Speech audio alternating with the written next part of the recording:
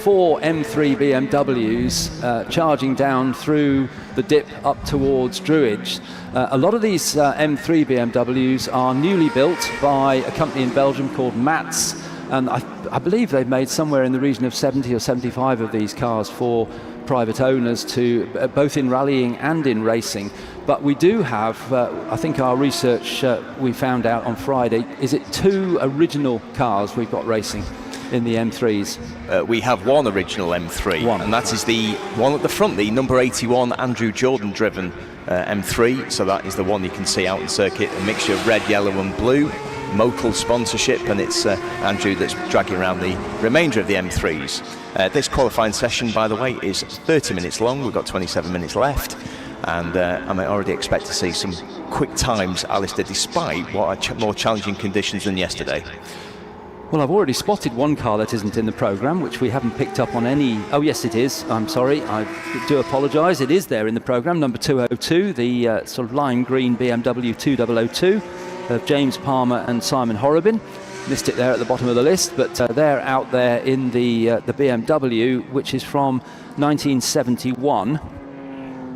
And we go all the way up to 1992 with that original BMW E30 M3 with the 2.5 litre engine, as opposed to the 2 litre engine which was used in the UK, but the 2.5 litre engine for 2013 British Touring Car Champion Andrew Jordan at the wheel of that car. That's car number 81, and he's quickest at the moment with a 140.446. Second quickest is another of the BMW M3s, number 61, which is Tom Holbrook. And actually he's just been beaten by one of our Belgian Dutch border visitors, the Curls. They have 5 cars racing in this race, and it is the number 53, which is Wim Curl in his Ford Capri RS 3.1, although it doesn't use a 3.4 litre engine. Wim Curl won the equivalent race at Silverstone a couple of years ago in the rain. He's gone up to second quickest, Tom Holbrook down to third. Just to mention, the grid for this race will actually be set by the fastest qualifying time by the owner of the car. So where the car is shared, and we only have half a dozen cars that are shared, it'll be the owner's time, not necessarily the fastest time for the car, that sets the grid position. But of course Jordan, Curl, Holbrook and the other Curl cars are all solo driven, so it will be the time of that car that sets the grid position. 22 cars have come out. Another of our very original cars is Mike Whittaker's number 88. Mike Whittaker racing in the red Capri with the Motorcraft sponsorship. That is an original Gordon Spice car from the period. Gordon raced that himself. Went on later on in Spice's career to build the Spice Group C cars, which we'll be seeing. I don't think we've got a Spice here today, but we'll certainly be seeing. Oh, we have got. We have. We've got one Spice Pontiac that will be out as part of the Group C demonstration just after 1 o'clock. But all I can see on the timesheet, Alistair, is Mr. Andrew Jordan, who of course won the British Touring Car Championship here in 2013 when he was driving the Honda Civic, and he's already been stamping his authority on qualifying with a 136.149, nearly a second ahead of the nearest BMW M3. And that was Tom Holbrook now, who's gone second quickest, and third quickest, a car which we're tipping for potentially for pole position, because it's got 2 very quick drivers, Andy Middlehurst, father, and Chris Middlehurst, son, both extremely experienced and fast racing drivers. Either one of them could set the faster time for that, but the slower time, which might be set by the owner, which I think is Chris, if I remember from Donington, he'll be quick as well. So they had some problems at Donington, but they did win the second race. They had a very, very smoky last 2 laps. I think Andy Middlehurst said that he was amazed he was able to bring the Nissan Skyline home. But I remember as a young child going past their garage in Jackson Street in St Helens, Alistair, and it was a treat to look at the Skyline, because obviously he won the National Touring Car Championship in 1990 before going into the British Touring Car Championship himself. So we'll keep an eye on that number 7 Nissan Skyline. So 22 minutes left of the session, and there was an improvement that last time round for the number 81 Motul car, the red, blue and purple machine then of Andrew Jordan of 135.816. But also improving was Tom Holbrook and the 61 BMW M3, 136.238, and those two are well clear of the rest of the field. Andy Middlehurst was production saloon car champion in 1995 and 1996 in the production version of the Nissan Skyline. This is the much more modified full Group A version of the, or not technically not Group A, but of the top class of touring cars of the time, which was so successful. Effectively, it sounded the death knell of that type of car, because it won everything for 3 years running everywhere around the world, and it was so dominant that the Australians, in typical style, called it Godzilla because it was a monster from Japan. And they banned it at the end of 1992. That's right, yes. And then we moved on to different regulations. Around 1,000 horsepower was possible in period from the Nissan Skyline, but in this series they're limited to 1.2 bar of pressure, so that gives them around about 650 to 700 horsepower, and there is a knob to turn it down if it's wet. Andy will be just winding the power down a little bit, but reckoned to be forecast is dry all weekend. And we've got some of the, I think 3 is it, of the BMW 3-litre CSLs, which is very much the car that I watched when I was a youngster watching European touring car racing. And one of them is being run by the Curl family, the St Paul race team. St Paul is the name of the cheese manufacturing company that the Curls started and run and own. And the 3-litre CSL number 11, that's Dirk Curl, who is dad, and then the 2 sons are Tim and Wim, both in the Capris, which were designed and built by Ford to try and beat that BMW in period. And the Capri in the 70 years of 72 had the smaller 2.6 litre, well, it wasn't 2.6, it's 3 litre, but the Westlake engine in the RS26, but that was beaten by the BMWs, so Ford asked Cosworth to design a different engine, and they came up with the the RS 3.1 as it was known, or 3100, which was a 3.4 litre, based on the Ford V6 3-litre Essex block, but with a completely different arrangement of the cylinder head and inlets. And that then was able to take wins off the BMW.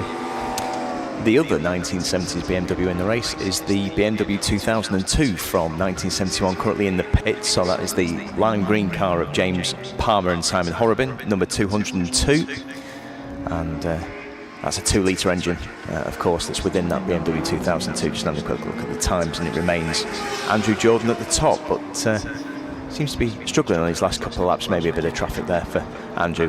Tom Holbrook now in the pits. Gradual improvement, by the way, from Andy Middlehurst in the Skyline. He's currently on the 138.2. Another of our Nissan Skylines is the very nice livery.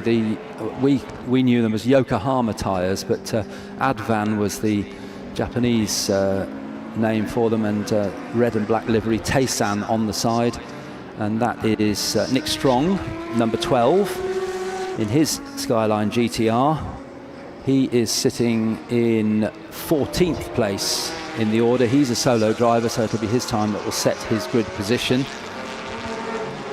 Yeah, that's Japanese touring car livery, of course, from the early 90s. So HKS were tuners of Nissans, and those people who played Gran Turismo regularly in the late 90s, which unfortunately I was one of them, will remember that car very well. And another of our Capris, I wasn't able to get to the bottom of whether that's an original, but I don't think it is. I think it's just liveried up as Vince Woodman's Esso-sponsored 3-litre Capri from British racing, but also across into Europe for long-distance races like the Spa 24 Hours, which Gordon Spice in... it was sponsored by Belga in 1978, and he shared with the Martin brothers, Maxime Martin's father and uncle, and Maxime Martin, a current GT3 driver.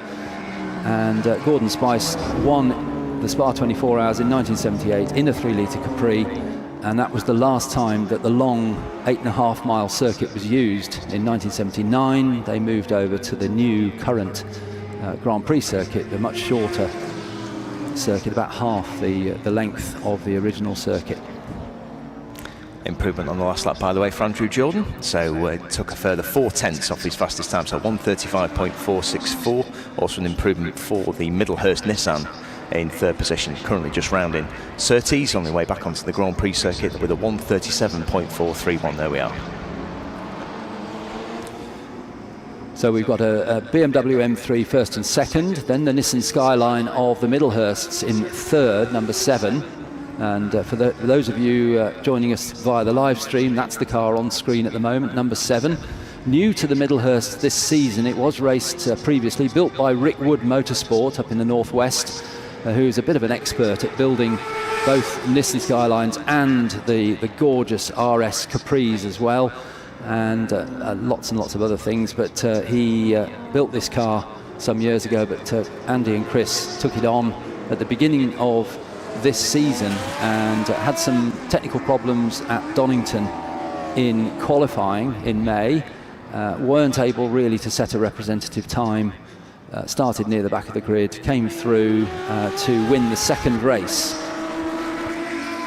So they're definitely a force to be reckoned with. But it seems here on the Brands Hatch Grand Prix circuit that the BMWs have got the measure of the Middlehursts at the moment. The car is in the pit lane now, number 7, so that'll be for a driver change. Just come into the pit lane now. It was Andy who started this session, so we should see, Chris just walking towards the car now, helmet on, ready to get in. Both drivers have to go out in qualifying and do a minimum of 3 laps to qualify the car. So Andy's done his laps in this qualifying session, which is 40 minutes. We've got about 15 minutes to go, so Andy's rather hogged the limelight there. He has, hasn't he? But speaking of contenders, by the way, we've got both of the Curl brothers now out on circuit. So the number 33 Capri, that's Tim Curl. So he's currently 4th overall with a 1:38.554. His brother Wim, of course, won at the Silverstone Classic in 2023, a race that you commentated on, Alistair, in appalling conditions. Yes. That's the number 53, so that's the 2.6 Capri, and he is currently 7th overall. I mentioned that the Curls have got 5 cars out in this, or the St Paul team, more correctly, have got 5 cars out in this. It's Dirk Curl, number 11, in his BMW CSL, absolutely gorgeous, finished in black.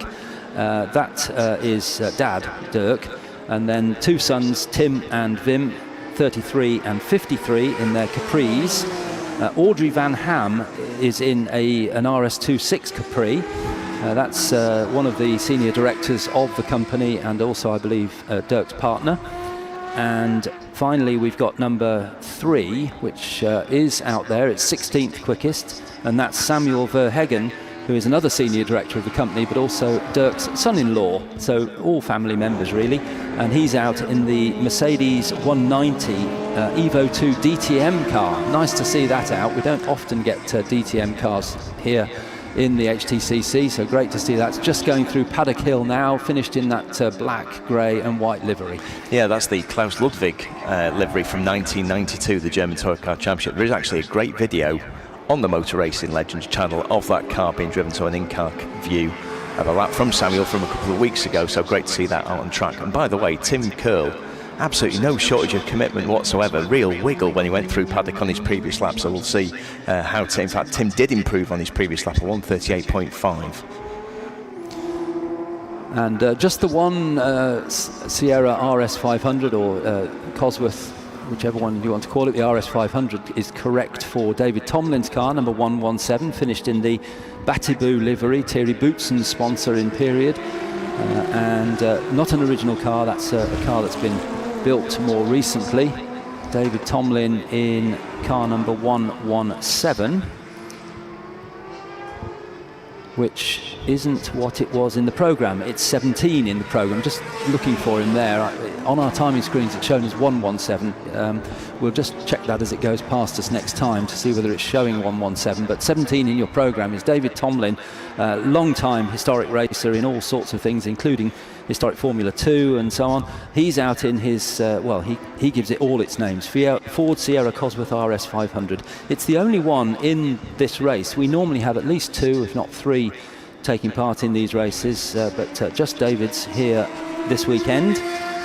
That was a car which won just about everything in the British Touring Car Championship except the championship, apart from once with Rob Gravett, and that was because there were lots of different drivers winning races, so they were all taking points off each other, and at that time it was a class-based championship, and John Cleland actually came through to win the last class-based British Touring Car Championship in a Class C car, which was a Vauxhall Astra. Yeah, it was 1989. He was only beaten once all season by Louise Aitken Walker, of all people. But Rob Gravett was dominant in the Sierra. Here is David Tomlin, by the way, coming over the line. It is 117. It is, yes. So a slight change to your programme then. It needs to add a 1 in front of the white, red and green Sierra just round in Paddock Hill Bend now.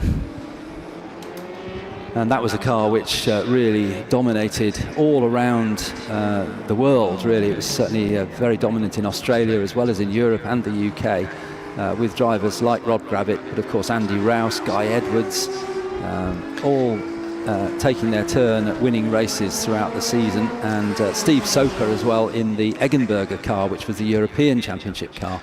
We do have one of the M3s currently off on the outside of Surtees, but it's safely out of the way. We're just having a quick look. It's the white, red and yellow M3.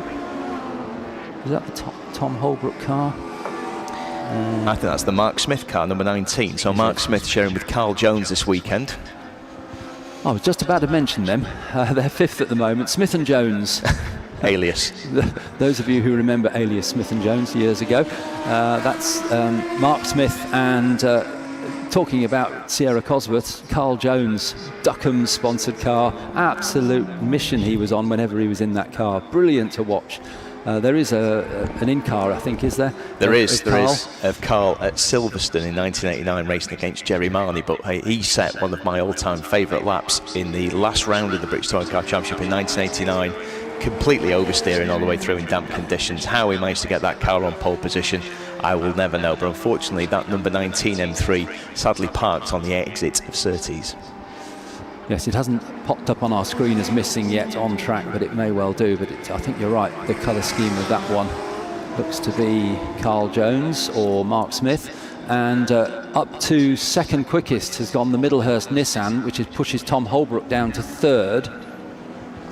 So a new time in, and we know that Andy started, Father Andy, and Chris has got into the car, so it's Chris Middlehurst who set that time, improved the time for that car to 1:35.543, which is within 79 thousandths of Andrew Jordan's time, number 81, the BMW M3.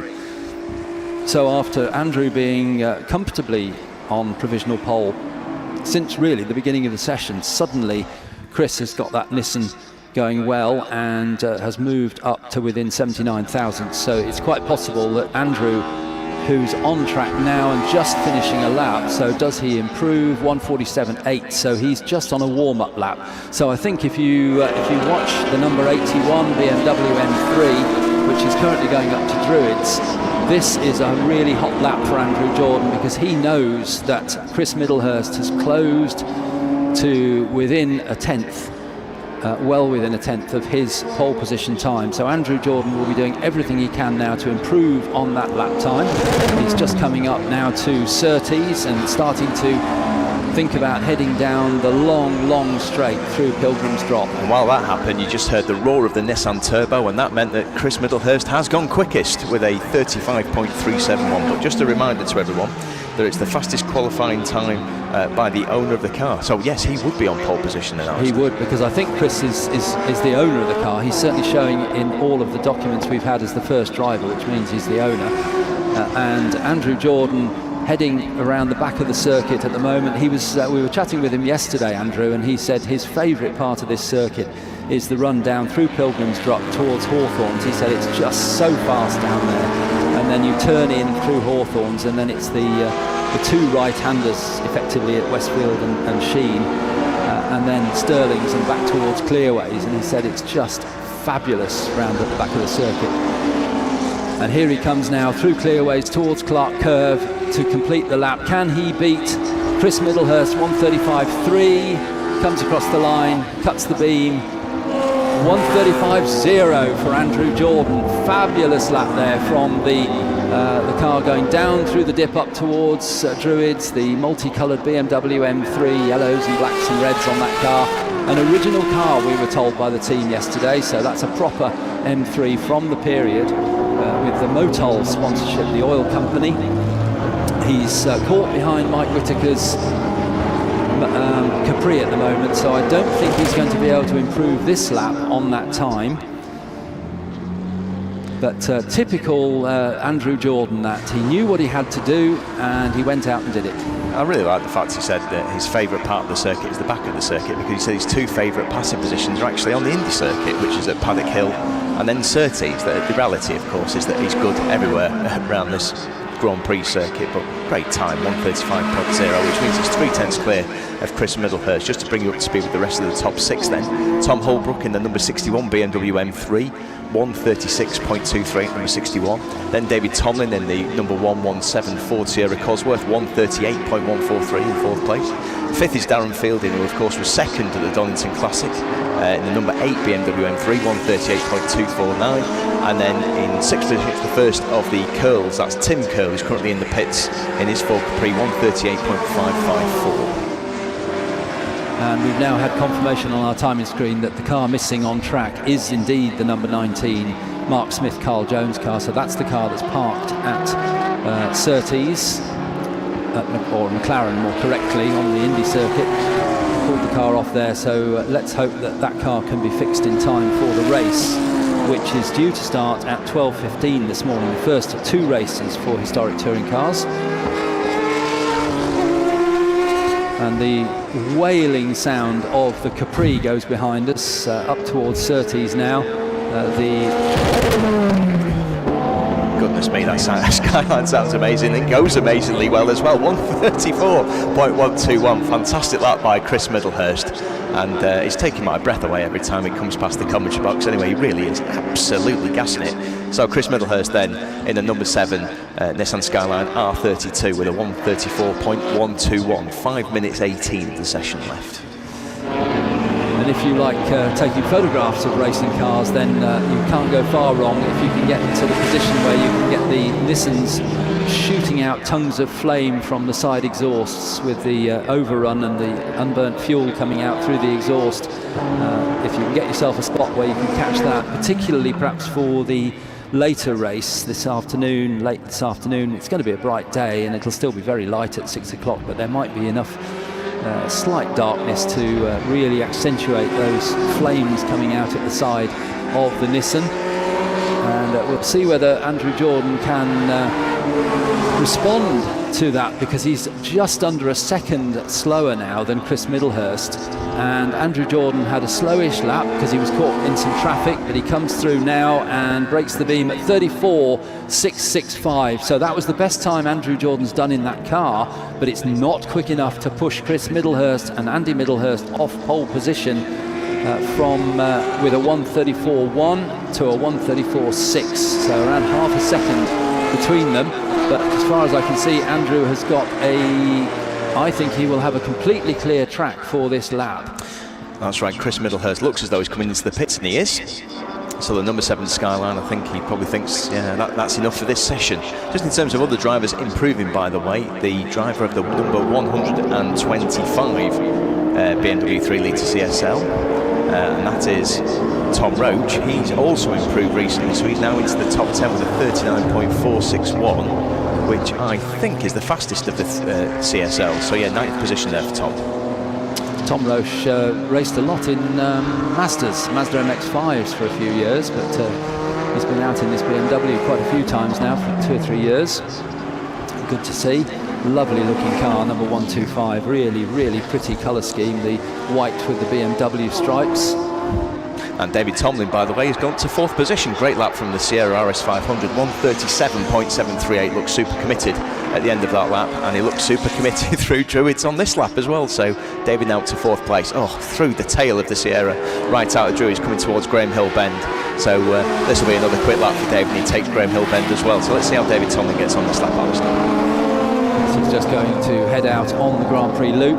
Meantime, 2 of the Curl St Paul Capris are making their way up towards Druids, running together, and the car behind is the 33, sorry, which is Tim Curl.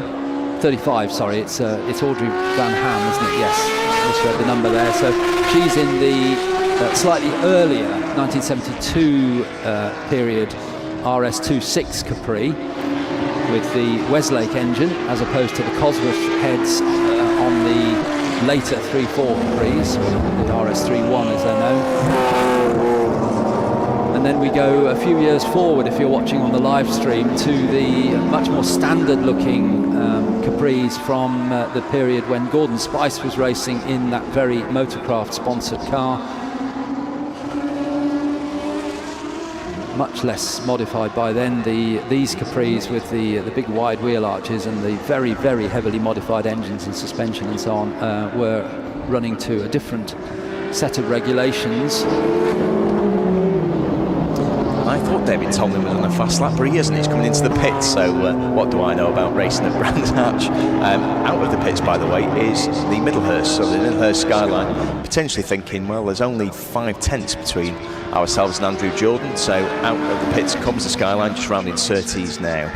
In terms of improvements, also going quicker is the number 8 car, so that is the Darren Fielding M3 that ran so well at Donington, just going up towards Druids now, number 8, and he's now up into 4th position at 1:37.311. So that is the DTM livery, so that's the, wow, fantastic through Druids. That's the white with blue and red stripes rounding Graham Hill Bend on your screen now. So it's professional, and it is being driven very professionally in 4th position.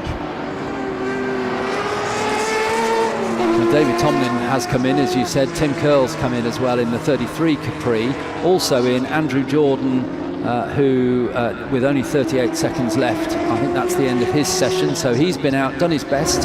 His fastest lap in the car was his last timed lap in this qualifying session, so he's done all he can, and he did a 34.665, but that's been beaten or previously beaten by Chris Middlehurst in the Nissan number 7, which is back out on track, as you say, but may just be bedding in brakes or scrubbing tyres or something. I don't think he'll be going to improve that time, because they're already half a second up on Andrew Jordan on provisional pole position. As Chris Middlehurst comes through, he's going to prove me completely wrong and set a really quick time. No, a 2:02, so that's his lap out of the pit lane. But there's really not much point in trying to go ever faster and wear out the components on the car and the tyres and so on. As the 4th place BMW comes through, another quick time. That's Darren Fielding, number 8, takes the checkered flag with his fastest time of the session, a 1:36.735, which puts him on the outside of the second row, 4th position, just ahead of David Tomlin in the RS500. In fact, we spoke about Tom Roche in his gorgeous 3-litre CSL. Actually, shortly after that, he disappeared out on track, so that's a bit of a commentator's curse there. Don't know where he has stopped, but showing as missing, probably out at the back of the circuit where we can't see. So that's the end of our first qualifying session for today. It was for the Historic Touring Car Challenge. That was setting the grid for their first race, which is at 12:15 today, and then they will have a second race to close today's racing. Starts at 5:25, and that grid will be set by the finishing order of the first race. So that qualifying session was all about setting the grid for their first race.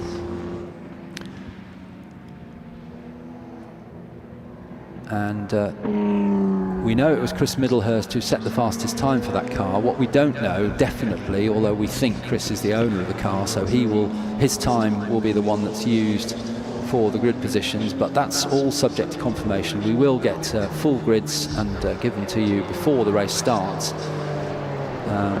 But just a question mark over which time will be used for that car. Andrew Jordan is solo, so he will definitely have the time that he set as his grid time. And interestingly, if for whatever reason Andy Middlehurst is the time that they use, then Andrew Jordan was quicker, so he would actually go on to pole position. But that will all be revealed when the timekeepers release the grid positions. Cars now going back into the Parc Fermé area.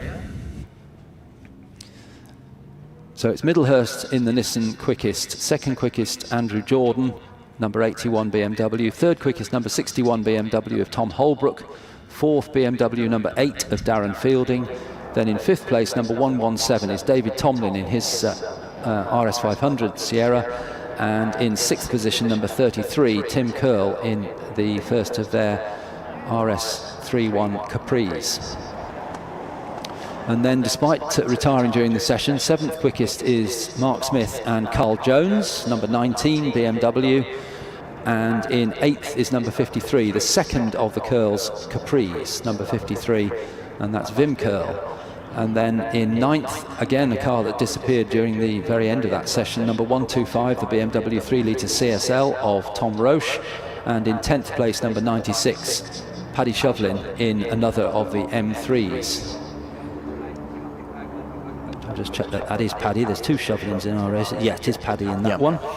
And that's 10th place. In 11th place, number 69 is Michael Cullen in another M3, and then a car we didn't mention during the session very much. And we've got highlights on our live stream coming up. So we had the session go out at 9 o'clock, and it was the number 7 Nissan of the Middlehursts, father and son, that set the pace towards the end of the session. But at the beginning, they were struggling for a really, really good lap time, and it was the BMWs that were right up at the front of the post of the times. And we also saw these wonderful early 70s Capris with the highly modified engines and suspension, great colours there. And then the later Capris, the type-driven, and this very car, the Motorcraft-sponsored Autocar Red Capri of Gordon Spice in period. Andrew Jordan, of course, 2013 British Touring Car Champion, came out in a BMW M3, set the pace at the early part of the session. And another of our slightly later Capris in the colours of Vince Woodman, Esso sponsorship on the blue, red and white Capri. And the gorgeous BMW CSL, that was Dirk Curl's car, number 11, which set a good pace in the early part of the session. And of course, many of these BMW M3s, and we're not complaining about that. 1971 currently in the pits, so that is the lime green car of James Palmer. One of the number 202. Nissans coming through, the Taycan Nissan, nice livery, the Weenie Pre in the 70 years of 72 had more of shots of the back of the circuit with the BMW just going up the inside of the Vince Woodman colours on the Capri. But it was in the end the Middlehurst Nissan which took the fastest time towards the end of the session, despite Andrew Jordan's really big effort. And another of the Curl Capris, that's the 33 car, that's the slightly later, more modified car. But Andrew Jordan in the Motol-sponsored BMW M3 set a fantastic pace. His fastest lap was set on his last timed lap of the session. He couldn't do any more.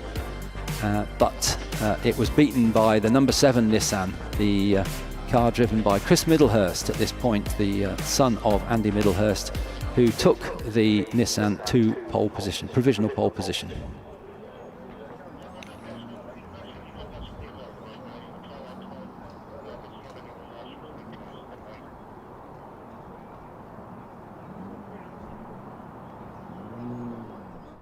Oh, it looks like another good weekend for the Godzilla. Chris, I was wondering, when I saw the skies looking a bit ominous earlier, whether you'd been busy doing a rain dance after your brilliant Donington. However, it seems that it works beautifully in the sun as well. Absolutely, yeah. It was a little bit cloudy and looked quite angry, the sky before. So, but luckily it stayed dry. Would have been a bit of a fight to get the wets on, and obviously a wet setup on the car so quickly. But yeah, my father Andy started the session there. He was in P3, and there was 2 M3s in P1, P2. So we changed over to himself, obviously, in the car, and then we put it on pole. But it is going to be a tough race because those M3s can kind of maintain that pace, and we're sort of obviously, trying to really hoon the car around to get that time. And obviously we've got a lot more power, but also a lot more weight. So it's going to be interesting to see, can we maintain the lead, and as a duo, can we kind of win overall? It's going to be a tough one. Yeah, so converting it won't be that easy. I mean, I feel like at Donington the rain really worked in your favour, didn't it? Yeah, for sure. I mean, the 4-wheel drive does help. And the car was amazing. It's really compliant and easy to drive. So I just loved it. I mean, I like driving in the wet anyway. Even with the Toyota Corolla we had before, I was on it in that. So yeah, we'll have to just sort of take the race as it comes, really. I guess the game plan's going to be try to get out in the lead, try and get a gap to the M3s, and then pass over to Andy, my father, and see if he can, bring it home. So we don't know.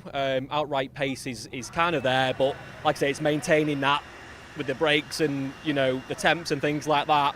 We'll see, we'll do our best. All right, well, I look forward to seeing what happens. Okay, my friends, come with me.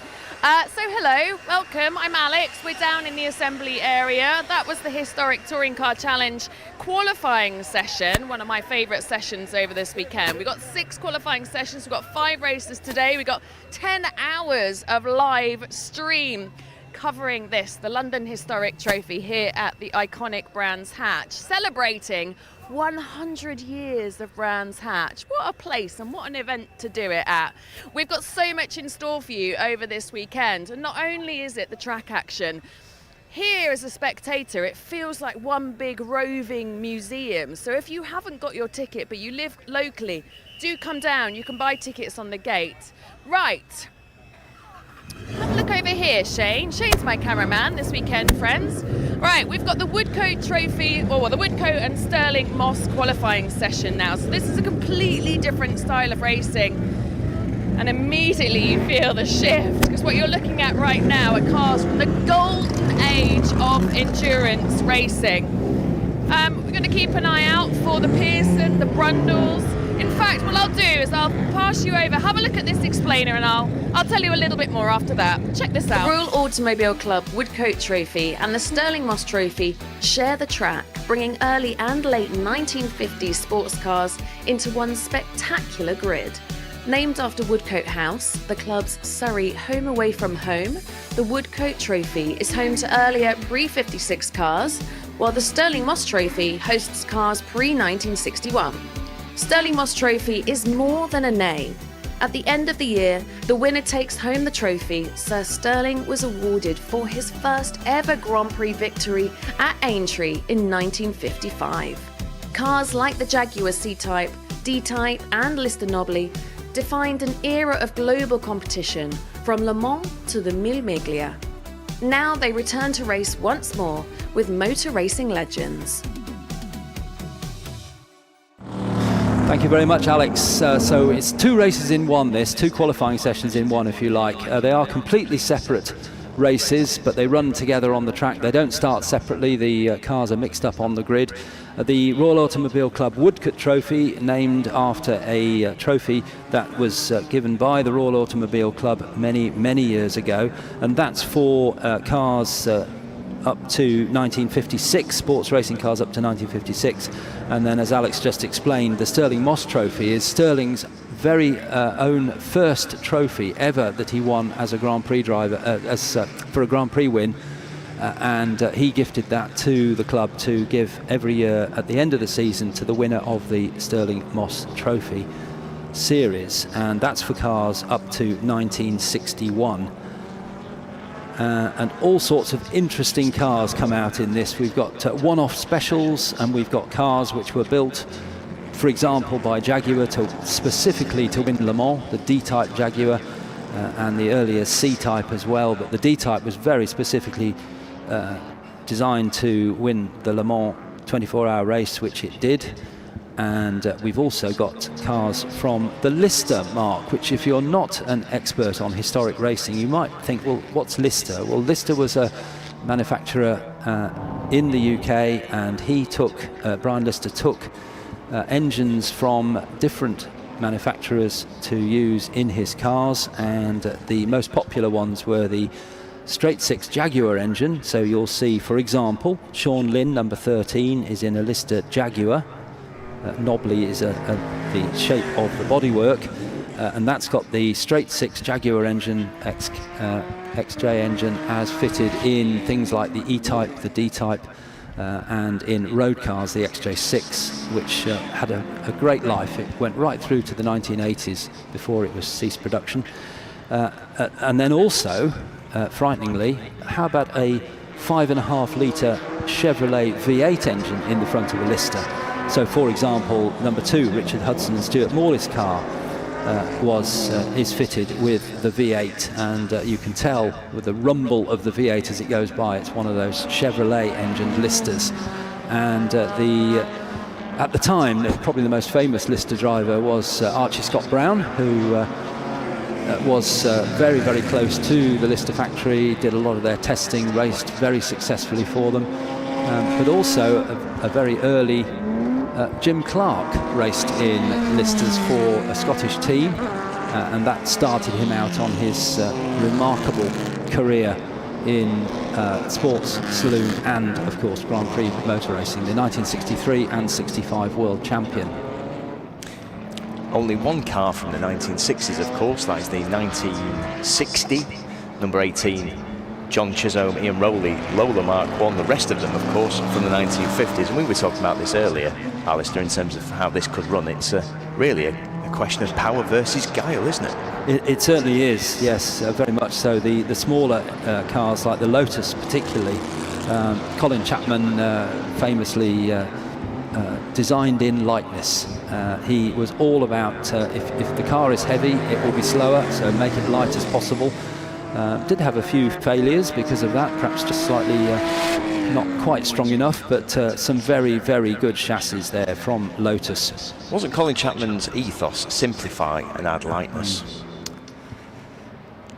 Very, very effective chassis, yeah. Talking to one of the drivers last night, actually, who's out in, I think he's out in this race, isn't he? Which is Michael O'Brien, number 59. Michael driving the Lotus 11. Series 2 with the 1500cc Coventry Climax engine, and Michael was saying how so easy to drive. It's just gone over the timing line, actually. Michael has set third quickest time with a 1:47.754, and it just handles really well.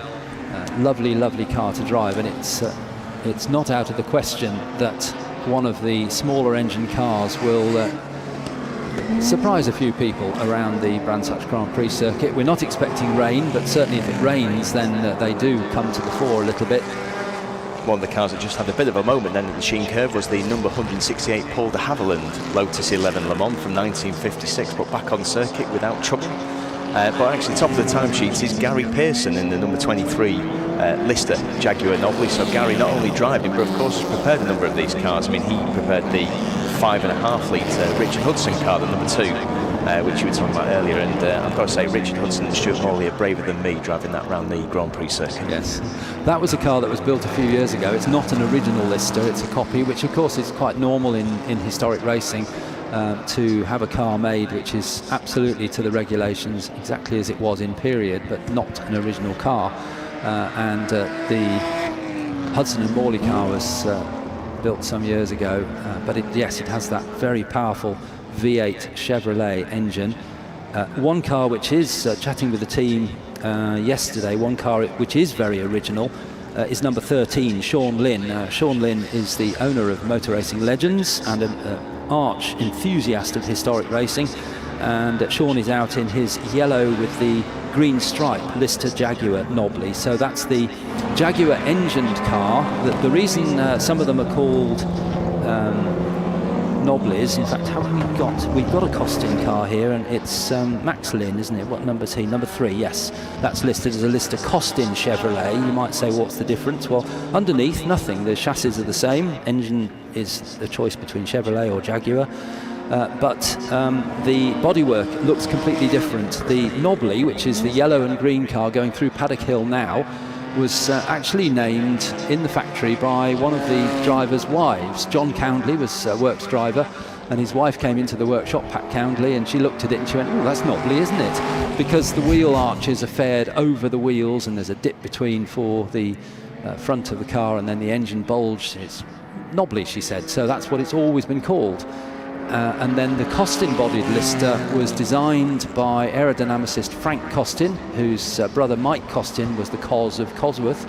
He was the engine man. Frank was the aerodynamicist, and he designed a more slippery shape for the Costin, and it is known as the Lister Costin.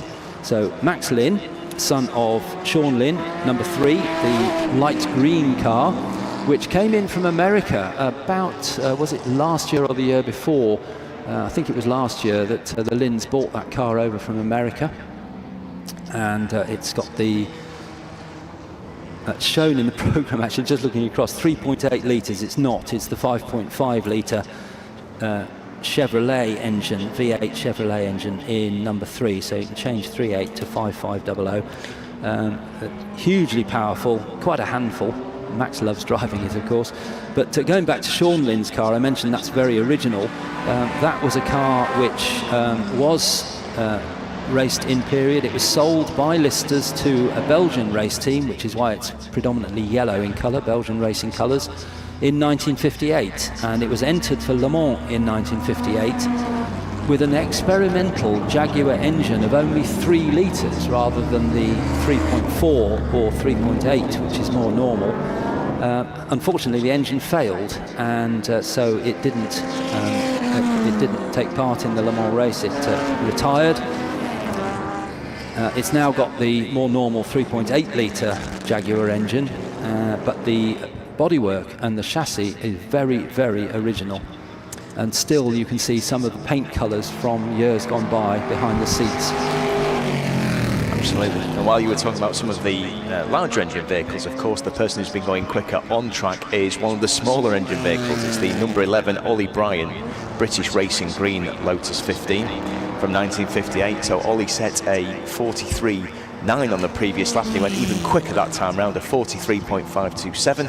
Super committed, and he's a full second clear of Gary Pearson with 20 minutes of this qualifying session left. Well, Ollie Bryant's hugely experienced racing driver. He's raced at Le Mans, he's raced at Spa 24 Hours, he's raced in British GT and in the wonderful Z4 GT3 BMW between 2012 and 14. And Ollie has raced all sorts of cars, and he's always quick in the family Lotus 15. So as Ian said, he's now quickest by about a second from Gary Pearson in the number 23 Lister. Gary Pearson just in the pits, by the way, checking the car over, while Michael O'Brien's gone back out in his Lotus, back through Paddock Hill Bend. So we've got quite a few drivers actually coming in for driver changes, of course. A number of entries are taking 2 drivers throughout the race, of course. We'll have a mandatory pit stop during this race later on, which will be at, I think it's, it's the race number 4, so it's 25 to 2 today that we've got the Sterling Moss and Woodcote Trophy. And a couple of changes if you've got the programme for the meeting. It's well worth buying because I think it's the best programme of the year. The Motor Racing Legends programmes are just wonderful, packed full of information, pictures, backgrounds to the cars and the people, and of course full entry lists and information about classes and so on. If you have got your programme, then car number 13, which I was just talking about, the Lister Jaguar Knobbly of Sean Lynn, is sharing with none other than Scott Mulvern. Scott Mulvern is one of the quickest drivers on any race circuit. He raced in British GT for quite a few years, but I remember him first in Formula Ford, where he was extremely quick, and he's still quick now. Does a lot of coaching, so he's out on tracks a lot. and Scott Malvern is sharing with Sean Lynn. And one extra car to be added to the list is number 37. After their other car failed, they've switched races and brought a different car, which is number 37, Arnold Herriman. I think he pronounces it Arno when he told me yesterday, but it's spelt Arnold. Herriman, Herreman. Herriman, and his co-driver is Harold Herriman. And they're out in a Cooper T39 bobtail. One driver who went very well, of course, yesterday at the first day of the historic trophy was Andy Wolff, who won the Generations Trophy with his daughter Nicole. He is in the number 3 car with Sean Lynn. Max Lynn. No, Sean Lynn. Sorry, no, you're quite right. It is Max Lynn. Apologies. In the Lister Costin Chevrolet. So expecting good things from Andy. He was very, very quick yesterday, Alistair. Yeah, that's very well. Both Max and Sean are quick drivers, and sharing with Andy Wolff and Scott Malvern, that's very strong pairings. Michael O'Brien, remarkably, in a 1500cc Lotus 11, which is from 1958, so earlier than. In fact, Ollie's 15 is from 58 as well. I thought that was a slightly later car, but anyway, the 11 is car number 59 is in 3rd place. Now, I mentioned earlier that the smaller engine cars are likely to surprise some of the bigger cars. Well, they're already doing it, because Ollie Bryant is quickest in car number 11, the Lotus 15. And just over a second slower is Gary Pearson in the Lister Jaguar number 23. And 3rd quickest is another of our tiddlers, if you want to call them that, which is the 1500cc of Michael O'Brien, number 59. And Michael is long-time GT3, GT4 racer in British GT. He was in GT3. He moved over to GT4. He won the McLaren Challenge last year, which was a European series for the McLaren Artura. And he goes over the line, and does he improve? Yeah, he has. 1:45.9. Not quite quick enough to move himself up the grid, but Michael O'Brien, now in car number 59, has consolidated his 3rd place. And that's a remarkable performance, as Alistair said, in a 1.5 litre car, of course. So fairly obvious to say that he's leading his class, of course, in the Sterling Moss Trophy. But my attention was diverted by the car in 4th position, which is the Max Lynn Andy Wolff Lister. Absolutely spectacular through the first part of the circuit, and he's now coming round clearways to end his lap. I think this will be an improvement now for the Listers. Let's see. Whoever it is, whether it's Max or Andy, they're thoroughly enjoying themselves coming over the line now, and that time is an improvement, and into 3rd position, so 1:45.383 for the number 3 Lister. I'll have a look at that when it comes back round behind us, because I think that might be Scott Malvern at the wheel. I haven't seen that car until you mentioned it just then, so I'll have a look. Not Scott Malvern, sorry, Andy Wolff in the car. Scott Malvern might be in the yellow car, but it's slowing the other Lister, the Sean Lynn Lister, the yellow one, number 13, is going slowly along the back straight. Now, is that he's waiting for space to set a quicker time? We'll see. He can take the opportunity to pull into the pits from the back door, which is to his right, and he is. Yeah, so he's into the pit lane with a problem. The number 13 car pulls in to the back of the pits, so hopefully he can get round to the pit garage and they can have a look at that. Meantime, the light green car, which is Max Lynn and Andy Wolff, sitting 3rd in the times at the moment. He's out at the back of the circuit trying to improve on the 3rd place they're in at the moment, just ahead of Michael O'Brien. So it's Ollie Bryant who is quickest with 14 minutes, so just under half of the session remaining. Ollie Bryant is in 4th position, multiple winner of the Sterling Moss Trophy and other classic races, including at Goodwood, in this car. Ollie is a very, very experienced driver, and he has done a 1:43.527. 2nd quickest is Gary Pearson, number 23, in the Lister Jaguar, with a 1:44.613. He's in the pits as well at the moment, but out on track and trying to improve. Didn't manage it last time, but it's the Max Lynn Andy Wolf number 3 light green Lister Costin bodied car. That's third quickest. Fourth quickest is number 59, the light green Lotus of Michael O'Brien, run by the GP59 team, which is based in the Midlands near Banbury. New team to Historic Racing. Michael O'Brien has taken the wheel for this one. Spencer Shinner drove the car if you were at Donington for the Motor Racing Legends race meeting in May. Michael has taken it over for this meeting, and he's got that car fourth with a 1:48.909. Behind Michael O'Brien in fifth place is number 13, which is also in the pit lane at the moment, that one that we saw come in slowly, Sean Lynn and Scott Mulvin. Ooh. And Michael O'Brien has gone second quickest.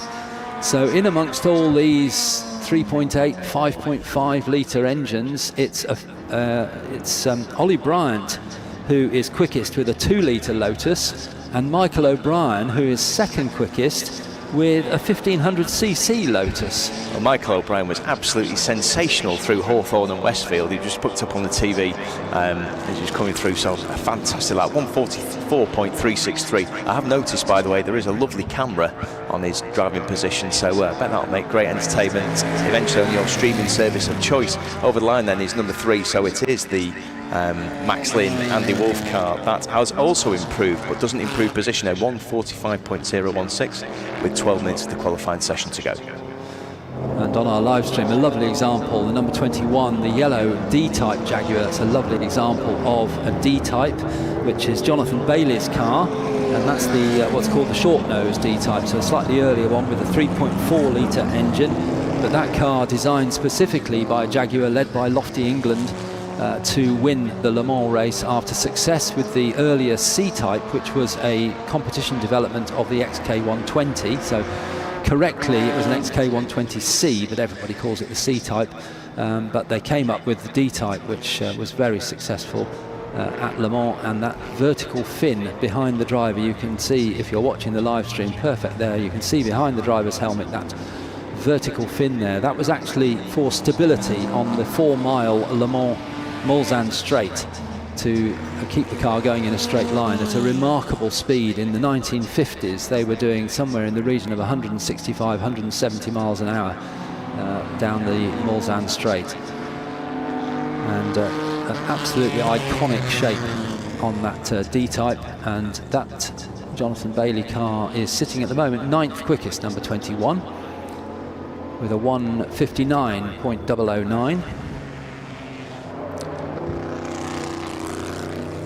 And ahead of the D-type is Patrick Watts and Malcolm Harrison's car, number 55, which is the Cooper Bristol T25. So Cooper, well known for perhaps being a type of Mini, still use the Cooper name these days with the German BMW Minis, but a proper Mini Cooper was back in the 60s, but Cooper of course also manufactured racing cars, and this is an example of one, and that looks like the Mark Lewis car, which is now driven. It's the Hudson Morley. Hudson Morley, yeah. So if Richard Hudson or Stuart Morley driving the car, it looks like they were really manhandling it round Druitt, and unfortunately on the outside it looks like the sheen curve at the back of the circuit, the car has come off. And it's a red flag. And a red flag. Unsurprisingly, because that car is buried deep in the gravel. That's number 2, the Chevrolet engined Lister Knobley from 1959, although a much more recent build by Mark Lewis. And Richard Hudson and Stuart Morley, we don't know who's in the car at the moment. I don't think we've got that on our screens. No, we haven't. So they are 15th at the moment, but sadly in the gravel trap. We've got 10 minutes to go in the session, so we should hopefully get that out and get the session underway again. But we're just giving you the rundown of the top cars. It's still remarkably the 2 litre Lotus of Ollie Bryant and the 1500cc Lotus of Michael O'Brien that head the times, first and second, and they are separated by just over 0.8 of a second. Then it's the first of the big engine cars, which is the light green number 3 Lister Costin, the V8 engine of Max Lynn and Sean Wolf. They actually just set their best time of the session, a 1:44.386, which is only 23 thousandths slower than Michael O'Brien's Lotus.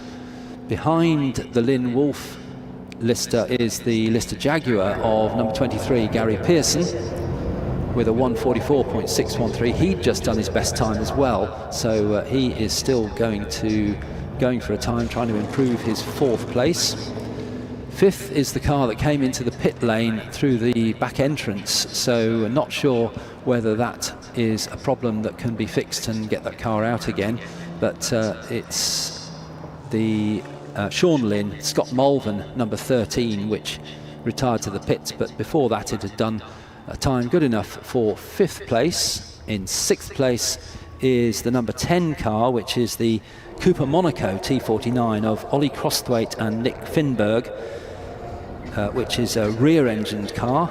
It's quite different from the front engines that most of these cars are, but the rear-engined T49 of Ollie Crosthwaite, Nick Finberg in 6th place.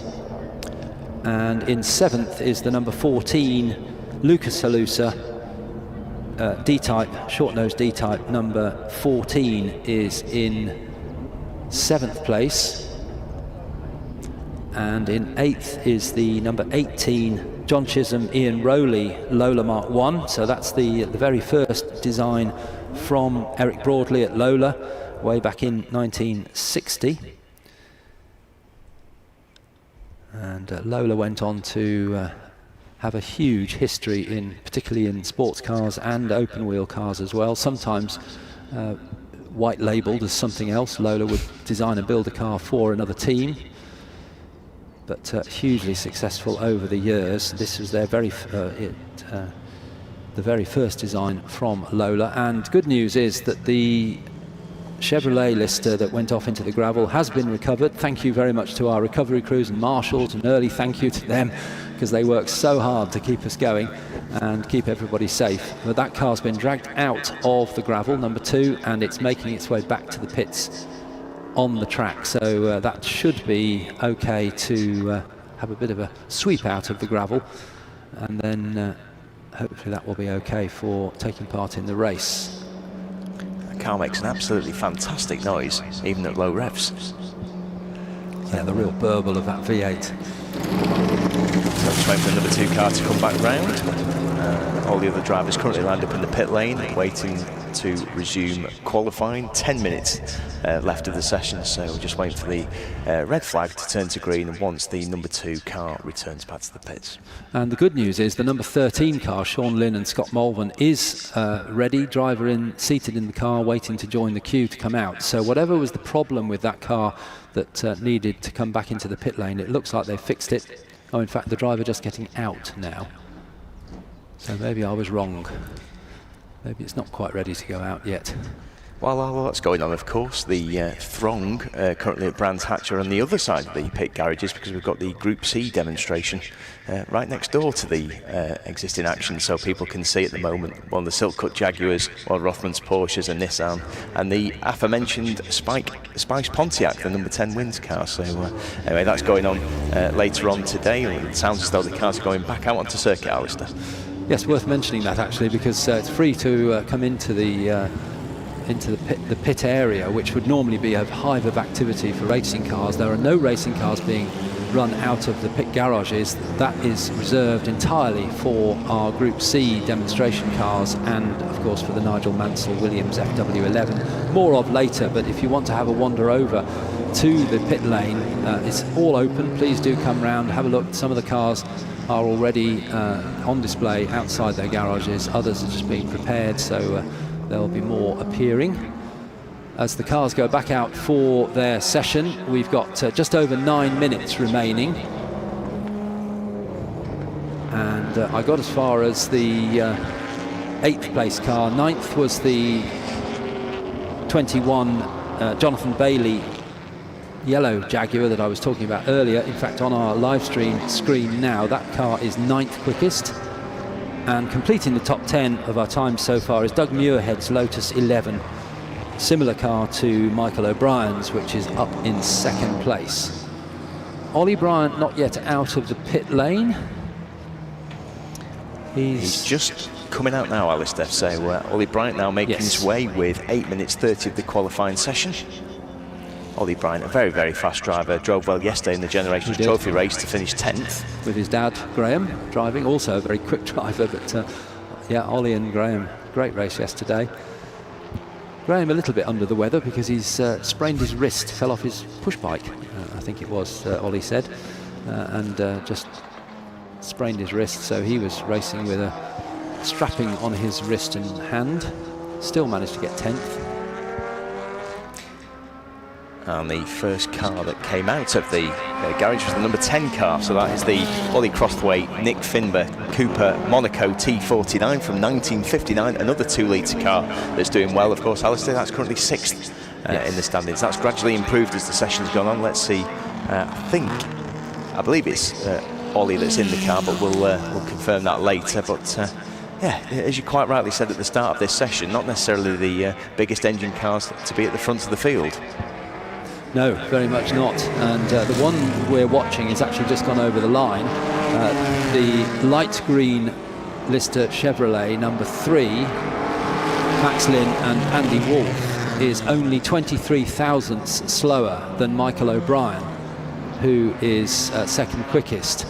But again, I just have to remind you that the grid is set by the owner of the car, not necessarily by the faster of the two drivers. If the other driver is quicker, then that time will not be used. So it could be that Andy Wolff is the quicker of the two. Sean Lynn is very quick, so it's difficult to know who would be quicker there. But if it is Andy Wolff, Sean is the owner of the car. Max is the owner of the car. So he would actually set the grid position as, unfortunately, number 168, which is Paul de Havilland's Lotus 11, pulls off at, is that at Druids? It's Druids, yeah, inside Druids. Just pulled onto the grass on the inside of Druids, so that will need a local yellow flag. Yeah, waved yellows in the entry to Druids anyway, so Paul de Havilland, Paul's trying to extricate the Lotus further down the hill towards Graham Hill. Let's see if he manages to pull in. Yeah, he's managed to get the Lotus back going. So yeah, Paul de Havilland able to get the Lotus back underway. And currently in 11th place, as Alistair said. There has been an improvement, by the way, and it's for the number 10 car, as we mentioned earlier. That's the Crosthwaite Finber number 10 Cooper Monaco, now up into 5th position. Now pushes the Sean Lynn Scott Mulvin number 13 car down to 6th, which still hasn't left the pit lane, Alistair. And one of our unique cars on our live stream screen, the leading car in these two, coming towards us now, is the GOM Special, which was based on the Jaguar XK140 and bodywork designed by Morris Gom, Mo Gom, of manufactured bodies for lots of different manufacturers. And it was originally on an Aston Martin chassis, but it's now on an XK120 chassis. So that's a unique car, number 84, which is driven by Rick Wilmot and Joe Wilmot. And meantime, while I was telling you about that, Ian has spotted something on our timing screen. Indeed, the sheer grunt of the 3.8-litre Chevrolet that's in the Max Lynn Andy Wolff car. Apologies, 5.5. Sorry, you quite rightly pointed that out, Alistair. The 5.5-litre V8 Chevy that's in the number 3 car is tolled with a 143.516. Which is only 11 hundredths faster than Ollie Bryant. Well, 11 hundredths, that's all you need to take provisional pole position. So we've got 4 minutes 41 of this session left. So let's see if Ollie Bryant can respond in his Lotus. And Ollie coming through now to break the beam. Is he on a quick lap or is he just out of the pits on this one? A 1:42.374. So Ollie Bryant, it's a bit reminiscent of Andrew Jordan in the last session, isn't it? Ollie, such an experienced driver, and just knew what he needed to do. Track conditions markedly improving then as Michael O'Brien comes over the line. Does Michael improve? No, he doesn't. That looked like an outlap to me, but I think he will be on a quick one. The number 3 car, by the way, just rounding Stirling's Bend, so he'll be coming towards Clearways now, and looks though it's an in-lap for the number 3 5.5-litre Lister Costin. Yes, keeping to the right there, so as you say, coming into the pit lane, and so won't improve on their time. 3 minutes 40 to go, so it's unlikely that the Wolff Lynn Lister Costin will go out again. Just coming up to the pit box for that team, having set fastest time and then immediately got pipped by Ollie Bryant.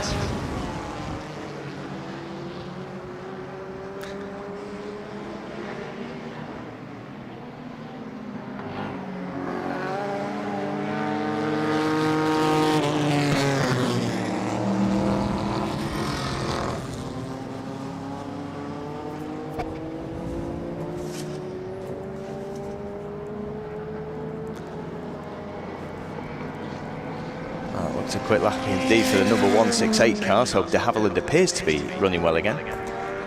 And that wasn't his fastest though, but I'm looking at the timing screens, Alistair, and most of the field are now setting their fastest times. Let's see if the Ollie Crosthwaite Nick Fimber car goes quicker. No, it doesn't. It remains in 5th position with a 1:45.882. Michael O'Brien just over the start-finish line, and he has improved, so 1:43.845. But still, it's that gap at the front, of course, with Ollie Bryant putting in a sensational 1:42.374. He is now back in the pits along with the number 3 Lister.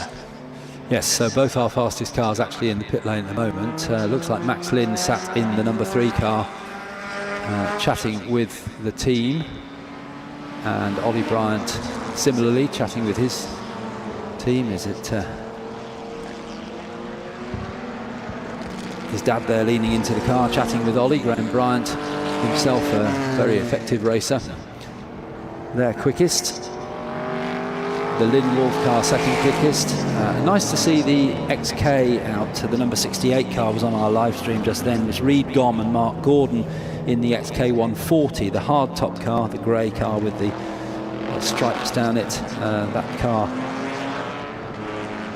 is 17th quickest, a little bit outgunned in this company, the XK, very much more of a road car than the sports cars which are near the front of the field, but great to see that out. And there are classes in these two races, the Woodcote Trophy and the Stirling Moss Trophy, so you can have inter-class battles. Fastest of the Woodcote Trophy cars, of course, is the number 14 car, which we've not mentioned so far. So that's Lucas Haluza, who was second at Donington, of course, Alistair, and the Jaguar DT will be the final lap for all drivers. In fact, Lucas Haluza is quickest in the Woodcote Trophy. It's the Stirling Moss Trophy cars which fill the first 5 places, but Lucas is leading his part of the race, the Woodcote Trophy. Second quickest in the Woodcote Trophy is the Wilmots in the GOM Special number 84. As the cars make their way around on their final lap, they are timed all the way to the flag. Once they've passed the flag, of course, they're no longer timed, but they are timed on the last lap to the flag. So you can still improve if you're out there on track, but Bryant and the Lynn Wolf car both in the pit lane. The Gary Pearson car 23 is in the pit lane. The car that's out there still is Michael O'Brien, so he could improve on his 1:43.4, which has got him second place on the grid. Is this Michael coming towards us now to complete the lap? The slightly lighter green on the Lotus. Across the line he goes. And no, that was a slower lap, so I think he may have been in the pit lane. We probably didn't spot him, or he got caught in some traffic. So no improvement for Michael O'Brien, but he is second. So it's a Lotus front row, Ian, up against all these big Jaguars and Listers. I think you predicted that earlier today. I did. It'd be a low. Sensational lap by Ollie Bryant. That's probably the best lap we've seen so far at Brands Hatch. So 1:42.374 provisional pole position for Ollie. And that looks as though, apart from one car, I think we've had all cars now safely round into the pits then, Alistair. And lovely to see Ben Eastick's car out, number 9, the Jaguar D-Type in the British Racing Green. Ben, a long-time historic racing competitor, and this car is not an original car from the 50s, but was built to exactly the same specification by Pearson Engineering many years ago for Ben, and he absolutely loves driving that car, so lovely to see that out again Long may it continue. The D-Type Jaguar, iconic racing car. And Ben put his car on 14th on the grid and 4th in Woodcote Trophy. So fastest is Ollie Bryant, number 11, with a 1:42.374. And alongside on the front row will be Michael O'Brien, number 59. So it is an all Lotus front row with a 1:43.486. So just over 1 second between Bryant and O'Brien.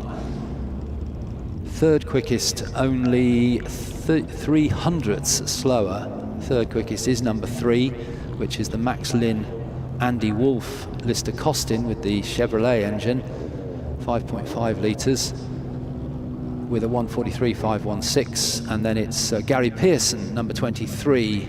The Pearson's Engineering company is his company prepares a whole range of cars for historic customers. And Gary Pearson, number 23, a 1:44.613, puts himself on the second row. Question mark over which time will be used for the number 3 car, because it is a shared car, Lynn and Wolf. It is owned by Max Lynn, so it'll be his time that will be used. And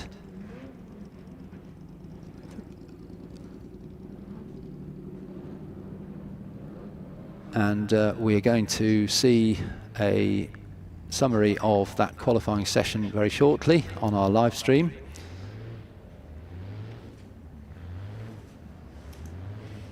The Pre-66 GT Sprint is a brand new addition to the Motor Racing Legends programme, and it brings a real energy shift to the weekend.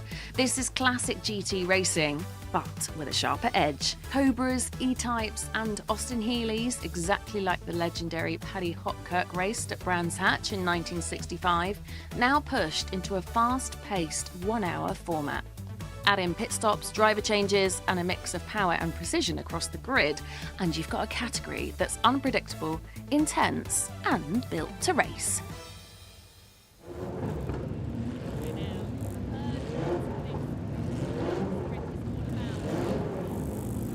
Machinery. As you guys start to head out, let's grab both of you, Duncan, Freddie. What are your thoughts ahead of qualifying? What do you think you can do? What can you get out of the car?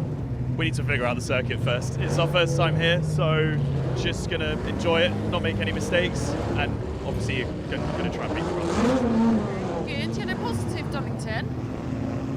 Yeah, we had a superb time. That was so good. And what we're seeing in the Pre-66 GT race today is the effect of the Generations Trophy yesterday. There are so many MGBs in this race. There's a sort of double battle going on here. Yeah. I think it's going to be a very exciting day today. Really good. It's a big old grid as well, and I feel like navigating traffic here is something that's going to be a hot topic for most of this morning, isn't it? Yeah, absolutely. We won't necessarily have the problem of navigating through the traffic, but we've got to keep an eye on our mirrors. So, there's a lot of really quick stuff here. They'll blast past us, so it should be fine. Well, we look forward to have a chat to you afterwards as well. Good luck, boys. Good luck. Alistair, Ian, over to you. Thank you very much, Alex. Alex Legui in the assembly area talking to some of our drivers before they went out for this session, and the car's now going out on track for a 30-minute session. Most cars in this one are shared. Therefore, we will have mandatory pit stops. Explain all that before the race starts for you, but we've got a whole host of different cars, and rather like the last session, Ian, we've got some big engine V8 cars, and we've got some smaller engine, perhaps more nimble cars. What's your tip for the top? I knew you were going to ask me that. I've absolutely no idea. No, we were talking earlier and said, watch out for the Elans, and in fact, the previous qualifying session rather suggested that the smaller engine cars would do better than some people expected. But as you quite rightly say, there is a demarcation in the field. You have 4.7 litre Mustangs, 4.7 litre AC Cobras, 3.8 litre Jaguars.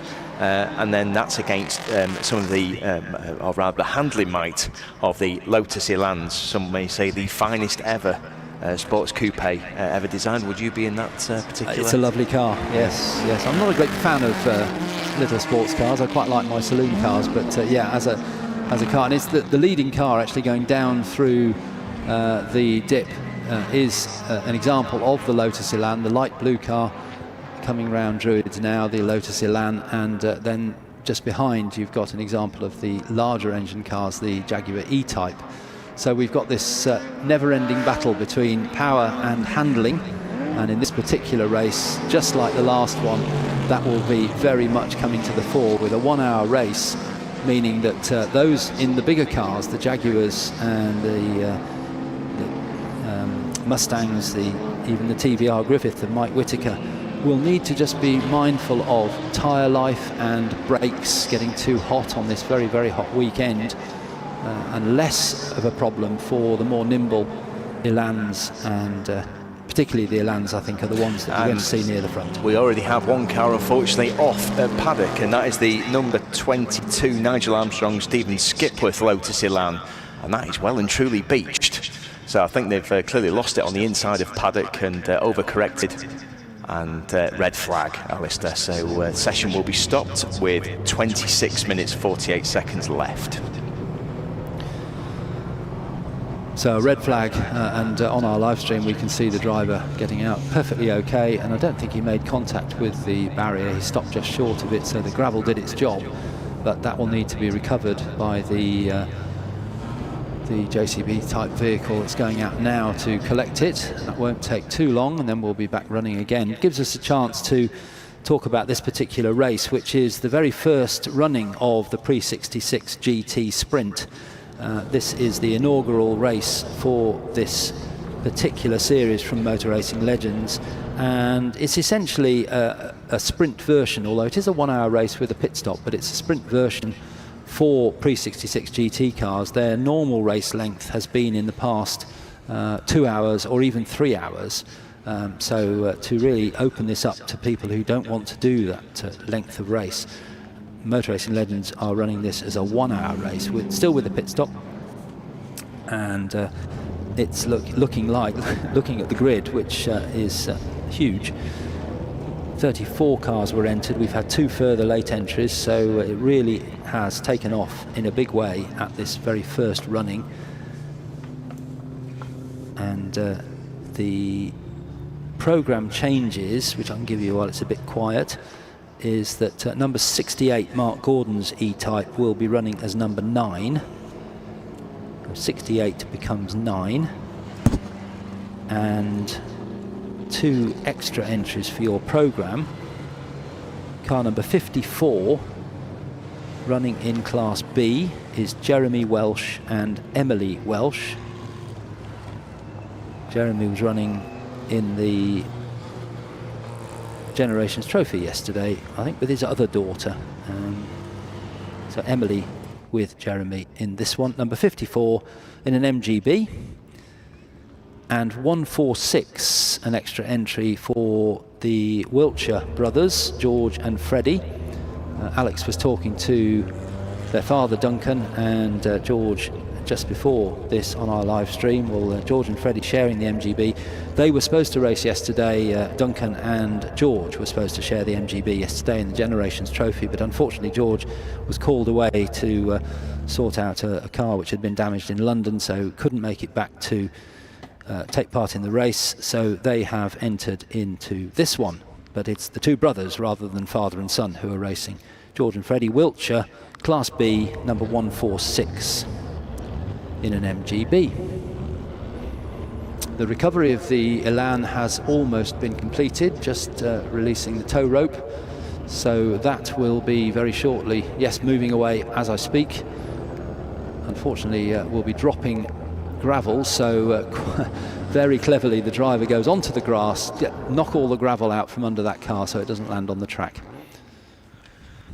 I've got first-hand experience, of course, of grass tracking here at Brands, so the Lotus Elan just heading its way up to Druids.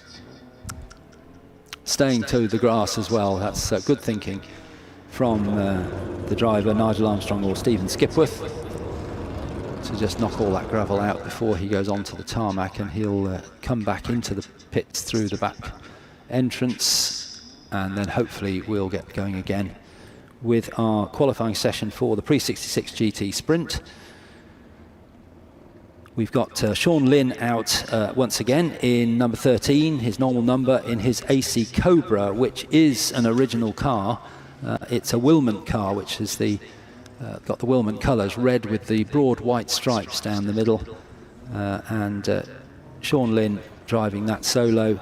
It was driven in period by Bob Althoff, but that is a very, very original car. As Sean prefers to have original cars, so it's nice to see that one out after his run in the Lister in the previous race. Again, an original car.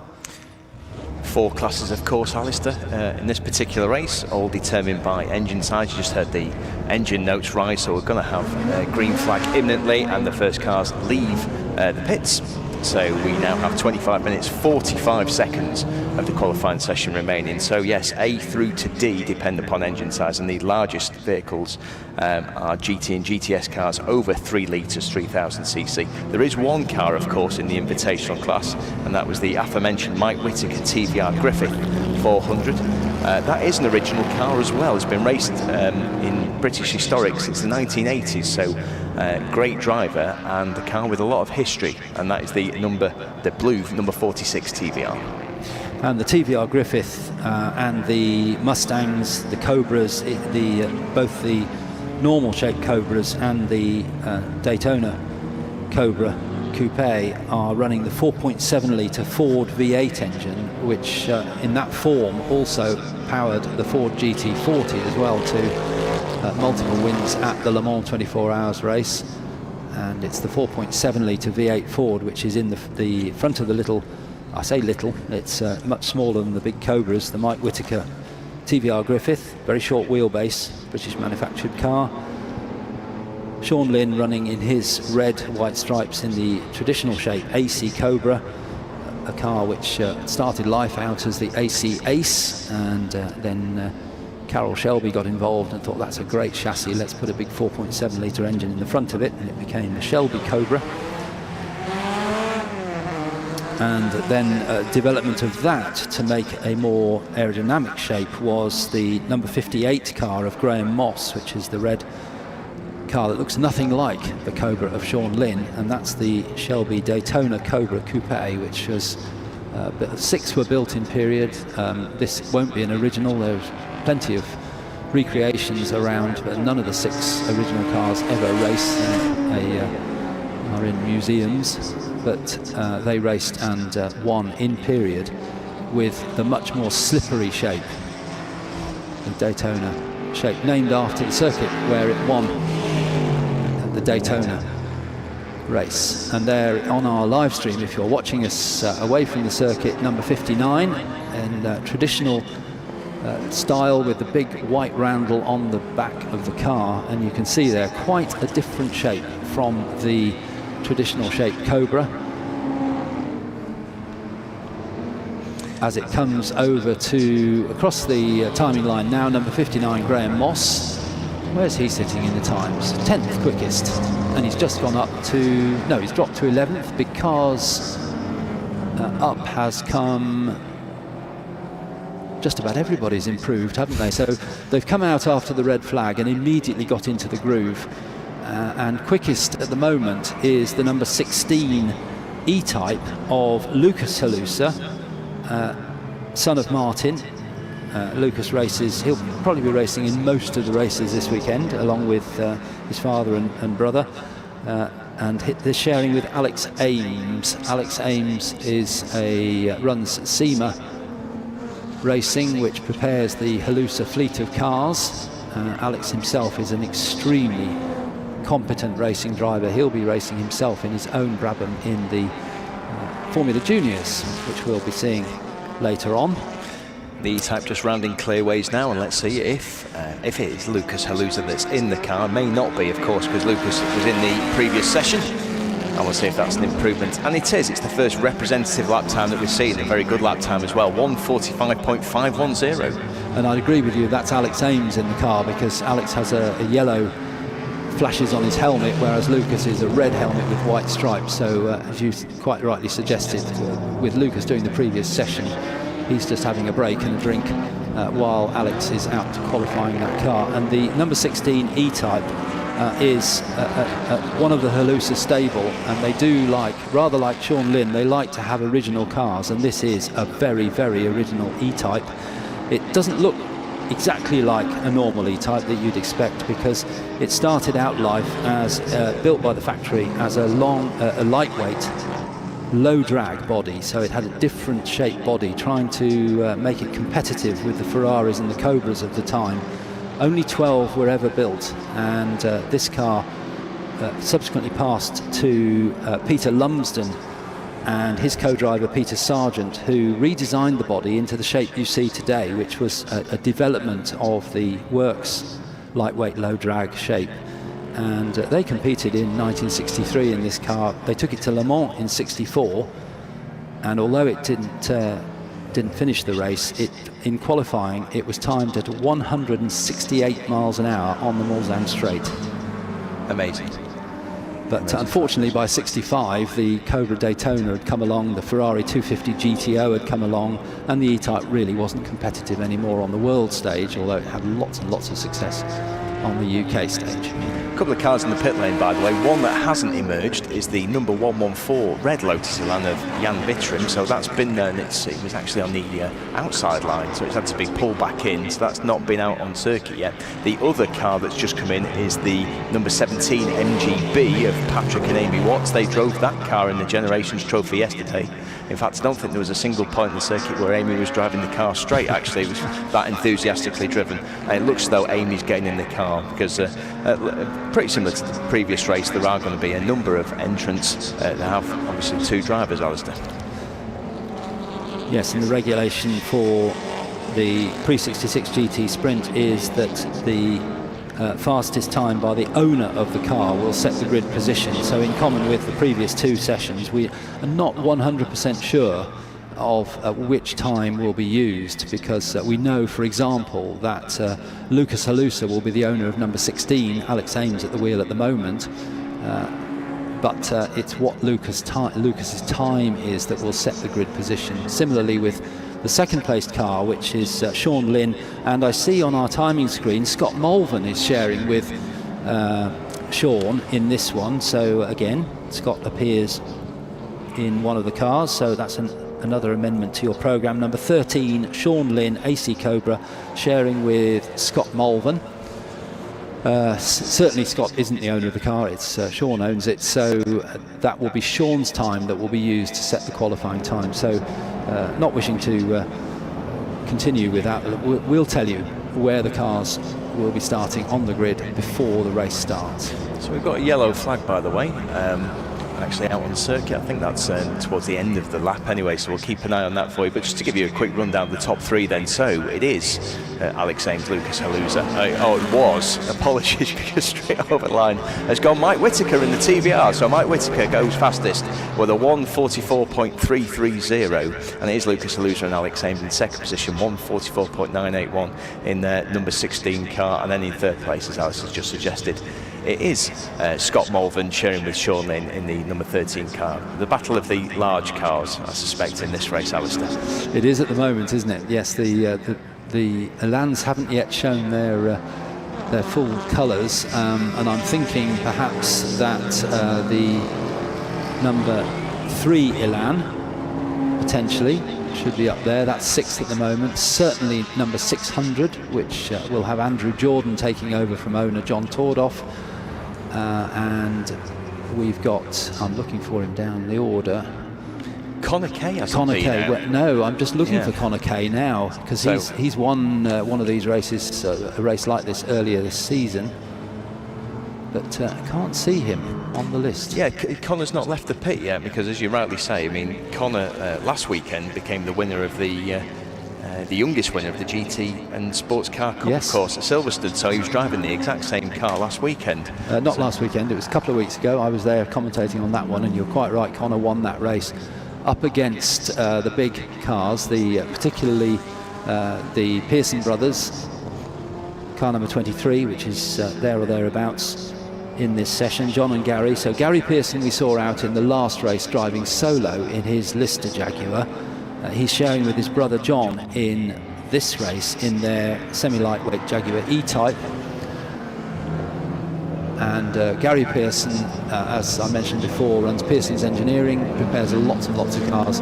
John Pearson, his brother, runs a tyre company that supplies a lot of the tyres for historic racing and other forms of racing as well. Both hugely experienced drivers, and it will be a case of John and Gary versus the others up at the top there, I'm sure, when we come to the race. Also, actually, moving up the screen to 5th now is the solo-driven Graham Moss Shelby Daytona Cobra Coupe, which is number 58. We looked at that on our live stream earlier. It's currently just gone over. Perfect timing. Thank you, Graham. It's actually marked as number 59, so it's 59 on the car, but it's down as 58 on the TSL live timing. But there's no disputing the fact that Graham Moss is 5th overall. Just to give you a quick update as well in terms of the Class B cars, the smaller engine cars, it's the number 3 that's leading that class, the Maxlin Rowan Lundy Lotus Elan, that's 6th overall. The aforementioned John Tordoff Andrew Jordan, number 600 Lotus Elan is in 2nd in that class, and 3rd is the number 26 Andrew Lawley. Guess what he's driving?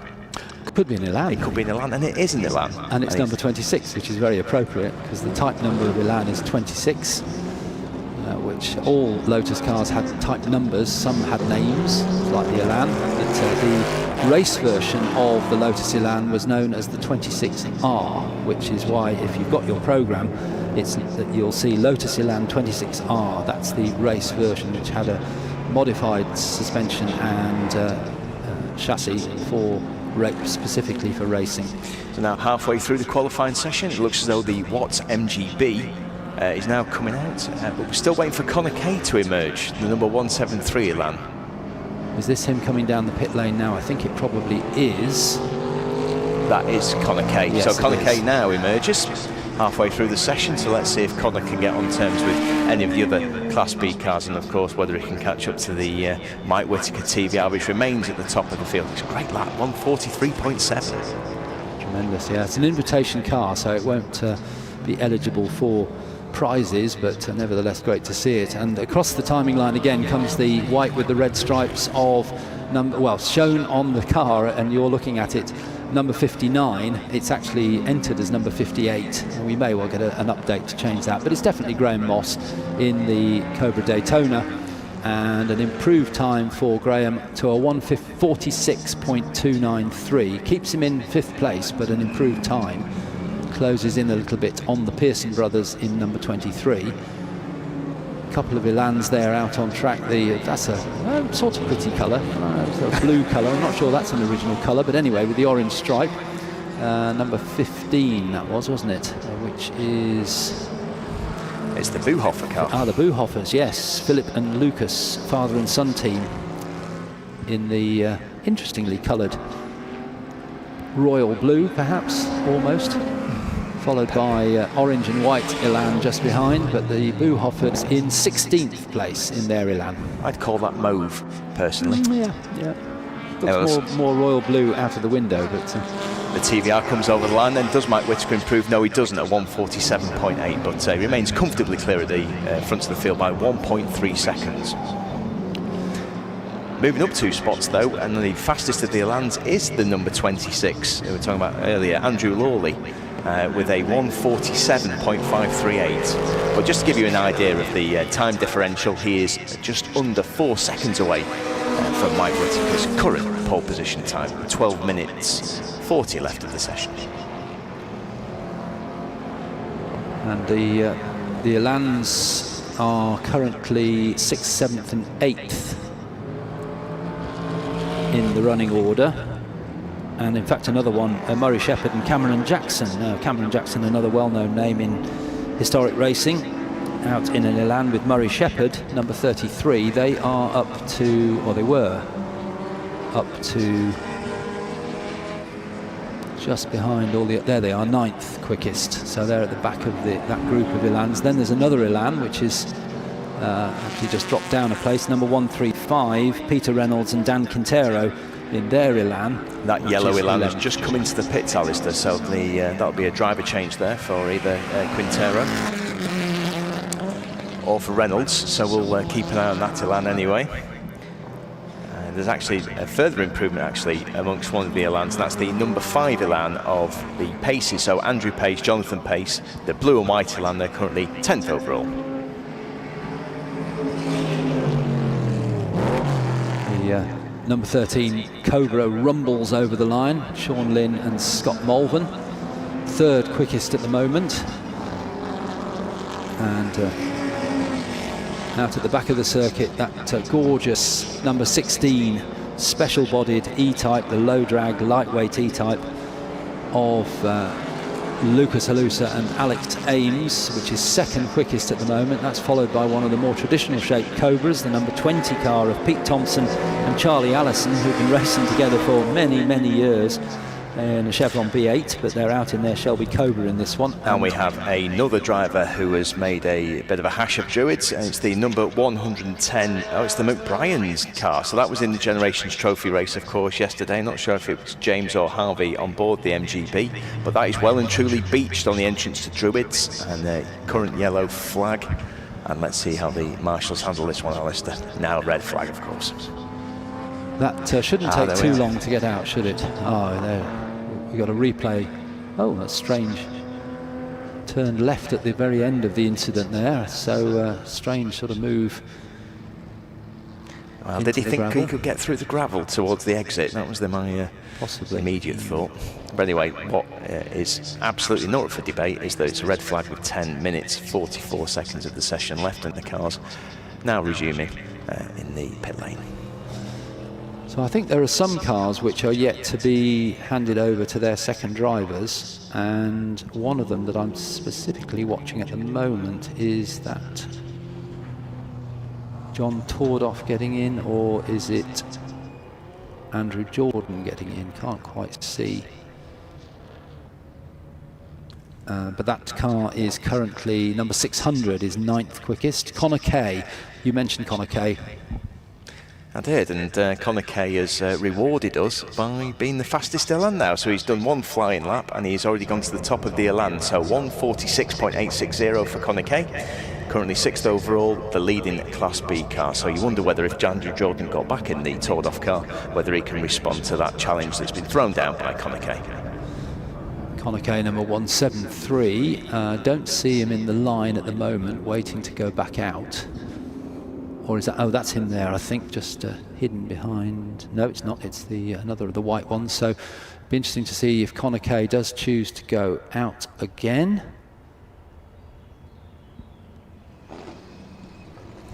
And cars already being lined up by the marshals in the pit exit. So once they get the McBrien MGB cleared away, we should be back underway very quickly. And just from the pit lane, Alex has been wandering around chatting, and possibly some alternator issues for the Patrick and Amy Watts car. So there may be a little bit of an electrical issue with the MGB, number 17.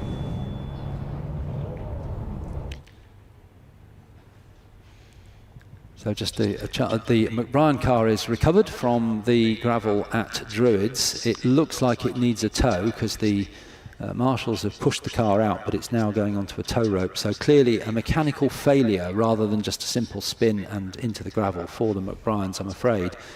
They will be towed back to the back of the pits, and we should then get underway again. We've got 10 minutes 44 remaining in the session. 7 minutes will be allowed for the restarted session. So 7 minutes will be allowed, and that should, if anybody hasn't yet had their second driver out, that will give a chance for the second drivers to do their required number of laps. But leading the way at the moment, as he's been for some time, is Mike Whitaker, number 46 in the TVR Griffith. And as I mentioned earlier, that uses the 4.7 litre Ford V8 engine in the front of a very, very light body and very short wheelbase as well. Quite a tricky car to drive, but Mike Whitaker's been racing this particular Griffith for some time now with great success. He's done a 1:43.7 as the provisional pole position time. Then a second quickest car, but again, just letting you know that there might not be the position they start on the grid because of the rule about it's the owner of the car that sets the grid position. but it's the second quickest car is the number 16 E-Type of Lucas Halusa and Alex Ames with a 1:44.981. Third quickest is the number 13 Cobra, the red one with the white stripes. That's Sean Lynn and Scott Mulvin.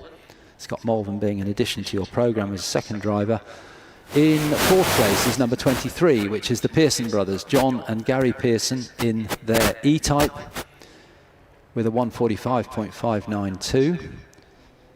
And fifth quickest is the Shelby Daytona Cobra Coupe number 58 of Graham Moss, although the car is showing 59 on the car, so presumably that will be amended. I don't think we've got another 59, so he's quite happy he can have 59 if he wants to. And that is in fifth place. In sixth place is the remarkable Connor Kay, who's come out of the pit lane very, very late, only done one flying lap and put himself fastest of the Elans in sixth place, number 173. But he leads a few more Elans behind, but between them is the first of those Elans is Maxwell Lynn and Rowan Lundy, number 3, which is immediately behind Connor Kay. So it's Elan in 6th and 7th. 8th is in the Elan, which is the number 26 car of Andrew Lawley. And behind Andrew Lawley's Elan is yet another Elan, which is the shared car owned by John Tordoff, who is Sam Tordoff's dad. You might remember, if you follow British Touring Car and British GT over the last 10 years or so, Sam Tordoff was a regular competitor in that. Sam's dad, John, is racing the 600 Elan with Andrew Jordan alongside. They're 9th quickest, and 10th quickest is number 33, which is the Murray Shepherd Cameron Jackson Elan. So a whole bunch of Elans in that bottom end of the top 10 from 6th through to 10th. So with 6 minutes of the qualifying session left after their out laps, I think that the drivers have got no more than 3 laps to try and improve their current position, Alistair. Currently in the pits, by the way, so the Jan Bittrim Lotus Elan remains stuck there, so the bonnet's been up on the Elan, so I'm not sure that car will be back out for the remainder of the session. And we're just waiting as well for the number 173 to come out. So Mike Whittaker's just coming back onto circuit in the number 46 TVR, and we're going to wait for Connor Kay to come out on circuit. Just behind Mike Whittaker, so those two cars going out together. Connor Kay following through. Remember, this is Connor Kay's only his second flying lap after what must have been a slight problem with that car because it was late coming out for qualifying, but he's already put it up into 6th place. He is just over half a second slower than Graham Moss in the Shelby Daytona Cobra Coupe number 58/59. And I think that's Lucas Halusa that's now in the number 16 car that's just left the pit. Fantastic sound. So the number 16 Jaguar now leaves the pits with 4 minutes 53 to go. So I think Lucas has got 2 laps worth of time to try and improve on what Alex Ames has done already in this session. They are second overall, of course, 1:44.981. So a number of the drivers then, that's definitely Andrew Jordan. That's a classic Jordan line going through paddock anyway in the light blue Elan. So Andrew Jordan going to be on a quick one. Can he improve, of course, on their current 9th position overall? I think it was Tordoff that set the 1:48.636. Let's see if he improves. John Tordoff started racing about 5 or 6 years ago, well after Sam was racing, and has really improved with the help of his son Sam and also Andrew Jordan coaching. And John Tordoff now is a very effective racing driver, and he still runs the family business, which is I believe one of the largest car dealerships in the country. It's JCT 600, and JCT is the initials of John's dad, Jack, who started the business, Jack Tordoff.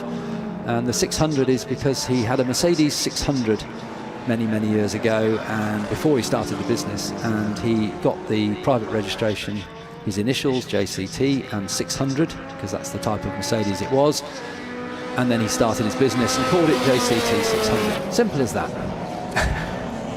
I thought there was more to the story, but it very is as simple as that. But my eyes have been diverted by Connor Kay, fabulous through Paddock Hill. Look at the amount of oversteer he's applied.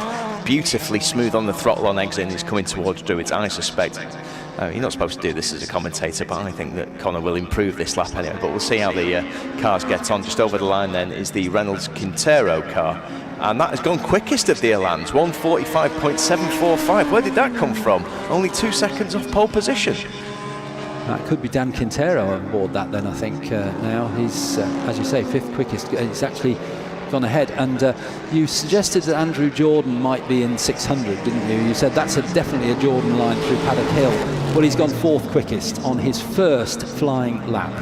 So Andrew Jordan, number 600, the light blue Elan. Watch that as it goes round the track. But we're on our live stream, we're watching the other quick Elan that we've been talking about, Connor Kay, who's using every inch of the road, just kissing the curves on the way out of the corner there, and he continues round the lap. He's currently Connor Kay in 10th place. I think he was slightly balked round Westfield anyway, but he was pushing so hard that, again, I don't think this is going to be a quick lap for Connor Kay anyway. So as he comes into Stirling's Bend, the penultimate bend of the Grand Prix circuit, now heading towards Clearways. Seems like an age when you're going in the Lotus Elan towards the final corner anyways. But Connor Kay, let's see if he improves in the white and blue Elan. So takes a fine line there through Clearways, balances the car through, and here is Connor Kay coming through now in the number 173 car.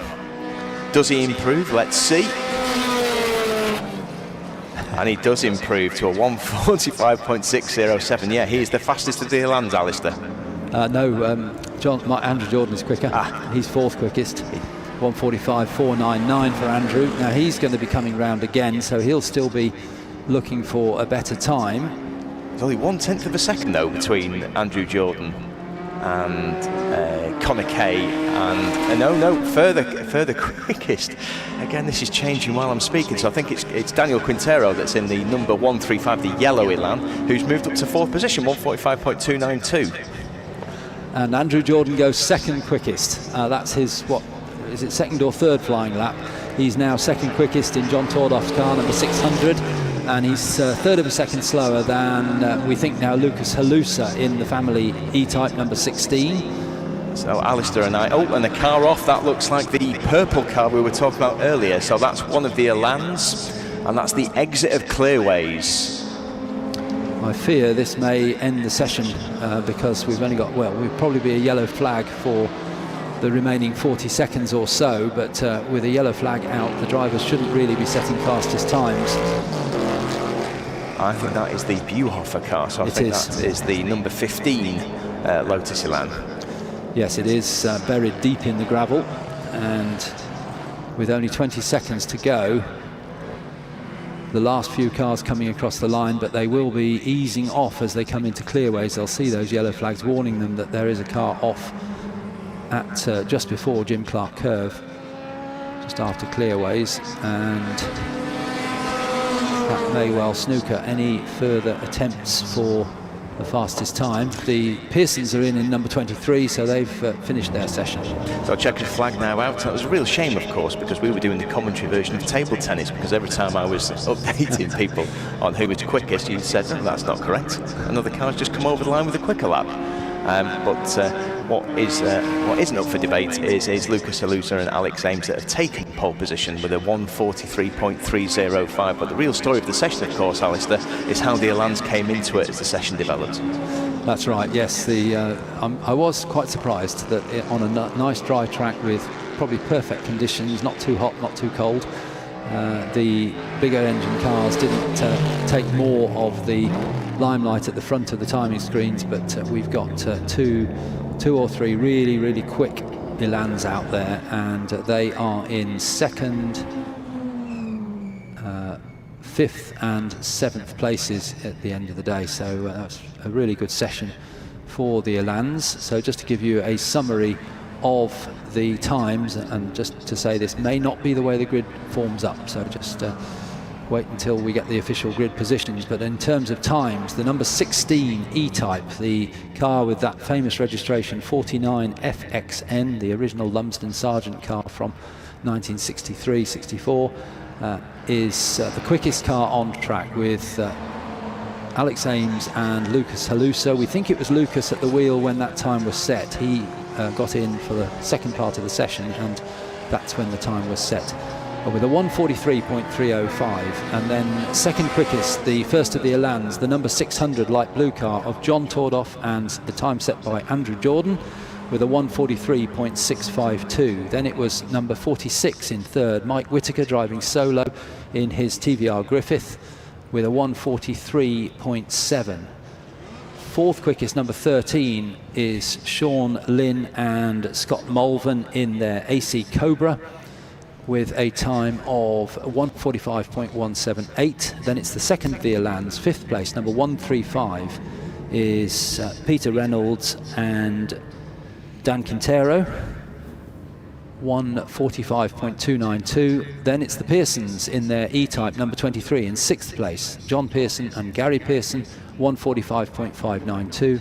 Then the third of the Elands, Connor Kay, number 173, who came out late in that session, only did a few flying laps. In fact, he did 9 laps in total for that session. And his time, number 173, Connor Kay, driving solo, a 1:45.607.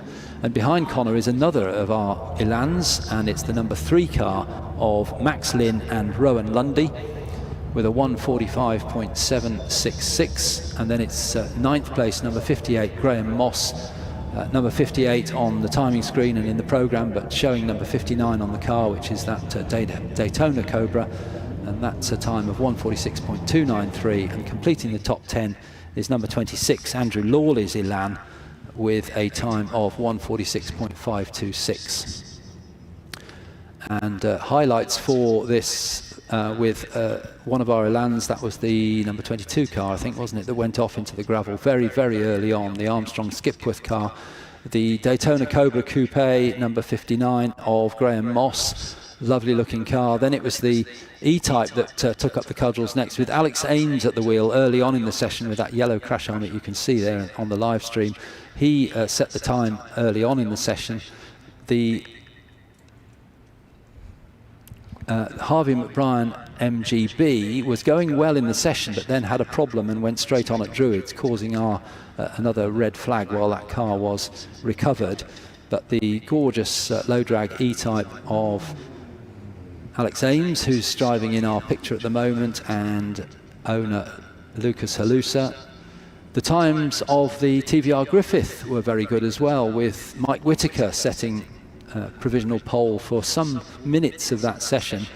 A little bit of tyre smoke coming off the Cobra, and that was the McBrien's, I'm afraid, with what we think was a mechanical failure, because it took a tow rope to get it back to the pits. So sadly a mechanical failure for the number 110 MGB, but that was quickly recovered by our marshals, and the session restarted to finish up with the times that will be used to set the grid later on today. That race due to take place at 3:25, and Alex is down in the assembly area.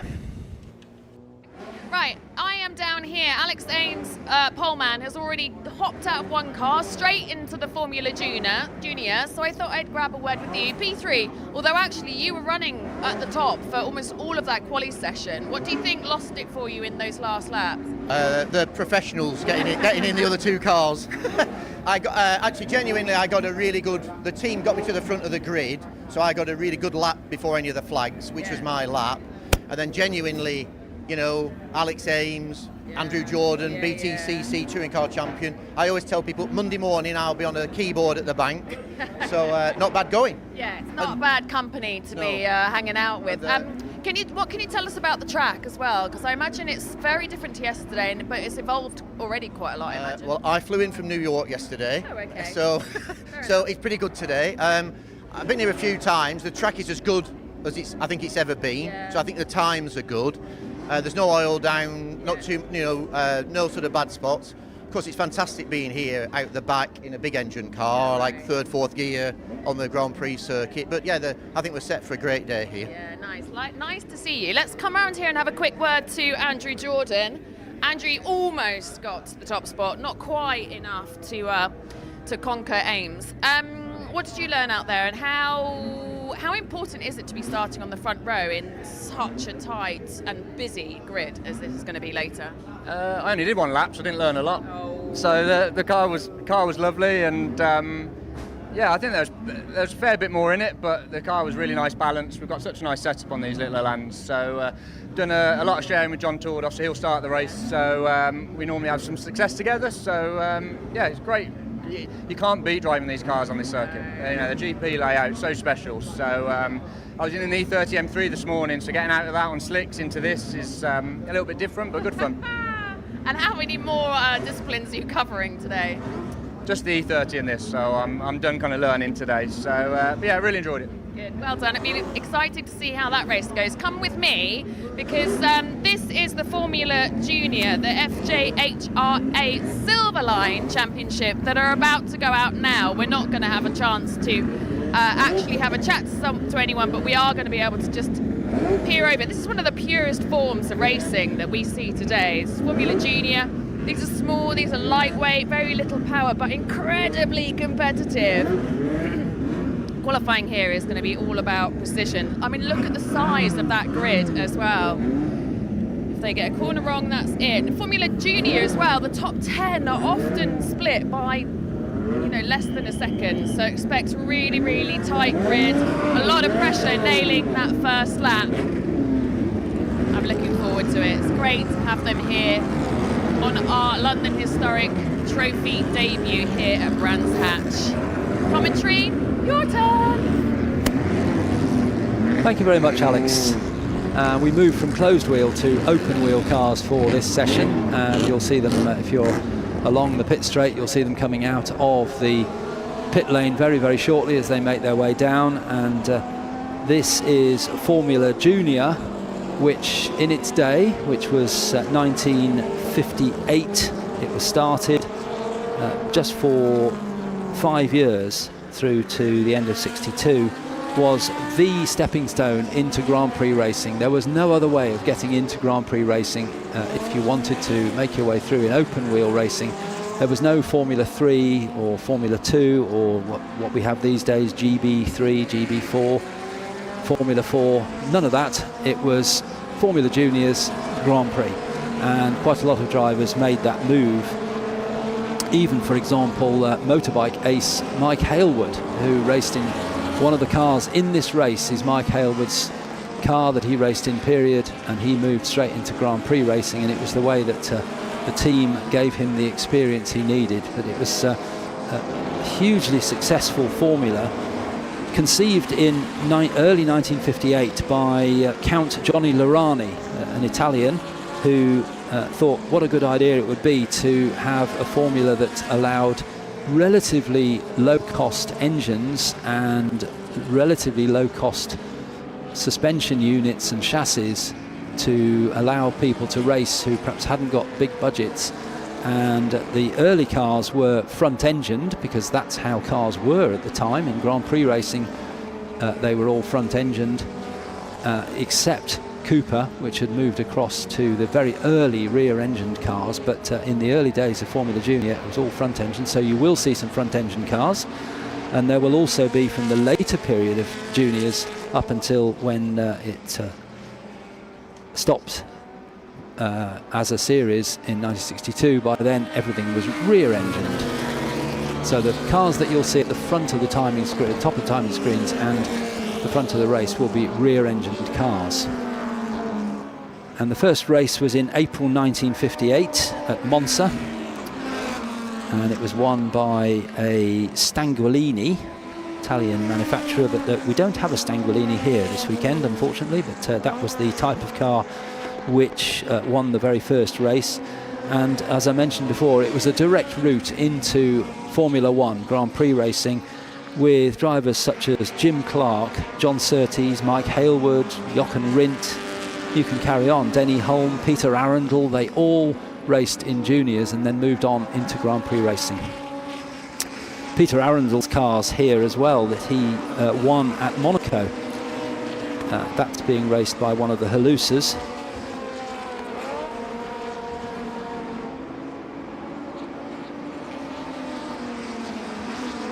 So quite a short qualifying session, just over 16, nearly 17 minutes to go in the session. Only one driver, no pit stops in this race. There will be two races for the Formula Juniors.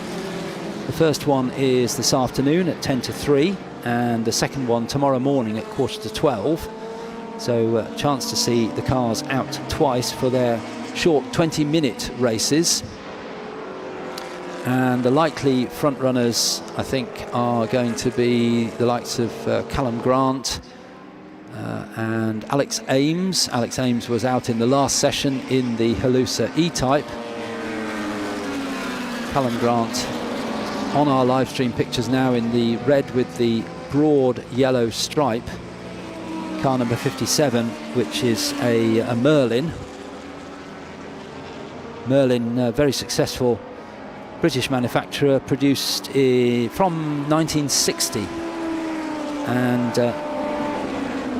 they produced cars for Formula Juniors, then Formula Ford, very successful in Formula Ford, and production ceased in 1979. So nearly 20 years of Merlins were made, and Callum Grant, an expert in Formula Ford and Formula Junior racing, see him out a lot throughout the season. He's set the early pace with a 1:42.763, but nipping at his heels is number 21, which is Alex Ames in his Brabham BT6.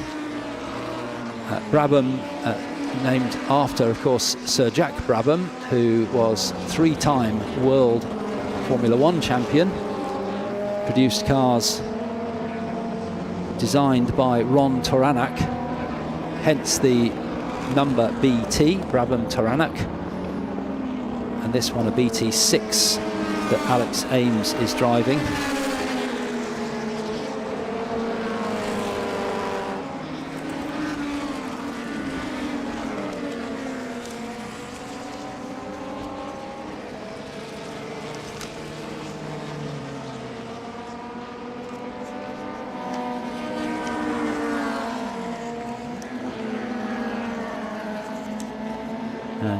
The Donington meeting in May, the Motor Racing Legends Donington Historic Trophy, Alex took the win in they were split into front and rear engine races, and Alex took the win for the rear engine race in this car. So he's second quickest, just over a second slower than Callum Grant. And then in third place is number 54, which is Lucas Halusa in a Lotus 22. So 3 different makes in the top 3 places: Merlin, Lotus and Brabham. And in fact Lucas goes quicker than Alex Ames to take second spot, exactly 1 second slower than Callum Grant. And behind Alex Ames in 4th place is number 12, Stuart Roach in the Alexis. So yet another manufacturer, and there were hundreds of Formula Junior manufacturers around the world. It spread around the world very quickly. There were Australian manufacturers, Italian, British companies, and others from Europe. Really, really successful. The Alexis was actually built in Birmingham by the Birmingham builder named Alex Francis and an Australian, Bill Harris, from 1959. And they were also successful in Formula Ford racing as well, with the car stopped out on track number 83, I'm afraid. Martin Halusa, that's Lucas's dad, is stopped out on the far side of the circuit in his Lotus 22. In fact, he stopped just after Surtees at the beginning of the Grand Prix loop. He's actually facing the wrong way, so I wonder whether he's had a spin and stalled the engine there. Didn't actually see the incident, but he's stopped at the side of the track. So yellow flags are shown at Surtees.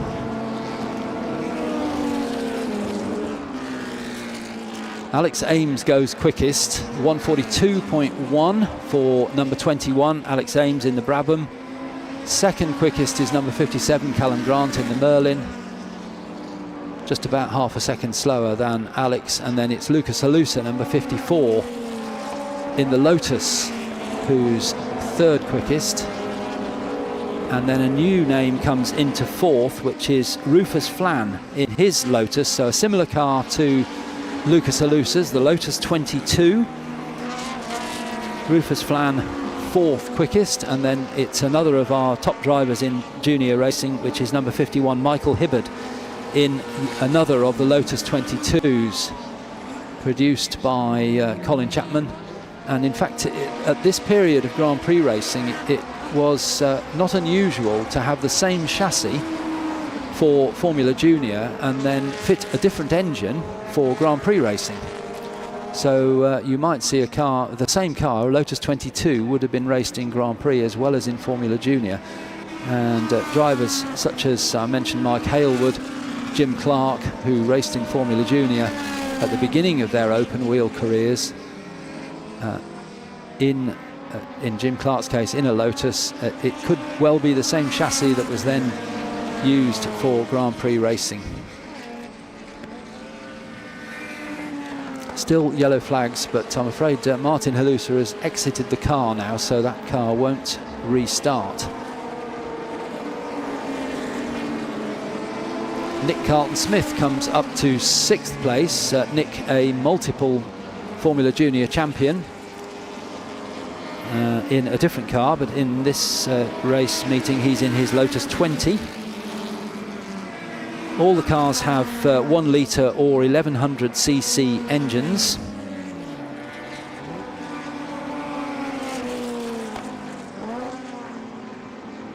And certainly at the beginning of Formula Junior era in 1958, the Grand Prix cars were big engine, front engined Grand Prix cars, which quickly were beaten by the much more nimble rear engined cars, particularly the Coopers with Jack Brabham, Bruce McLaren.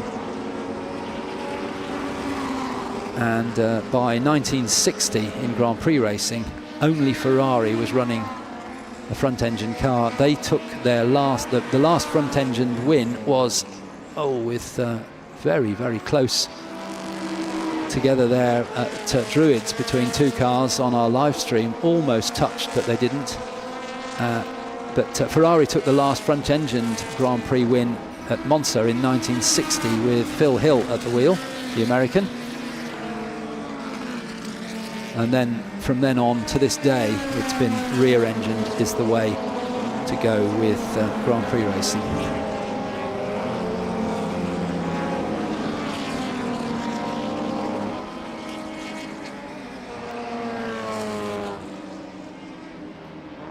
So on the timing screen with just under half the session to go, 9 minutes remaining, it's Alex Ames who's gone back to the top again. So it's been shuffling between Ames, Halusa and Grant at the top. They are the three quicker drivers, although Lucas Halusa has fallen back a bit now from the improved times from Ames and Grant. So Alex Ames, number 21, Brabham BT6, 140.766, and just 74 thousandths of a second slower is number 57, Callum Grant, who's in his Merlin Mark 5 stroke 7, 140.840. And those improved times have taken those two away from Lucas Halusa in the Lotus 22, number 54, with a 143.320. And alongside Lucas on the provisional second row is number 90, Rufus Flan, in his Lotus 22 with a 145.551. Then it's Michael Hibbard, number 51, in his Lotus 22 with a 145.677, and completing the top six.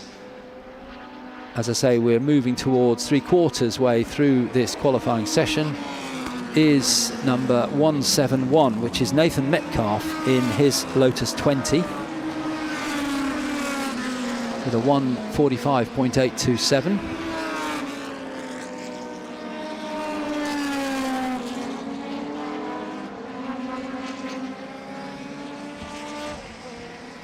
And a car that has, I think I saw some smoke out of the back coming down Graham Hill, number 128.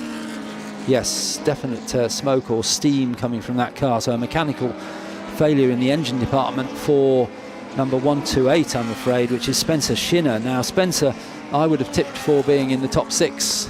Where did he manage to get that car to before his problems?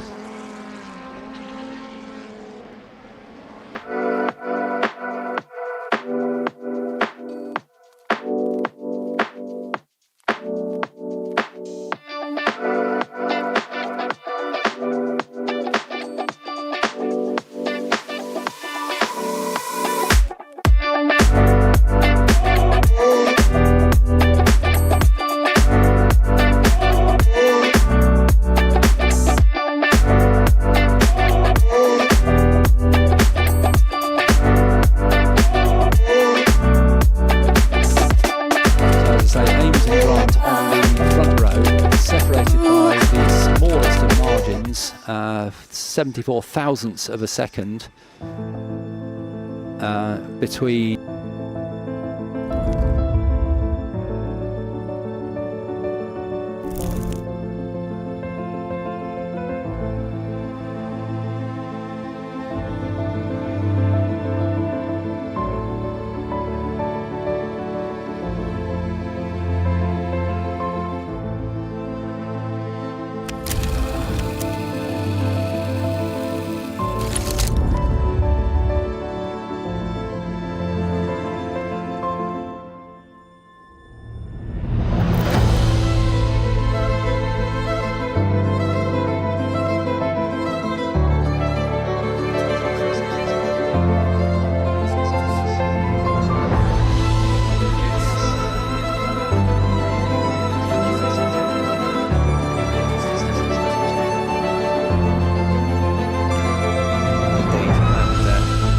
unsurprising to see a couple of names, of course, at the top of the time. She's Alex Ames, who appears to be driving everything this weekend. And of course, the losers who've got several cars in several races in third position as well. I have to say, Formula Junior slightly before my time, of course, Alistair, but luckily I'm with a renowned Formula Junior expert.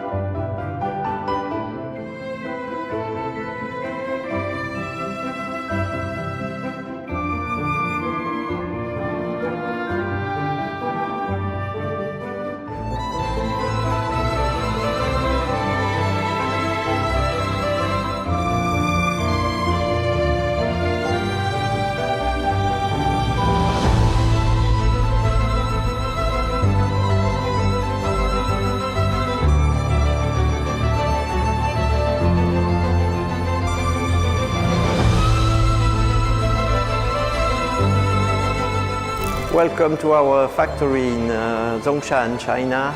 Yeah, we do any kind of model cars, different scale, different category, and it's something very, very exciting.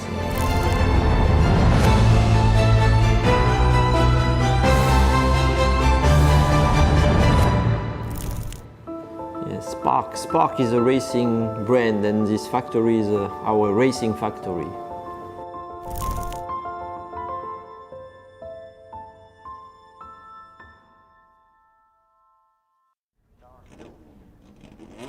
Back to one time, Sterling Moss was a director of Kieft, and he raced Kiefts right through his early career up until he started in Grand Prix racing. And in 8th place, number 12, is Stuart Roach in the Alexis, which I mentioned earlier was built in Birmingham.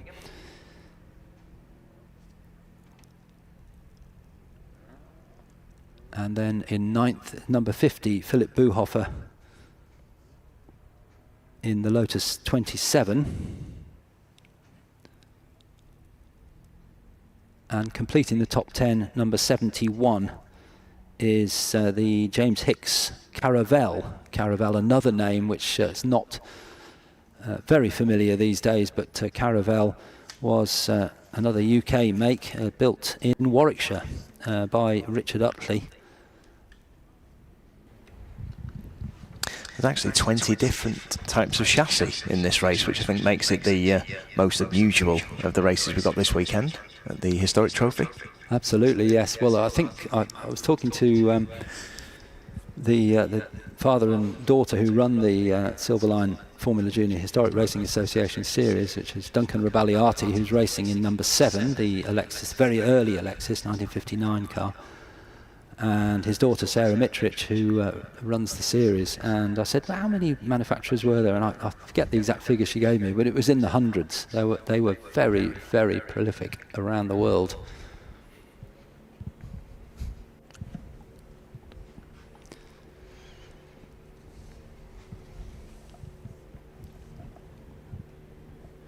And just looking for our leading front engine car, and I think that would be Adrian Russell in 12th place. And over to Alex, who's in the assembly area. I am indeed. Thank you very much.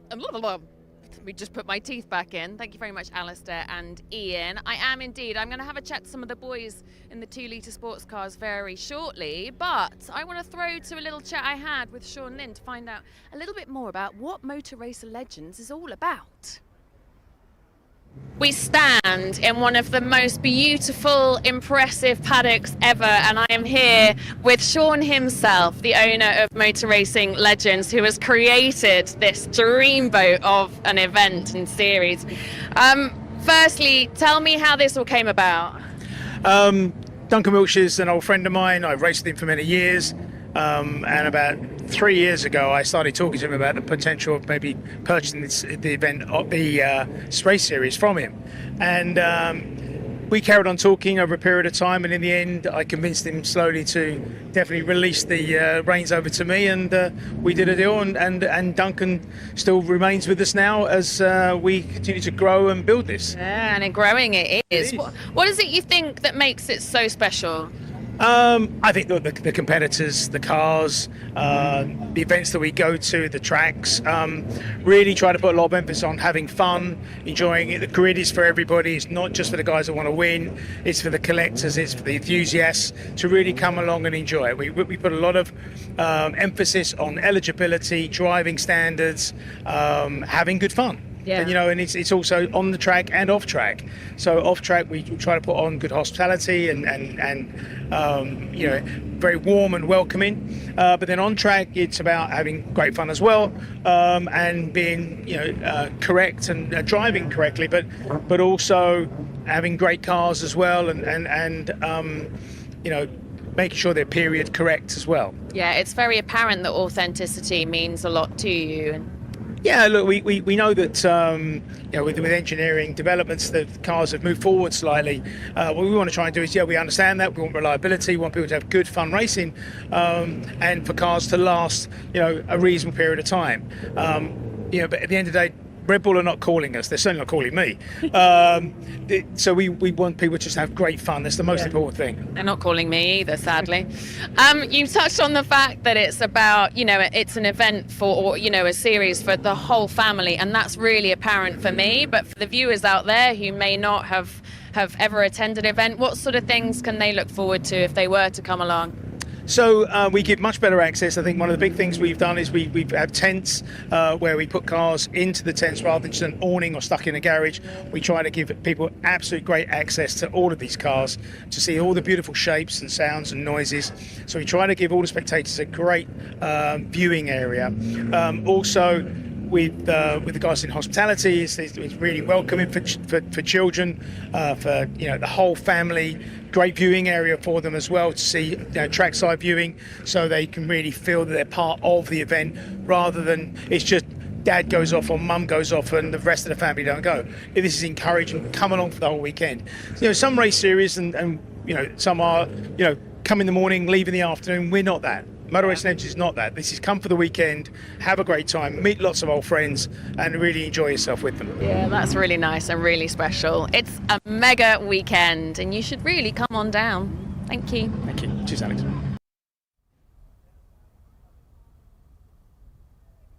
Motor Racing Legends is, and how great is it that we are live streaming such incredible cars, iconic machinery at amazing circuits, even if I do say so myself. All right, now we move into proper beefy prototype territory. That's the 2-litre sports cars. I shall let the explainer do the talking. Check this out. This grid brings the spirit of 1970s prototype racing roaring back to life. The 2-litre sports cars, lightweight, purpose-built machines from 1962 to 1976, designed not just to race, but to flow. In their day, they were the underdogs of endurance racing, smaller, nimbler, and often overlooked against the bigger prototypes. But when given their own stage, they delivered some of the most competitive and exciting racing of the era. Cars from iconic names like Chevron, Lola, Porsche, all built around balance, precision, and pure mechanical grip. No driver aids, no shortcuts, just rhythm, commitment, and confidence. And now they're back, doing exactly what they were built to do. All right, let's see if we can pop a mic underneath your helmet. Sorry, sir. I'm going to lean in. All right, so talk to us ahead of this qualifying session. What are your expectations out of this incredible piece of kit? We're looking to just simply do our best. It's the first time we've been at Brands Hatch for a long time. It's a great circuit. It's probably one of the best circuits in the UK. And looking forward to driving the Legacy T292 Lola. So exciting times. Yeah, it really is. It sounds incredible as well. This is a really mixed grid, isn't it? What is the differences between the cars? How much does that play out in qualifying? There's quite a bit of a difference between the cars. We've got the 296 ahead, but if you look to the right of that, we've got the Chevron B8, so a little bit earlier specification. They're also on treaded tyres, but the drivers in the series are all very competent and they're all aware. Yeah. And it's just managing your space, your own space on the track, and making sure that they're aware of who you are when you start making overtakes. Good. All right, conditions seem pretty good out there at the moment. I haven't heard anything untoward from our drivers so far. I'll try and have a chat to you afterwards. Thank you so much. Have a great one. That's Chris Ward there, Jan Magnussen's Lola.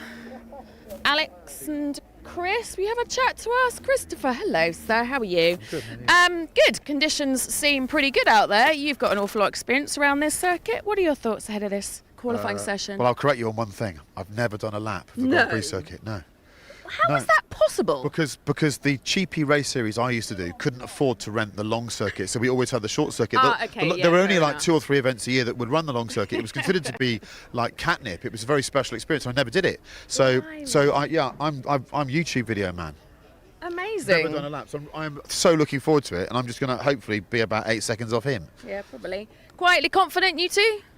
Car was finished last week. How many excuses do you want? As far as I'm concerned, this is an extended test session this weekend. And if we happen to do okay, we do okay. He is much racier than me and more competitive. Yeah. I'm here for the looks. Yeah, thanks, Chris. I was just about to say, Alex, I don't think that any of that would have come out of your... wouldn't have come out of your mouth. How competitive are you feeling? Well, luckily, I've got my earplugs in, so I didn't hear any of that. Yeah, okay. And they all know they can't hear what they're saying about me around the car, which is all good, especially when I fire it up. Firstly, I hear there's an incident on track, so I really hope everyone's okay on that one. Wishes with everybody out on the racetrack. In terms of this car, it's brand spanking newly restored. Wow. So we are, extended shakedown weekend. I'm getting sensible in my old age. Oh my goodness me, when did that happen? Incredible. All right, Alex, have a good one. Who else can we chat to? Let's see if we can have a little chat over here to Ollie Bryant.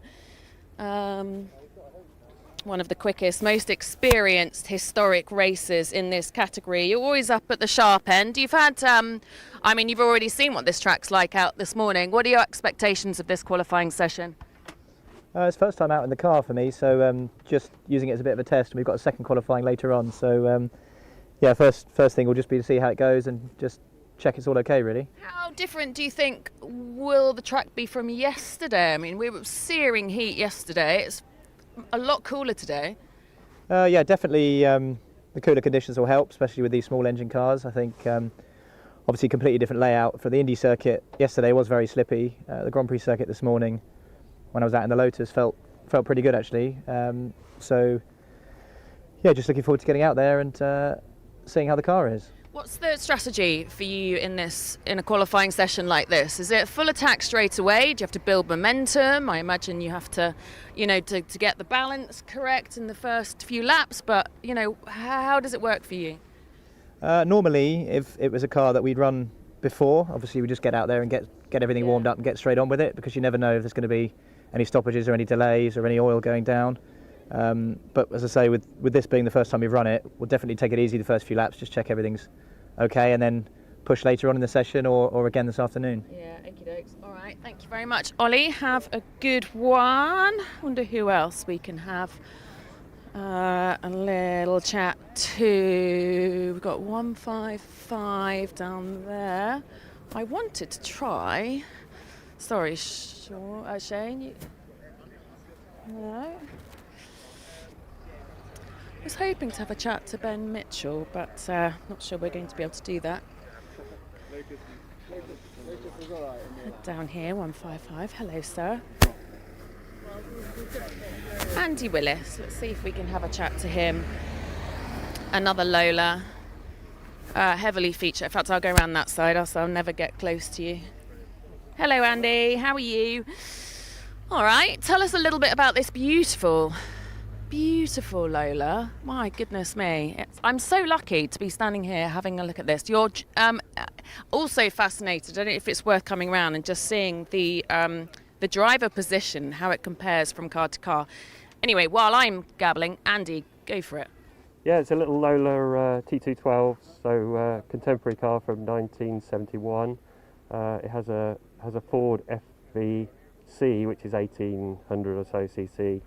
And was part of the World Sports Cars Championship at the time, and yeah, good little car. And there's a few of them in this, so we won't have the front running pace, but we'll have a little fight between ourselves, I should think. Incredible. All right, thank you. Have a great one. So it's a relatively short qualifying session. A lot of commitment. Not. Yeah. Oh, Keith. No. Okay.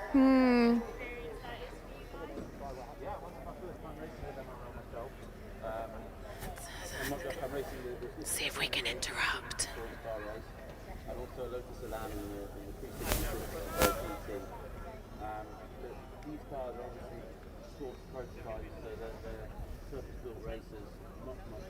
No, I think he's peak chatter. We'll come back to him. All right. Can I have a chat? Hello. Just thought I'd come and have a word, see how you guys are getting on. Your thoughts ahead of this qualifying session? Yeah, just waiting to go, just qualify. Really excited about the series. Yeah. Good. What's your previous history with this beautiful piece of kit? With this car? Yeah. Well, we've done quite a lot of historic racing with it over Europe.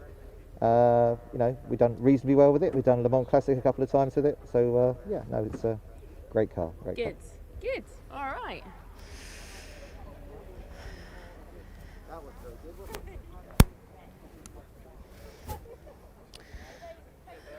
So, still in a position where we're recovering cars out on track, hoping that the track will clear soon.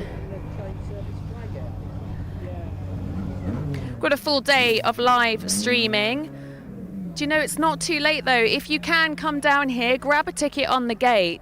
It's not just about the racing here. We've got 10 hours of live stream broadcast, but it's like a massive roving museum. You can get up close and personal with some of the most iconic pieces of machinery that we've ever seen. Being able to see them here racing at Brands Hatch is something else.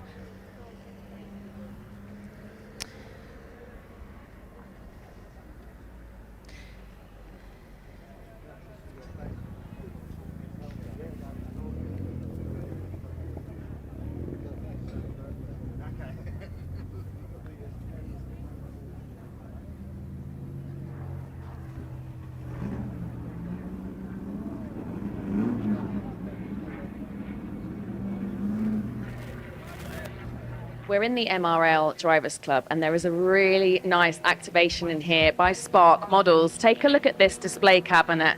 So this is 26 miniatures of some of the most iconic cars spanning 10 decades of motorsport history.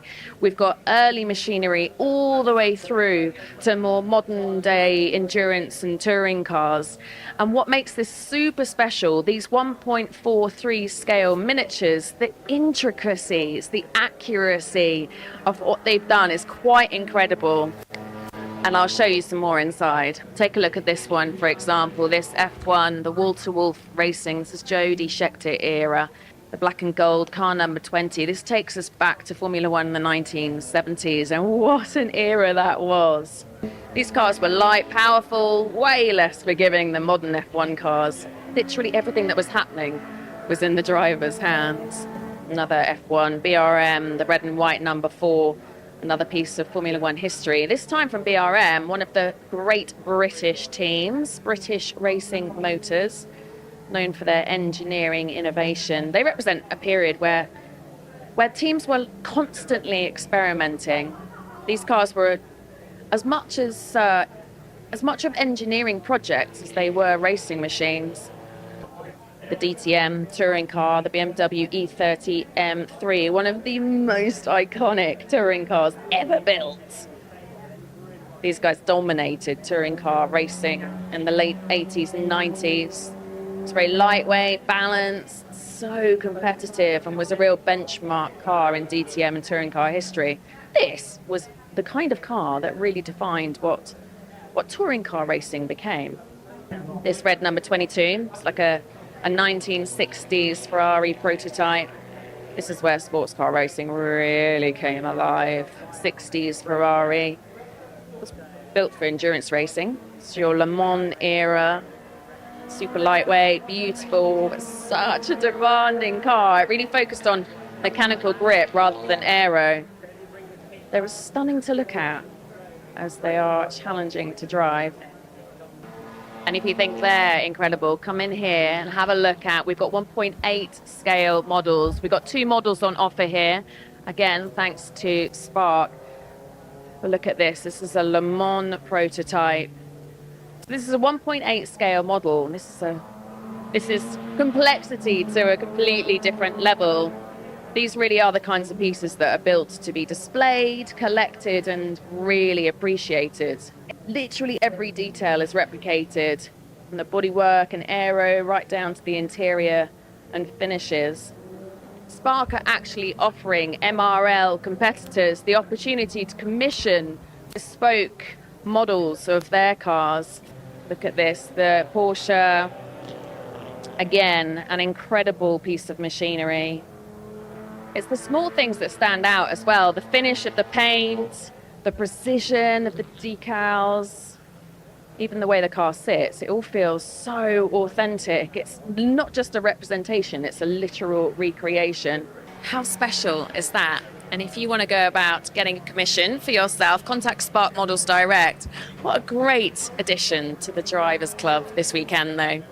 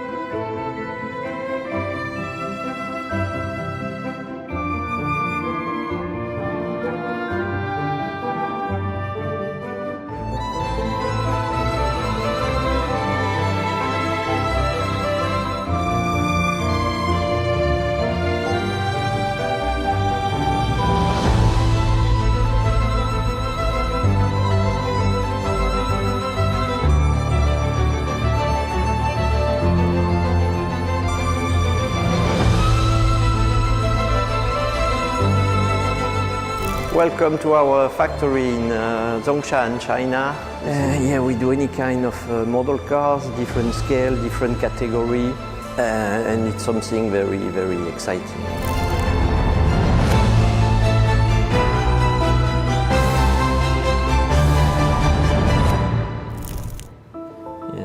Spark is a racing brand, and this factory is our racing factory.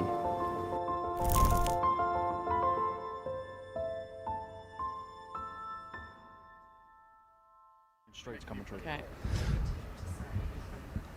Well, out on track, we're still sorting out the various cars that retired during the end of that Formula Junior session.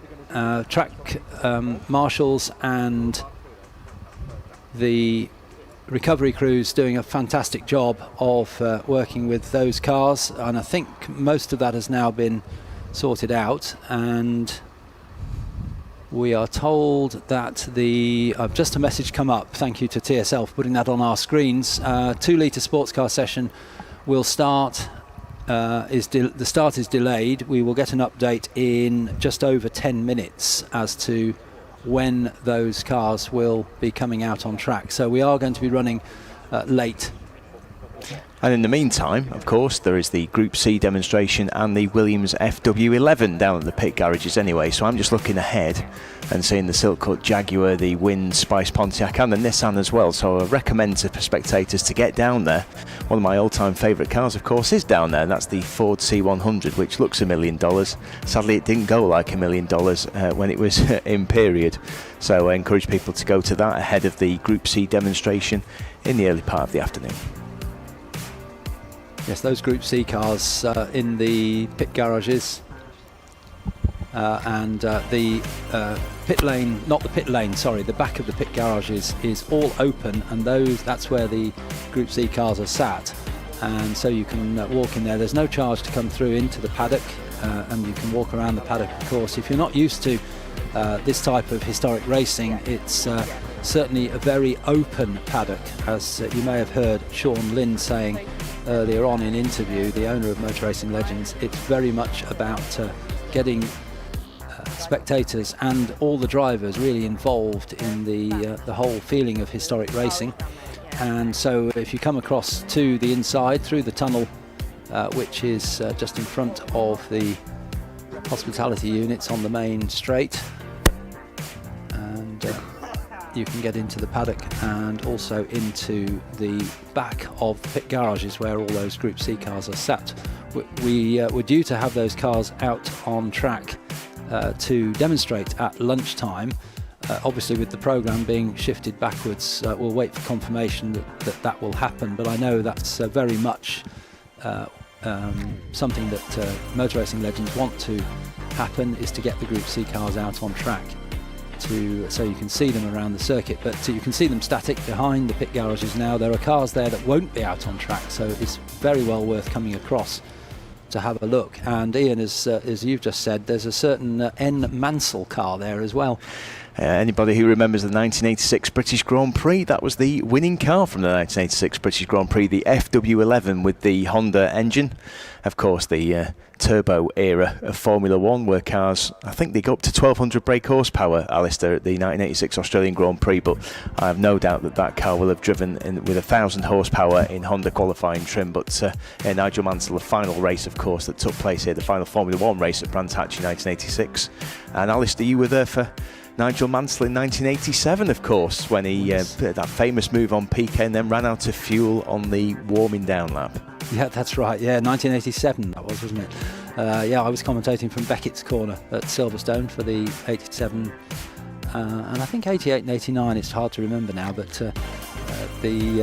certainly the Mansell move on Piquet, which is, how many times has that been replayed, with jinking left, dummy to the left from Mansell behind Piquet, and then swing to the right at Stowe corner in and took the lead. Great move, and the crowd, as they say, went wild. Indeed. Mansell, of course, I think he ended up winning 26 Formula One races, but of course he only won the one championship, of course, in 1992 when the Williams Renault FW14 was in the ascendancy. Won 9 out of 16 races that particular season. But yeah, it's the FW11, which is a fabulous car, and won the Constructors' Championship, of course, for Williams, even though, of course, Alain Prost pipped Nigel Mansell to the championship in 1986. Coming back to Group C, though, two of my favourite cars of all time within that garage. One is the Sauber C9 with the Mercedes V8 engine, and the other one is the Sauber C11 with the Mercedes engine. So, probably the finest Group C cars that I ever witnessed, both in period and at subsequent Silverstone and Donington Classic events as well. But yeah, well worth getting down there, and fair to say as well, the owners of those vehicles very, very friendly. If you wanted to have a look round and actually see the interior of some of these cars, it's a real one-off opportunity. You don't get to go down to any garage and have a look at a Group C car, can you? That's right, yes. And I think one of the things that strikes me when you see the cars in the flesh is you've seen them on television, perhaps you've watched Le Mans races from that period, or other races that took place of the Group C cars, but you haven't got any perspective of the size of the car because they're all out on track and there's nothing to gauge them against. But when you actually stand next to them, they are very small cars, and particularly the cabins where the drivers sit are tiny, little bubbles on top of the car, isn't it? It's unbelievable, and it continued in that vein through to the much later WEC cars, like the from a few years ago, the Peugeots and the Toyotas and so on, where the drivers were almost, well, they're certainly their hips were at the same level as their shoulders, and then legs up in the air and the knees bent, and then it's a really strange driving position. Must have taken some getting used to. Well, if you see the in-car lap, of course, of Mark Blundell when he got the 1990 Le Mans pole position, of which I think it's the R90 CK, which I don't think is going out this afternoon, but it's certainly here anyway. You can see Mark Blundell's driving position throughout that lap if you watch that lap on YouTube, and he looks distinctly uncomfortable throughout the 3 minutes 26 that it took him to get round the Le Mans circuit. Interestingly, if people go down to the pit garages now, the back of the pit garages, they'll see the Ford C100, the Ford's Challenger from 1981-1982 with the back of the car up. So if people wanted to see a Ford DF, well, it's derivation, isn't it, Alistair, of the DFV originally, it's the DFL, yes, 3.9 litre, then they can do so. They can have a look at the V8 engine, so well worth it. There were only 3 Ford C100s ever made for world sports car competition. You can see one of those very machines today. And rather like the earlier beautiful F3L Ford World Endurance Championship car, World Sports Car Championship it was called at the time, F3L, built by Alan Mann Racing in the red and gold colours, the familiar colours, but not successful, and nor was the C100, which had all sorts of issues with it, and in the end I think it was certainly within days, if not sooner than that, that Stuart Turner took over as Ford competitions manager and cancelled the project, and I think there was some sadness about that because I think they'd started to get to grips with some of the issues. The Mark 1 was particularly had problems. The Mark 2 was a derivation of the Mark 1 with Tony Southgate's input, the great designer, and he then, with the help of a company that manufactured the chassis for the car, redesigned the car completely into a Mark 3, and that they thought would have been much more successful, but unfortunately Stuart Turner saw it differently and canned the project. Yeah, Stuart Turner had an interesting time in 1982 and 1983 because he cancelled the RS 1700T rally project at the same time. The one thing I will say about that particular C100, that got the car's best ever result here at Brands in 1982 with Desiree Wilson and Jonathan Palmer. Yes, the C100 fourth here in 1982. The year of my birth. Yeah.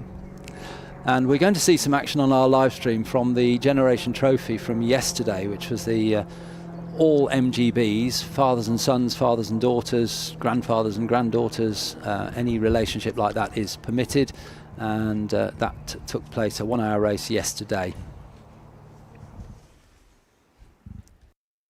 How amazing is it for you guys to be sharing the seat over the weekend? I think this is the great thing about this form of racing. You know, everyone thinks about racing and what they see on TV, but club racing is this whole culture that people don't know about. We got into it because of Arrive and Drive. You don't have to own a car. You can turn up for the weekend with an R's license and you can do one race, and it's amazing. To have this championship where you're bringing families together, you can have a bad weekend racing and still have an amazing weekend because you're with your family, you're with friends. It's the most incredible atmosphere. The MRL puts so much into the social, which is something that sometimes gets forgotten with racing. We get so intensely focused on our results that we forget the fun of it. And I think this has brought it back. Like, it brings back why we race. What do you think is, like, what do you find the most special thing about both of you being able to share this together? It's just great to be able to do everything, be able to do anything, with your dad. Especially, not doing so much together these days. Just a chance to come out and spend a weekend doing something we love would be great fun. Yeah. Do you fight much? Yeah, same. I mean, Ollie, the MG that we had, when Ollie used to tow it to school behind his Citroen, then get off early to go up to the track, when he was 16. So obviously that was, Ollie starts with the 4 now, so that was a while ago. And we took that car to South Africa and we raced it a lot together, and and then we sold it many years ago. But this has sort of, re-energised the whole thing really, on an easy level, which is good. How special is it to be racing as a father-son combination? It's very special because it's my dad's passion since 30 years, I think. Oh, even more. 57. Very special for me to race with him. Wow. And Guillaume was with me when he was maybe 4 years old. Yeah, right. And coming with me in Europe, France, Germany, England. We were together, only 2. Nice. And now we are racing together, which is amazing. Yeah. And even in a Generations Trophy, all the same cars, everybody share the same team, father and son or father and daughter. Yeah. It's incredible. Yeah.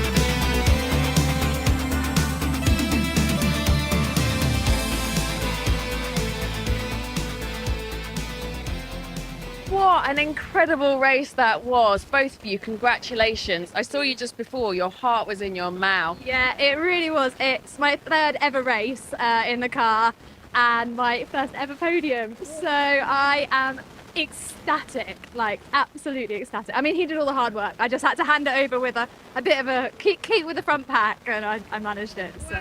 Wow. How special is it to be doing it as a father-daughter I'm pairing? just so proud of her. We've done so much together in the past, but this is just the ultimate. To see her out there hanging on to pro drivers at the head of the race, I mean, it was just lovely, and it puts so much pressure on me because I have to keep up. What does the Generations Trophy mean to you both? Everything. It's just lovely. It's a super thing to do, and it's such a nice gathering of people, granddads with grandchildren, and it's absolutely fantastic. I'm just so pleased it's gone as well as it has. Yeah, I think for me to race with my dad, like I've watched him race ever since I was a baby. So, it makes me all emotional to be able to be up here with him. It's incredible. Congratulations. Well deserved win. Well done, both of you. That's what it's like if you win a race. Here at Brands Hatch, the Generations Trophy, with your father and daughter. Congratulations. Well, we do have some updates for you. Thank you to Brands Hatch and to Motor Racing Legends for keeping us up to date with what's happening out on track. So I've got a message from Brands Hatch for you, which is that track activity is currently paused. Obviously, you know that. Circuit repairs are ongoing and need to be carried out before we can restart any activity on track. So those circuit repairs are ongoing. There will be no lunch break. But we will get a new timetable. That's not yet been issued. That's going to be issued as soon as possible. And as soon as we get that information, we will let you know with a further update on the new timetable and when cars will be out on track. So I'm afraid it's all paused at the moment. There'll be no lunch break. But of course, if you want to head off and get something to eat now, we will be back on air as soon as we know what the new timetable is.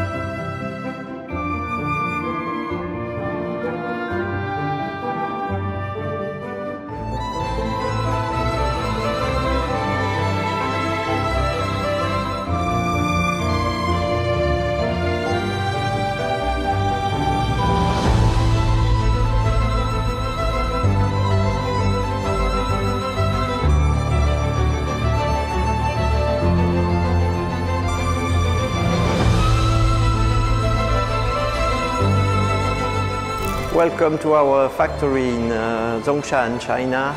Yeah, we do any kind of model cars, different scale, different category, and it's something very, very exciting.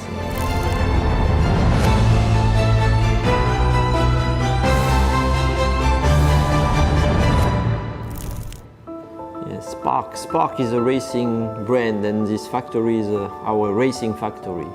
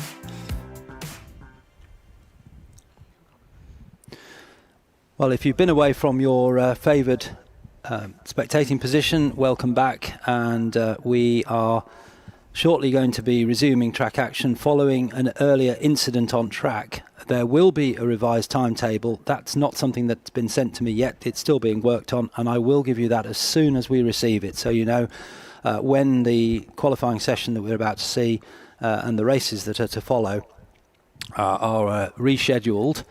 We are still going to get, as far as I understand it, the 2-litre sports cars out next, simply because they're still in the assembly area where they were beforehand. They haven't been moved, so I think we're fairly confident those are going to be out next, the 2-litre sports cars. But after that, we'll have a revised timetable, which I will give you. And what we have, subject to this timetable coming out, we're expecting to see some racing from the touring cars, from the Woodcote and Stirling Moss trophies, the Formula Juniors and the Pre-66 GT Sprint as well were on the programme for this afternoon. We'll find out whether the new timetable includes exactly that. But what's out next is the 2-litre sports cars. Well, if you've got your programme, you should buy a programme. I can say that this is one of the best programmes I see all year. The Motor Racing Legends programmes are superb. They're on non-shiny paper, so you can make your notes, changes and so on. But certainly well worth buying, and a nice little story about each of the grids we're going to see. The 2-litre sports cars, a real highlight of European racing in the late 60s, early 70s. And as it says in the programme, I shall read what it says because it's perfect. 1975 European 2-litre sports car championship race at Brands Hatch was the first round of the 75 series and was arguably the high watermark for this kind of car. Spot on. And therefore, when Motor Racing Legends devised the 2-litre sports car series, which is the very first time this is run at this meeting, and it was the perfect place to launch the series, because the 2-litre series ran from 1972 to 1976, and 1975 was very much the high point, and great cars, lots and lots. By 1975, 74, 5, 6, lots of wings and aerodynamic aids. But my personal favourites, Ian, are the earlier cars with less aerodynamics, like the Chevron B19 and the Lola T210 that we'll see out. Good afternoon, everyone. Welcome back. Yeah, you're just a massive fan of Chevrons, aren't you? And everything that Derek Bennett ever produced up in the Northwest. Funnily enough, that's not a view I share, actually. I think that the couple of other cars that are out in the field, which are a bit later than the ones you refer to, amongst my favourites, and they inevitably involve Guy Edwards. Guy Edwards, of course, who ended up in Formula One, was a great exponent of these cars in the early 1970s. And there's a couple within the field, of course, Alistair, that Guy Edwards drove in period. And we're talking, of course, about the number 17 car, which today is driven by Gonzalo Gomez and James Claridge. That's a Lola T296. The Ultramar car, which I think in period, and correct me if I'm wrong, Alistair, was driven by 3 drivers, Guy Edwards, Chris Craft and Ray Mallock. And then the number 70 Lola T92, the earlier Lola from the 1.8 litre car, which is number 70. And that's the Barclay-sponsored car, which, according to the programme, is going to be driven by 2 drivers, Chris Ward and someone called Jan Magnussen, who I think is a young and up-and-coming driver. Well, he was anyway when I watched him in the early 90s, but of course Jan Magnussen, former Formula One driver. And Alex has given us a bit of a background to the 2-litre sports cars, so here is Alex with the information about 2-litre sports cars. This grid brings the spirit of 1970s prototype racing roaring back to life. The 2-litre sports cars, lightweight, purpose-built machines from 1962 to 1976, designed not just to race, but to flow. In their day, they were the underdogs of endurance racing, smaller, nimbler, and often overlooked against the bigger prototypes. But when given their own stage, they delivered some of the most competitive and exciting racing of the era. Cars from iconic names like Chevron, Lola, Porsche, all built around balance, precision, and pure mechanical grip. No driver aids, no shortcuts, just rhythm, commitment, and confidence. And now they're back, doing exactly what they were built to do. Cars now out on track for their qualifying session. It's for 30 minutes. We've got that on our timing screen, but I'll say again, apologies. Beyond that, I haven't got the timetable yet, but I will give that up to you as soon as I know it. But 30 minutes of qualifying for the 2-litre sports cars. And as Ian Thompson was saying, a couple of Guy Edwards cars out there, including the 292 Lola, T292, which is the Barclays car, the white with light blue. Legacy Outlaws Racing is the entrant for that, but the drivers, Chris Ward, who is an absolute master of historic racing, and in fact has raced in Formula Ford as well, which surprised me because he's a tall chap, but he does a lot of historic racing, and he's paired with legend Jan Magnussen. Indeed. But, you know, Jan Magnussen, I'd expect to go extremely quickly in a car like this. I mean, cars of this ilk really reward smooth inputs and very precise driving, and that's something that Jan Magnussen brought throughout his career. But I'm expecting a really good race. We've got 13 high-spec cars from the 1960s and 1970s, and those at the front of the qualifying anyway, just rounding Stirling's Bend, now coming to Clearways for their first flying lap. And we've also got out in a Lola T292, similar to the one that Chris Ward and Jan Magnussen are racing, is Alex Brundle and Chris Harris, which is the car that actually comes through first in the colours of Joe Bonnier, yellow colours. He always ran his cars in yellow. A little bit of a story behind this one. It is an ex-Bonnier car, but it was actually a 290, the slightly earlier car without the extra aerodynamic bodywork on it. And when Alex took this project on to rebuild the car at Pearson's Engineering, he decided to change it to a T292, which will be more competitive in this class of racing with the extra aerodynamic aids, the big wing out at the back. But he kept all of the T290 bodywork, so it can be returned to its original form by replacing that bodywork. And Alex is sharing with Chris Harris, who's well known through various television programs and also a journalist as well. Chris Harris sharing with Alex, and Chris saying earlier on in an interview with Alex Legui down in the assembly area that he hopes to be somewhere within 8 seconds of Alex Brundle for a lap around here. Well, we'll see how. That's very deferential of Chris. He's a handy driver. But it's Alex Brundle. It's definitely in the car. Yeah. In the similar helmet to his father, of course. Yellow, red, white, and blue. And just rounding Clearways now. We'll see how Alex does. And I'm expecting the top 3 cars there that you can see on the stream, which is the Brundle Harris car, which goes over the line now, and that's a 31.295, so that's easily the quickest lap we've seen at Brands Hatch this weekend so far. Chris Ward responds with a 33.506, and then the Gomez Claridge car, the number 17 car, so that's the Barclays former Guy Edwards car, 137.899. Now those 3 cars are in the Mazzario class. We've got 3 separate classes, of course, today. The Mazzario class is the prototypes racing between 1972 and 1976. Then we have the Elford class, named of course after Vic Elford. Prototypes under 2 litre, race between 1967 and 1971. And finally the Baby class, which is the Clark class, named after Jim Clark, of course, for cars raced between 1962 and 1966. And the Chris Ward car on our timing screens is shown as solo Chris Ward.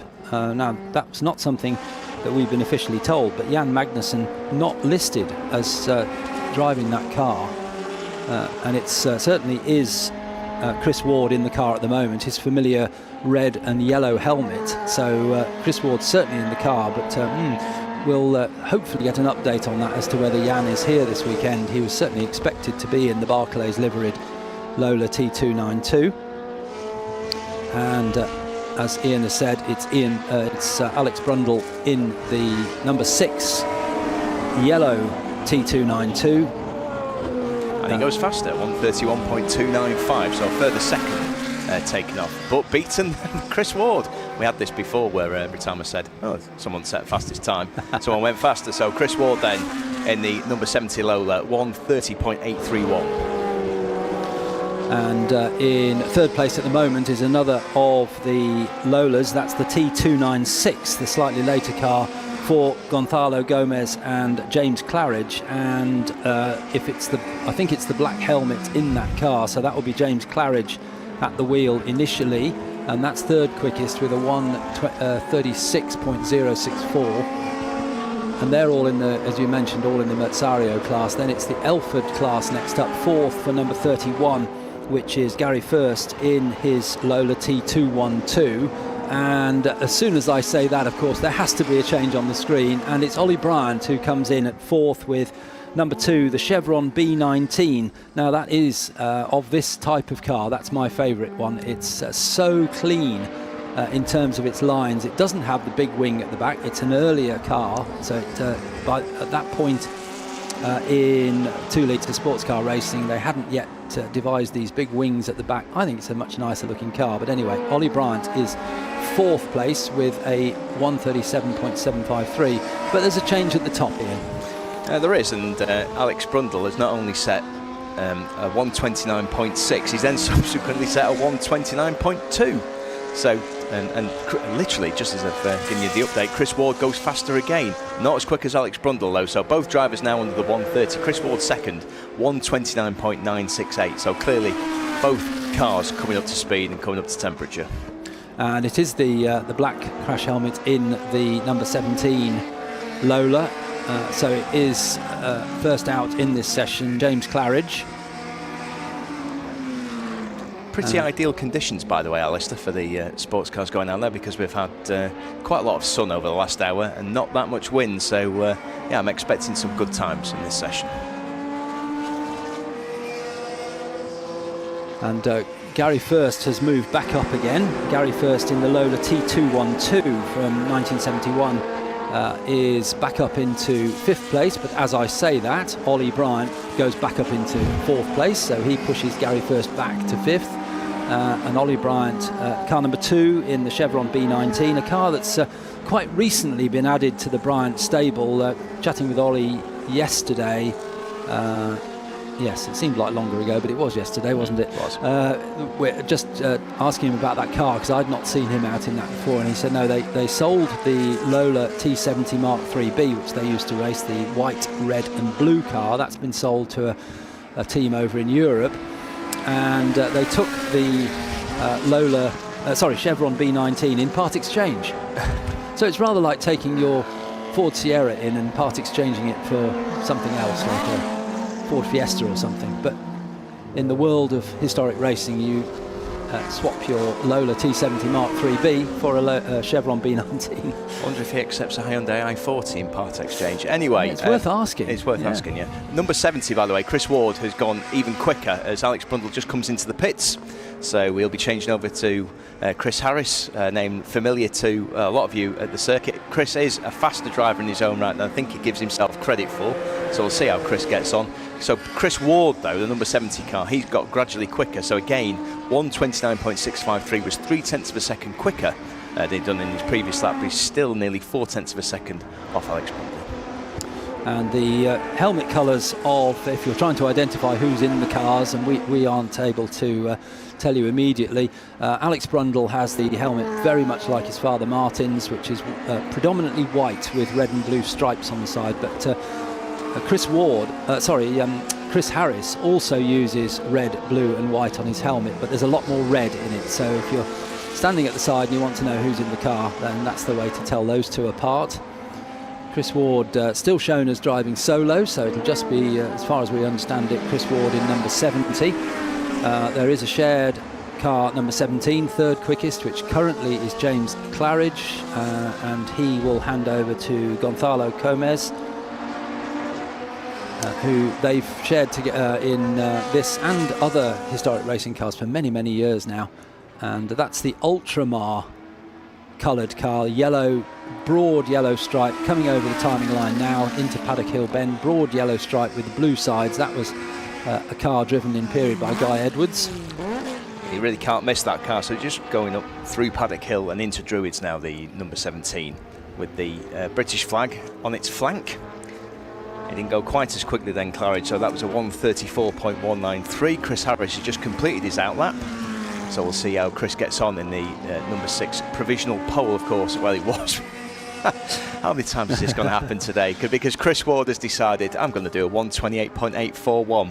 So from absolutely nowhere, Chris Ward has taken nearly a second off his previous fastest time. That's very, very quick indeed. I mean, these two are now over 4 seconds clear of the rest of the field. In terms of the Elford class, by the way, it is Ollie Bryant that still remains at the 4 of that class with a 1:35.698. That's a very quick lap indeed. It's only 2 seconds away from third position. And in second in that class, it remains Gary First, Lola T212. So that's the number 31 orange and maroon car. And he is 1.5 seconds behind Ollie Bryant. The numbers progress in both the Chevrons and the Lolas in terms of later cars as they developed, and some side steps for different engines fitted gets a different sequence of numbers. But in terms of the cars we're seeing at the front, Chris Ward in the Lola T292, that's a car that 27 were built in 1973, and it was a super successful car for Lola. Took 32 significant wins between 73 and 76, so it was an absolute master of a design from the Lola mark. And in that car, number 70 is fastest at the moment in the hands of Chris Ward. And then second quickest is the Brundle Harris car, which now has Chris Harris at the wheel, number 6. The similar, the T292, once again for them. And then the number 17 car in third place is the Lola T296, which was built slightly later. That was 1976/77. 9 cars built. And that has quite obviously, if you're watching the cars on track, a very much larger, and we've got it on the live stream now, a much bigger and much more overhang on the rear wing, as the aerodynamics were developed year on year by both Lola and by Chevron.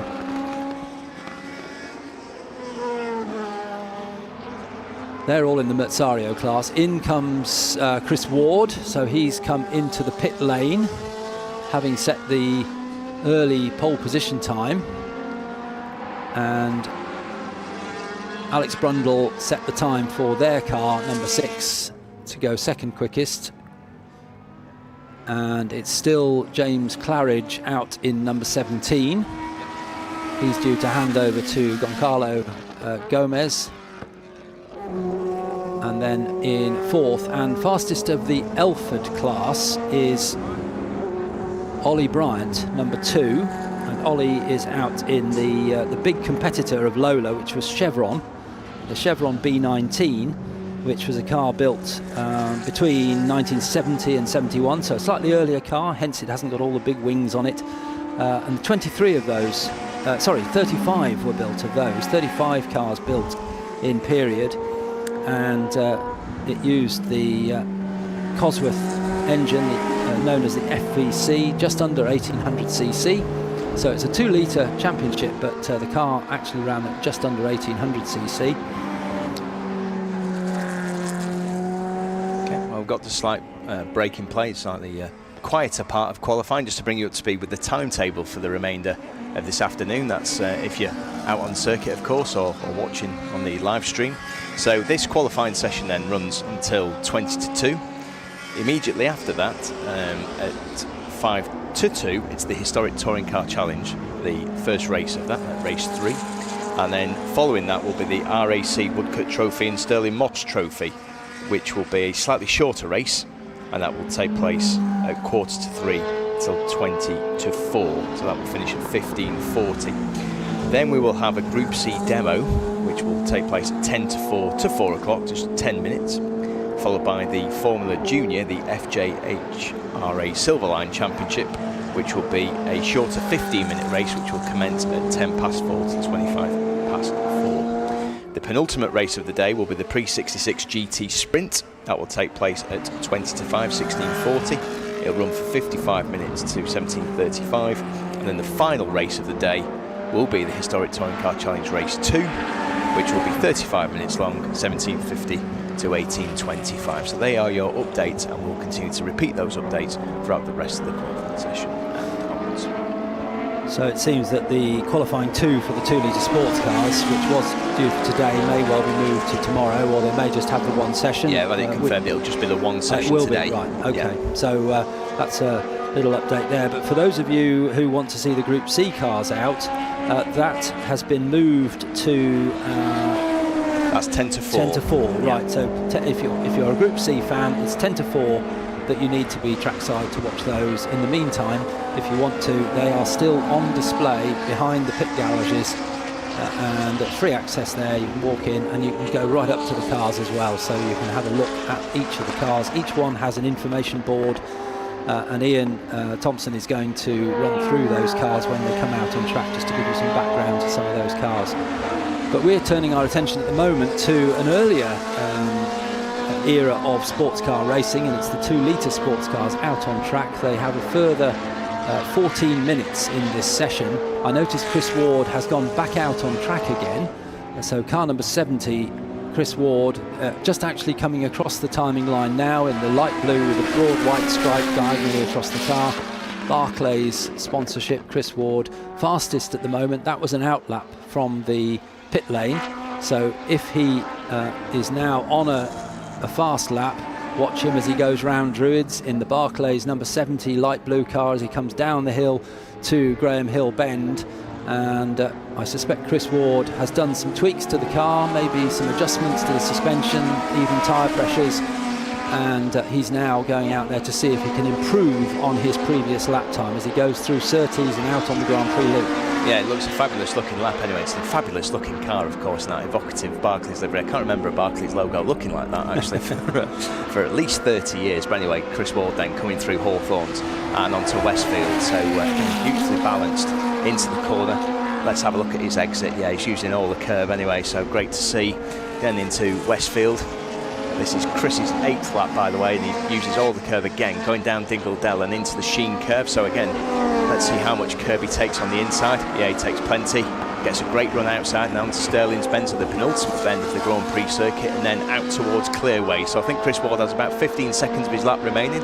Let's see what his turn-in's like at Clearways. And again, see how much road he's using, Alistair, as he comes out. So it gets a perfect line outside, and let's see if Chris Ward beats his current best, which is a 1:28.660. He goes over the line, and that was a 26.39, so he beat it by 21 hundredths of a second. Thank you very much, Chris. I'm glad I had confidence in you during that lap, which was well founded, but great lap by Chris Ward. One question for you, Alistair, is clearly we've talked about the top 3 Mazzario cars.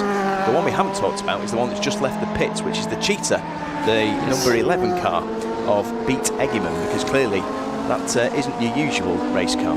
No, that's not a car I've actually seen out before in historic racing, so I did look up a little bit of the history of it. It wasn't particularly successful, which is why I hadn't seen it. It's the G601 Cheetah, which there was a Cheetah that was an American-built car with a front-engine V8, sort of a Cobra beater. It's not that Cheetah. This one actually comes from Switzerland. It was built by a Swiss-American, Chuck Graymeyer, built in Lausanne. He built a series of Cheetahs from between 1974 and 1984. This particular one, the G601, obviously running with a 2-litre engine for this series, and it's the BDG engine, which is another Ford engine developed by Cosworth. It ran between 1977 and 79. It did Le Mans in 1979, failed to finish due to an engine problem, and that really is about all that you can find out about these cars, because they weren't particularly successful, I'm sorry to say, but great to see out on track. And it's one of the things about historic racing. Drivers find these cars, they re-prepare them, renovate them, whatever they do to them, and bring them out on track, and it doesn't really matter whether it was competitive in period. It's just great to see them back out on track again. Absolutely right. We just see Chris Harris exiting Stirling, so coming towards Clearways for, I believe that it's the end of his 4th lap anyway. He's currently lapping in the 136s, 137s. Gets a good line through Clearways actually. Not quite as good as Chris Ward, but let's see how Chris gets on. Is he improving his times as the qualifying session goes on? The answer is yes. That's easily his fastest time of the session, a 1:35.0. So he's more competitive than he's trying to lay on. I think he's trying to obviously not put too much pressure on himself ahead of the race later. But back with Chris Ward anyway, who's not been able to improve so far. He's still on the 1:28.639, just at the back of the Grand Prix circuit now, coming into Machine Curve for the 11th time, and then heading towards Sterling's again. Fantastic looking car, fantastic sounding car as well. The blue and white car that's just heading towards Clearways now. So just to give you a quick rundown of the top 6 then. So Chris Ward in the number 70 Lola leads the way on the 1:28.639. From second place, Alex Brundle and Chris Harris, 1:29.287 in their Lola. And in third position is the number 17 car, which is the Lola T296 of Gonzalo Gomez and James Claridge. And it's Gonzalo out in the car now. James Claridge has handed over. Just before I come on to fourth, by the way, Chris Ward has gone even faster, 1:28.217, so that was his fastest lap of the day. Fourth overall, and leading the Elford class is the number 2 Ollie Bryant Chevron B19, Alistair's favourite, 1:33.682. And in second position now in that class is a car we've not talked about yet. That's the Dan Balfour Lola T210, the yellow car, the 1.8 litre machine, and that's done a 1:36.286, and he's relegated Gary First in his Lola T212 to third in class, 6th overall. And actually the Chevron B19 is my favourite of that era of car, but my overall favourite, I think my favourite racing car of all is the Chevron B8, which is, we've got a couple of examples of that out in the race, in the qualifying session. One just going over the line now is the Dan Balfour number 86.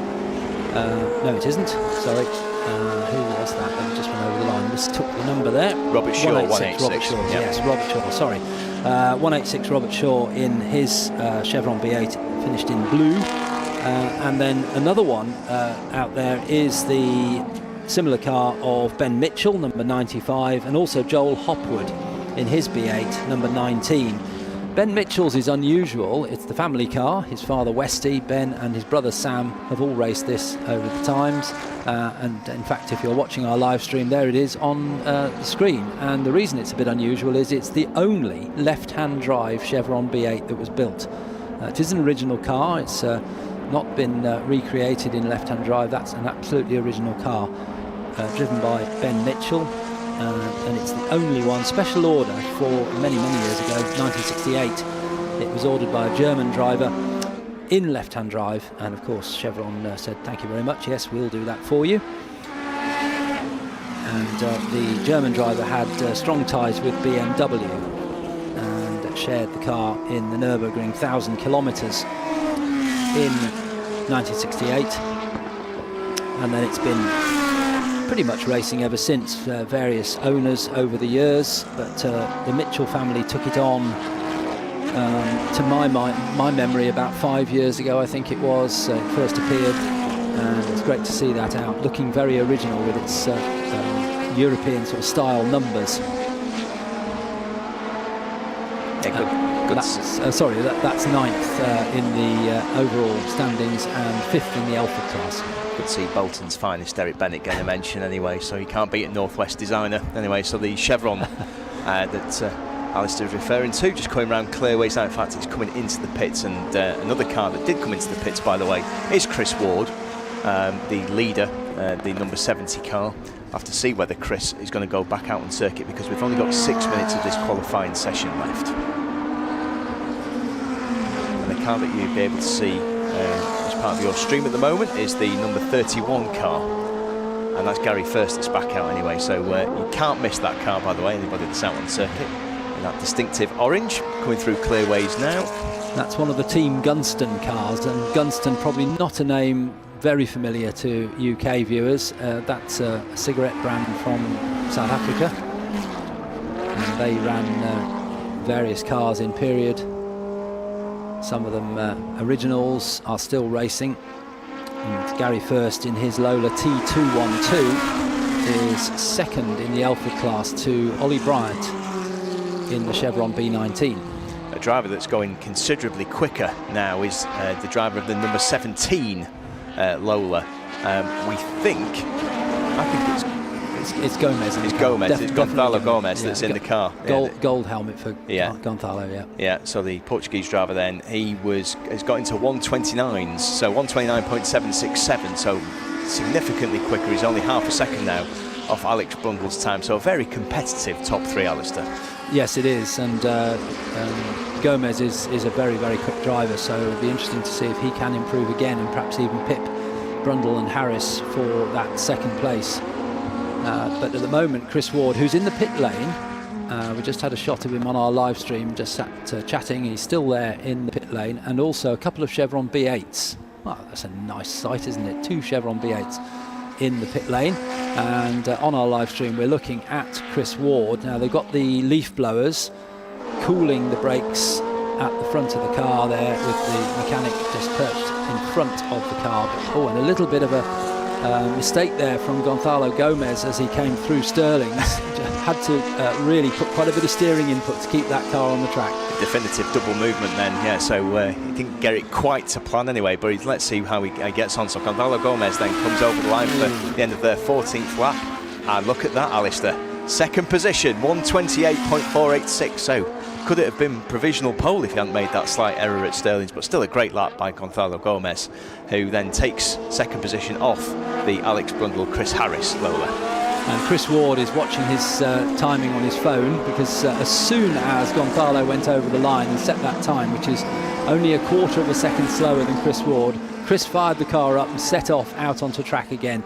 So up to Druids goes the number 70 Barclays liveried car of Chris Ward, going out now to set a time to try and consolidate his provisional pole position over the flying Gonzalo Gomez in the number 17 slightly later Lola, the T296 Lola.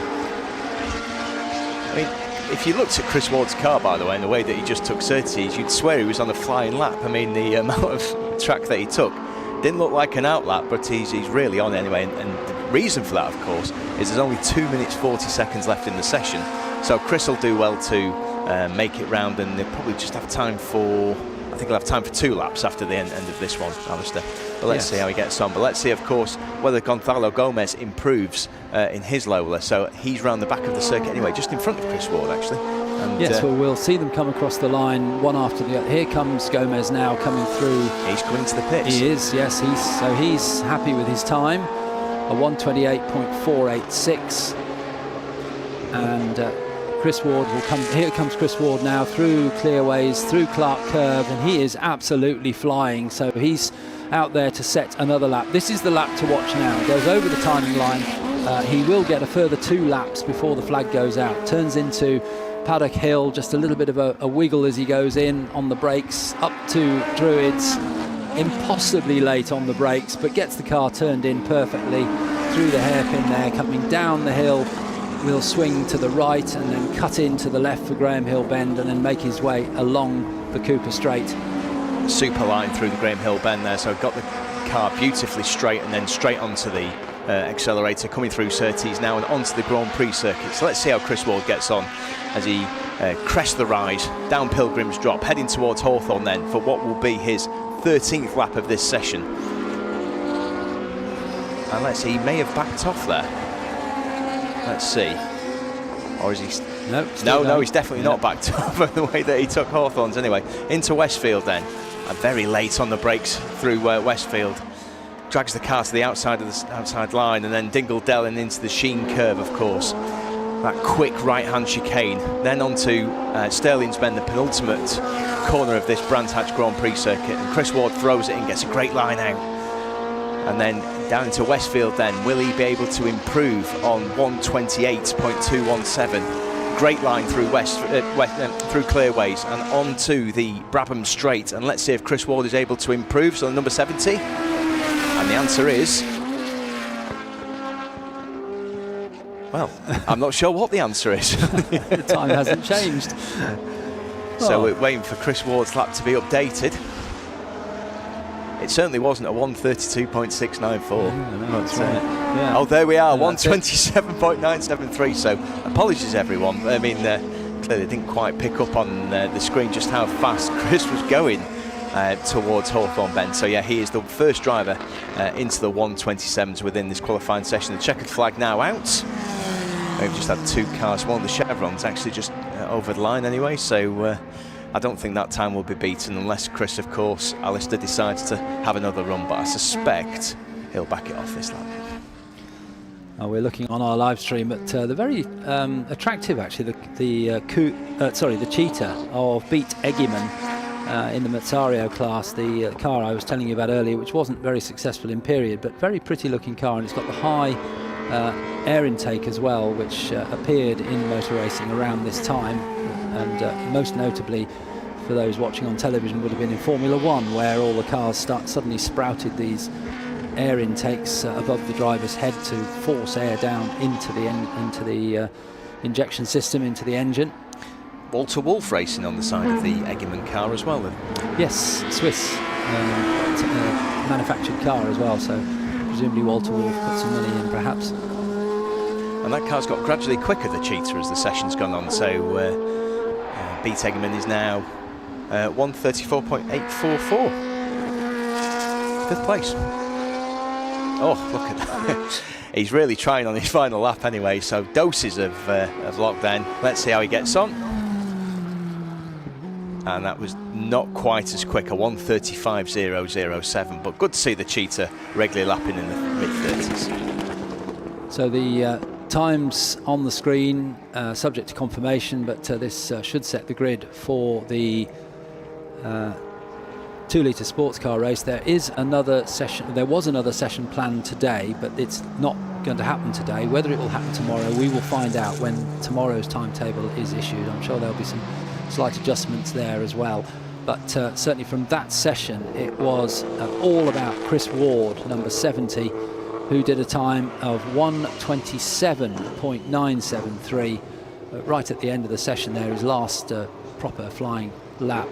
And towards the end of the session as well, the number 17 car of Gonzalo Gomez and James Claridge came up to second place, just pipping Alex Brundle and Chris Harris into third place. The car numbered 6, the yellow one, ex-Joe Bonnier car.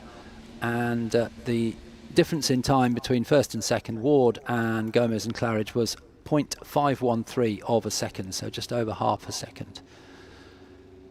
That's all.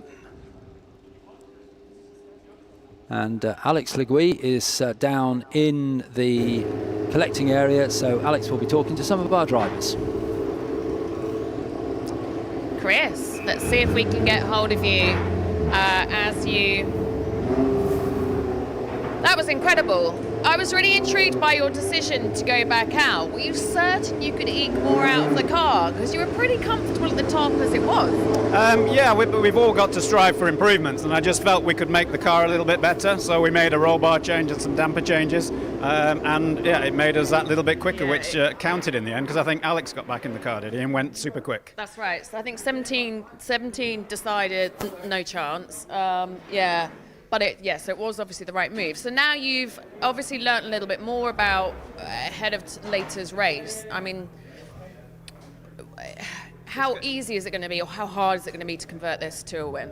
It's always difficult. I'm going to have Alex and I on the front row, and of course it's going to be all hands to the pump and just try as hard as we can to get that win, because that's what we're all here for at the end of the day.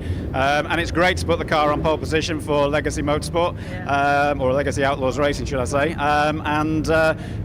All credit to the team for the effort that they put in. Well done to you as well. That was a great qualifying session for us to watch. Let's head over here, because this is where the energy changes. The historic touring car guys are just about to head out. Take a look at this explainer. This is what it's all about.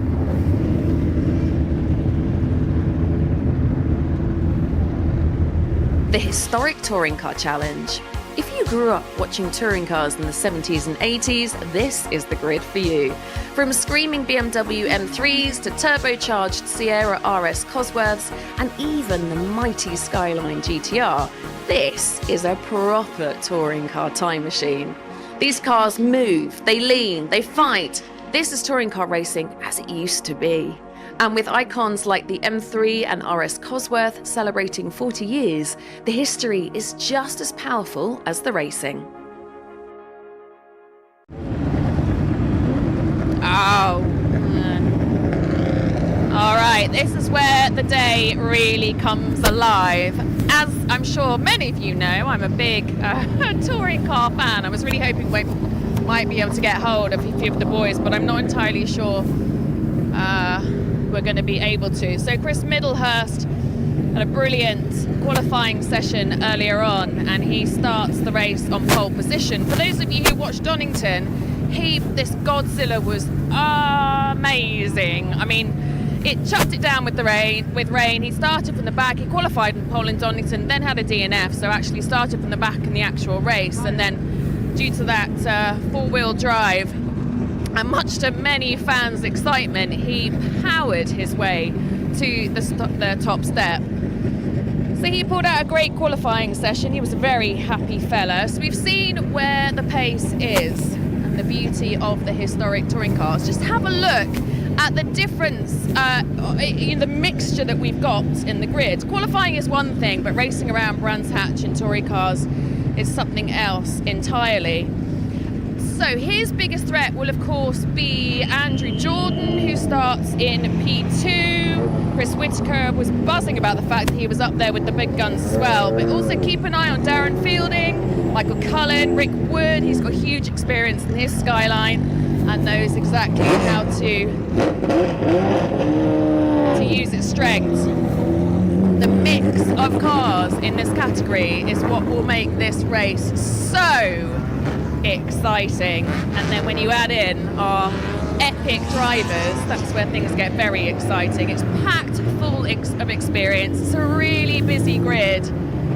Obviously, all of these different types of cars have strengths in different.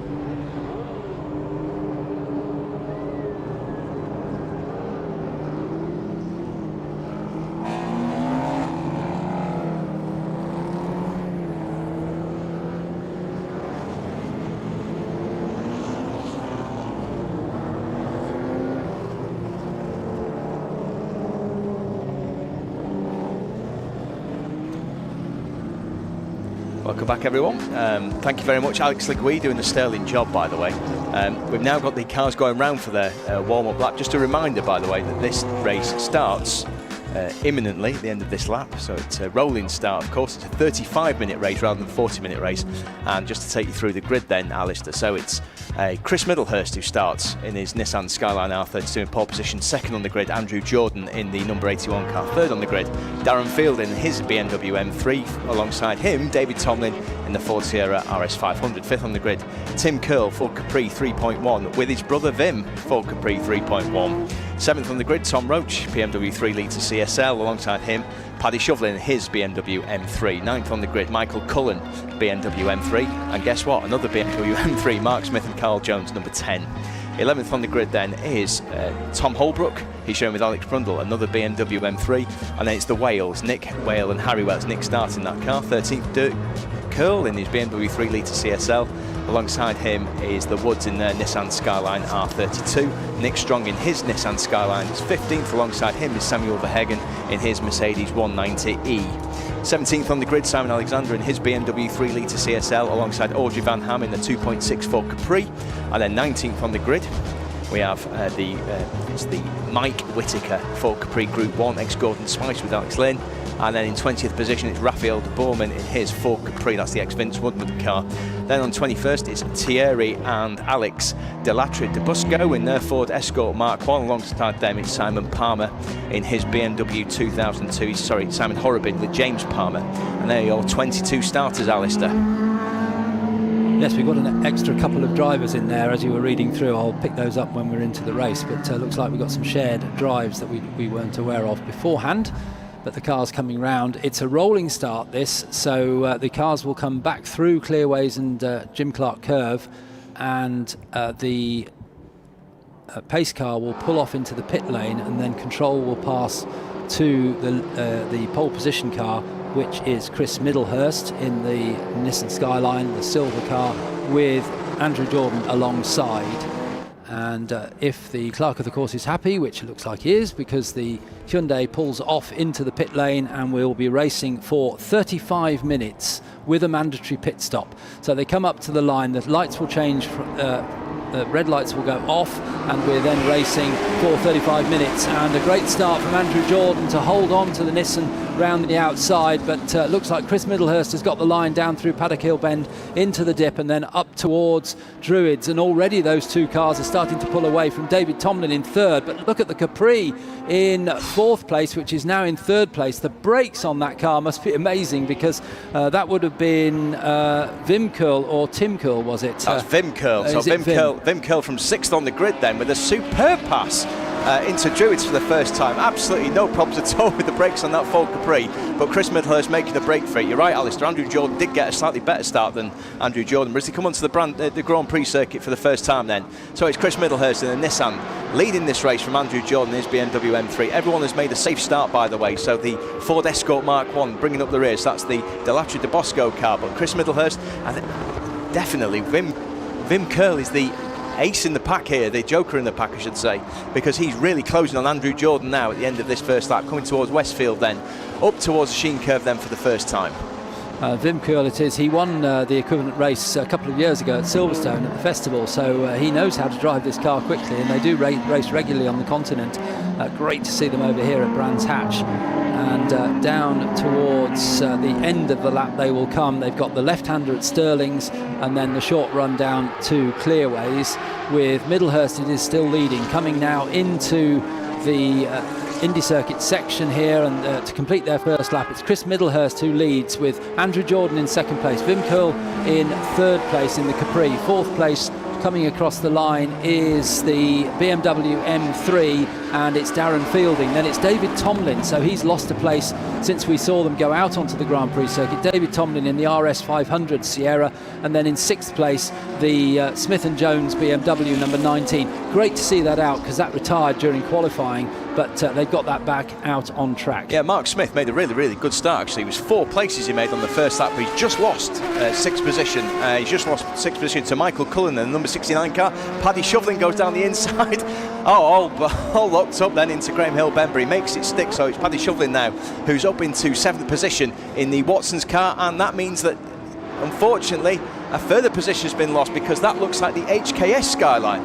So I think it's Rick Wood that's in the HKS Skyline. He's moved up to 8th place, unfortunately. Alistair, after you mentioned in Mark Smith's good start, he's then subsequently lost 3 places. But at the front of the field then, a second covers Chris Middlehurst and Andrew Jordan at the front as they come round to the end of the lap for the second time. And Rick Wood quite lowly on the grid. He was 14th, so I wonder whether Rick Wood had some issues in qualifying, and he's now starting to make his mark on the front of this race. We'll see how he gets on, but it's another Skyline, that of Chris Middlehurst, who leads at the moment as they come back towards Clearways once again. And it is still the Skyline, but look at the Capri, it's not being dropped behind Andrew Jordan, so it's top 3 coming across the line to complete lap 2, and it's Chris Middlehurst leads, Andrew Jordan in second place, the wailing Capri of Wim Curl in third place, and Wim Curl sets the fastest lap of the race on that lap, 1:35.888, so he's definitely closing in on both the leader and the second place car of Andrew Jordan. There's absolutely nothing wrong with the grunt of that 3.1 Capri. It just came past the commentary box then for the second time, but it looks as though Andrew Jordan is starting to get the measure of Chris Middlehurst, so he's definitively closer as they go through Graham Hill Bend, heading towards Surtees then for the third time. That is well less than the second, which it was at the end of lap 2. So as they head down towards the Grand Prix circuit, then Chris Middlehurst has a half-second lead then over Andrew Jordan, with Wim Curl in third position. Wim Curl 3 places up from qualifying, doing remarkably well. They've dropped Darren Fielding and David Tomlin. David Tomlin was up to third place on the first lap, but unfortunately then lost 2 places towards the end of the first lap. And it's Michael Cullen, the number 69 M3, in 6th position. And great little battle going on midfield between another of the Nissans, also one of the BMW M3s, one of the many BMW M3s, and the black BMW 3-litre CSL of Dirk Kuhl, who is Wim's dad and Tim's dad as well. That's Dirk Kuhl, who is running his BMW in this race, and they are running in 7th, 8th and 9th places, coming around on the Grand Prix loop. Meantime, the leaders come across to complete another lap, and it's still the same order, with the leader being Chris Middlehurst in the Nissan, Andrew Jordan in the BMW in second place, and Wim Curl in third place in the Capri. Now, if you heard the interview with Chris Middlehurst this morning after qualifying, he said it's all well and good setting a time in qualifying in this Nissan, but we can't do that for the whole race, these qualifying times, whereas the BMW M3s will do it all day, every day, especially when you've got Andrew Jordan at the wheel. So Andrew Jordan has just set the fastest lap of the race with a 1:35.709 as he closes in on the leader, Chris Middlehurst. So, you're quite right. With a 35-minute race, it's slightly easier for the Nissan Skyline team to manage their tyres. By the way, the race duration with 35 minutes, the pit stops, there is a mandatory pit stop in this race, will be between the 15 and 25-minute mark. It will be a minimum of 60 seconds. But, of course, the BMW M3 in period was renowned for the way that it managed its tyres. So they were dropping as well. Wim Curl made a fantastic start, but it looks as though they've been able to drop him. He's more than a second now behind Andrew Jordan. As Alistair quite rightly said, Andrew Jordan, the quickest man on the track, 1:35.70 now. I wouldn't expect anything else from a man that's won at Brands Hatch in the British Touring Car Championship and won his championship here back in 2013. So just waiting for the leaders then to come round. They're about to enter clearways now for the end of their fourth lap, and that is an appreciably reduced gap at the front then. So Chris Middlehurst with a half-second lead then over Andrew Jordan. Wim Curl is keeping them honest without being too close. He's a second and a half further back at Wailing Capri, and a further it was the fastest lap of the race for Chris Middlehurst, by the way, 1:35.878. So he's been able to stem that gap between him and Andrew Jordan, but it remained just over half a second. And the top three are pulling away from the rest of the field, but let's tell you that in fourth place is number 8, Darren Fielding, BMW M3. Then it's the Sierra Cosworth RS500 of David Tomlin, the Batibu sponsored colours, 117. He's in fifth place, and in sixth place is Michael Cullen, number 69, in another of the BMW M3s. Now, moving up through the order from the 14th position on the grid is the shared car number 87 of Julian and Rick Wood. That's another of the Nissan Skylines. In fact, Rick Wood has built most, if not all, of these Skylines we're seeing today. He's an expert in building these cars. Then it's 96. Next up is Paddy Shovlin in his BMW M3. He's in 8th place. 9th is number 11, Dirk Kuehl in the BMW 3-litre CSL.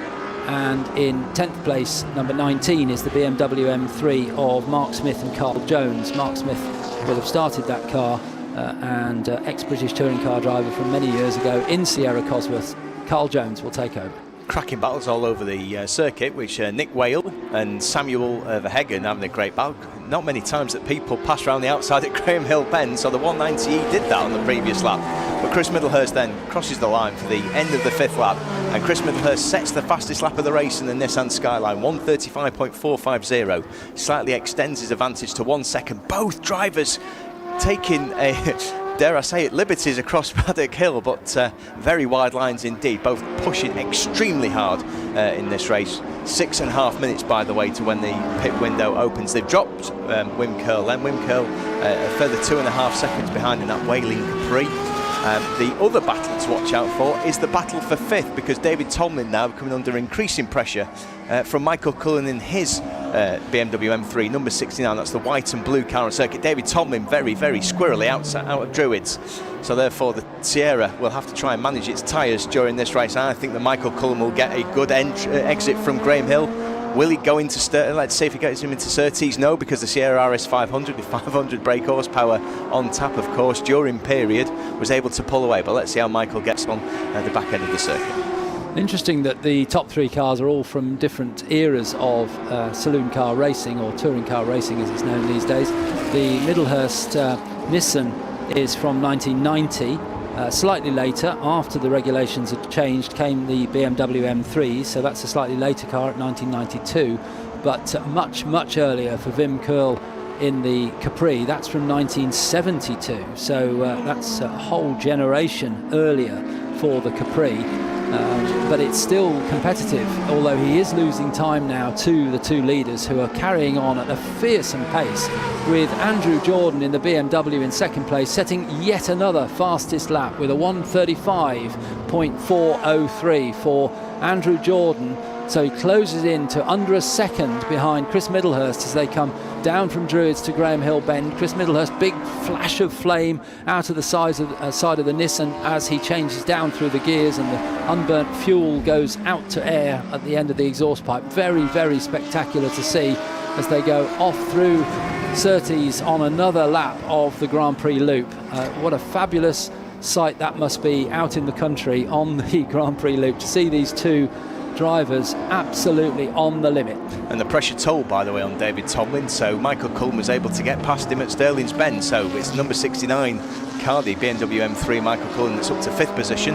And similarly, Paddy Shovlin in his BMW M3 was able to get past Rick Wood's Nissan Skyline. So they were your changes for 5th to 6th, 7th to 8th. But at the front, you were quite right, Alistair. It is a fearsome pace that Chris Middlehurst and Andrew Jordan are putting on at the front, and you have to worry about the Nissan's tyres. Yes, I think out of the two of them, it'll be the Nissan that suffers with tyres or possibly brakes as well. As from an earlier era, the Mark II Escort, number 66, that we're seeing on our live stream screen at the moment, the Iconic Auctions entry for Nick and Harry Whale, father and son team, number 66. The Escort Mark II from 1975, and that was started by the owner is Nick, the father. Harry will take over, and it's proved yesterday in the Generations Trophy race that Harry is now a little bit quicker than his dad. Nick Whale raced in period in BMW M3s in the British Touring Car Championship. And the leaders through Druids down the hill to Graham Hill Bend, and no fastest laps on that last lap between Middlehurst and Jordan. Wim Curl is still in 3rd place, but starting to drop away now. He's now 7.5 seconds behind Andrew Jordan. Darren Fielding is next up in the BMW M3, number 8 in 4th place, and Michael Cullen in another BMW M3 in 5th place. As you say, got past David Tomlin a lap or two back and has moved up into 5th as we see a car going off. That's Paddy Shovlin. It was. And that's Paddy Shovlin just trying to pick up where he is on circuit. I think that, yeah, he is. That's on the outside of Paddock. So heading up towards Druids then, and looks as though Paddy's struggling with his car anyway. Oh, that's a big lose. Look at that. He's done very well to get the BMW M3, the Watson's car, that's the Macau livery, out of there. And Paddy Shovlin now just rounding Druids. And there may be a mechanical issue with the M3. Just the angle, Alistair, that he took into Paddock suggests there was an issue with the Watson's car. So we'll keep an eye on that. He's had Samuel Verhegen and Nick Whale pass him as they're coming down towards Graham Hill Bend. But we can see the Sierra Cosworth, the only Sierra Cosworth in the race, of course. And as you said, Alistair, earlier, the Batty-Boo, so that's connected to Thierry Boutsen in Belgium, and that's the sole Cosworth out today in 6th position in the hands of David Tomlin. David Tomlin currently lapping in the 1:40. Just to give you an idea, by the way, of the pace at the front, it remains absolutely frenetic in the 1:36s. The two drivers at the front, Chris Middlehurst in the Nissan and Andrew Jordan in his BMW M3, are 2 seconds quicker than any of the other drivers out on circuit at the moment. I'm afraid the BMW is retired at the bottom of the hill at Graham Hill Bend. Smart driving there because he's pulled it round the corner, so it's not directly in the firing line of the track. And in fact, is there even a yellow flag? I think possibly not. Can't see one. It's just been withdrawn. So so really smart driving. There is a yellow flag, yes, on the outside of Graham Hill Bend. And, but smart driving there to get that car off the side of the track, out of the way, so racing can continue. And it's still Chris Middlehurst who leads from Andrew Jordan, from Wim Coyle, and then it's Darren Fielding in 4th place. Everybody moving up one because Paddy Shovlin has pulled off to the side of the track. Now dealing with traffic, of course, and that has compromised Chris Middlehurst significantly as they're going through Stirling's Bend. They're lapping the Delatra de Bosco Ford Escort at the back. Beautiful livery, by the way, that Ford Escort Mark 1. And lapping one of the Capris. I think that's Audrey Van Ham's Capri. Yes, it is. So coming through Clearways then for the 9th time, Chris Middlehurst in his Nissan Skyline leads from Andrew Jordan. Andrew Jordan has kept a watching brief on Chris Middlehurst throughout this first part of the session. We're 30 seconds away from the pit window opening, and the gap at the front, by the way, is 0.6 of a second, so the pace has dropped from the 35s to the 37s. Still a furious pace though. Wim Curl remains in 3rd position. And when the cars do come in for their pit stops, Andrew Jordan will stay on board. He will take the second stint as well. He's not sharing.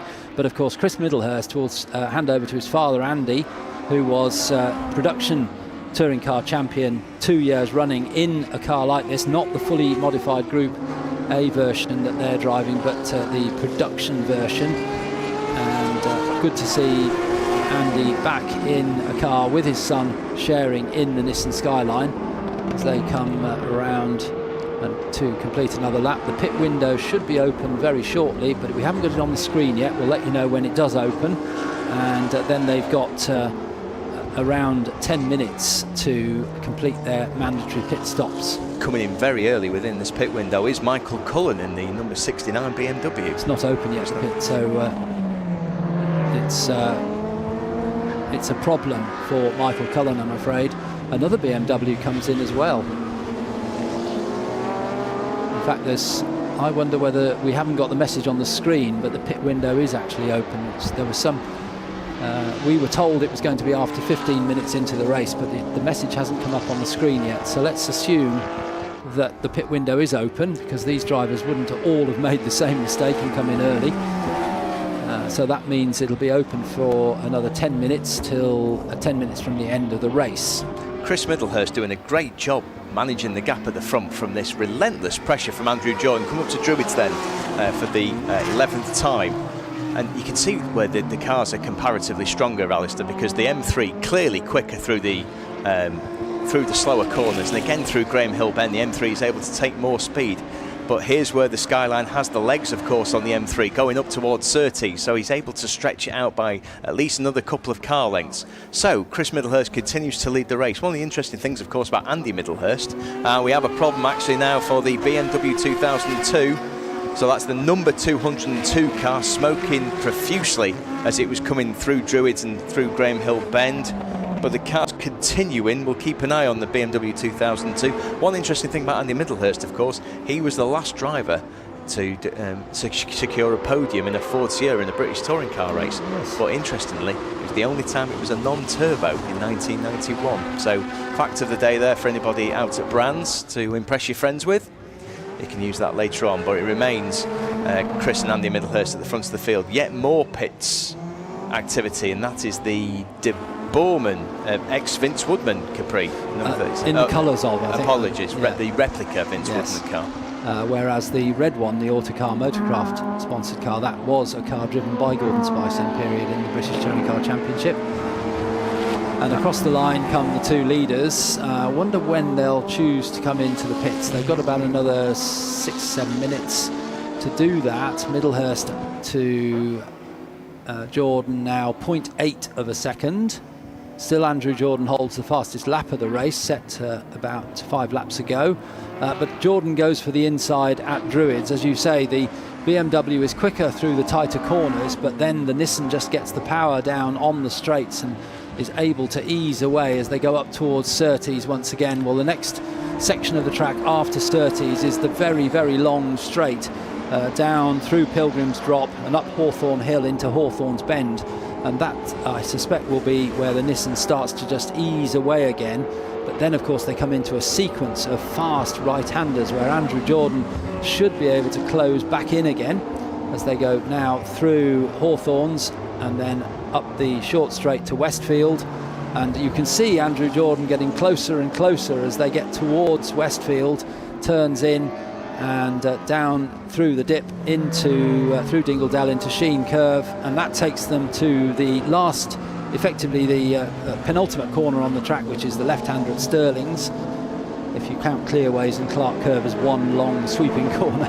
And under the bridge they come, so they'll soon burst into sight for those of you spectating on the Indy circuit. And here they come through Clark Curve to complete lap 12, and they both continue. So another lap for the Middlehurst and Jordan cars, but into the pit lane has come and completed his pit stop is Wim Coyle. He has dropped to 7th because he's done his pit stop, but of course that will all unwind when the other cars ahead do their pit stop. So number 53 has been in, done his mandatory stop.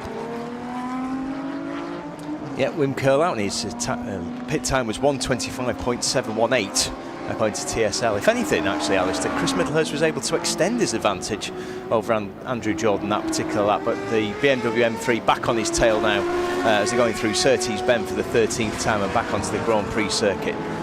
Having a quick look at who else has been into the pit. So the BMW 2002, so that's the number 11 car, so that's Dirk Cows, that's Wim's dad.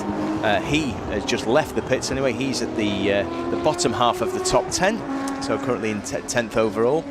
And the Delatri de Bosco Ford Escort has also come into the pits for its pit stop.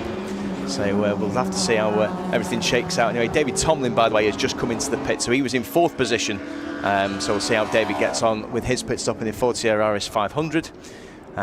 So the current top 3 then, Chris Middlehurst and Andrew Jordan, with this what is now a 20-minute battle that's been going on for at the front of the field, and it's Darren Fielding in his BMW M3 a full 35 seconds behind Andrew. And be interesting to see as in comes Chris Middlehurst. So Chris is coming in to do his pit stop. Andrew continues. Andrew Jordan carries on, so he now takes the lead as he goes down into Paddock Hill. And Andrew, I think, will have to come in probably next time around, otherwise he's cutting it a bit fine. So we'll see. But Chris Middlehurst has now come into the pit lane. He stops on the apron. He has to be stationary for a minimum of 60 seconds, plus the time it takes to drive in and drive out of the pits at the regulation maximum speed, means that the pit stop should be somewhere in the region of 1 minute and 20 seconds or so. We haven't mentioned elite driver penalties, which we haven't been given the details of, so we can't actually see what those are, but normally with Motor Racing Legends there are extra time penalties to be served in the pits for elite drivers, but as I say, we haven't been given details, so we'll wait and see how long Andrew Jordan stops for, and he should come round now to take his pit stop. And that looked like the Smith & Jones M3 that was parked on the inside of Westfield. So the Smith & Jones car, the number 19 car, which did have problems in qualifying, that appears to have parked up anyway. So that looks the end for that M3's challenge. But I wonder if Andrew Jordan, by the way, is able to go faster now he's no longer behind the Nissan Skyline. Obviously not benefiting from the toe of the Skyline, but let's see if he's able to put a quicker lap in. So Andrew Jordan then rounds Westfield Bend, and he's coming in for his pit stop. So Andrew Jordan then comes into the pits. By the way, Andy Middlehurst has gone back out, so he's completed his pit stop then, and Andy Middlehurst's time was a 1:27.827. So a good pit stop then for the Middlehurst team, Alistair. And the Jordan Racing team now attending to the BMW of Andrew Jordan. He has to stop for potentially longer than the Middlehursts. As I say, we don't have details, but we'll see when the times come up on the TSL pit stop timing screen as to how long he stayed in the pits.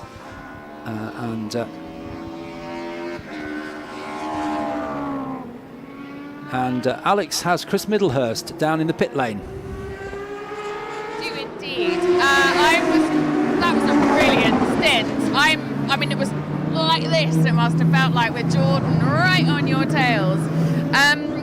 I wondered how, with your strategy there of when to come in, was it a bit of a in the moment position to try and gain as much as you could before you handed over? Had the inboard from the team, so just followed team orders. There wasn't really much of a sort of like gap to kind of go an extra lap really with the minute and a half-ish lap. It was a little bit tight, so we decided to sort of like come a lap in a bit before the like 1 lap before you could sort of technically do, just in case. But it's all I can do because the M3 obviously is lighter, more nimble, and the Skyline is fast as it is. Thanks to Rick Wood and the team and everything like that. It's just that the weight and the brakes, you know, you just can't sustain that pace really. It's really interesting to see how the two cars dance around each other though, and the interesting way he comes out. Nope, can't remember what I was going to say. Brain gone, never mind. All right, well, we'll have a look, see what happens. How confident do you feel, or what's the degradation in the car like? How confident you feel in keeping up that pace for the second half? It's just a case of trying to look after the brakes really. I think I did overcook them a little bit, but I had no choice. I realised that Andrew was obviously going to be quick, and my dad's a little bit slower than me, so I thought I'd try and get a bit of a gap and then hand over to my dad. I think Andrew might have had a 15-second penalty because of his driver status, if you like, but it looks like there's not much of a gap there, so I don't know. It is what it is. I think we're just going to have to sort of settle for, at this point, probably second or third, really, because, I think Andrew probably is maybe got ahead now, my dad, and even if it was me in the car a little bit quicker, I was losing the brakes. I almost lost the brakes completely at one point, and I was pumping them like mad. If it's all the brake lights flickering, it's just because I was just trying to get a pedal back, really. So, not ideal, but I did what I could. Providing us with great racing, though. It was fun to watch. Well, what can I say? I'll do my best. It's great to watch. It's great to be here. It's a fantastic event that MRL put on. So, big thanks to the MRL team. Well, hopefully I'll have another chat to you in a minute. Thanks.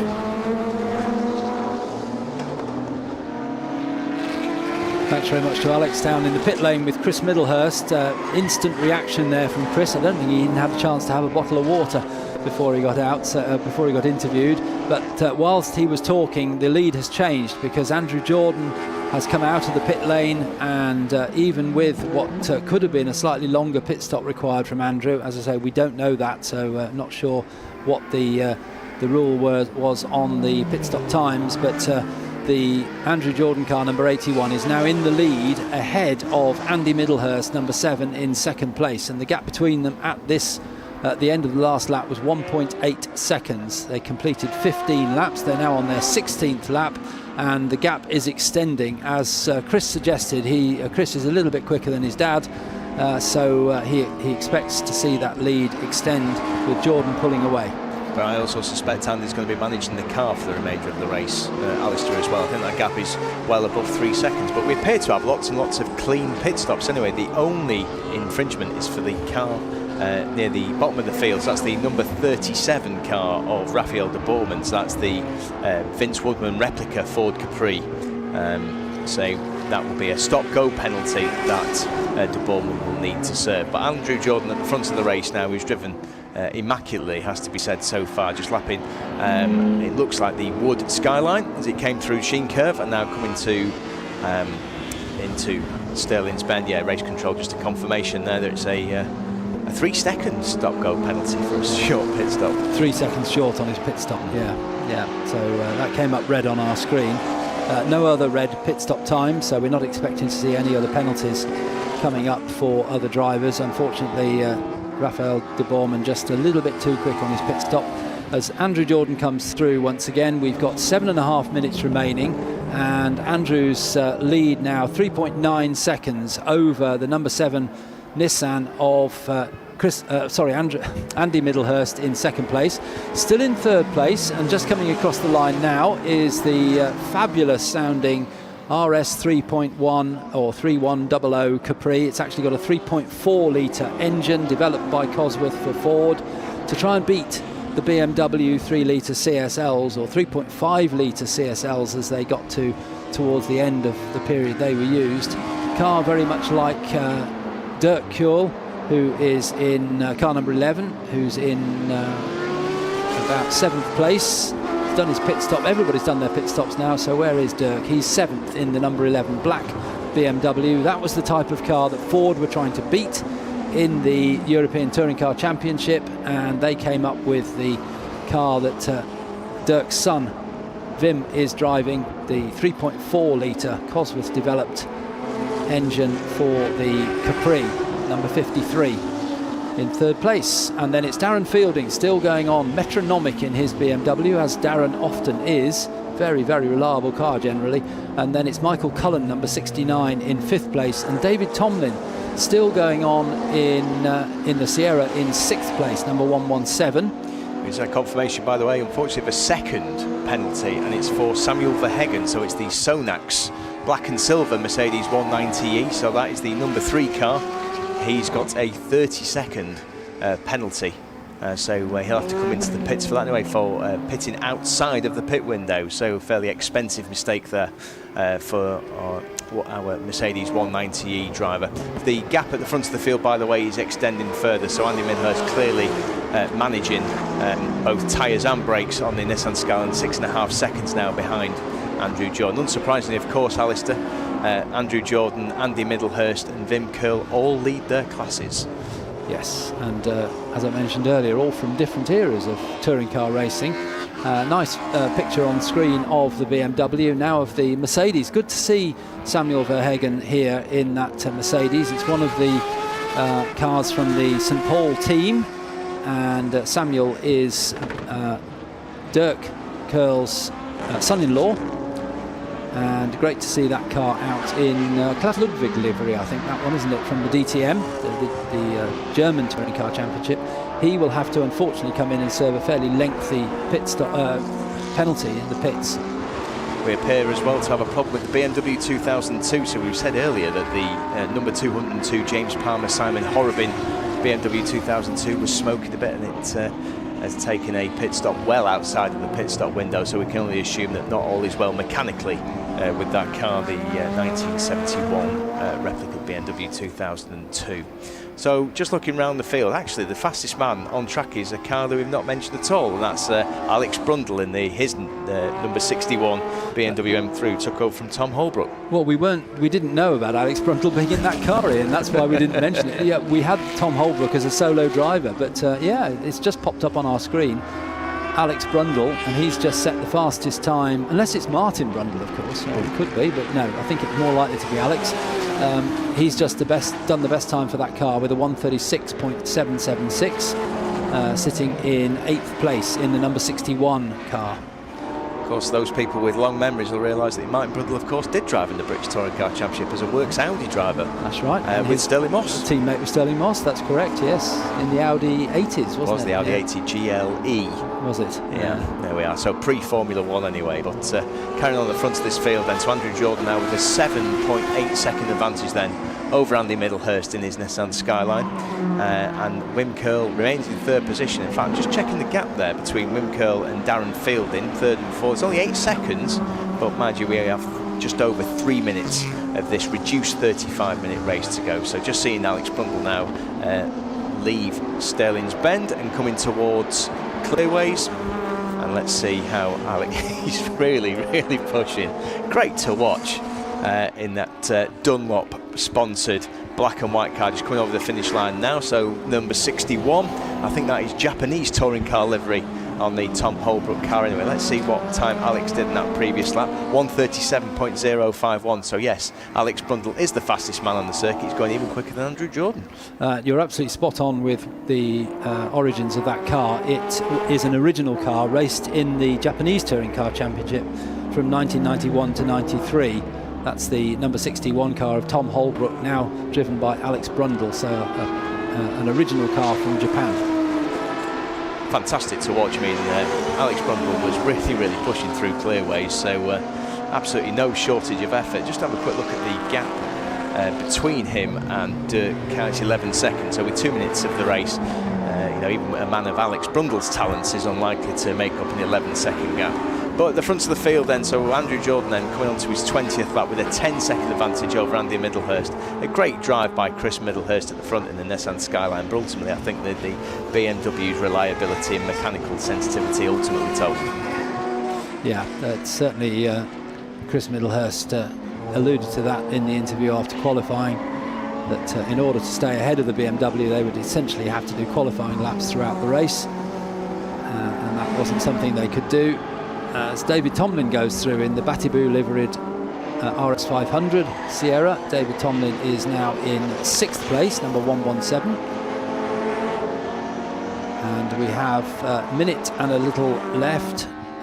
Still car number 3, Samuel Verhagen, has to come in to do his penalty. So I don't think he's been in yet. I haven't seen him. Still showing as needing to do that. So Andrew Jordan just coming over the line now, and with 1 minute 5 seconds remaining, then this will be the last lap of the race then for Andrew Jordan, just coming up to one of the BMW CSLs and through Paddock Hill Bend for what will be the last time Alistair as he heads up towards Druids. And that's like Tom Roche's car that he's just lapped going through Druids, the BMW 3-litre CSL, the weapon of choice for the BMW Works team up against the Ford Caprice. Tremendous battle it was for a few years.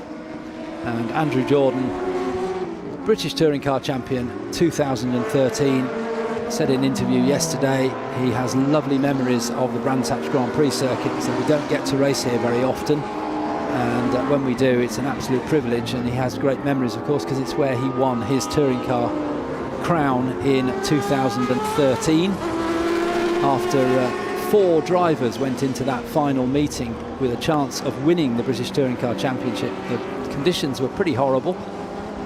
It was a mix of wet and dry, but Andrew it was that came through to win in the Honda Civic. And he's making his way around the back of the circuit on his last lap of the race, the historic Touring Car Challenge. And we're seeing these cars again later on, aren't we? Yes, so they are getting their second race later on at the last race of the day, scheduled to start at 10 to 6.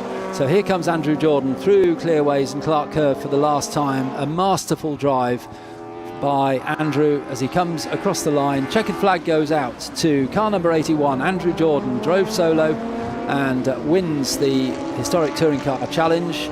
In second place, coming through Clark Curve now, is the Nissan Skyline number 7 of Chris, and finally Andy Middlehurst.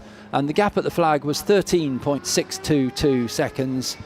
So as Ian was mentioning earlier on, it looked as though Andy was a measured pace through there. And then third is the Wailing Capri, number 53 of Wim Curl, a further 12.6 seconds behind Andy Middlehurst in his RS3100 Capri.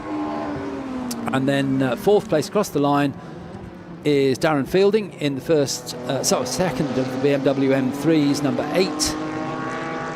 And in fifth place, another BMW M3, number 69 of Michael Cullen. And it should be David Tomlin takes sixth place in the RS500. He's due through now, just coming through Clark Curve to complete his race. None of these cars were lapped, all completed the full 21 laps. And through comes David Tomlin to take sixth place.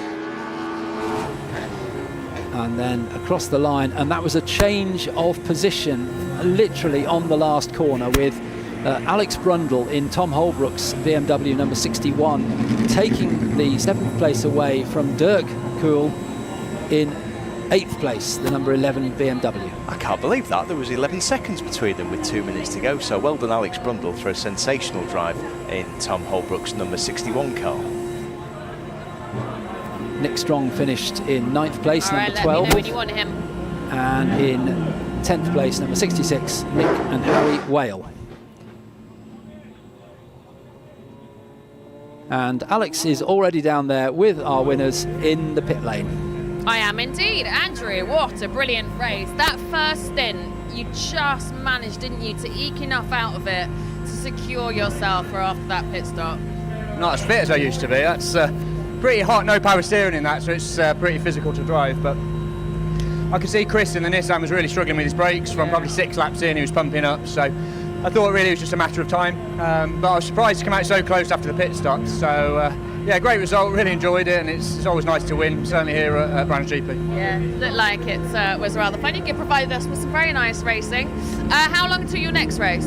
A couple hours, I think. So a bit of the breather, put the brain into low grip, low to land, and see how we're getting in that one. Yeah, we look forward to it. Right, well done, Andrew. Do we have any Middlehurst? There's a Chris over there.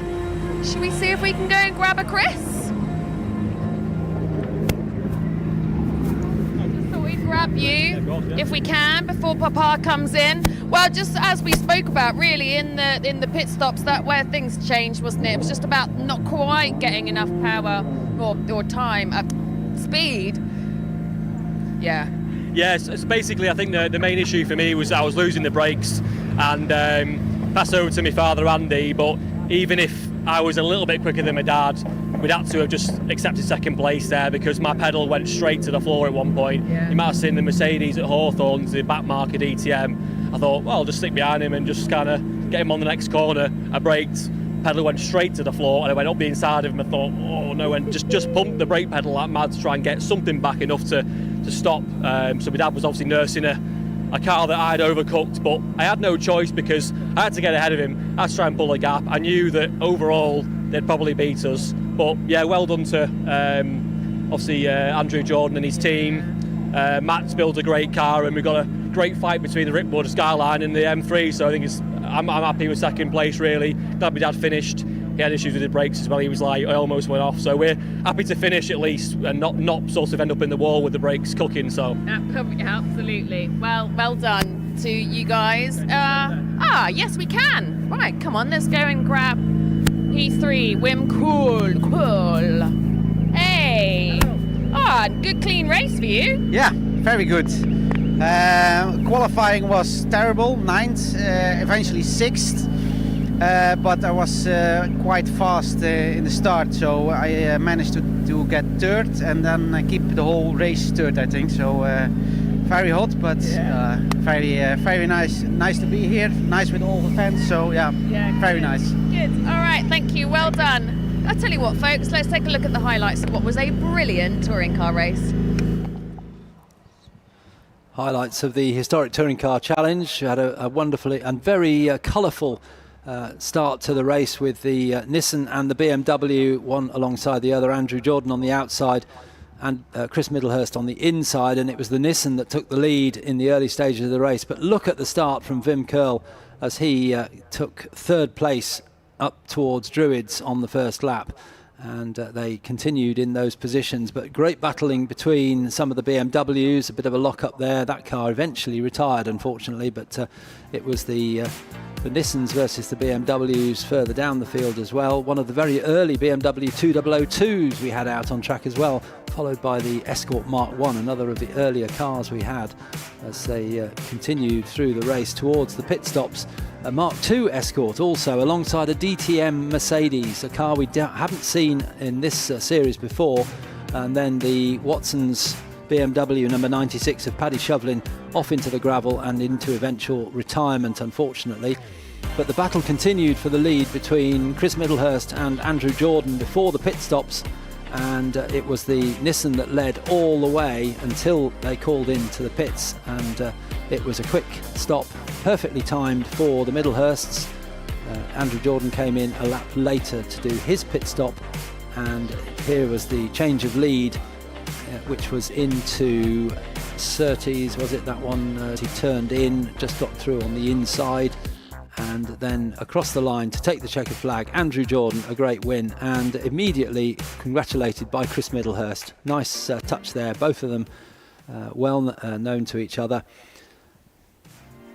Out on track next will be the Woodcut Trophy, but we've got the results of the Historic Touring Car Challenge first. It's Andrew Jordan in the BMW who wins by 13.6 seconds from Chris and Andy Middlehurst in the Nissan Skyline. In 3rd place, Wim Coyle in the Capri RS3 100. Then it's Darren Fielding in the BMW M3. Next, BMW M3 in 5th place for Michael Cullen. Then it's the fire-breathing Sierra Cosworth RS 500 of David Tomlin in 6th place. 7th place, Tom Holbrook and Alex Brundle.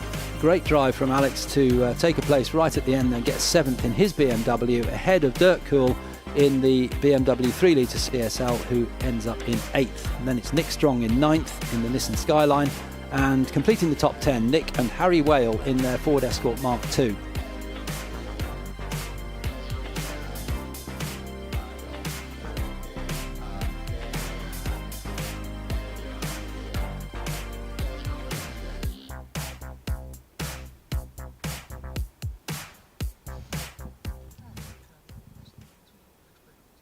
The Royal Automobile Club Woodcote Trophy and the Stirling Moss Trophy share the track, bringing early and late 1950s sports cars into one spectacular grid. Named after Woodcote House, the club's Surrey home away from home, the Woodcote Trophy is home to earlier pre-56 cars, while the Stirling Moss Trophy hosts cars pre-1961. Stirling Moss Trophy is more than a name. At the end of the year, the winner takes home the trophy Sir Stirling was awarded for his first ever Grand Prix victory. The Royal Automobile Club Woodcote Trophy.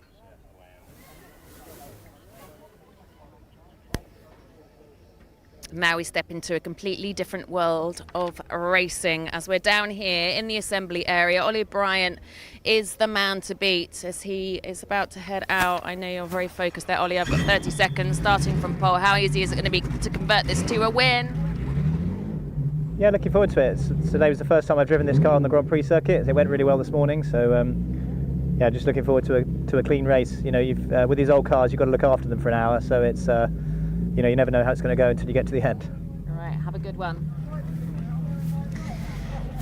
So just have a look around here. Ollie Bryant there, he's the one to beat. He starts in the Lotus, it's light, nimble, very different way of finding lap time compared to some of these other cars. Michael O'Brien, 59 here. He is joining Ollie on the front row. Keep an eye out for, we've got Richard Hudson and the Lister, that's always a benchmark car. Jaguar D-types, Lotus, they're not just race cars, they're some of the most iconic pieces of machinery ever built. I mean, isn't this just the most beautiful assembly area you've ever seen? And it's so different to what we've just seen with the historic touring car as well. This isn't about aggression, this is going to be about finding the balance, not throwing the car at the lap, all about understanding it.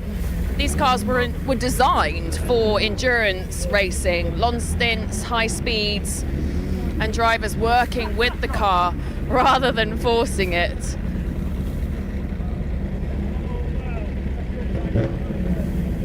With Gary Pearson, one of the most experienced drivers here, always incredibly measured in how he approaches races. Sean Lynn, of course, racing across multiple grids this weekend, as many of our drivers are, and adapting hugely between all of the different cars. Keep an eye out also for Halusa, always one to keep an eye on. Car with huge history, driver with mega history, and incredibly capable. Like I say, some of the most iconic cars out there. I'm not sure whether I'm able to grab some words or not. Maybe I do have time. I do.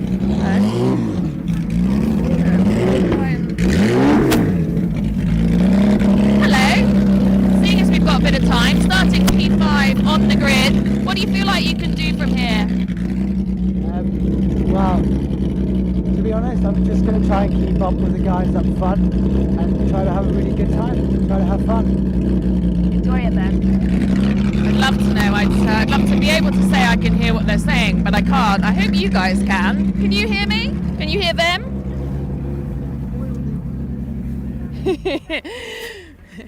Oh, that's easier. It's easier when they're a little quieter. Let's have a chat to Michael. Right, okay, front row of the grid, what can you do?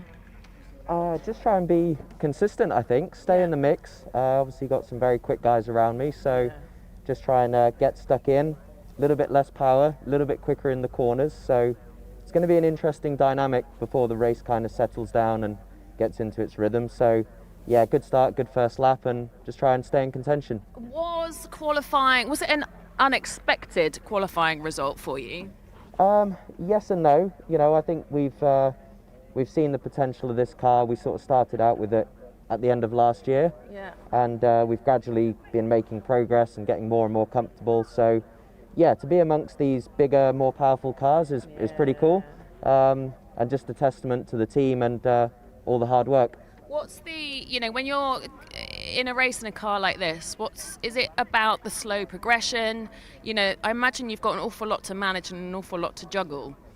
Yeah, definitely just trying to look after your temperatures, and especially on a day like today where you want to keep all your oil, water, everything under control. Everything gets very hot, brakes get hot, so yeah, definitely a bit of management going on as well, but should be fun, should be good, everything's set, and we'll just go and enjoy. Tell me about your the livery design of your helmet. This is pretty cool.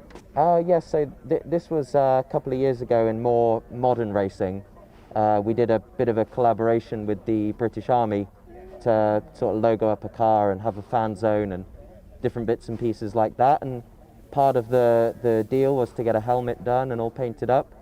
And everyone loves it. I like the design, and now just kind of stick with it. So that's it. Yeah, I love it. It's very cool. Great. Have a great one. Yeah, as he says, it's behind, in the mix. It's not going to be an easy position to be starting P2 behind the likes of Ollie Bryant. Here, I imagine, we'll have quite a lot of control over certainly the first half of the race.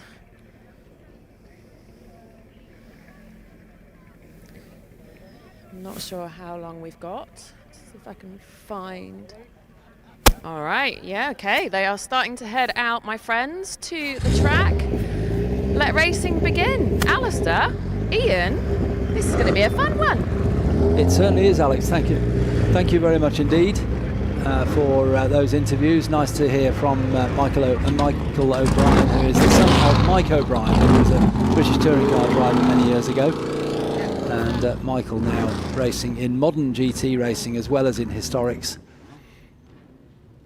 And just to confirm, this race not 1 hour but 55 minutes, so reduced by 5 minutes after our delays earlier on, but the pit stop window will remain the same. We'll talk about that when we get nearer to it, but just like the last race, all these cars will have to come in for a mandatory pit stop around about the middle of the race, and that will mean driver changes if they are sharing.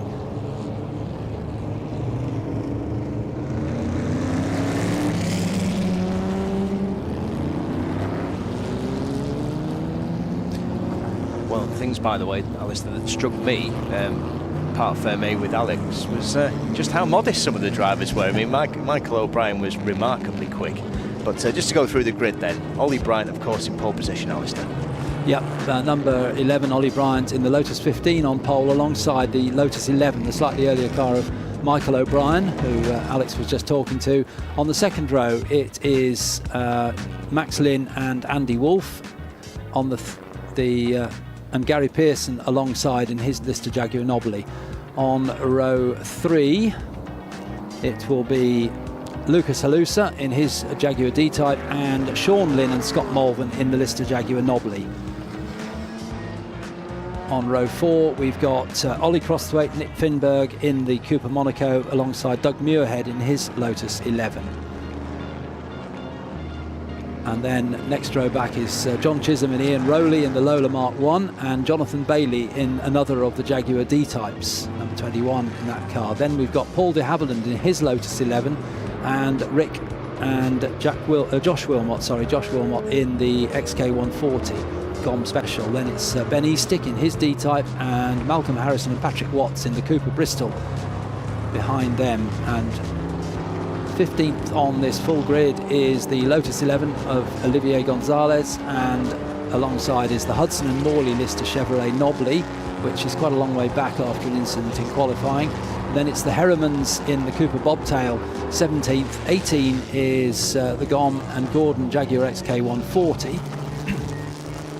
And completing the grid is Ken Pritchard-Jones and Nick Crudson in the unique Turner Arden. As we were talking earlier in qualifying, Alistair, this is really a case of brawn versus guile, isn't it?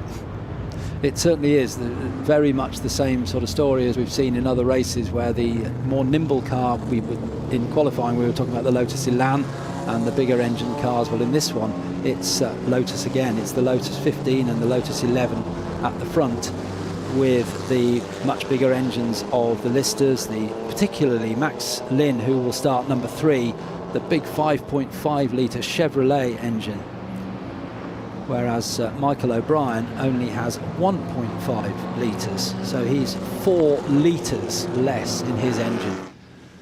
As they come round for the rolling start, it will be a 55-minute race with a mandatory pit stop with a driver change if needed. And they come up to the line, the red lights are on, the red lights will go out, and we'll be racing for 55 minutes, and away they go. And a good start from Ollie Bryant. Michael O'Brien is completely outgunned by the big V8 engined Lister, but he sticks to the outside and he runs down the dip towards Druids, and it's Max Lynn on the inside and Michael O'Brien on the outside for second place, and also getting in there is Gary Pearson as well, but Gary Pearson has to drop behind in the Lister Jaguar as they come down the hill towards Graham Hill for the first time. It's Ollie Bryant who leads in the Lotus 15. Second place, Michael O'Brien. Cheeky Michael goes through on the inside, but then he gets blasted past by Max Lynn in the V8 Lister. Then through on the inside, going up to Surtees, goes Gary Pearson as well, but Michael O'Brien holds on to that third place, stays on the outside as they head off down the long straight through Pilgrim's Drop. That was remarkable to watch. Nobody's told Michael O'Brien you're not allowed to pass around the outside of Druids or Surtees. He's managed to do it on the first lap. But anyway, it remains Ollie Bryant at the front of the field anyway. He's going through Hawthorne for the first time then. It's Alex Lynn, isn't it? Sorry, Max Lynn. Max Lynn that's in second position in the number 3 Lister, and it's Gary Pearson that's up into third position. So he's managed to take Michael O'Brien at the down Pilgrim's Drop as expected. It's only a 1.5 litre engine, of course, within that number 59 green car. So we'll see as they come through Stirling's then for the first time. Ollie Bryant has a 1 second lead then over the number 3 car, the number 3 Lister.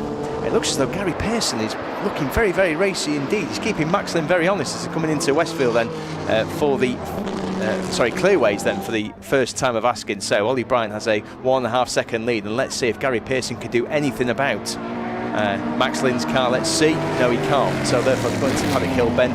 Max Lynn takes defensive line, Gary Pearson there, and Michael O'Brien though, he was very, very quick obviously the first time round. Alistair, will he be able to do the same thing again? Well, he's closing in as they go up the hill towards Druids. He'll be later on the brakes as they go through there, but Gary Pearson goes through on the inside of Max Lynn, both in Listers, but Gary Pearson in the knobbly version and Max Lynn in the Costin version as they come down the hill. Max Lynn's held on to the inside of the corner as they turn into Graham Hill Bend, so no change there. But look at Michael O'Brien nipping at their heels.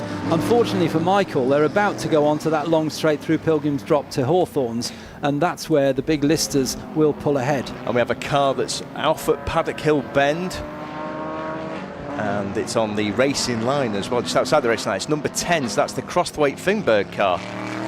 So we believe that it was Ollie Crosthwaite that started the car, actually started from 7th on the grid, qualified very well. It was up to 6th place, and safety car is out, so safety car out after only 3 minutes of action. So the safety car should pick the leaders up when they come round to the pit exit, but unfortunately, as you say, Ollie Crosthwaite facing backwards just spun on Paddock Hill Bend, dropped it into the gravel, and that's where he's stuck. So hopefully that car can be towed back out onto the tarmac. Marshall's already in attendance, the excellent marshals here at Brands Hatch already there talking to Ollie about perhaps getting that car out. But unfortunately, safety car required with the position of that car. The safety car actually is on the Cooper Straight, so the leading cars will have seen the safety car boards and the yellow flag, so they'll know that they need to slow, and the safety car will pick them up as they go into Surtees. So marshals have retreated from Ollie Crosthwaite's car whilst the field goes through at much reduced pace, so all the drivers are aware that they need to slow right down, and of course there's no overtaking under a yellow flag or a safety car, so all the positions will remain the same.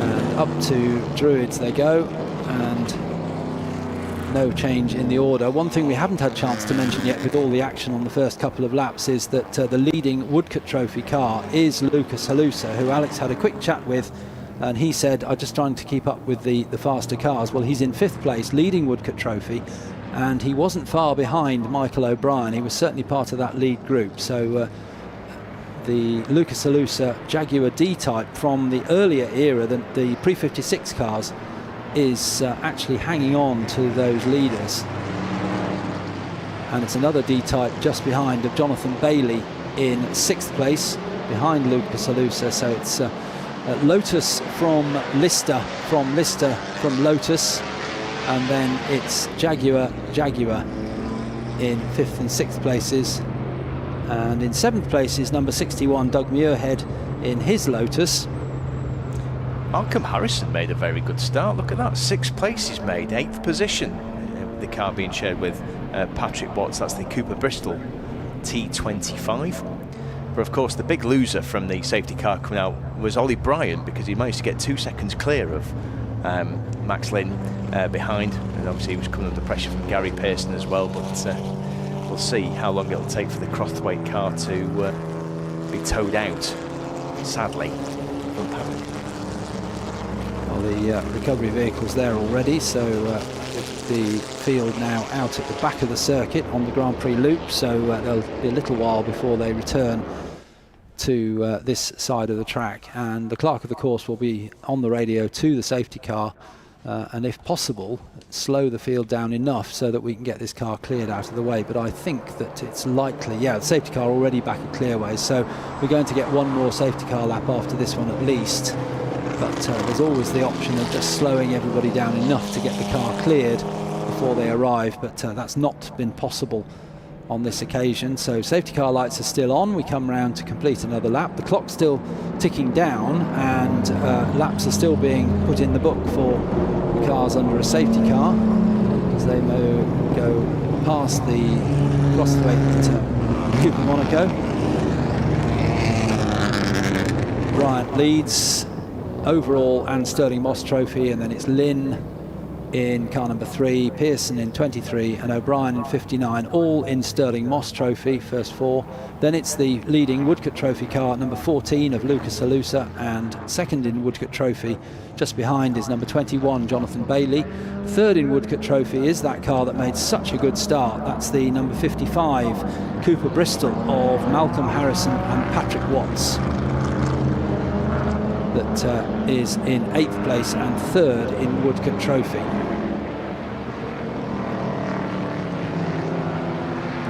Field now making their way through Surtees. The recovery of the Cooper Monaco is well underway now. It's been pulled out of the gravel and is now being towed to the inside of the circuit. And with the cars only just going down the long straight through Pilgrim's Drop, there should be time to get that cleared before they come round again. We'll see whether that's possible.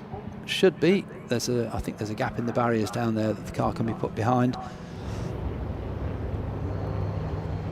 Great work from the recovery crew there to get that car moved so quickly. Safety car will be in this lap, so thanks very much to the recovery crew there and the marshals to get that car out of the way so we can go back racing again with a minimum of delay. Cars are coming through the far side of the circuit. They're coming through Hawthorne's Westfield, Sheen Curve, that section, and then it'll be left at Stirling's, and then the safety car will start to pull into the pit lane at Clearways, and we'll go back racing again. But no overtaking before they reach the green flag at the timing line on the main front straight. So everybody has to stay in order until they get to the timing line, and the green flag will be waving there. So safety cars pulled ahead quite a bit, so Ollie Bryant just backing the pack up a little bit. He knows that he hasn't got the outright grunt of the second place car, Max Lynn, so Max will be looking to try and get as close as he can to Ollie on the run down to the green flag, and Ollie in turn is trying to make sure he's got enough of a gap that the big V8 engine doesn't just gobble him up as they go down the hill up towards Druids. And it is Ollie Bryant who leads, Max Lynn in second place, Gary Pearson in third place, and Michael O'Brien in fourth. First class restart by Ollie Bryant then, so he's managed to get his lead back to a second then over Max Lynn, and Gary Pearson in third position. I thought Gary Pearson may have been a bit closer to Max Lynn anyway, but anyway, it's Michael O'Brien then who remains in fourth position. Michael O'Brien, of course, always seems to close up through Graham Hill and then gets blasted, unfortunately, because of his 1.5 litre engine. Takes a fantastic line through Surtees, but unfortunately, they're going to come onto the Grand Prix circuit and then down Pilgrim's Drop and up towards Hawthorne. He'll simply get left again and then catch them up. So I think that may be the story of the race, but it remains a top 4 as it was under the safety car, Alistair. And what Michael O'Brien knows is that the two listers ahead might start to run out of brakes as the race goes on, and maybe even the tyres will start to wilt a little bit in the heat. whereas his very light and nimble Lotus 11 will still be running at full pace. So he may, if he can hang on, he may be able to challenge towards the middle to end of the race. And behind all of them is the 5th place car, which is the leading Woodcut Trophy car of Lucas Halusa, a very original Jaguar D-Type, a car that was built and designed purely to win Le Mans, the 24-hour race at Le Mans. Gary Pearson has a little bit of a nibble at Max Lynn as they come into clearways. Just thought about a move there, but they crossed the line to complete 5 laps in the same order. Max Lynn able to extend his advantage very slightly over Gary Pearson. His 5.5 litre engine appears to be the one that has the edge. Gary Pearson, though, gets a good line out of paddock. Will he go down the inside at Druids? Long way back, and he makes it. Fantastic pass by Gary Pearson. Maxson remains on the outside, though. Can Maxson gain back into Graham Hill Bend? And the answer is no. Gary Pearson with a fantastic move to go up to 2nd position. So what can Gary Pearson do about Ollie Bryant? Let's see. Relegated to 3rd, Max Lynn. Remains Michael O'Brien in 4th position, and Lucas Halusa in 5th. Through Surtees then now for the 6th time of asking. And yet again, Max Lynn looks down the inside of Gary Pearson. Can't do anything about him. Let's see how the 2 5.5 litre engines compare as they come down. And we'll just have a little replay of that on the live stream. Fantastic pass. He came from such a long way back, Alistair, into Druids. And the brakes certainly working at this part of the race with 12 minutes gone in the session. Let's see how they continue to work in the remaining 43 minutes. But yes, he's been able to maintain that advantage. In fact, he's been able to extend that advantage as they come into Westfield then. So about half a second advantage there. Michael O'Brien keeping them honest, so he's around 2 seconds behind Max. In fact, I think that's a bit less now, Alistair. Yes, I think it could be just starting to close up a little bit. I will keep a check on that gap. At the line last time, the gap between, it was Pearson at the time who was in 3rd place, to O'Brien was 1.9, so we'll check on that when they come around this time. At the 23 listed Jaguar, known as the Knobbly, because it's the way that the wheel arch is and then the lump in the middle for the engine. It's a knobbly sort of shape. Has the straight 6 Jaguar engine, 3.8 litres, whereas the much more slippery shaped light green Lister behind, the Costin-bodied car, has the 5.5 litre Chevrolet V8 engine, much heavier, and it's already starting to show that Gary Pearson has been able to keep up the pace. And look at Michael O'Brien, who's now closed up on Max Lynn as they go through Druids. Michael O'Brien in the little 1500cc Lotus 11. He's 4 litres smaller than the big Lister in front, but the brilliant design from Colin Chapman of a lightweight car with great handling goes through the left-hander at Surtees, going out towards the long straight to Pilgrim's Drop. Michael will be kind of relaxing back into the seat, saying, well, there's nothing I can do along here because Max will just power away from me. But it's through the corners that Michael O'Brien makes up the time, and the gap between Max Lynn and Michael O'Brien was 0.828. So definitely, as you say, Ian, Michael O'Brien at that stage was closing in on Max Lynn. Yeah, it's the closest thing to David versus Goliath people will see all day at Brands Hatch anyway, so this fantastic battle for 3rd place. You just see the camera at the back of Michael O'Brien's car. I want to see the footage after the race anyway. While all that's been going on, Ollie Bryant has set his new fastest lap, 1:44.644 at the front for Ollie Bryant in the Lotus 15. That car, 2 litre from 1958. And Ollie Bryant, really fantastic driver. He's making this look very, very easy indeed. I can assure you it isn't, as he's coming through clearways then for the 7th time. 15 minutes has gone in the race, and Ollie Bryant comes over the line then. He is slightly extending his gap then over Gary Pearson. It's Michael O'Brien that's keeping Max Lynn very, very honest indeed, even with the 4 litre disadvantage that the Lotus 11 has. If we have a quick look at the lap times, yeah, Michael O'Brien is lapping slightly quicker than Max Lynn as things stand. And again, you were talking before, Alistair, about the way that the Lister will be able to manage its brakes. I think that will become a material consideration ahead of the pit stops. Oh, definitely, yes. And Michael O'Brien closes right up half a car length as they go through Druids, but then a squirt of power from Max Lynn takes him ahead to about 2 car lengths. Then it closes back up again. It's the old piece of elastic, isn't it? Stretches out, tightens up as they go down to along to Surtees and then up the hill and then along the long straight through Pilgrim's Drop. and still a little bit while to go before we get the pit stops, but just to remind you, there will be mandatory stops for every car, and the minimum stationary time, like the touring cars, is 60 seconds, and there may be additional time to be served by some drivers, as they might be classed as elite drivers, but that's not something we've been given, so we can't speculate on who might get longer pit stop times, but all will become obvious when the pit stops start in about how long have we got? About 5 minutes till the pit stops. Yeah, about 5 minutes till the pit window opens. All will become clear like the French Revolution once said. But of course there were two separate races within this race. You have the Woodcote Trophy and the Stirling Moss Trophy. We've talked about the front of the Stirling Moss field. It remains Lucas Haluza that's the quickest of the Woodcote Trophy drivers, currently 5th overall in the number 14 Jaguar D-Type. Second in class is the number 21 Jonathan Bailey Jaguar D-Type. Jonathan started in P10, so he's doing very well in 6th overall. And then 9th is the 3rd placed Woodcote Trophy car. That is the Malcolm Harrison Patrick Watts car, which started 14th on the grid, so that's been able to maintain its position in the top 10. And the Jaguar D-Type that's leading the Woodcote Trophy, the numbers 14 and 21 cars with the very, very distinctive vertical fin behind the driver, which was designed to help the cars with stability on the very long Mulsanne Straight at Le Mans, which is around 4 miles long. So the cars were getting up to well over 165 miles an hour, so they added that little fin just for Le Mans. No other circuits was necessary, and the car, as I mentioned, designed specifically to win the Le Mans 24 hours at a time when car sales or car manufacturers could very much advertise the fact that they'd won Le Mans and it would boost their sales. Race on Sunday, sell on Monday was what they used to say, and it was very successful. Lofty England ran the team of Jaguar for a number of years, and the Jaguar D-Type first race at Le Mans in 1954, and it was second by 2.5 miles after 24 hours.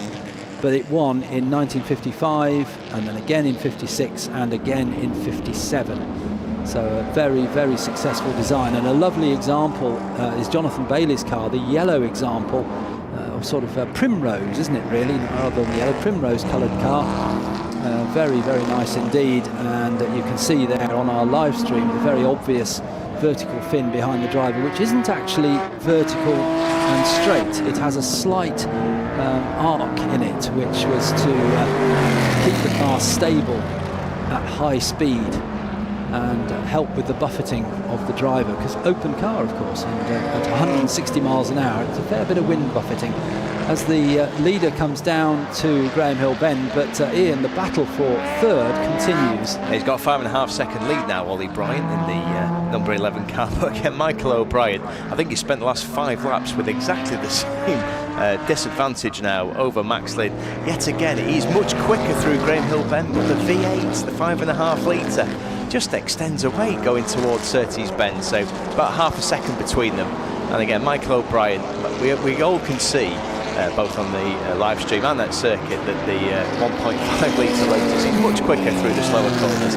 But again, when you come through Pilgrim's Drop, as they're doing for the 10th time now, you just see the V8, look at that stretch out. It's gone to 1.5 seconds as they're coming towards Hawthorne. So that's going to be the battle of Michael O'Brien's race, of course, before the pit stops, is can he actually try and get past Max Lynn, because these two are actually losing time to Gary Pearson, around a second a lap slower.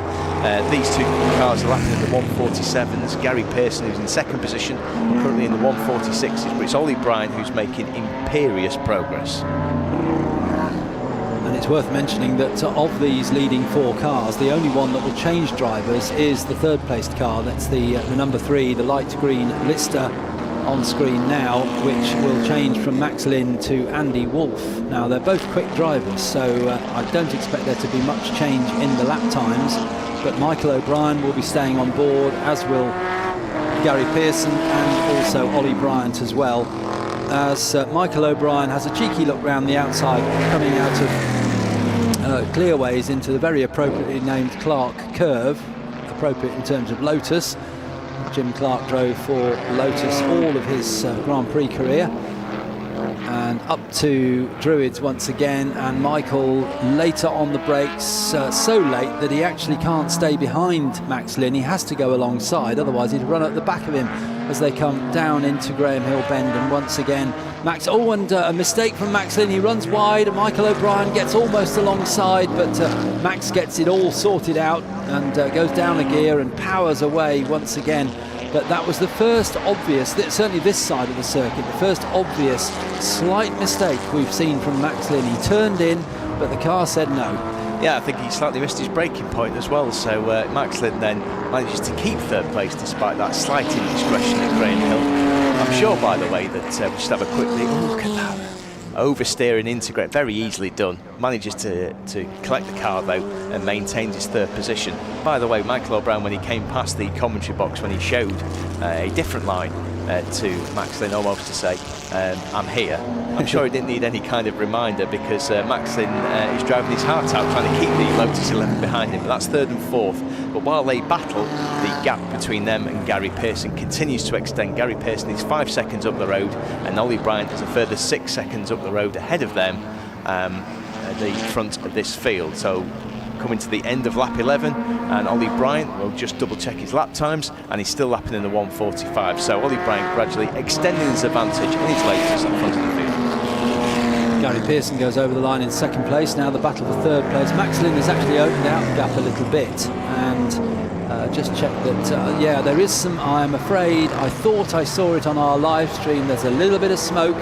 Oh, and it's caught fire, I'm afraid, as it goes down, so he'll stop that by the marshal's post and quickly straight out of the car gets Michael O'Brien and runs away from the car. Hopefully the fire extinguishers will arrive very shortly, but I saw some smoke out of the car as it was going through the back end of the circuit, and I didn't say anything because I thought it might just have been something on our screen, but as he came past us there was a puff of smoke came out of the car and then it burst into flames very, very briefly. Marshals on the scene very quickly indeed, and of course we do have a safety car out with the fire truck now at the scene, which has much more fire extinguisher material on board just to make sure that car is fully out. The marshal's still working with the extinguisher to make sure that whatever has caused that fire is completely extinguished. And Michael O'Brien very smartly out of that car indeed. That was spectacular and heartbreaking to watch. Michael O'Brien did an extremely good job to get out of that car as quickly as he did, and the marshals did an extremely good job as well to get over as quickly as they did to put the fire out on that Lotus 11. What a massive shame. A fantastic battle there, and Michael O'Brien, through absolutely no fault of his own, is out of the race. Safety car, of course, has been called because it's on the racing line on the exit of paddock, and so the ambulance just goes over just to check that Michael O'Brien's okay. And the safety car will eventually pick the cars up, so with a slight delay in proceedings, but what a real shame, because obviously it's a new team that was running that Lotus 11. It did so well at Donington and they were doing so well today. And the experienced recovery crew arriving just to make sure that car is fully extinguished. It's always a slight worry when you open the bonnet on a car that's been on fire, because sometimes it can introduce oxygen to the fire and it bursts into flames again. But I noticed the fire crew there were very, very careful in the way that they managed that situation to get that bonnet open so they can see where the source of the fire is and make sure it's fully extinguished. So really very, very experienced crews working here at Brands Hatch this weekend. They do train for these situations. They're all volunteers, of course, marshals and the rescue crews, but they train for situations such as this to make sure that they take appropriate action.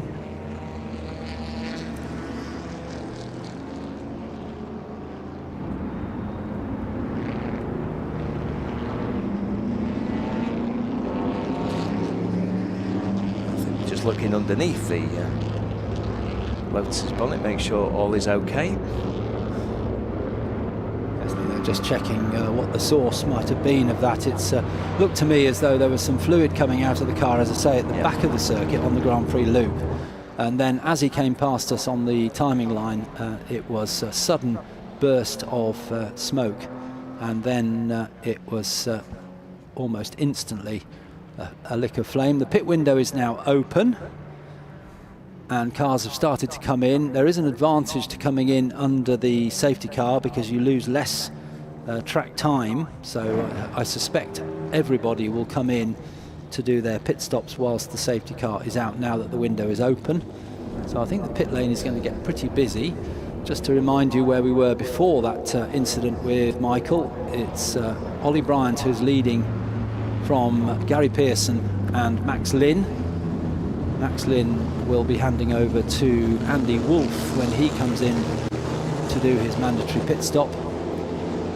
In the Woodcote Trophy, which runs concurrently but a separate race effectively, it's Lucas Halusa who's in the number 14 D-Type, the dark green car, British Racing Green, that leads the Woodcote Trophy, from Jonathan Bailey in the Primrose D-Type number 21, from Malcolm Harrison, I presume. Yes, Malcolm Harrison started the number 55 Cooper Bristol, and he's third in Woodcote Trophy.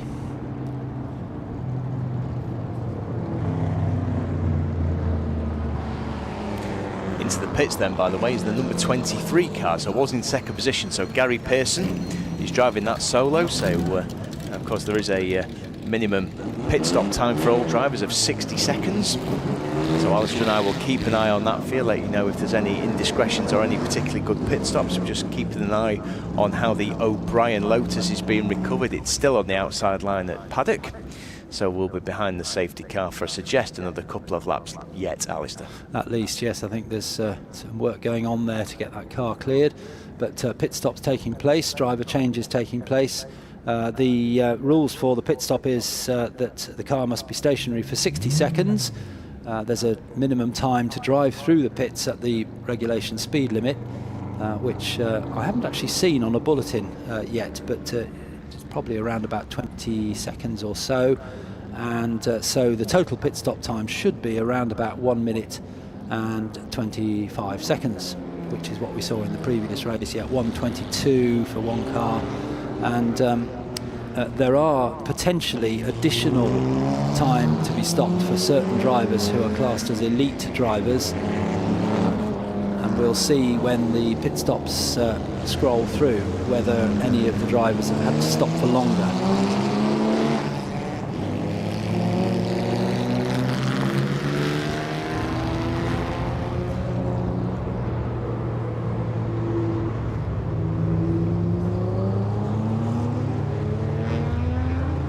Some cars have come in. Ollie Bryant, the leader, is the car immediately behind the safety car, which is how it should be.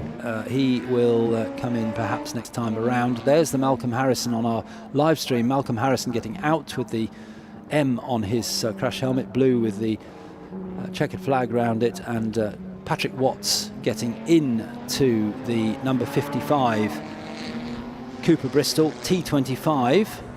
Are there any cars that Patrick Watts hasn't driven? Not many. Yes. Well, he raced for Peugeot in British touring cars, didn't he? I remember that. But prior to British touring cars, he was a bit of a master at one-make racing. He's a hero of mine, but I mean CRXs, MG Metro Turbos, you name it, Patrick's driven it. He's really driven it extremely extravagantly as well. And shared with his daughter Amy in the Generations Trophy yesterday and had a great race. Ultimately they didn't win it, but they had a really, really good race. Still the O'Brien Lotus remains sadly parked on the outside of paddock. Three marshals looking over it. Currently not been removed from position, so the cars will remain behind the safety car. It's 25 minutes 45 seconds remaining, and the number 3 car is the latest to pit. So Bryant in as well, the leader. Indeed. So here is Max Lynn coming out of the car. Andy Wolff will go in. Andy Wolff, of course, fantastic drive yesterday to win the Generations Trophy race with his daughter Nicole. It was only Nicole's 3rd race. Remarkable. So in Andy goes, and we'll just keep an eye on the Ollie Bryant pit stop as well.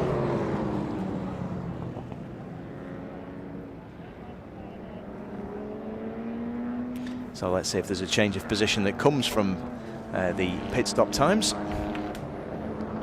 Everyone that's been into the pit so far has been able to pit acceptably, with the quickest of the pit stop times a 1:21.288 from the number 9. So that's Ben Eastick's car. So very good pit stop from Ben.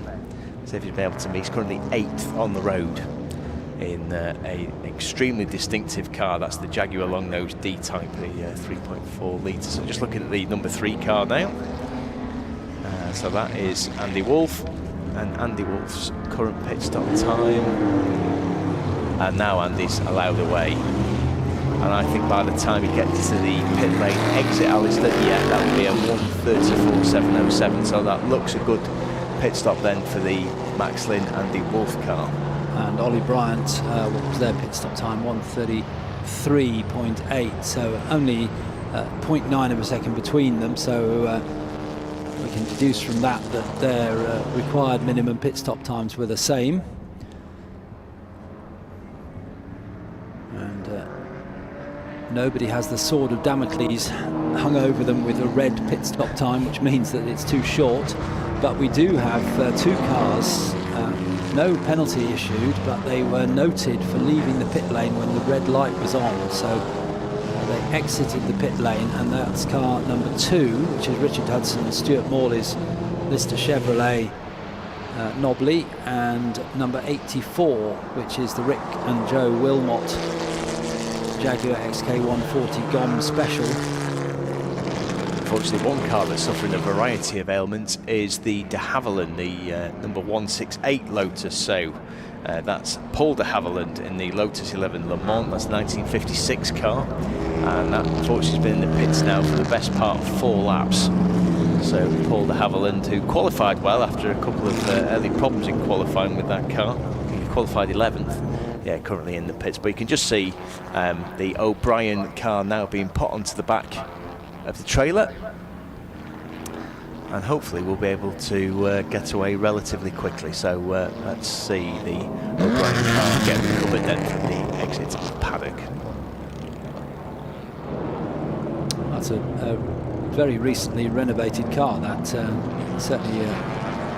It was at Donington, driven by Spencer Shinner, but prior to that it went under very extensive renovation by GP59, based at Banbury. It's a great shame to see that car in that condition, but hopefully the damage is fairly superficial. Certainly the marshals managed to extinguish the fire very quickly indeed, so hopefully not too much damage done under the bonnet.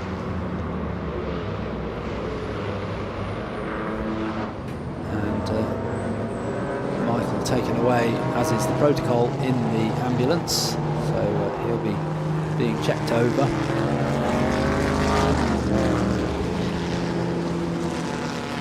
Meantime, the lead has changed because the pit stops are cycling through. We won't know the correct order until they come round again, and all the pit stops are counted, but at the moment Gary Pearson shown as in the lead and Lucas Alusa in second place, but of course we know only just out of the pits from their pit stops were Bryant and Andy Wolff.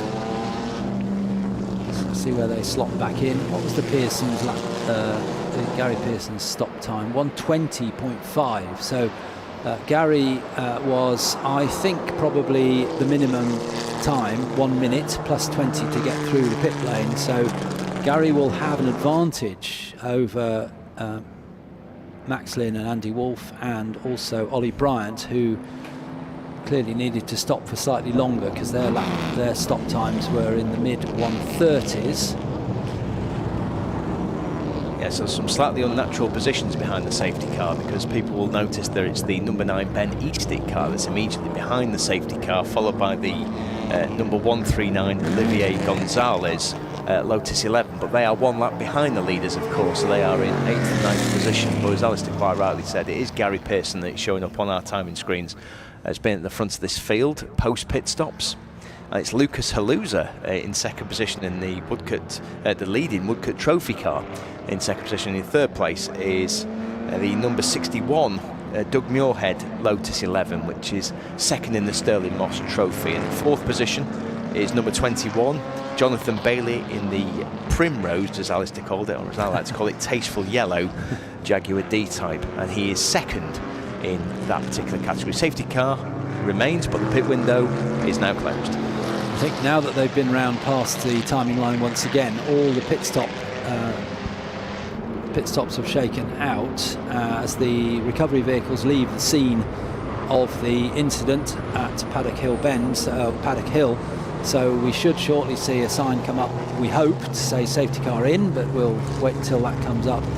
We now have a message saying slippery surface and safety car in this lap. So great work again from our teams down there at Paddock Hill to get the incident cleared up, but the safety car will be in this lap. But what I was about to say was it has all unwound now, the pit stops, and because of the safety car being out and because of some cars, for example Gary Pearson, only needing to stop for 1 minute rather than other cars that have got a slight additional stop time because of the experience of their drivers, the order is Gary Pearson leading, number 23, second place number 14 Lucas Alusa, who leads Woodcote Trophy, third place Doug Muirhead, number 61, Jonathan Bailey in fourth place, number 21, and it's only when you get back to sixth and seventh places that you find Ollie Bryant and Andy Wolfe, who were leading before. So very interesting to see in the last 18 and a half minutes of the race how this goes. It's going to be an interesting restart, of course, because you've got a number of cars at the front which are a lap behind. But as we can see then, it's Gary Pearson that leads over the line from Lucas Alusa and then Doug Muirhead. Great restart, by the way, by Ben Eastick. He was at of course, the first driver behind the safety car. But let's see how it shakes out as some of the faster drivers are able to put further laps, of course, on some of the slower ones. So the order across the line was Pearson, Halusa, Muirhead, Bailey, Harrison, now Patrick Watts in that car, and Bryant and Andy Wolfe. And we do have a couple of stop-go penalties, I'm afraid. It doesn't affect the top 10. It's car number 2, which is the Richard Hudson, Stuart Morley, Lister Chevrolet Nobley, which is in 12th place, and 11th place number 84, which is the Rick Wilmot, Joe Wilmot XK140 GOM Special, who've got stop-go penalties for leaving the pit lane when the red light was on. Yeah, that was something that was being investigated during the safety car period. Great to watch, by the way. Gary Pearson scything his way through traffic around the Grand Prix circuit. You could see him really soaring at the wheel as he's come through Dingle Dell and about to come through the Sheen curve. Laps Ben Eastick.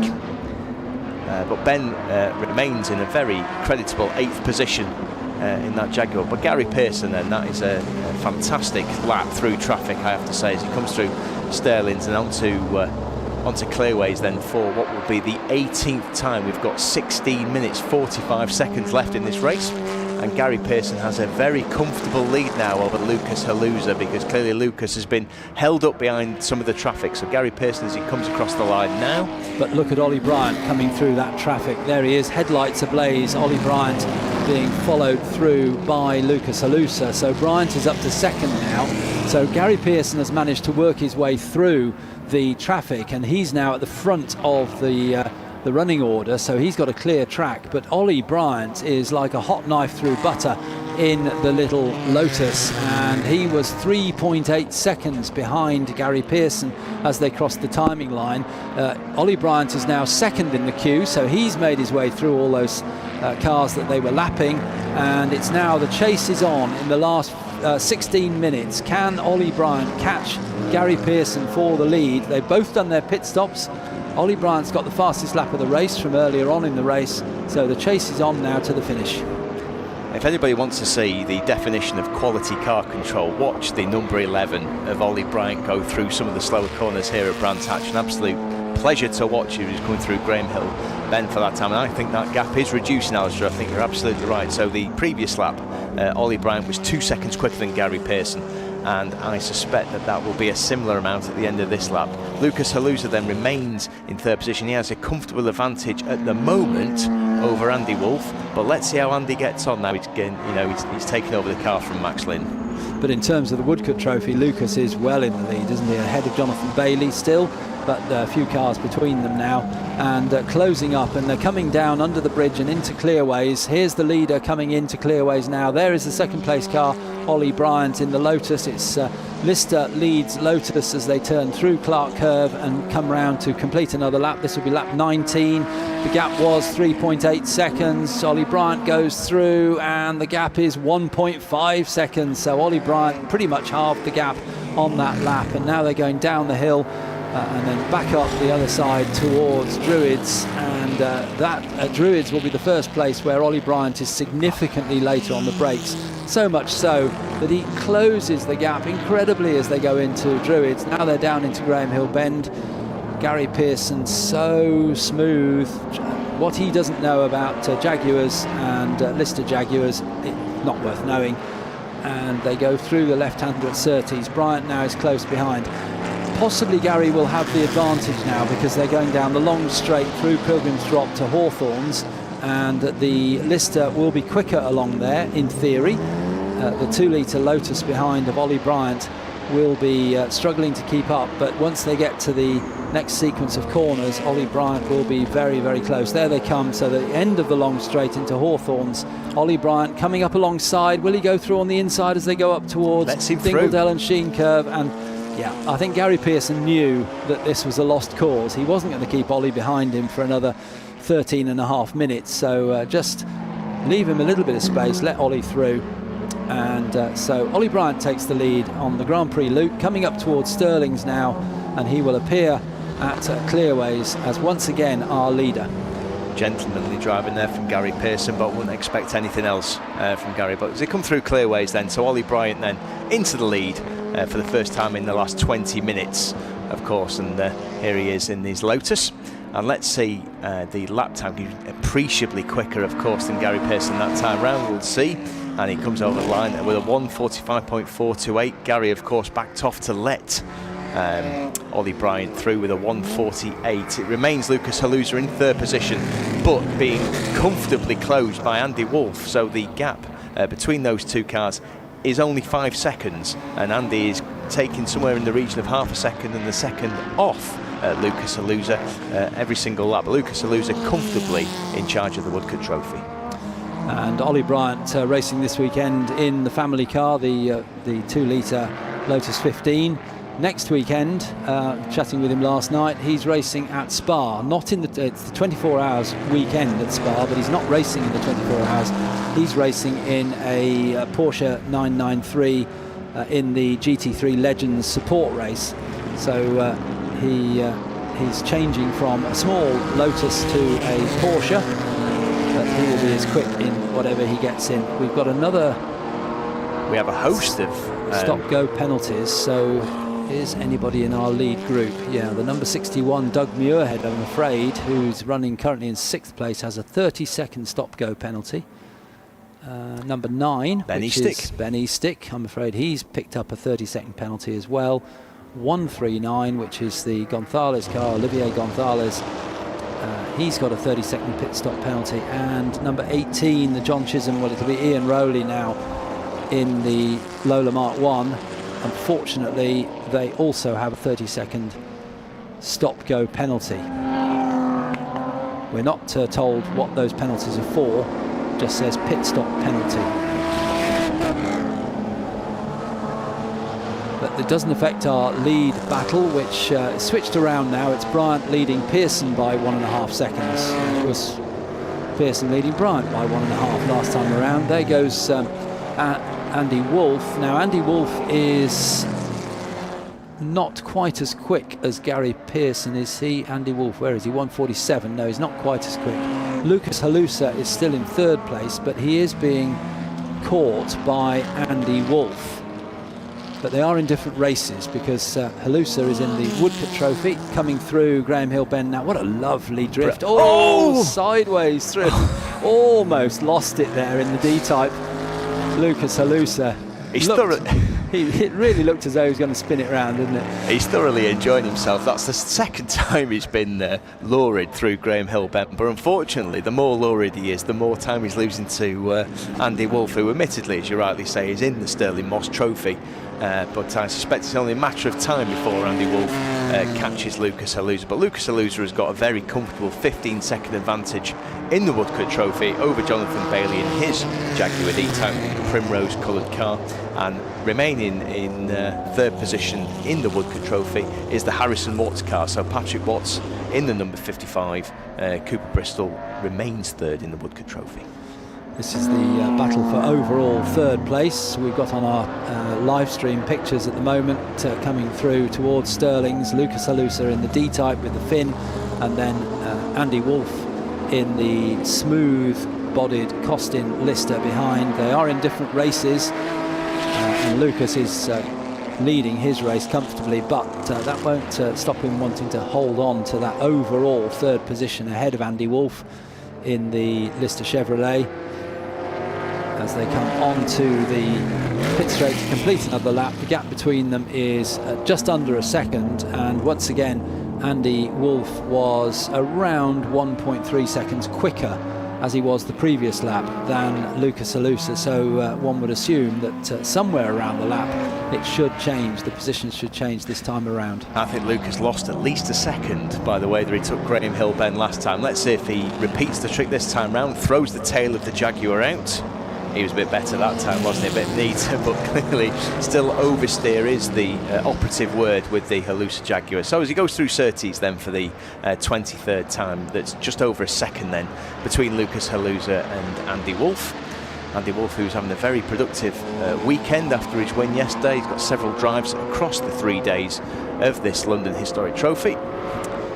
And at the front, by the way, in terms of the imperious progress of the number 11 Ollie Bryant car, he is now, in fact he's not pulled away, Alistair, as much as I expected him to from Gary Pearson. The gap is around 3 seconds.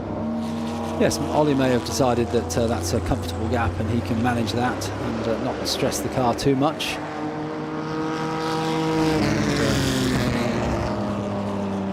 A car that Ollie has driven many times, one of the fleet of racing cars that Ollie and his father Graham own and run. Here he comes across the line now. 23 laps completed for Ollie Bryant, and he's right on the pace. He's about half a second down on his very best lap that he's done, but still quicker by a second than John Pearson, who the gap extends out to 3.8. Next up we should have the battle for third place. Here it comes across the line now, and it's getting closer and closer. Lucas Haluza being caught by Andy Wolf, 14 and 3, as they drop down Paddock Hill and then make their way up towards Druids, up Halewoods Hill into the right-hander, then down Graham Hill towards Graham Hill Bend. And this is where Lucas Haluza had that very slidey moment a couple of laps ago. He's under pressure. He's getting a beautiful drift, just powering through there. A little bit of steering input, a little bit of throttle input, nicely sideways through Graham Hill Bend. Oh, I could watch that all day, in all honesty, but not necessarily the quickest way around Graham Hill Bend. So Andy Wolf keeping him honest, of course. In terms of the times at the front, Ollie Bryant has gone back under 1 minute 45, so 1:44.950, so just over half a second slower than his fastest lap of the race. 6 minutes 25 to go, so by my maths I think that's 4 laps remaining then. So and the position has changed for third place out on the Grand Prix loop. That was the run into Hawthorns along the long straight through Pilgrim's Drop, and it was a change for Andy Wolf moving ahead into third place, Lucas Haluza down into fourth, but still leading his race, the Woodcote Trophy. Gary Pearson goes through. The gap first to second is now extended out to 4.8 seconds. The battle for third still on. Lucas Haluza's there. He won't give up as they come through Clark Curve to complete another lap, and very close as they come across the line. The big Chevrolet engine Lister of Andy Wolf having to brake a little earlier than Lucas Haluza, who's in an earlier car. He's in a pre-56 car, so he's perhaps not quite as developed as the Lister that comes through the right-hander at Druids, down the hill once again. And it's now Halusa chasing Wolf down into the left-hander. And Andy Wolf takes a couple of bites at Graham Hill bend, but stays on track. Most of the miscreants from the early pit window taking their penalties. The only two who are awaiting in the pits, by the way, are the 8th and 9th place cars. So that's the 18 Chisholm Rowley car and Olivier Gonzalez in the number 139 Lotus 11. So they're the only two drivers who need to serve their stop-go penalties. And the time to go now, 4.5 minutes remaining in this race. The unique GOM special goes through, number 84, based on a Jaguar XK140 chassis, but with a special body designed and built by MoGom. Was originally fitted to an Aston Martin, but then moved across to an XK140 chassis. That's the Rick and Joe Wilmot car.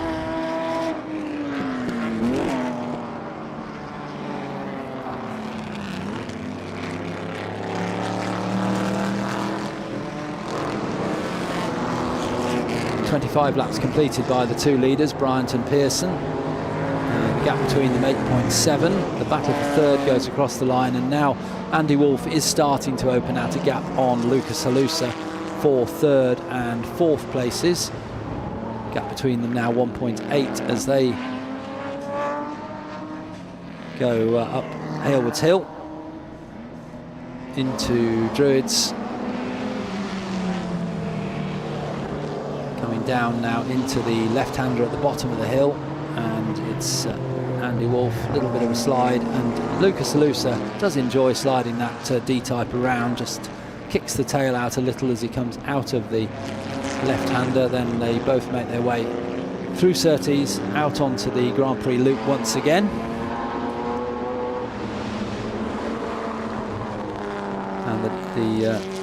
And we're very lucky to have 3 D-types in this race. It's Ben Eastick, number 9, who's unfortunately had to serve a pit penalty, but nevertheless he'll have enjoyed his race. He loves driving the D-type. He's been racing it for many, many years. And Lucas Halusa in the similar car, although Lucas's car is an original, whereas Ben Eastick's is a recreation built by Pearson Engineering quite a few years ago now for Ben Eastick.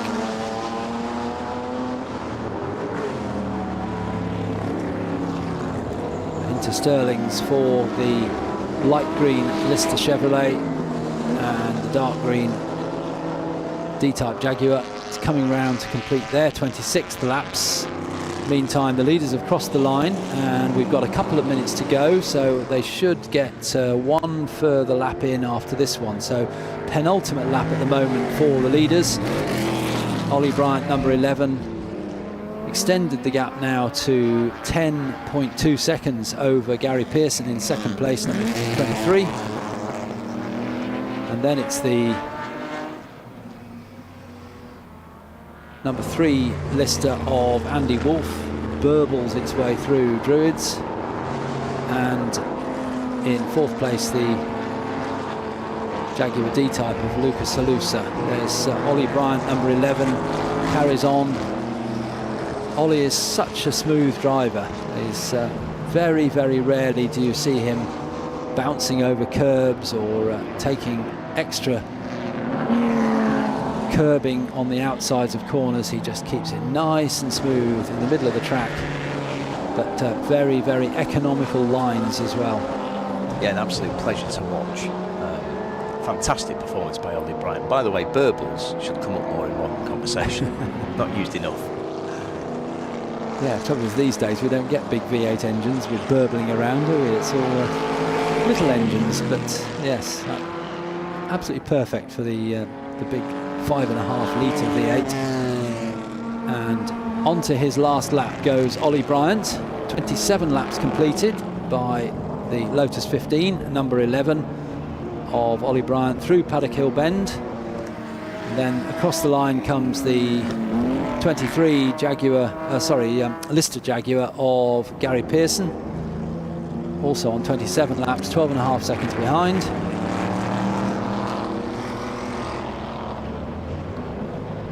And Ollie Bryant still lapping as they go round.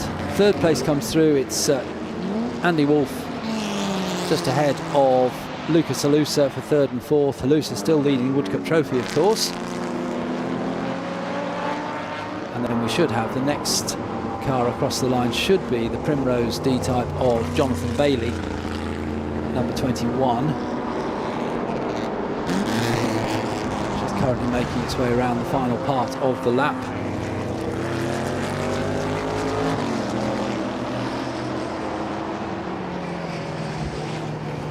And appears now in clearways. So Jonathan Bailey turning through the right-hander at clearways into Clark Curve to come around to complete his 27th lap. Second in Woodcup Trophy. Up to Stirling's comes our leader, Ollie Bryant. So last time through the left-hander at Stirling's, just a couple of corners to go now. Clearways, Clark Curve, and then it's the finish line and the checkered flag for a superb drive from Ollie Bryant in the Lotus 15. Comes through Clark Curve up to the line. The checkered flag is ready and it goes out to Ollie Bryant, number 11. Wins the Stirling Moss Trophy in his Lotus 15. Drove solo. The winning margin over Gary Pearson, second in Stirling Moss Trophy in the Lister Jaguar. As he comes across the line, ends up at 15.678 seconds. And Ollie Bryant set the fastest lap of the race with a 1:44.462 as well. Then we've got the burbling Lister Chevrolet of Andy Wolff, started by Max Lynn, who finishes third in the race, third in Woodcup Trophy, and then not far behind, just 3.9 seconds behind, is Lucas Halusa in the number 14 Jaguar D-Type, who wins the Woodcup Trophy. And then we know it's a fairly long gap to Jonathan Bailey, who should come through fifth overall and second in Woodcup Trophy in the Primrose D-Type. And behind them in sixth place should be the number 55. Driven now by Patrick Watts. Started by Malcolm Harrison. That's the Cooper Bristol that finishes in sixth place and third in Woodcup Trophy.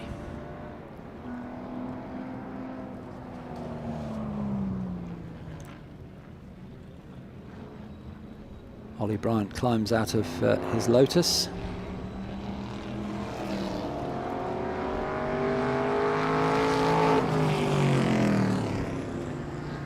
And Jonathan Bailey does indeed finish in fifth place and confirmed Harrison and Watts in sixth. And it's Alex in the pit lane with Ollie Bryant.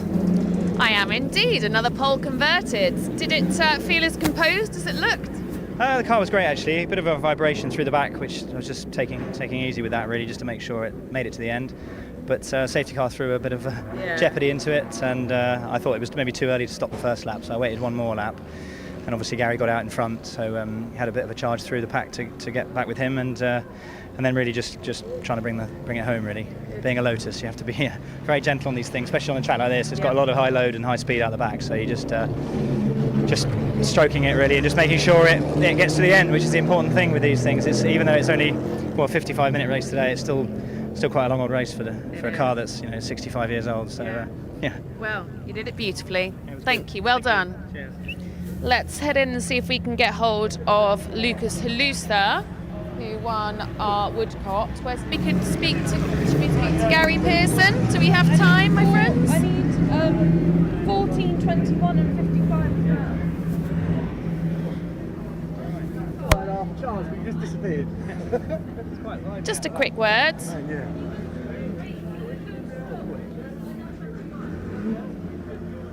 Are we still live? We're still live. We're still live. All right. Talk us through that race from your perspective. Looked like you tried. No cigar. No cigar. No. Ollie was in a different league. Now with the safety car, I came in straight away because I knew from the pit board it was by the time we got round, the pit window was open. Ollie went one more lap, gave me the track position, but the safety car negated all the penalties, that sort of thing. I could see him coming, so I just waved him past out the back and then just concentrated on keeping an eye on Wolfie, which is not hard to miss, that purple pastel green thing. So I could see it. So I was coming down the hill, I could see it every lap going into paddock. And as long as it was further away from paddock corner, every time I went down the hill, that was it. I just drove to the end. It's just great. It's just so much fun driving around this circuit in one of these cars. You know, the Listers, we got quite a lot of horsepower with very narrow tyres, particularly that Chevy one. So the tyres have given up on a hot day like this, and they're physical and they slide, and it's just fantastic. Amazing. It's great. It looked an awful lot of fun. Boys, I'm just intrigued. Like now, I mean, yesterday it was absolutely scorching, wasn't it? And over that hour's race, how much did the conditions change? How much were you aware of? Well, when our brake pedal started going very, very long, very quickly, I knew it was starting to get hot out there, and I thought Wolfie wasn't going to have any brakes towards the end. We got very lucky with the safety cars that we could bring them back. But yeah, as it started to get hotter, the engine started to get hotter and the diff, and car started to overheat quite significantly. Right. Yeah, I did think so. Mind you, it all looked like a very calm, composed race from our perspective, but you know, your face, your sweat says otherwise. You try getting in that car, it's so hot in there. Open top cars might look cool, but man, it was hot in there, and he'd done some laps in it first. I got in and I'm thinking, Jesus, it's so warm. And and the brakes went away as they do. Yeah. So trying to mount a challenge was going to be difficult, so I just nursed it home. It was great, good fun though, and thanks to Max for letting me drive it. It was fun to watch. Thank you, boys. We enjoyed it. All right, I'm going to throw back to our commentators while we just find out what's going on down here. Okay, gang? And highlights of the Woodcote Trophy and the Stirling Moss Trophy as the cars set off on their 55-minute race, with Ollie Bryant taking an immediate lead from the Lister of Max Lynn in second place, and Michael O'Brien it was in third place at that point. But soon Gary Pearson went through in the number 23 Lister Jaguar, Michael O'Brien into fourth place. Then Gary challenging Max Lynn, and unfortunately Ollie Crossthwaite went off into the gravel, which caused the first of our safety cars, but was quickly recovered, the number 10 Cooper Monaco. And then we had resumption of racing with Gary Pearson getting through on the inside of Max Lynn at Druids to take second place away, and still in the frame there in fourth place was Michael O'Brien. That was a great drive from him up to that point. And then he started to challenge Max Lynn in the big Lister Chevrolet. Meantime, we've got pit stops, the mandatory pit stop starting. This is the Jonathan Bailey car. Another safety car was called, and that didn't change the order too much because the pit stops were all taken during the safety car. But afterwards, Ollie Bryant came out behind Gary Pearson, and it took him a few laps to catch and pass him. Gary, in interview there, said, I saw him coming and I knew he would get past, so I just opened the door and let him by. Nice driving there from Gary Pearson.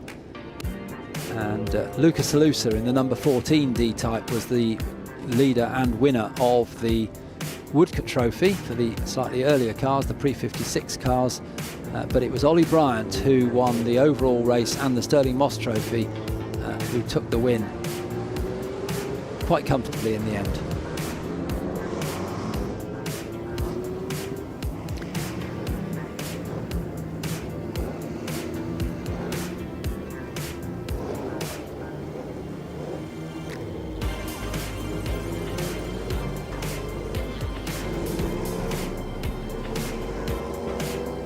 And the results of the Woodcote Trophy, Stirling Moss Trophy combined race. It was a win for Ollie Bryant in the Lotus 15, and at a gap of 15.6 seconds. Gary Pearson in the Lister Jaguar Nobly in second place. It was Max Lynn and Andy Wolfe in the Lister Costin Chevrolet in third place. Lucas Alusa in the Jaguar D-Type wins the Woodcote Trophy and fourth place overall. Jonathan Bailey in the Woodcote Trophy, also Jaguar D-Type.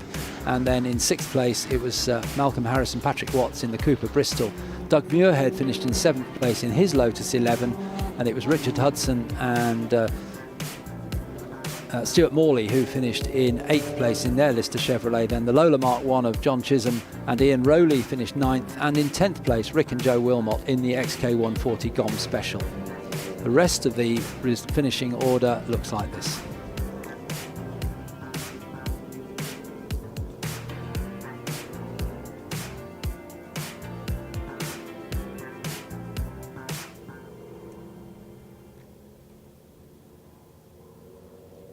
It is really special to have the Group C cars here at Brands Hatch, in particular this one. We'll go into the story very shortly. Mark is here to tell us a little bit more about what it is that makes it so special to have these here at Brands this weekend for motor racing legends. Oh, it's amazing to have the Group C's back. They're just such fantastic cars. It's a period of endurance racing that I think most people relate to. The word iconic is used so many times in the wrong sense, but here it's absolutely spot on. These are iconic cars, and for them to be here at Brands is even more special, because Brands in the UK was probably where Group C's, endurance racing, 1,000 kilometres, they all ran here at Brands Hatch, and the last proper Group C race was here. So we're bringing them back to celebrate the centenary of Brands Hatch, and we've got 16 fantastic cars of different varieties here for everyone to see. Very fitting, and even more fitting to have this particular one too. Why is that? It's very special to have this because the last person to win at Brands Hatch in Group C was Kenny Atchison, and Kenny will be with us this weekend with this fantastic Sauber Mercedes of his, and he will be out all weekend, and it's just lovely to welcome him back with this beautiful car. And it is beautiful. The paintwork on it is fantastic. It's beautifully prepared, and I can't wait to see this going out at the weekend. Tell us a little bit more about the selection that we've got here this weekend. So I think it's always quite difficult when you're putting a collection of cars together not to have too many of the same. Yeah. So there's always a tendency to lean towards Porsche because there are so many different liveries and different types. But here we've got the C9, we've got a Mercedes C11, we've got 2 silk cut Jags in different liveries, we've got a variety of Porsches, again in different liveries, got the Rothmans colours, we've got a cabin car, driven by Brits, you've got Pinky, which was Damon Hill drove, Derek Bell's driven cars, Mark Blundell has. There are so many cars here that British drivers have driven in Group C racing or at Le Mans. And we've got some Nissans as well, and we've got a Spice with a Chevy V8. So there's a fantastic selection, and hopefully all of them bar 4 will be going out. So to see 12 cars out on track over the weekend will be very special. And it's not just to see them, it's to hear them as well. Oh yes, so special, isn't it? No, absolutely. And I think that's the thing. We've just been watching them do a bit of a shakedown ready for tomorrow, and I can't wait to see them all out there doing their stuff. Yeah. It's going to be amazing. Yeah. Absolutely right, and the word iconic is used far too often in motorsport, but it certainly summarises Group C, and we've got 10 Group C cars out in front of you today. A variety of machines. Passing me is the Ford C100, which I'll talk about very, very quickly. But just a quick word on what Group C actually was, and it was a legendary sports prototype racing category that ran between 1982 to 1993, and its core philosophy was actually rooted in fuel efficiency rather than raw engine power. And it compelled manufacturers like those in front of you today, so Mercedes, Jaguar, Porsche, Spice, Ford and Nissan, to innovate with aerodynamics and lightweight materials. If you're wondering, by the way, Group C, sports cars in front of you, Group A of course was for touring cars, and Group B was originally for GTs but ended up being a rally specification. But they were fantastic cars. Some of the cars in front of you today, teams were restricted to 600 litres of fuel per 1,000 kilometre of racing. Minimum weight of 800 kilos, but the power of these cars are the things that people tend to remember from the 1980s, and that was up to 750 brake horsepower, of course, in normal trim. And in the case of the Nissan at Le Mans in 1990, the Mark Blundell lap, that was around 1,000 brake horsepower. So no, these are incredible machines, and Mark got it absolutely right in that introduction. It's all about the noise of these cars. I remember going to the Silverstone Classic a number of years ago to look at the Sauber C9 that Kenny Atchison, of course, drove in period. He's driving it here today. That's the number 61 Sauber, which is just on your screen now. I was with a friend of mine. I said, "What did you think of that?" And he couldn't summarise any words. He just gave me a noise, and it was ooh. And that's the number 61 car. So it's great to see Kenny Atchison, of course, with the car that he won the World Sports Car Race at Brands Hatch here in 1989. He was sharing that, of course, with Mauro Baldi. Kenny Atchison, of course, a fantastic driver in his own right. He was a driver in Formula One, of course, drove 3 Grand Prix for Ram in 1983 and 1985. And that Mercedes, by the way, there are 2 Mercedes. The C9 was the original Sauber car, which dominated the World Championship in 1989, and the subsequent C11, which is being driven this weekend by Alfie Briggs, that absolutely dominated the championship in 1990, so it really was an all-conquering machine. So they are the 2 silver cars that you can see around the track today. But the other cars you can see, just rounding Druids, of course, is one of the iconic Group C cars. That's the Porsche 956, the Rothmans livery, which this weekend, I believe, is being driven by, I think it's Henry Pearman in that Rothmans car anyway. So it's the 962, apologies, from 1987. We have the number 44 Jaguar as well out on track. That's George Donny driving that. That's an IMSA specification Group C car, so that was driven in North America rather than the World Sports Car Championship. It was the prelude to Jaguar's return to Group C Motorsport, and obviously they eventually conquered Le Mans in 1988 and won the World Sports Car Championship in 1988 with Martin Brundle. That fantastic looking pink machine that's just past Kenny Atchison at Westfield, that's a Porsche 962, but it's a slightly different Porsche 962, of course. It was run by the Richard Lloyd Racing Team, so it was known as the Porsche 962 GTI, and it was the only sports car driven by Damon Hill in period. Damon Hill drove it in 1989. He had a very interesting 1989 Damon Hill. He was driving all kinds of weird and wonderful machines, including the Ford Sierra RS500 at one point. But that particular example was driven by Damon Hill, David Hobbs and Stephen Ansgar at Le Mans in 1989. It was 9th at one point before ultimately retiring with engine issues, and that car just pulled into the pits. One of the other cars out on track is the Nissan. Nissan, of course, had a fantastic history in Group C.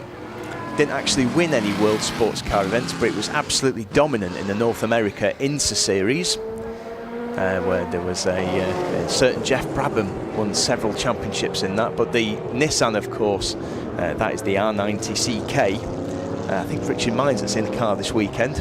A similar car to that took pole position at Le Mans in 1990, and the time you had to believe, if you were there, 3 minutes 26 Mark Blundell did in the R90CK, one of the all-time great laps. And it's just rounding Graham Hill Bend now, so it's the number 24 car that you can see that's just rounding Graham Hill Bend. Absolutely fabulous machine. Mark Blundell, he was the king of understatement, and if I just grab my notes in terms of what he actually said after that Le Mans lap, what Mark Blundell at the time said to Autosport was, "I don't think I could have done the time without carbon brakes. They inspire confidence, but I don't really want to go and do too many of those laps." And I agree with him, because he was a full 6 seconds clear of the field. Just rounding Hawthorns now is the Pontiac Spice. That's another IMSA car with a V8 engine in the back. Fantastic sounding thing. There it is, just being overtaken actually by, Richard Mines tried to overtake him anyway, into Westfield.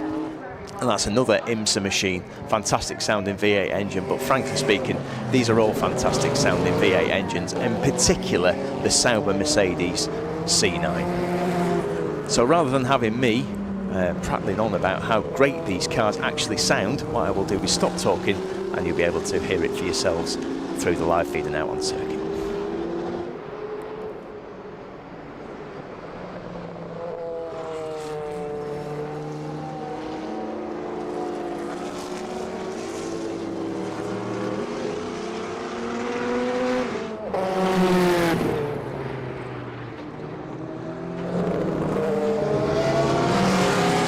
We've got another 5 minutes of the Group C demonstration continuing.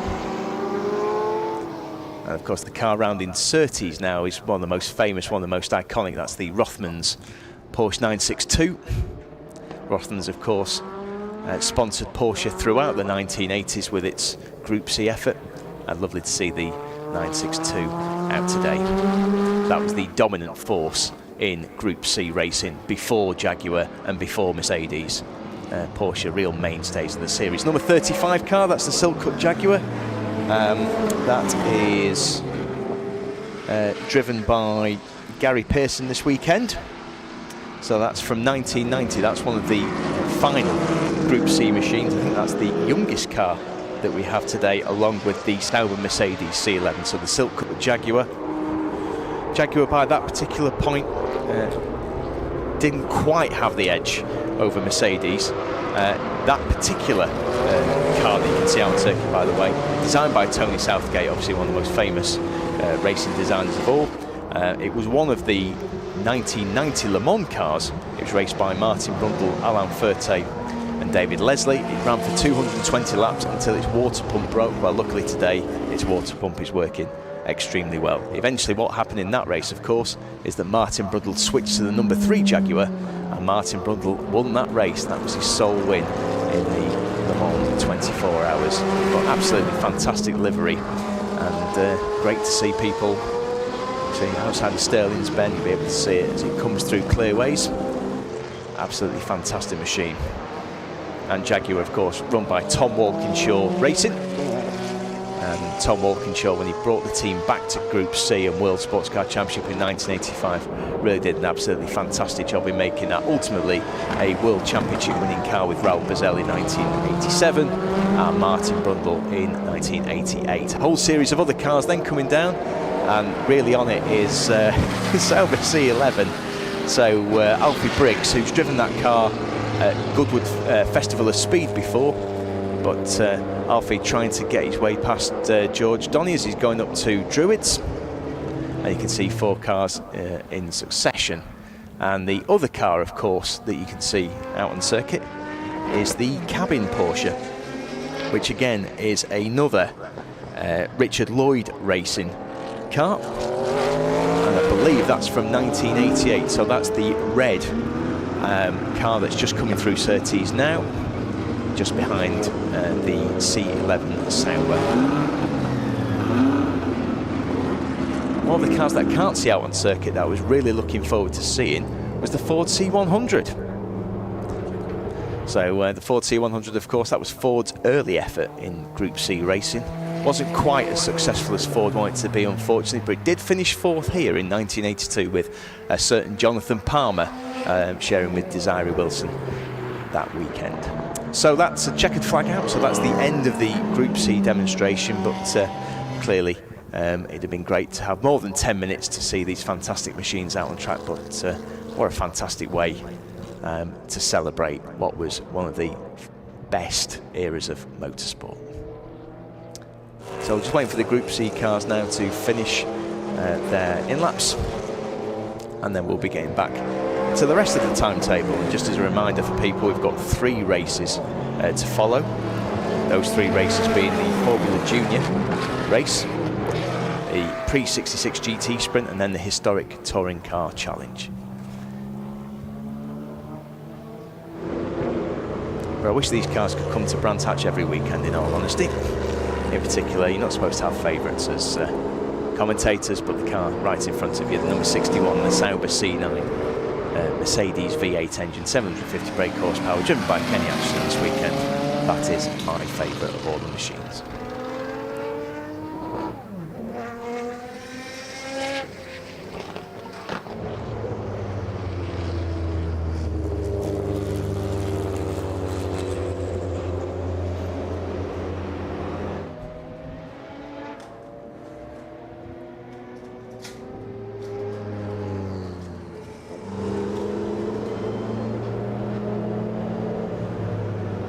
As they gradually work their way back into the pits. The Porsche 962 again on screen, but there is the Sauber C9, which won the World Sports Car Race here at Brands Hatch 37 years ago in the hands of Kenny Aitchison and Mauro Boldi.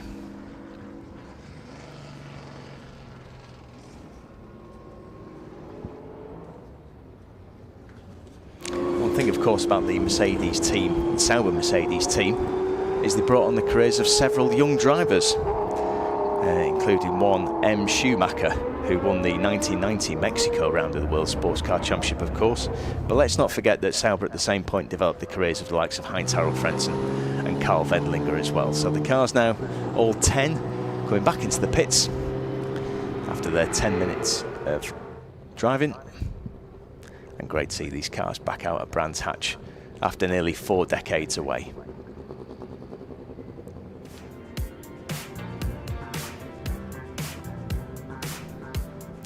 And there's that Nissan R90 CK.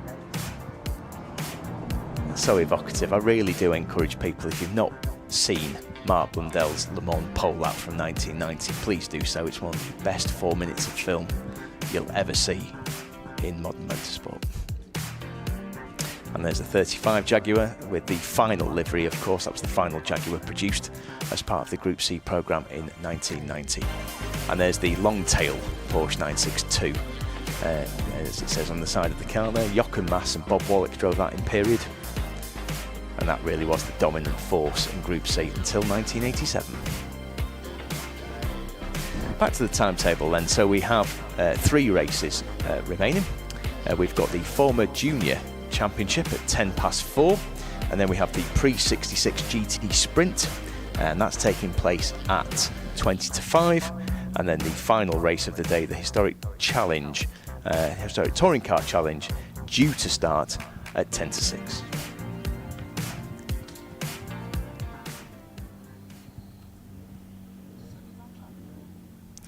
Now back in the pits with Alex.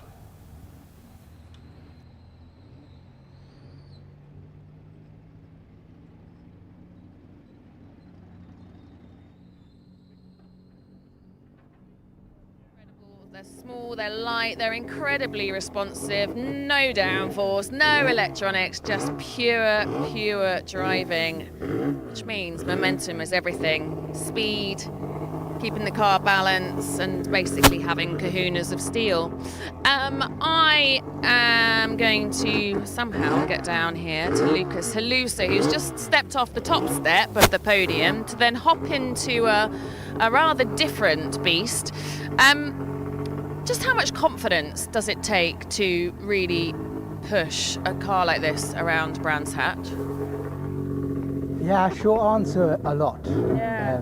It's like you say, it's a really different car to what I was just driving, and the amount of momentum and speed that you can throw these cars into the corners in is dazzling. Yeah. So especially in the wooded section of the GP circuit, it's such an awesome track, ups and downs and blind corners, but you do need to really have a lot of confidence in knowing what the car's going to do. And how tricky is it? I mean, I'm speaking to you as obviously, you know, you're very used to it, but, you know, in layman's terms, like, just how different is the driving style to what you've spent the rest of the day in? Yeah, hugely different, and just in sort of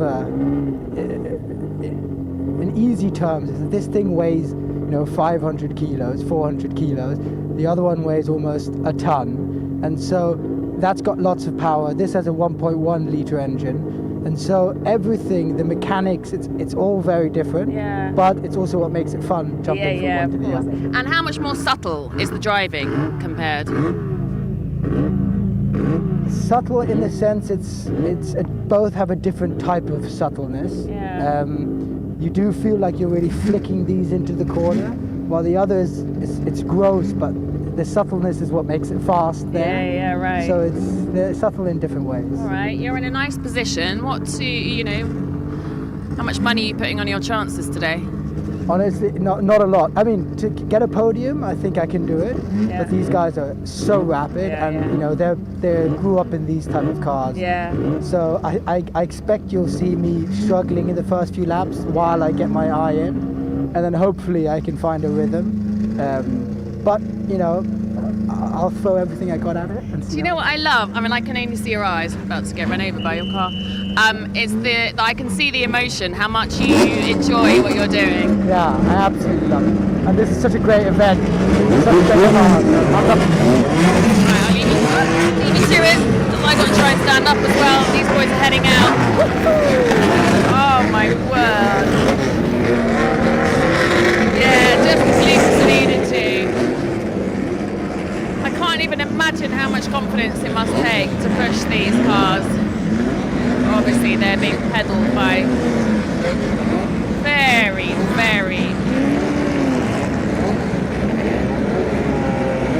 confident and capable drivers. Right, let's go racing. Alistair, Ian, off you chop. Thanks very much, Alex. Nice to hear from Lucas Alusa there about the difference in the cars. That's really interesting. What did he say? 400 kilos the car weighs? It's very, very light, isn't it? And the racing will be, I'm sure, fantastic for these cars. The Formula Juniors, and they're coming out onto the grid because it is a standing start for these cars, as opposed to the rolling starts we've been seeing up until now. And very much the final step towards Grand Prix racing for many, many drivers. It's Formula Junior in the period. It started in 1958 and ran through to 1962 with many hundreds of manufacturers of Formula Junior cars, some of them one-offs, others multiple cars made, such as Lotus and Brabham, but they all were aiming for the same thing, which was trying to get a drive in Formula One, and a number of drivers made it through to Formula One directly from Formula Junior. As we look at the number 90 car, that's Rufus Flann's Lotus 22, the yellow car, but the front row is a Brabham and a Merlin. You may well have heard of Brabham, Jack Brabham, designed with Ron Toranak the Brabham BT6, BT being Brabham and Toranak, and alongside the Merlin, which is not such a familiar name perhaps to people who don't follow historic racing, but Merlin, a British make, successful in Formula Juniors and in later on in Formula Fords, produced from about 1960, and the front-engined car there, the number 23 car of Adrian Russell, that's the Condor S2, and he is the first front-engine car in the field. So you can see how much higher he sits if you're looking at our live stream, or if you're looking down on the grid from your spectating position there. Look how much higher number 23 Adrian Russell sits in the car, because his engine's at the front and then he's got to sit on top of the drivetrain that takes the drive to the rear wheels, whereas of course when the rear-engined revolution started in 1958 onwards, with manufacturers like Cooper, particularly in the early days, the whole thing, the engine, gearbox and drivetrain, was all at the back behind the driver, so the driver could sit much lower and much more aerodynamic, much smaller and lighter cars, not so much metal flying around driving those rear wheels. And it took a few years, for 1 or 2 years, for some of the manufacturers to catch up with the idea that actually rear engine was better. And in pole position is number 21 Alex Ames in his Brabham BT6, and alongside is Callum Grant in the Merlin Mark 5/7. And those two quickest in qualifying. Then it was Lucas Alusa in the Lotus 22 alongside the similar car of Michael Hibbard in 4th place. Onto the third row, it's the similar car again, the Lotus 22 of Rufus Flann, and alongside is the slightly earlier Lotus 20 of Nathan Metcalf. Then it's Nick Carlton-Smith in his Lotus 20 alongside the Birmingham-built Alexis Mark III of Stuart Roach, 8th on the grid. 9th is Philip Buhofer in his Lotus 27, and alongside is James Hicks in the Caravelle Mark III. And then it's Robin Longdon in his Lola Mark 5A, and then the first of the front engine cars, the Condor S2 of Adrian Russell. And then Duncan Ross in his Lynx T3 alongside the Lotus 20 of Oscar Trepas. And then in 15th is Stuart Monument in his Lotus 22 with another of the Brabham BT6 of Lucas Buhofer alongside in 16th place on the grid. Then it's Keith Pickering in the Britannia Formula Junior and Andreas Halusa in the Lotus 22, second of the Halusa family on the grid. Then it's Alan Schmidt in his Brabham BT6. Further back in the grid, this very, very large grid indeed, and Keith Pickering in the Britannia and Andreas Halusa, as I've said, alongside in 18th place. And then Alan Schmidt in his Brabham BT6 with Marco Zolin in his Cooper T56 in 20th on this grid. Then it's John Timoney in Ospa, an Australian car, the Ospa T3 and the Cooper T56 of Crispian Besley, 22nd on the grid. 23rd is Lawrence De Bruyn in the Copa T65 and Ralph Carter in the Brabham BT2. Carrying on back, 25th on the grid, Richard Ferris in his Donford Formula Junior and Spencer Shinner in the Lola Mark 5A. I think Spencer Shinner had some problems in qualifying, so we may see him moving through the field. 27th, Valerio Leone in the Elba 200 and Justin Fleming in the Lola Mark 2. And 29th, Jeremy Dealey in the Cooper T56 alongside the Kieft Formula Junior of Gary Thomas. It may sound foreign, but no, a British make. Cyril Kieft built those. The Lotus 22 of Martin Halusa, the third Halusa on the grid, is 31st. And Chris Wilkes in the Deep Sanderson Formula Junior, great name, in 32nd. Then it's Martin McHugh in the Lotus 20/22 in 33rd. And 34th, Neil Hodges in the Gemini Mark II. A totally full grid here. Maximum number of starters is 38. We're still going. 35th is Giuseppe Felle in the Elba 200 and Duncan Rabagliati, the man behind the Formula Junior series, in his Alexis. And then it's Peter Fenichel in the Cooper T52 and Adrian Stevens at the back of the grid in his Hillwood Formula Junior. And that's a full grid. Maximum number of starters in this allowed is 38. We had reserves as well, so we were always guaranteed of a full grid. Great to see Formula Juniors on the Brands Hatch Grand Prix circuit as they pull up to the line. So unlike the races we've seen before, not a rolling start. The cars will bring themselves back, or the drivers will bring the cars back to the grid in their correct order. They'll line up, and you can see there on the front row with the yellow helmet, the dark blue car, number 21 is Alex Ames in his Brabham BT6. Alongside is the red with the yellow stripe of Callum Grant, another expert driver in these Formula Juniors, in the Merlin Mark 5/7. And then an offset for the second row, and that's Lucas Alusa and Michael Hibbard on the second row. 15-minute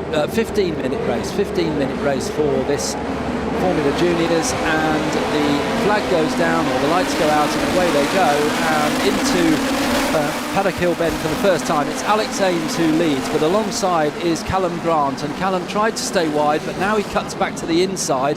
Great move from Callum Grant. He will go up the inside, and I think he'll take the lead as they go into Druids. What a masterful move. He stayed wide at the beginning of Paddock Hill, but set himself up for a tight line into Druids. So it's Callum Grant from the second position on the grid who leads down into Graham Hill Bend for the first time. Alongside, just behind him is Alex Ames in second place. In third place is Michael Hibbard in the Lotus 22 as they head round Surtees and out onto the Grand Prix loop.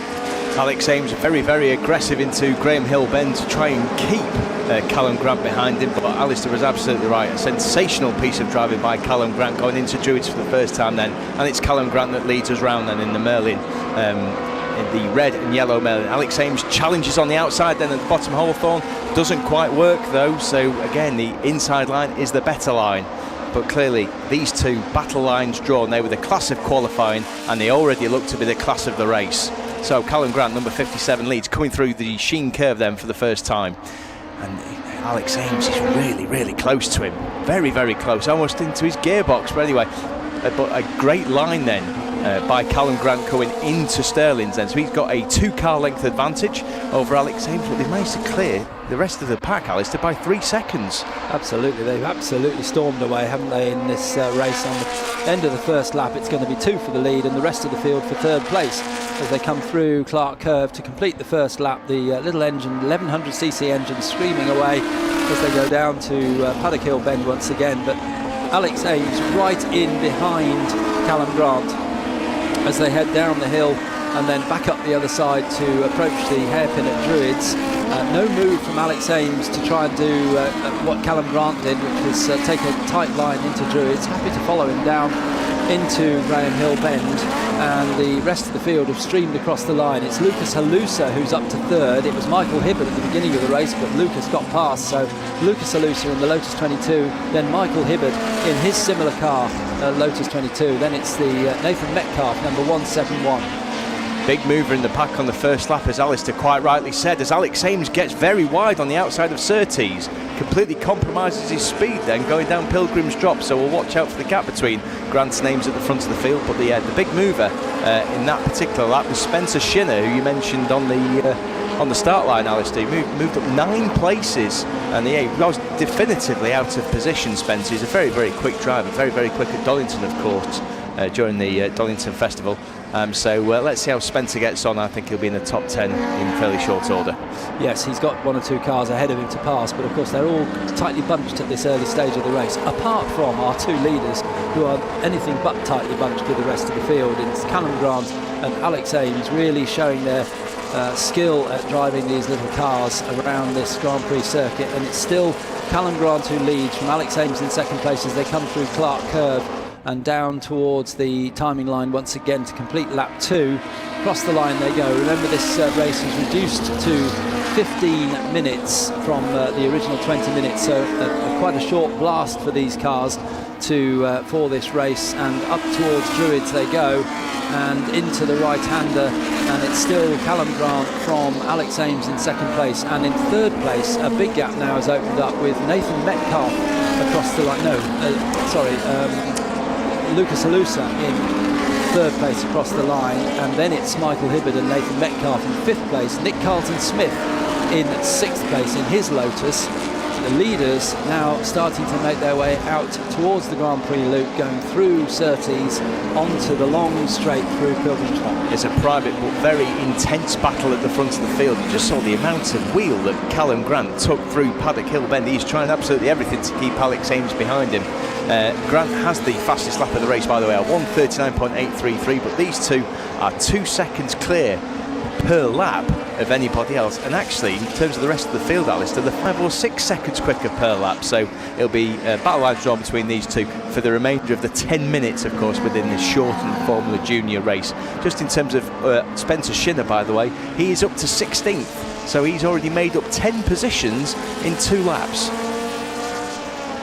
There's plenty more cars for him to pass. The leading front engine car is Adrian Russell, number 23, who is in his Condor S2, and he is in 12th place overall, and actually comfortably ahead of the second place car in the front engine classes.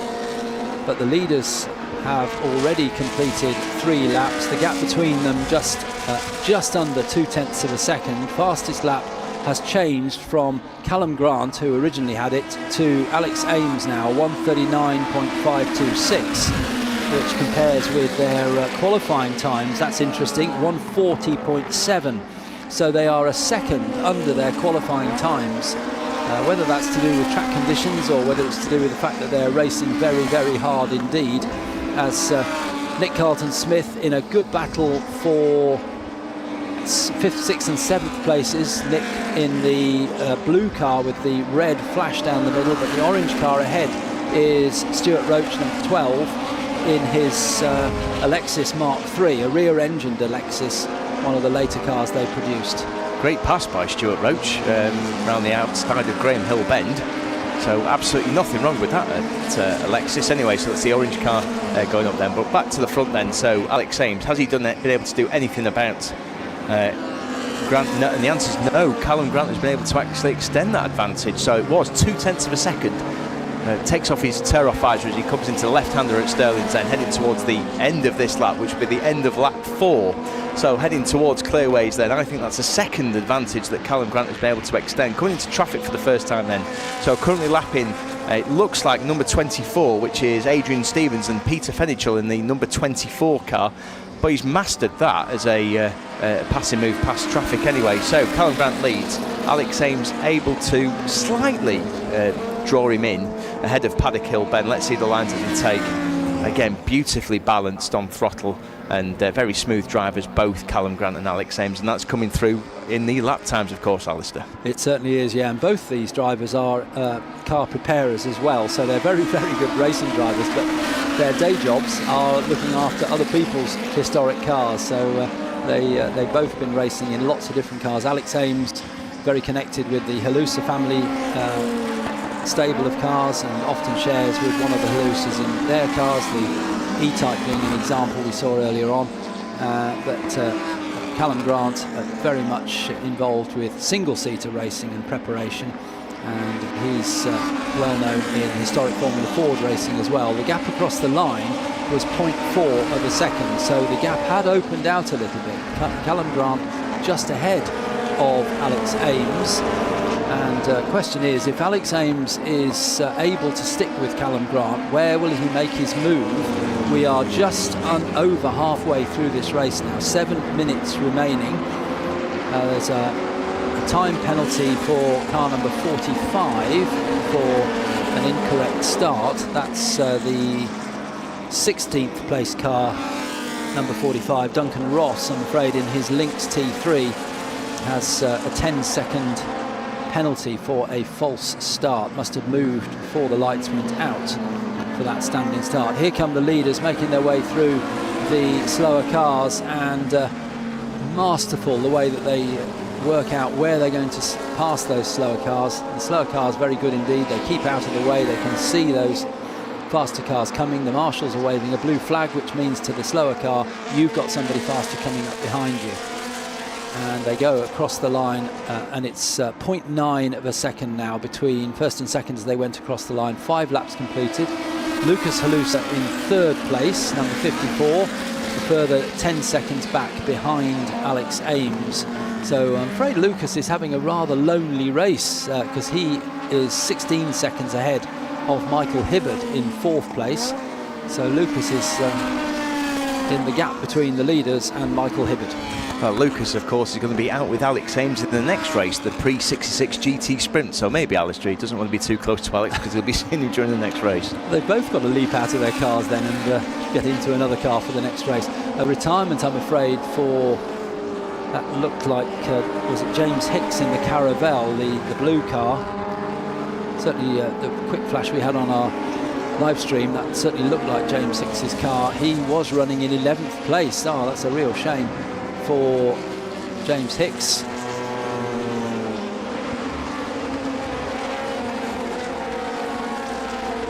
And Nick Carlton-Smith in the very pretty colours on the Lotus number 39, Nick Carlton-Smith, Lotus 20. Leaders cross the line again. They've got a whole bunch of back markers in front of them, and Callum Grant manages to get past the first one before Paddock Hill Bend. Unfortunately, Alex Ames had to wait till after the corner to make a safe pass there, so the gap between them will have extended a little bit, but really last time around, in fact, Alex Ames was 0.4 of a second quicker than Callum Grant up to the timing line, so the gap had come back down to half a second. Just in terms of the quickest front engine car, that is the number 23 car, so Adrian Russell currently running in 13th position. But at the front of the field then, it's as you were, so Grant and Ames, and the gap maintained to 0.6 of a second. So fantastic performance so far from Callum Grant, being able to withstand such heavy pressure. Yes, and Alex Ames really knows how to apply the pressure. We've seen him win a number of Formula Junior races in battles like this where it's close racing, and he may well be planning a strategy for closing in on Callum Grant. On the other hand, Callum Grant is planning a strategy for pulling away from Alex Ames to make sure he's got enough of a gap to defend to the end of the race. And I see smoke from one of the cars. I think that was Ames. Just quickly caught that on our live stream. We'll confirm what the situation is when we get another shot of them, or they come through to where we can see them.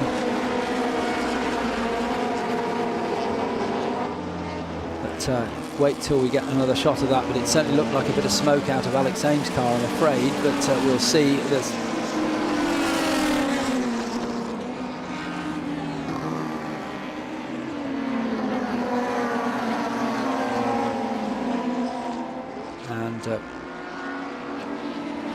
Repeat of that, and it wasn't Alex Ames, was it? Yes, it was, wasn't it?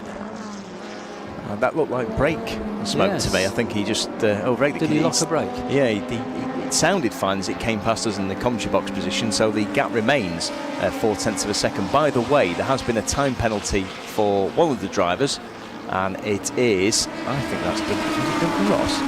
Yes, number 45. I mentioned that. Yeah. False start. Yeah, Duncan Ross, so a 10-second penalty added to his race time. So panic over for Alex Ames. Looked like he just snatched a brake going into the corner. It looked like it was coming from the engine, but no, tyre smoke for Alex Ames. So just under 0.4 of a second across the timing line last time around. We've got 2.25 minutes remaining. Some track limits warnings going out for one driver, which is car number 52, which is the Peter Fenichel Cooper T52. And that's for exceeding track limits, so if he does that again he will get a time penalty as the leaders make their way back round to complete another lap. Last time around it was just under 0.4 of a second first to second, and they go across the line and Alex Ames passes Callum Grant on the timing line. And then Callum Grant tries to go back at him as they come down through Paddock Hill and up the other side towards Druids. Can he go through on the inside like he did on the first lap? No, he can't do. He tries. He gets very, very close.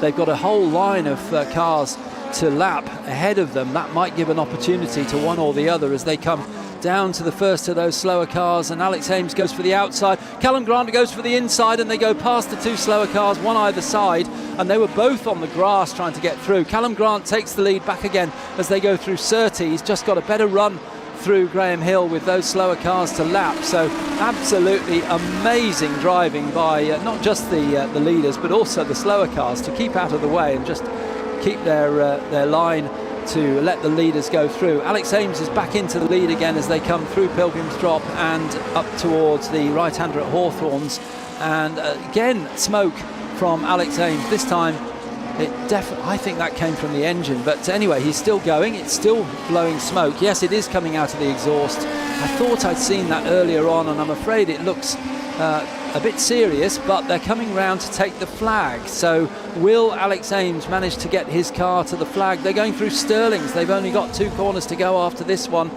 both fast corners, Clearways and Clark Curve. Callum Grant will have seen that smoke as well. He'll know that it may be that Ames will have to slow down, but they're coming into the last sequence of corners now, and it's still Alex Ames who's leading. Callum Grant in second place as they come through Clark Curve. They come to the line, the checkered flag is ready, and the checkered flag goes out to Alex Ames after the most stunning drive from both of them. They were never more than about 0.4 of a second apart until the last lap. Actually, Alex Ames won by 0.7 of a second, so he did make up. And as they go up to Druids on the slowing down lap, notice that both drivers clapping each other, saying well done, that was a really good race. Behind them, Lucas Halusa has indeed finished in a rather lonely third place, number 54, and then it's Michael Hibbard in the Lotus number 51 who will be in fourth place. He's just coming through Clark Curve now, so he will cross the timing line to take fourth place, which he does. And in fact, a change on the last lap of the race, because Stuart Roach in the number 12 Alexis got up into fifth place. Very good finish. Nathan Metcalf in 6th, Rufus Flann in 7th, Philip Buhofer in 8th, and Nick Carlton-Smith 9th. Robin Longdon finishes in 10th place.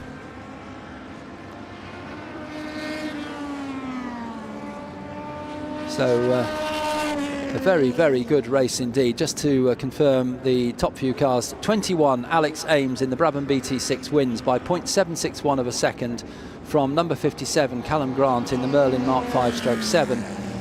In third place, number 54 Lucas Halusa in his Lotus 22, and then it was 51 Michael Hibbard in his Lotus 22, and completing the top 5, number 12, after a great last lap, Stuart Roach takes that 5th place in the Alexis Mark III. And I have a message from both the Motorsport Vision and the Formula Junior Historic Racing Association to say that the driver involved in the incident at the start line in qualifying earlier today is doing okay. and they pass on their great thanks to the circuit medical team for their prompt attention. So that's really good news.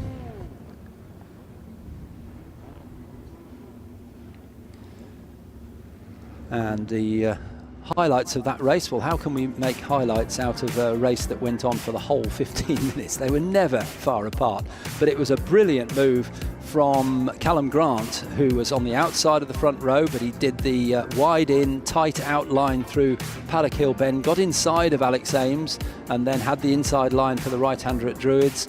And then they battled for the rest of the race, with Callum Grant generally around 0.2 or 0.3 ahead, and Rufus Flan, and then right at the end, number 12, Stuart Roach in the orange Alexis, had a great battle throughout that race with other cars like Nick Carlton-Smith's Lotus number 39 there as well. But in the end, Stuart came through to 5th place. A very, very good drive from him. But he was involved in a battle the whole race. And then we saw smoke coming out of Alex Ames's car, slightly worried a few laps before this when we first saw it, but then it really was quite a lot of smoke. But the move past those two slower cars as they went through Graham Hill Bend was amazing, heart in the mouth stuff. But it was Alex Ames who took the win in his Brabham BT6 from the Merlin Mark 5/7 of Callum Grant.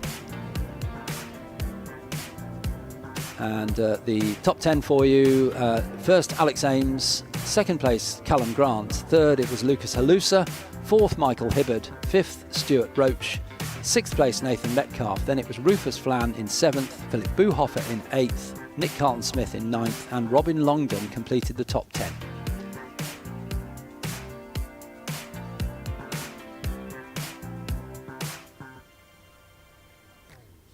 And we're now going to speak to Alex Ames, and I think it's Rachel Bailey who will be on the microphone with Alex Ames.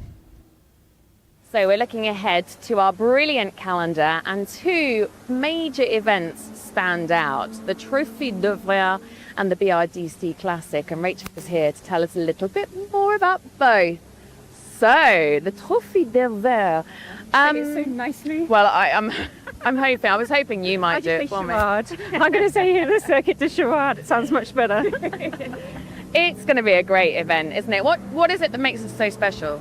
I think it's going to be, well, it's our first event in France this year, and it's a fantastic little circuit that I think most of our drivers won't have got to see. It's the original French Grand Prix circuit, and it's absolutely beautiful in the mountains, you know, with the volcano behind you, the Puy de Dôme. It's a unique setting. They're going to have a great time there. And a very different setting to where we are right now, which is Brands Hatch. Can you tell us a little bit more, give us an overview, I guess, over the weekend? For this weekend or for Chirard? For Chirard.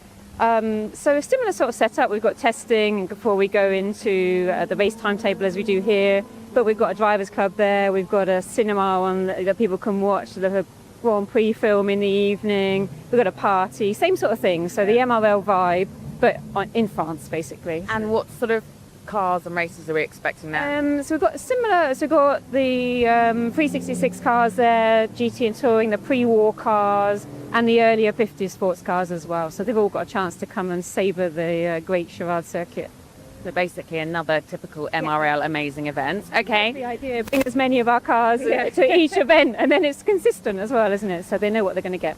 And the BRDC Classic, I mean, that's like a gift that keeps on giving. So to be part of that is amazing. Yeah, I know, and it's under a new name this year, but I still think it's going to be the most amazing event. And it's sort of like the biggest event that we do in England as well. It's just a real showcase of historic motorsport. And MRL are there with 9 grids this year, so we are literally going on maths. Anything that is eligible can race with us that weekend. Which explains, you know, why it's such an important event for you guys to be involved in. Exactly, and it's also, we're going to have our GP icons are coming out for the first time, endurance icons, so the MRL stable is going to get bigger as well, which is, it's fantastic. Can't wait to see that. The fans are going to be so excited. And live streaming as well, don't I was going to say, so not only if you're able to make it in person, then I highly recommend, but also if you can't, then the live stream is covering it, which is a big deal for you guys, isn't it? Yeah, it is. It's great that you can see it all by sitting at home and sort of get to experience it as well. So, everything is supposed to love, doesn't it? So 2 amazing events. I mean, if you are watching at home, brilliant. But if you can get there in person, make sure you do. The Prix 66 GT Sprint is a brand new addition to the Motor Racing Legends programme, and it brings a real energy shift to the weekend. This is classic GT racing, but with a sharper edge. Cobras, E-Types and Austin Healey's, exactly like the legendary Paddy Hopkirk raced at Brands Hatch in 1965, now pushed into a fast-paced 1-hour format. Add in pit stops, driver changes and a mix of power and precision across the grid, and you've got a category that's unpredictable, intense and built to race.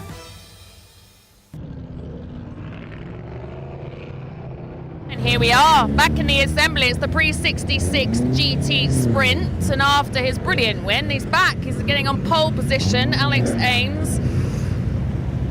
The cars are starting to head out.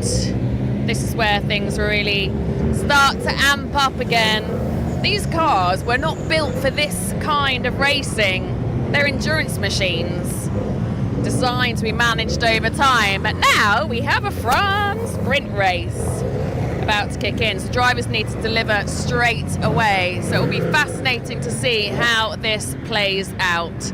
Aha, Lucas Lucer is just back from his podium and about to step back into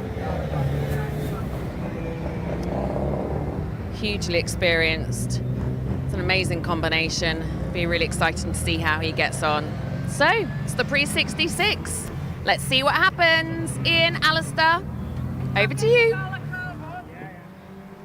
Thanks very much, Alex. And cars already out on their final lap to the rolling start, and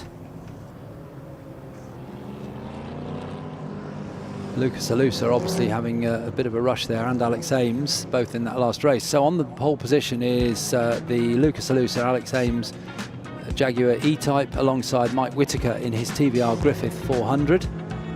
And on the second row we've got Connor Kay in the diminutive Lotus Elan 26R alongside the big rumbly AC Cobra of Sean Lynn and Scott Mulvin. Then it's Graham Moss in the Shelby American Cobra, that's the Daytona version, and John and Gary Pearson in their Jaguar E-Type in 6th place.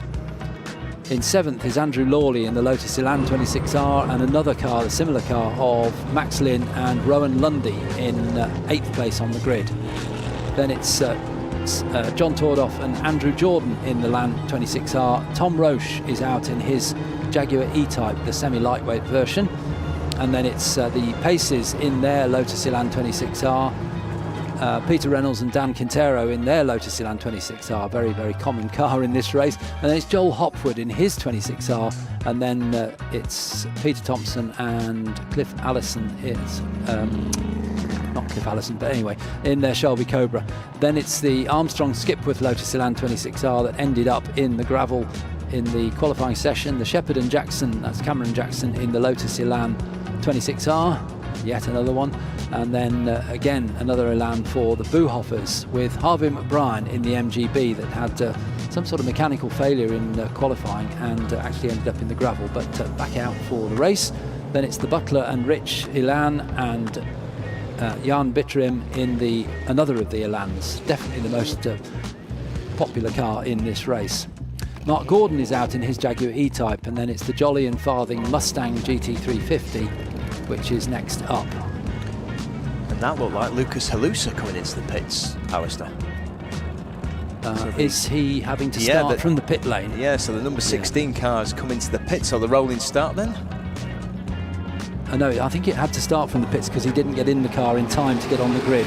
So it's Mike Whitaker who leads into the right-hander, but up on the inside goes Connor Kay, gets past the Sean Lynn Cobra, but then the Cobra Power takes over and powers up the hill and into the right-hander at Druids for the light blue TVR Griffith of Mike Gardner. Then it's the Sean Lynn Cobra in the red Wilmot colours with the white stripe. Then next up is Connor Kay in his little Lotus Elan, and behind that is Max Lynn in the second of the Elans. The Shelby Daytona Cobra Coupe goes way out wide at Graham Hill Bend onto the grass. And just to explain, that all happened at the last minute. The number 16 car, which was on pole position, which is shared with Lucas Halusa and Alex Ames, wasn't able to make the grid because they were both racing in the Formula Junior race. So Lucas Halusa has jumped on board that car, but of course he missed the start, so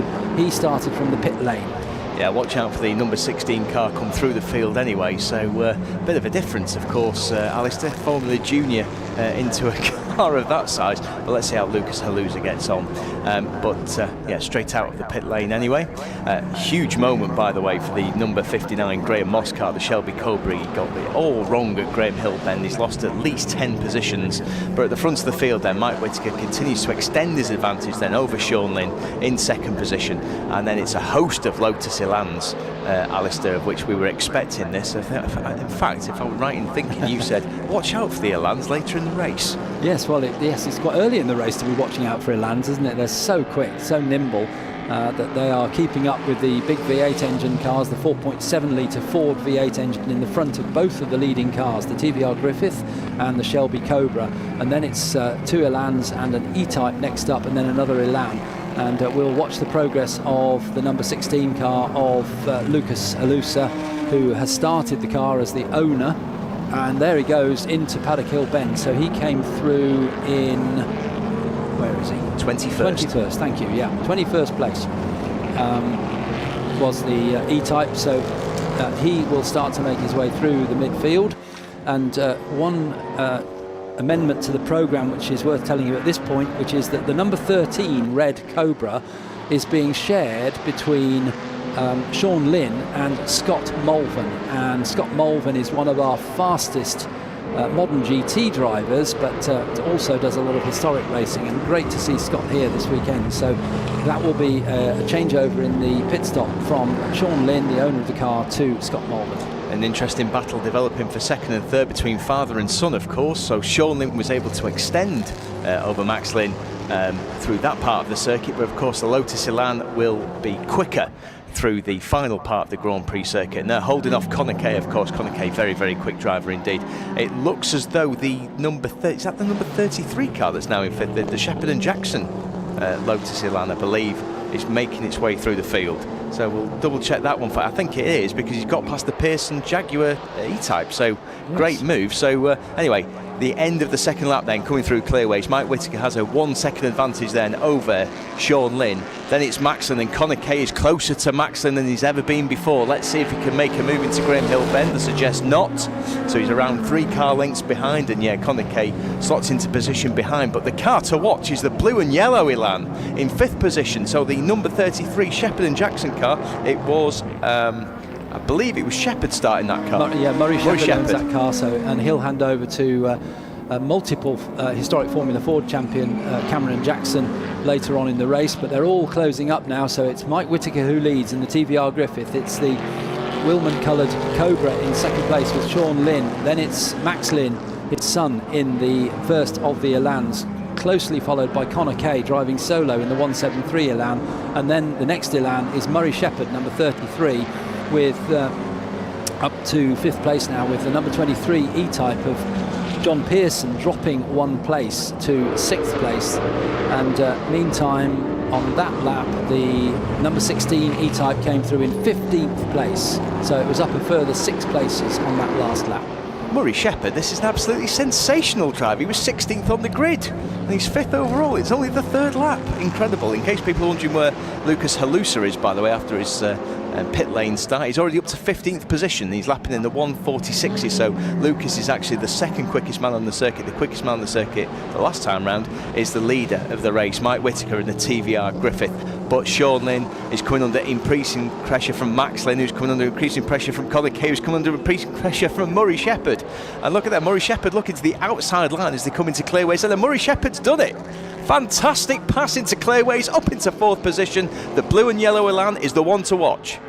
And these three Elans battling with the Cobra ahead. What a spellbinding battle as they came towards Clearways there with, as you say, Murray Shepherd, the number 33, the blue Elan with the yellow stripe down the middle, that making up a place at Clearways by getting past the Connor Kay car. Connor Kay, well, I would have put him down as the fastest of these Elan drivers that are in them at the moment. Quite something for Murray Shepherd to get past Connor Kay. And Connor Kay is now battling to get past Max Lynn, who in turn is following his father around in the big Cobra, the red car. So really, really close battle there. And just ahead of them all is Mike Whittaker. And at the start we saw, well, what a start from Murray Shepherd there, who came steaming up the outside, took about 6-7 cars in the run to the first corner and has really not looked back since then. As we look at a rather special car there, the Mini, built by Broadspeed. That's the number 53 car of father and daughter team Richard and Alice Locke. It's called the Mini Broadspeed GTS. A car they thought that would have a market, but unfortunately after making a few they didn't really sell, so they didn't carry on making them.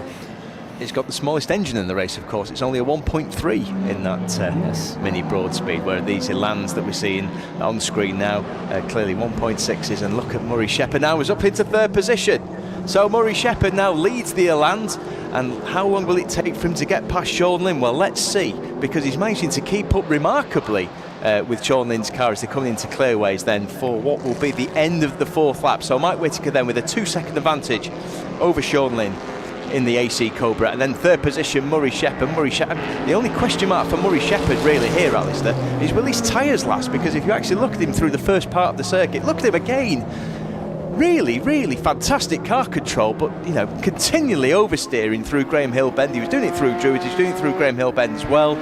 Apologies, that was Paddock Hill Bend, of course, where he's oversteered just then. Murray Shepherd, can he get past Sean Lynn this lap?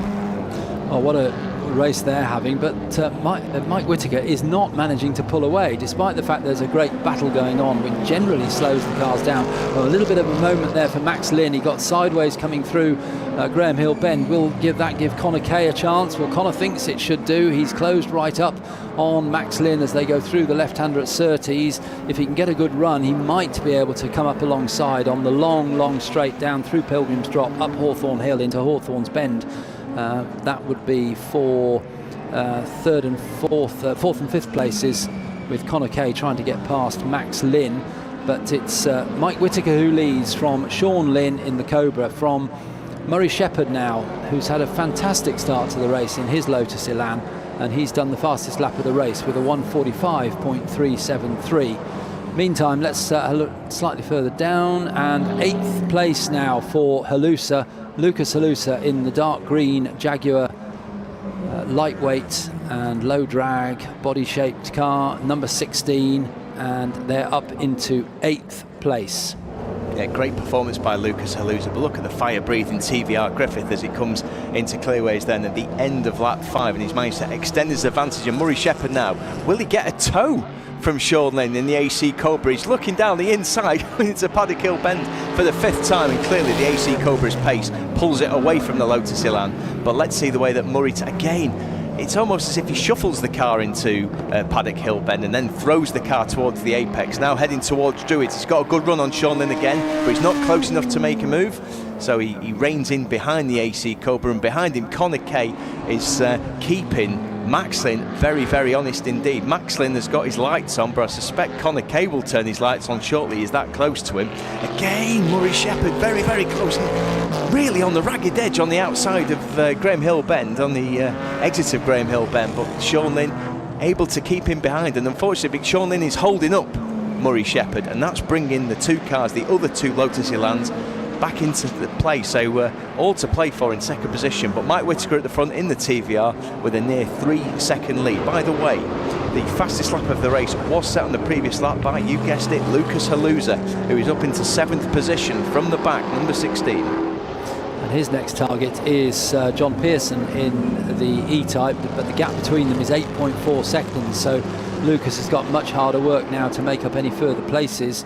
Obviously, as you're going through the slower cars coming from the back, it's relatively easy to pass cars, but as you get nearer the front, it becomes harder and harder because they're closer to your lap time.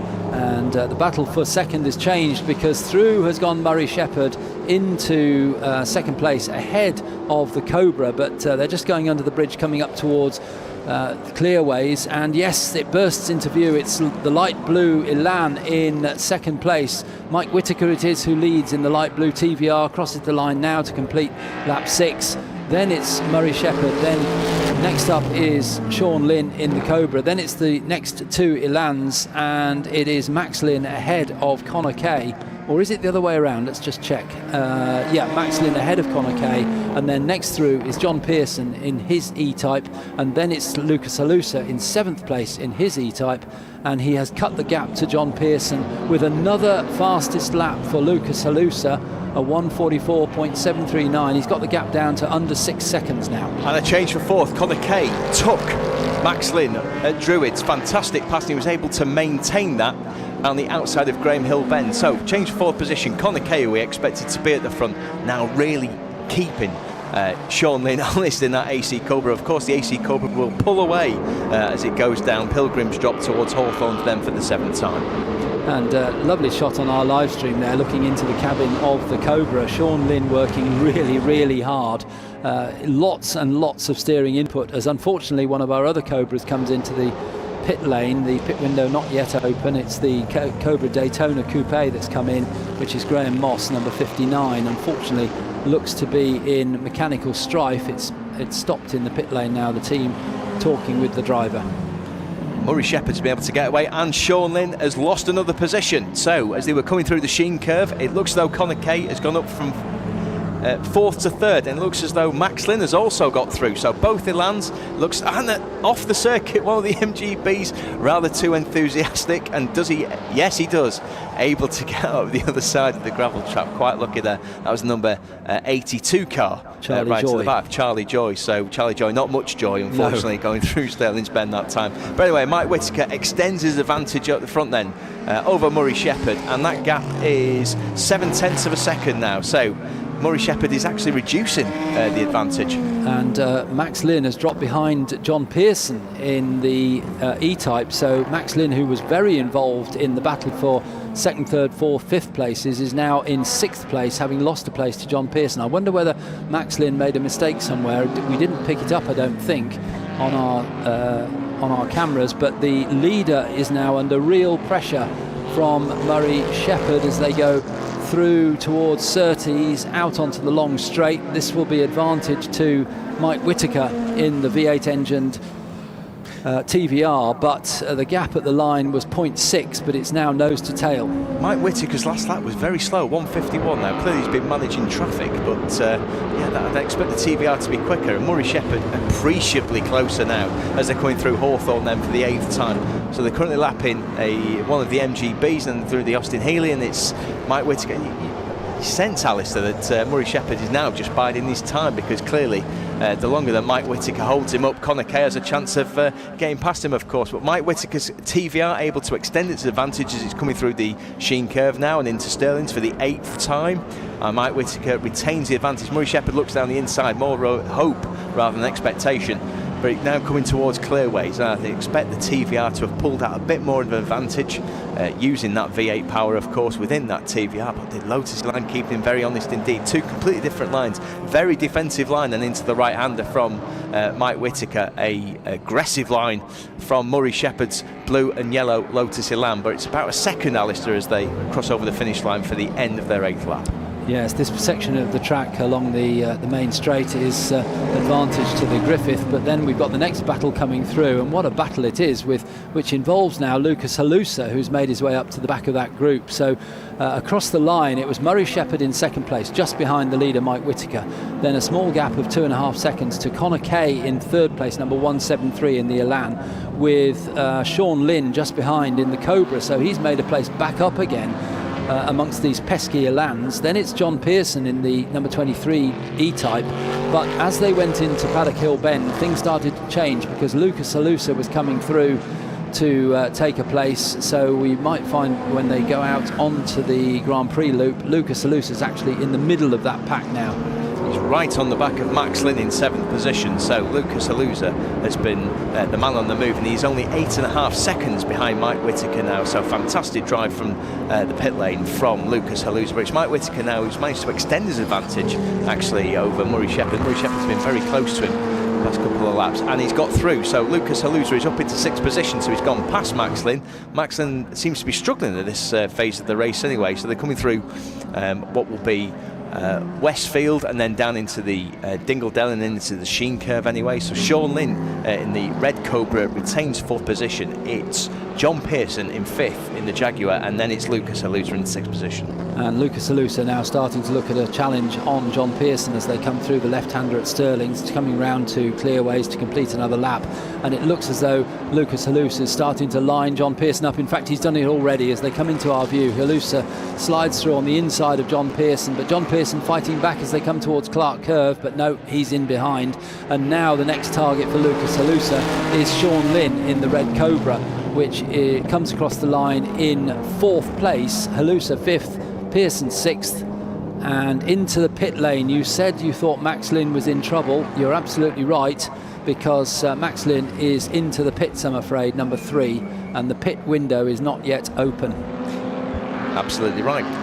By the way, with the Class D cars, that is clearly for the top of Class D, which is the Lynn and Haluza battle anyway. On Murray Shepherd down the inside at Surtees.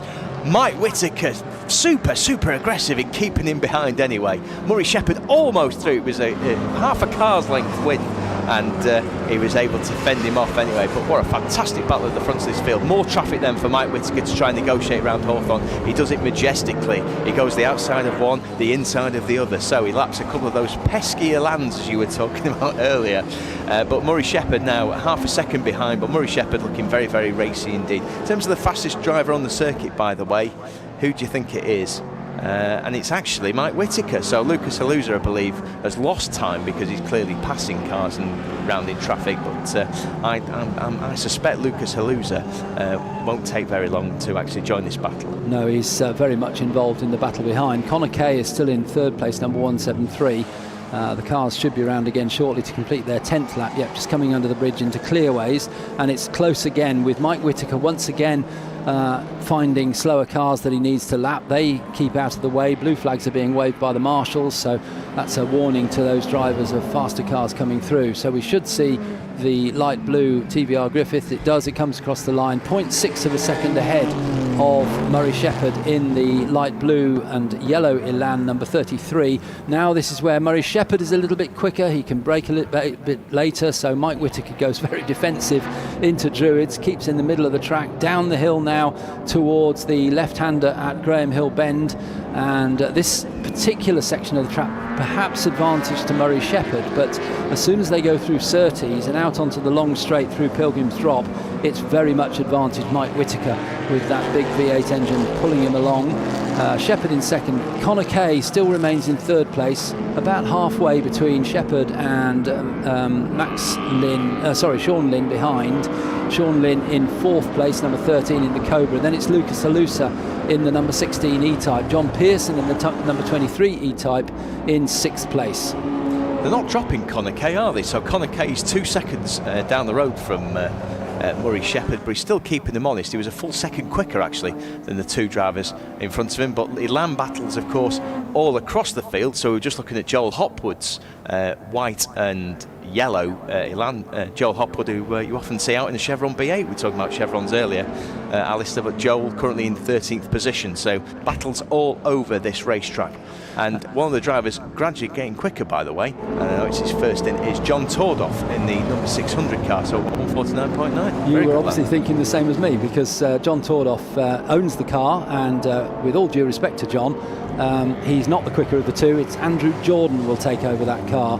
John Tordoff is Sam Tordoff's dad, but only been racing about 5 years. But John's job really is to keep the car somewhere in contention, so that when he hands over to Andrew Jordan, who I'll stick my neck out and predict Andrew Jordan will take the fastest lap of the race, or maybe no, I'll go with Andrew Jordan. Scott Malvern often takes the fastest lap as well as Andrew Jordan, but Scott is in the Cobra on this occasion rather than the Elan. Well, we'll have a sportsman's bet on that, Alistair, anyway, so we'll see on that one. Mike Whittaker clearly has had enough of the pesky Elans because he set the fastest lap of the race, 1:45.082. Of course, before Lucas Haluza went over the line. Lucas Haluza has now got the fastest lap of the race, 1:44.739. The gap between Mike Whittaker's leading TVR Griffith, number 46, and the number 16 Jaguar of Lucas Haluza is just 6 seconds, which is barely conceivable when you consider Lucas Haluza started from the pit lane. Absolutely, dead last, and actually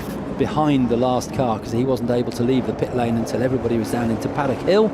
And Whittaker leads from Shepherd. It was 1.2, which is an age in this battle. They've been so close for so long, but as you said, Mike Whittaker seems to have found another gear almost, and is starting to pull away from Murray Shepherd. And behind Murray Shepherd, Connor Kay in the 173 Elan. Then it's Lucas Haluza, who's up ahead now of Sean Lynn in the red and white striped Cobra, number 13 in 5th place. Then it's the Pearsons in 6th place. John Tordoff, we just mentioned, is in 8th place, number 600 in the light blue Elan, and his last lap time a 1:50.1. He's generally around about that. 1:50 is his mark, so he's not as quick as the leaders, but he needs to keep that car somewhere in contention when he hands over to Andrew Jordan at the pit stops, which the race was shortened by 5 minutes, so it's a 55-minute race, and the pit stop window opens at 25 minutes into the race. So is that another 3 minutes, isn't it? Yeah, 3 minutes to go till the pit window opens. It will be open for 10 minutes. They have to come in and stop for 60 seconds. And just looking down, again, we've got the possible extra time has to be stopped by the elite drivers, but again, we haven't got the list, so we'll just ignore that and look at the timing screens when they start doing the pit stops. If I could describe Lucas Haluza's driving style in one word, it would be this: exuberant. Absolutely wonderful to see around Graham Hill Bend, and Lucas Haluza has set yet another fastest lap of the race, 1:44.670. So he's lapping regularly quicker than Mike Whittaker, Murray Shepherd and Connor Kay in front of him. And then you can see it based upon what you can see on the live stream, of course. So Lucas Haluza just 4.5 seconds now behind Connor Kay. And the Jaguar coming through the far side, the Grand Prix circuit, not used very often, the Grand Prix circuit. It's a real privilege to see these cars out there sweeping round through the far side, through Hawthorns and Westfield, and then Sheen Curve and back to the left-hander at Stirling's, which brings them back towards Clearways. A fabulous track, and it's Whittaker that leads Shepherd. It's now 1.8 seconds.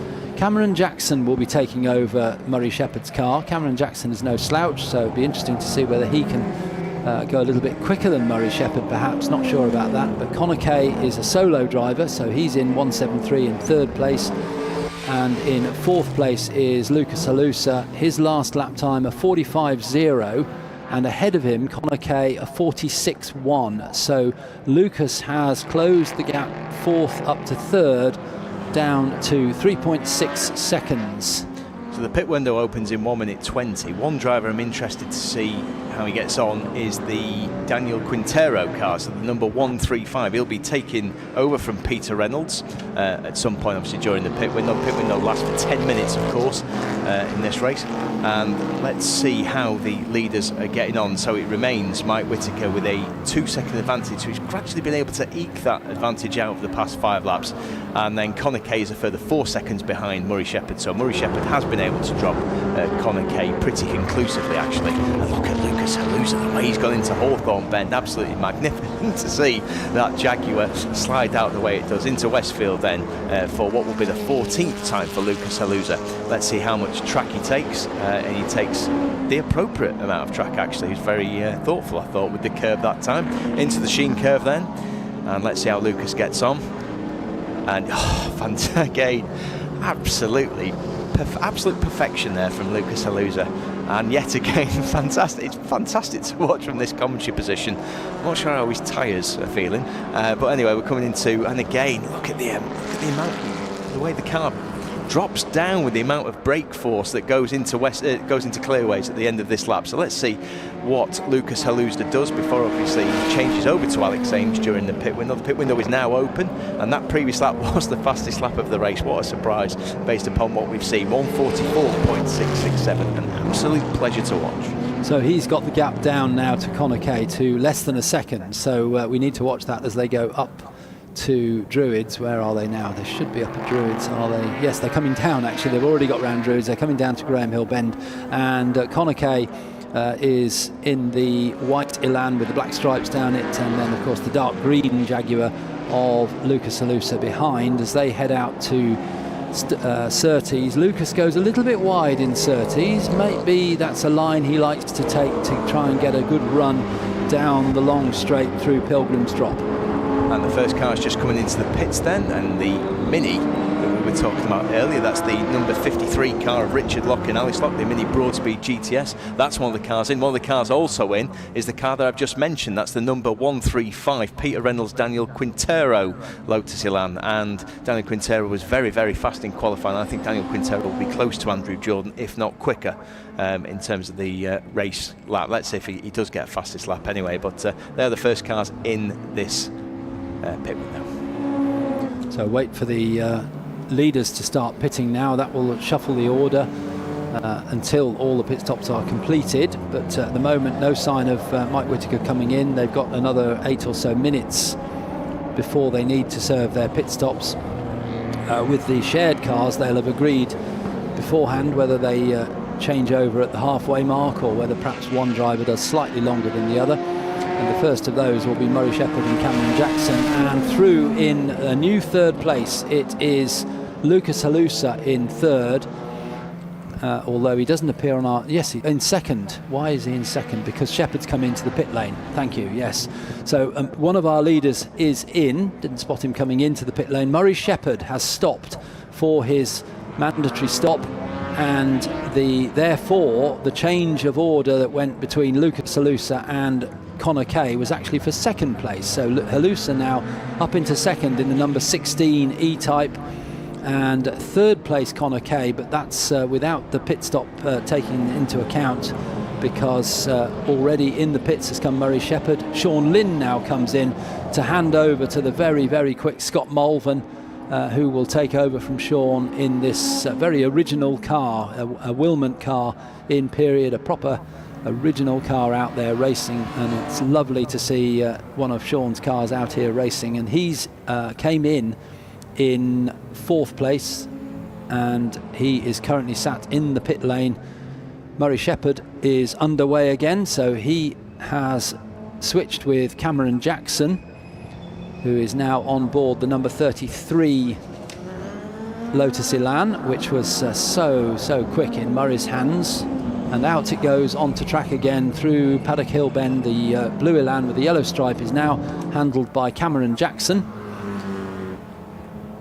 Incredible stamina, by the way, by Lucas Haluza. So he's finished third in Formula Junior, 15 minutes, then hopped into this absolute behemoth that's currently in second position, the Jaguar, and he's continuing to do insanely quick laps. Let's see what he did that last time round, and he set yet another fastest lap of the race, 1:44.569, which means that he's dropped Connor Kay now. He's 7 seconds behind Mike Whittaker at the front of the field.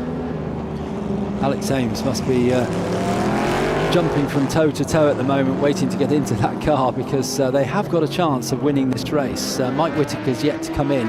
Oh, and out has gone number 13 from its mandatory pit stop. So now Scott Mulvin on board the red Cobra with the white stripes, number 13.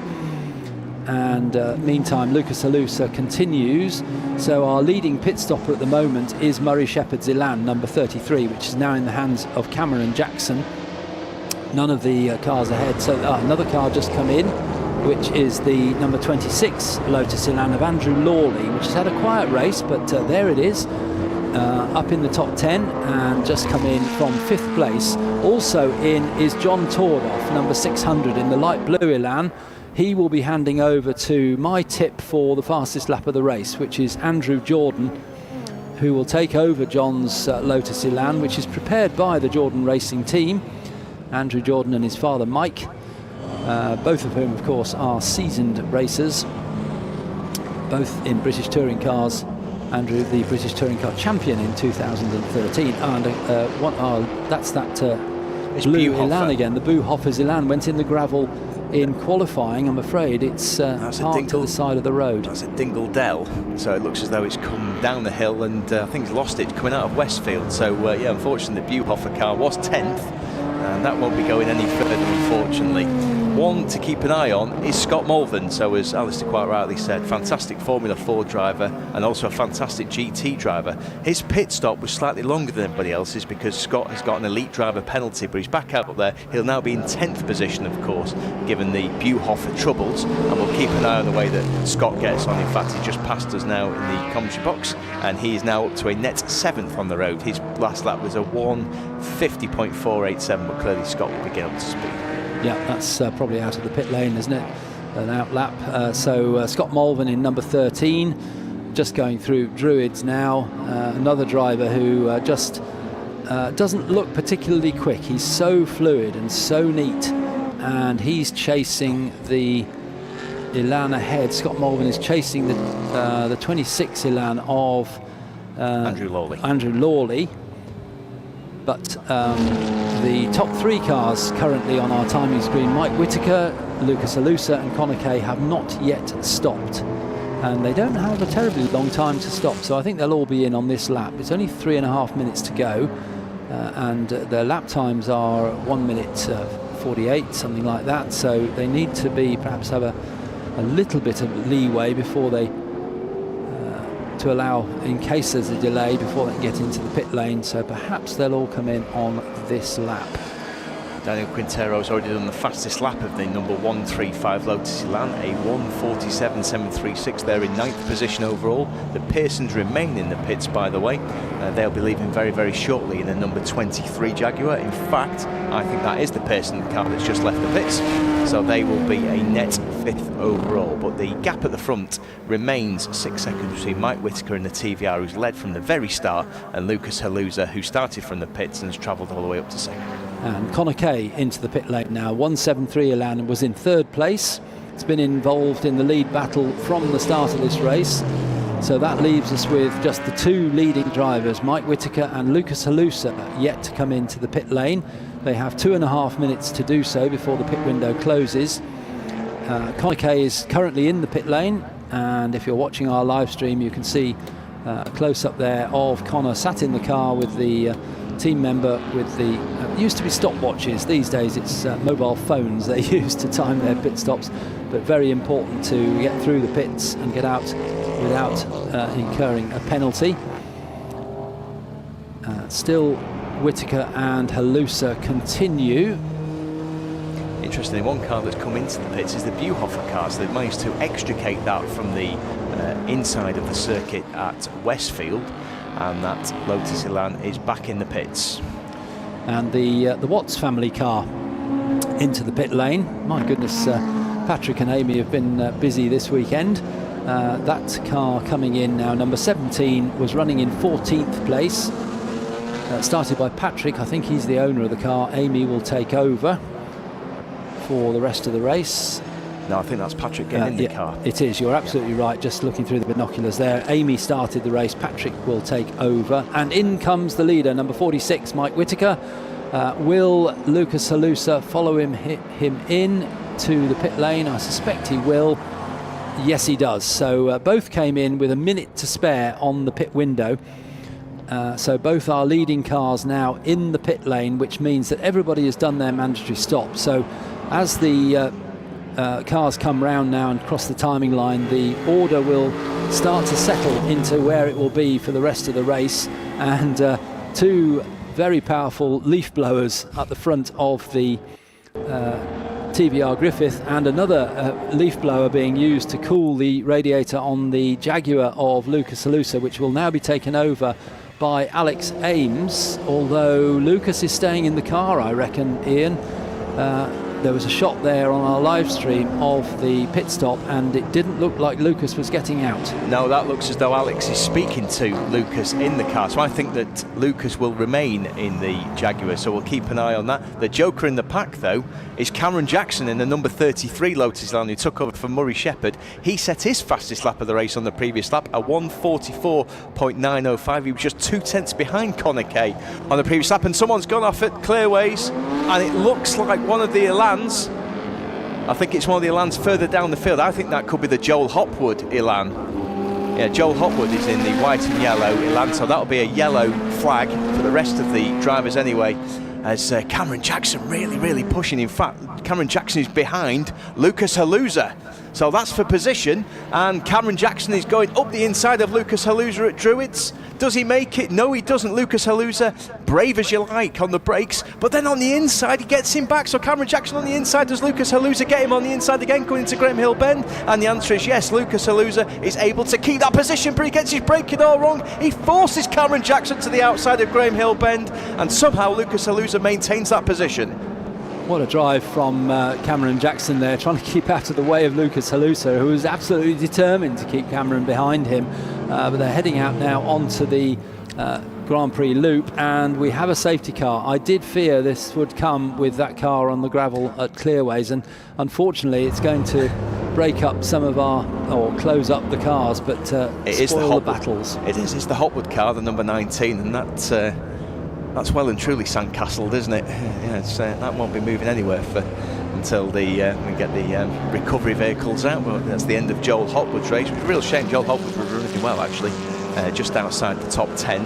It also means that the quicker drivers that are in, if the driver in now is the quicker driver of the pair, their time in the car is being wasted, because Andrew Jordan has taken over John Tordoff's Elan in 8th place, and he would expect to be very quick in the final part of the race and take a few places, but of course he's now unable to overtake the car in front of him, and so it wastes the lap with the faster driver on board. In terms of where everybody shook out before this safety car was called, it was Mike Whitaker who came in the lead. He did his pit stop, didn't change drivers, and he's gone out and he's still in the lead. But in second place, after starting, I remind you, from the pit lane, is Lucas Haluza, who, as far as we could see, we were told he would start the car. He's certainly is the owner of the car, and we were told he was starting the car, and we think he did, but he didn't change to Alex Ames at the pit stop. We saw Alex Ames stood by the car chatting with him when he was doing his pit stop, so it looks to us as though Lucas is going to do the whole race in the number 16 car, and so he's in second place, number 16, and in third place is the number 33, the first of the Elans. It's Murray Shepherd, who did an absolutely stunning stint to hand over to Cameron Jackson with a chance of a win, and Cameron certainly was challenging Lucas Haluza when he came out of the pit lane, and now remains behind him as we're under the safety car. And then in fourth place is number 173 Connor Kay in his Elan, solo driven. And then it's the Pearsons, John and Gary Pearson, the brothers, in the number 23 Jaguar E-Type in 5th place. And in 6th place is number 13, the red Cobra with the white stripe, which is Sean Lynn started and Scott Mulvin took over. So there's another car that would expect to perhaps move up a little bit with the professional driver Scott Mulvin on board. In 7th place is another of the Elans. It's the number 26 car of Andrew Lawley. And in 8th place, another Elan, the number 600, the light blue Elan of John Tordoff, now driven by Andrew Jordan. 9th place, number 135, is Peter Reynolds, and the faster of those two is Dan Quintero, who's took over. So that's another car we would have expected to see gradually moving up. But unfortunately, Dan Quintero can't push on, and completing the top 10 is number 20, Peter Thompson and Charlie Allison in another of the Cobras, which is sitting in 10th place. Safety car comes through, it's picked up the leader, so Mike Whittaker leads 2 cars between him and Lucas Halusa, and Lucas Halusa, of course, immediately followed by the third place car of Cameron Jackson. So the replay then of the Lucas Halusa Cameron Jackson battle, and as you can see, Lucas Halusa slightly got his braking wrong, and there we go. I think he apologises, the hand out the window there to Cameron Jackson. I think they look like an apology anyway. So yes, I think you're right.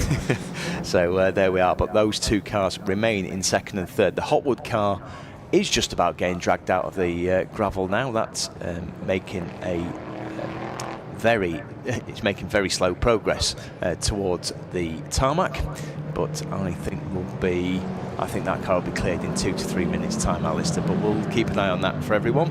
There are 14 minutes 30 seconds to go, and I think we'll have several laps further of what I believe to have been the best race so far this weekend. It's been a cracker, the whole race, yeah, very, very close. Well, it's a good race amongst a lot of good races today, and Mike Whittaker it is who leads. He's got 2 cars between himself and Lucas Halusa, so at the restart Mike will be able to go straight away, whereas Lucas has got to wait to get past those 2 cars after the green flag at the timing line. That's where the green flag will be shown, so he can be close, but he can't overtake those 2 slower cars. And good news that the Hopwood car is out onto the track again. In fact, he's going straight off and doing to join the back of the queue, so absolutely no problems for the Joel Hopwood Lotus Elan. Just a little bit of dust up the side, and assuming our recovery vehicle can make it back to its place of safety, we could be going racing again this lap, but at the moment, no, they're too close, aren't they?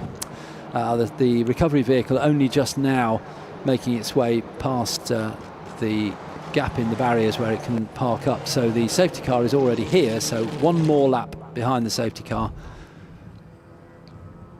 as they come through Clark Curve, and of course the order won't have changed, so it'll be still the same cars in the leading group, but will Cameron Jackson be able to get the jump on Lucas Halusa in that first rush to Paddock Hill Bend? Notice there Cameron Jackson just not overtaking, but just coming up nearly alongside Lucas Halusa, just to say, I'm here. The 2 cars between Mike Whittaker and Lucas Halusa, in case people are wondering, it's the number 20, so that's the Charlie Allison Shelby Cobra, which is currently in 10th position, and then the number 114, the Alan Mann looking Lotus Elan, so that is the red and gold car of Jan Bitterim, which had problems in qualifying, but Jan's done a good job this race. He's in 11th overall. Yes, yeah, he spent most of the qualifying in the pits, didn't he, with what we don't know why, but a problem with the car.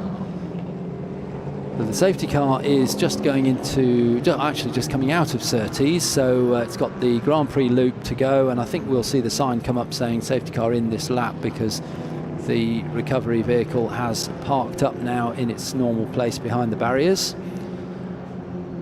So we'll then have what will be around 11 and a bit minutes of frantic racing to the end of this pre-66 GT Sprint, which is the inaugural race in this series. It's never been run before, and what a success it's been, with a very full grid and some absolutely brilliant racing. So a big tick for Motor Racing Legends' idea of a pre-66 GT Sprint. And the cars just coming through the back of the circuit.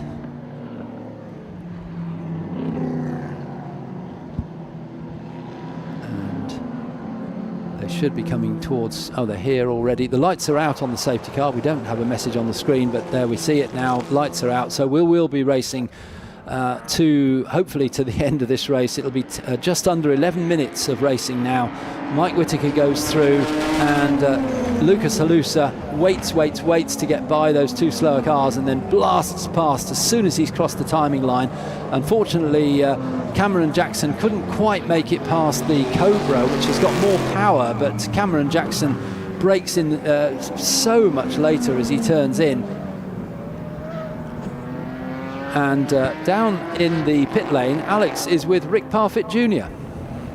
Indeed, and Rick and I were just saying that I think the last time I interviewed you at Brands Hatch was British GT. Can you remember what year that would have been? I think it was the year I won it. It was 2017. Yeah.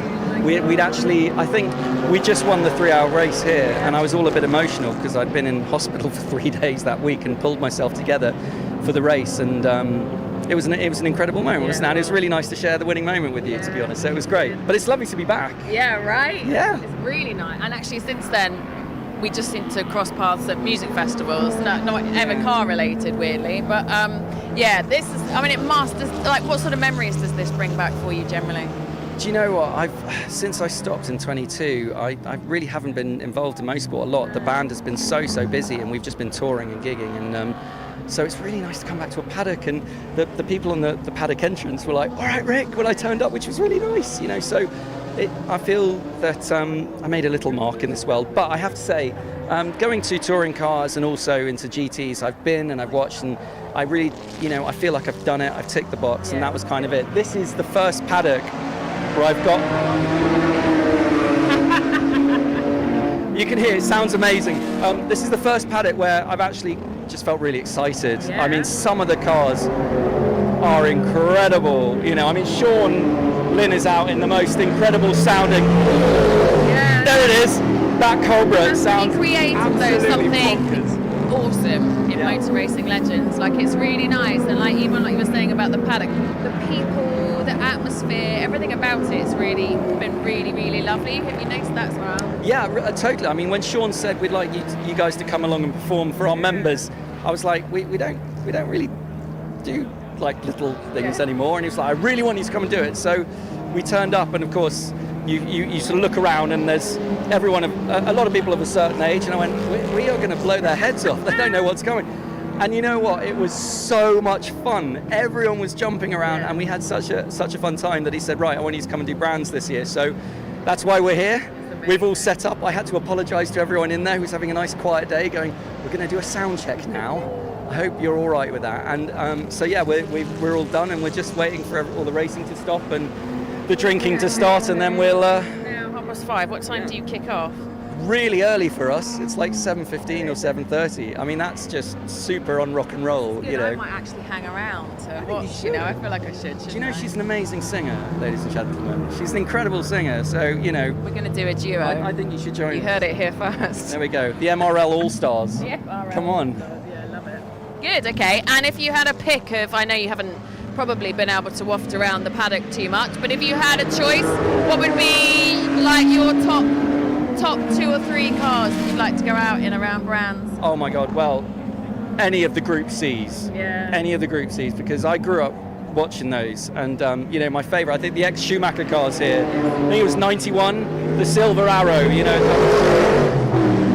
Sean is so noisy. That car, I love that. I do. I'd love a go in Sean's Cobra. That's incredible. So yeah, there's too much to choose from. I think I've said this before. If you're a motorsport enthusiast, you know, this is incredible. I mean, it really is. The access, you know, you can go and talk to the owners.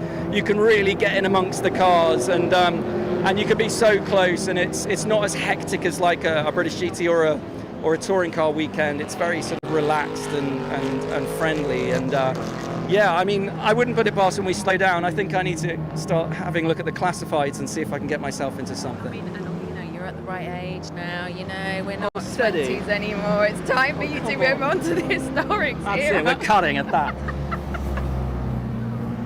Just kidding. I love now's the time. No.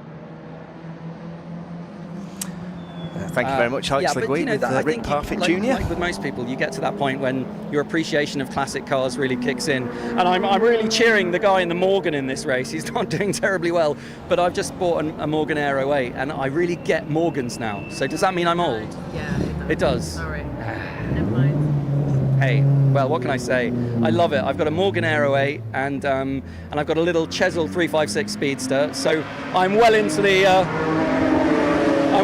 classic world, but I just need a nice little race car would sit quite nicely alongside them, I think, you know. I'm pretty sure we can find you a car. All right, thank you. Have a great Lovely to see gig. you. Yeah, you too. Great.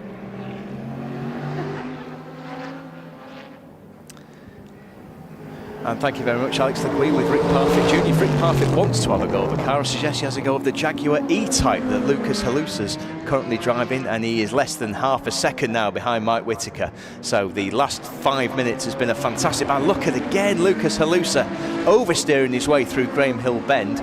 By the way, one of the big things, Alistair, of course, within the resumption of racing is a huge lose for Connor Kay at Paddock, which unfortunately lost Connor 3 places. And in fact, he's just lost another place because as we have a spinning Elan coming out of Paddock Hill Bend, which has stayed on the track, so hopefully we'll get that fired up and moved on. But Andrew Jordan has come through to 6th place now, so he took over John Tordoff's car in 8th place. He hasn't had many laps behind the wheel where he can race because of the safety car, but already he's moved up to 6th, and he's 3 seconds behind the number 13 Cobra of Scott Mulvern, and Andrew Jordan, his last lap of 44.7, but one of my tips for the top has just taken the fastest lap of the race. I did mention Scott Mulvern. Scott Mulvern has just got the fastest lap of the race in Sean Lynn's Cobra number 13 with a 1:43.705, which is considerably quicker than anybody else. It's over 2/10 quicker than Lucas Halusa has managed. So Scott Mulvern is absolutely flying, and that's Andrew Jordan's next target. But Andrew at the moment is a little bit slower than Scott. Are they both catching? They're only less than a second down on the Pearsons, so there could be a change of position towards the end of the race. By the way, that's the finest 360-degree pirouette I've ever seen in my life from Jonathan Pace's Lotus Elan. I'm sure it was a brown trouser moment though going through Paddock, but he's managed to rescue it. I think he only lost around 15 seconds, but Lucas Halusa yet again really powering his way through Graham Hill Bend. He's going for it down in the inside of Surtees. Does he make it? Does he make it? No, he doesn't. Mike Whittaker just about keeps him at bay.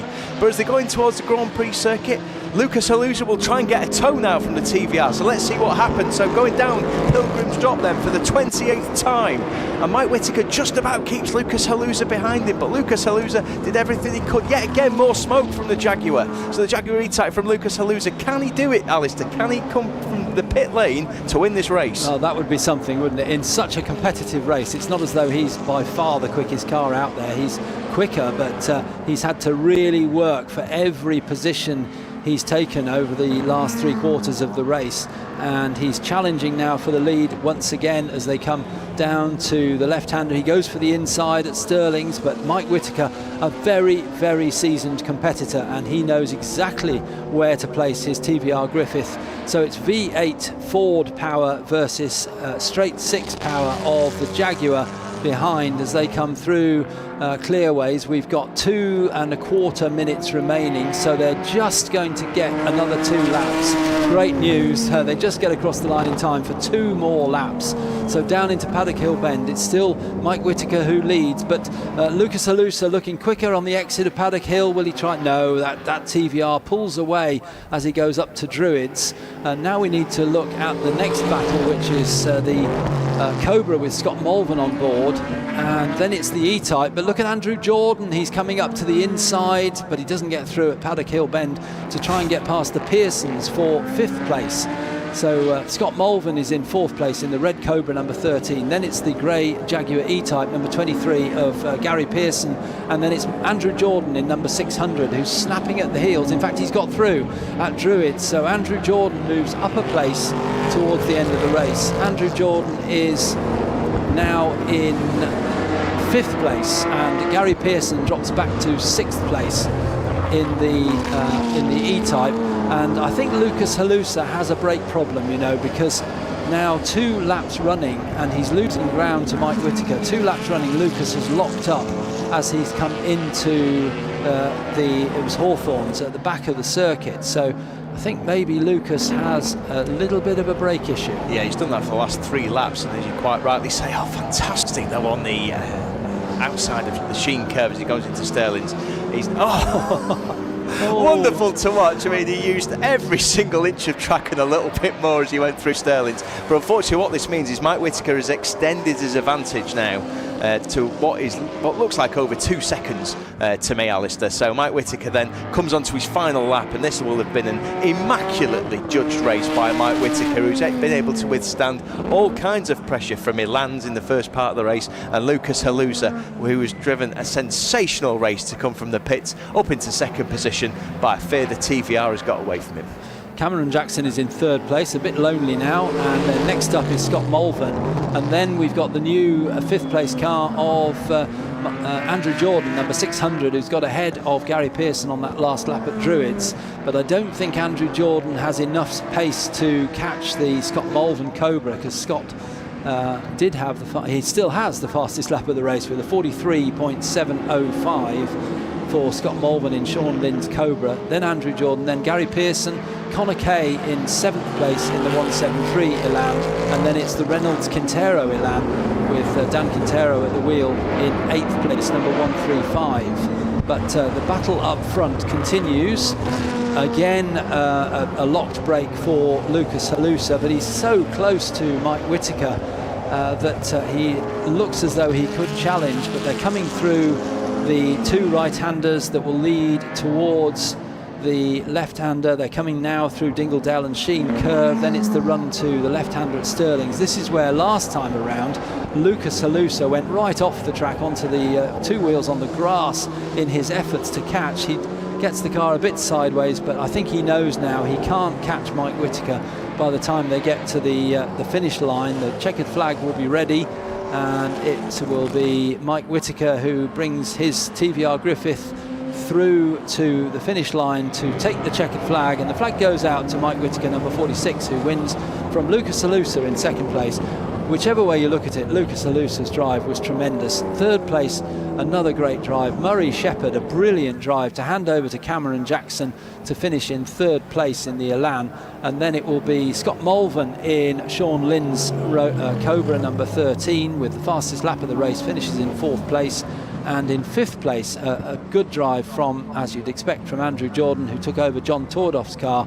John managed to hold that car well inside the top 10 for the first section of the race, and Andrew Jordan really was snookered by the safety car, not able to go at full pace for a few laps. And then it's Gary Pearson in sixth place, with his brother John starting that car, number 23. Then it's Connor Kay, number 173, in seventh place. Peter Reynolds and Dan Quintero in 8th place, number 135. In 9th place, number 26, is Andrew Lawley in his Elan. Then Jan Bitterim in his Elan, number 114, in 10th place after a troubled qualifying. So very good to come through from the back of the field to 10th place for Jan Bitterim. But hats off to Lucas Halusa, who, because Mike Whittaker is an invitation car, the winner of the Pre-66 GT Sprint within the classes that are permitted is Lucas Halusa, of course. So he went from last to first and stayed. He did stay in. We just had a message through. We thought that was the case. Lucas did the first stint and then stayed in for the second stint. As you rightly say, Lucas Halusa wins Class D, given Mike Whittaker was an invitational car. So it will be Lucas Halusa, of course, that sits at the top step of the podium later on. So just in terms of those Class D runners, Lucas Halusa won Class D from Sean Lynn and Scott Mulvern. Scott Mulvern, as Alistair said, got fastest lap, 143.705, and the bottom step of the Class D podium will be the Pearsons, who eventually brought their car in sixth position overall. Class B then, of course, won by Murray Shepherd and Cameron Jackson after a fantastic race. From second position, John Tordoff and Andrew Jordan. And then third in Class B was the recovering Connor Kay after that momentous lose at Paddock Hill Bend. So a fabulous race. What a start to the new idea from Motor Racing Legends to have a shorter sprint race. Still 55 minutes today. It should have been 1 hour, but locked to 55 minutes. And Mike Whittaker it was who took the overall win. And down in the presentation area is Alex Ligui. Well, yes, you say second place, but he's not, because Mike Whittaker is an invitation. So actually, Lucas Halusa is the winner of that race. You were as surprised as I was, weren't you? I was. I had no idea that he was. I thought we were battling for P1. Yeah.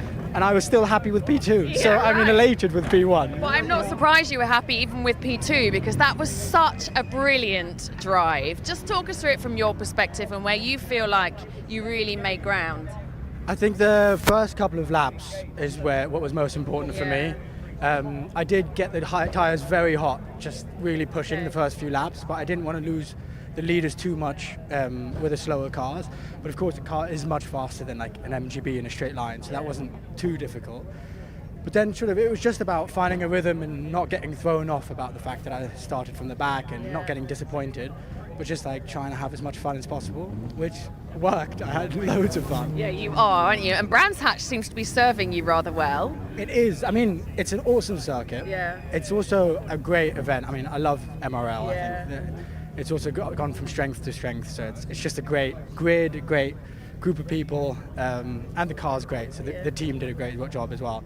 I mean, obviously, I wouldn't be here if the car wasn't an absolute rocket. So High Tech did really well.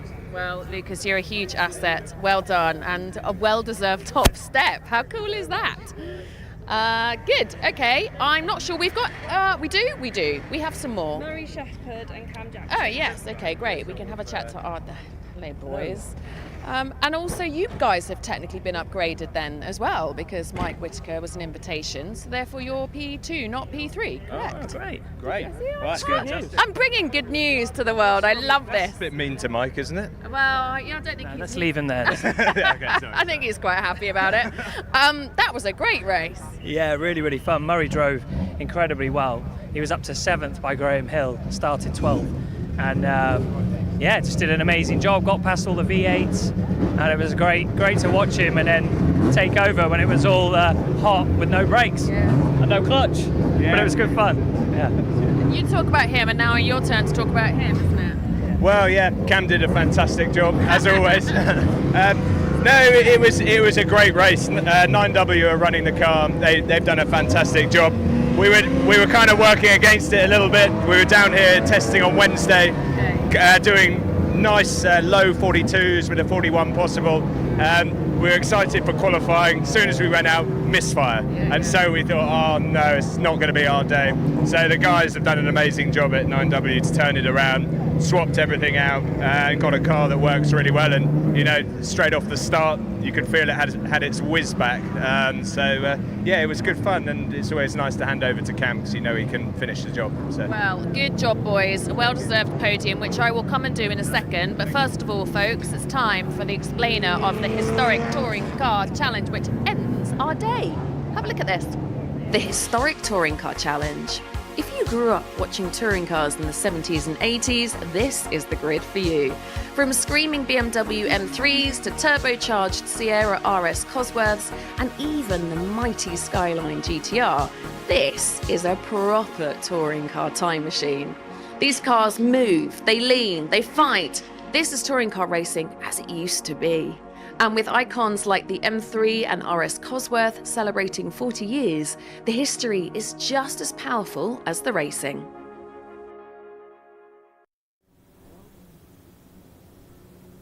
And the historic touring cars out on track now for their lap to the rolling start. So the pace car is out the front.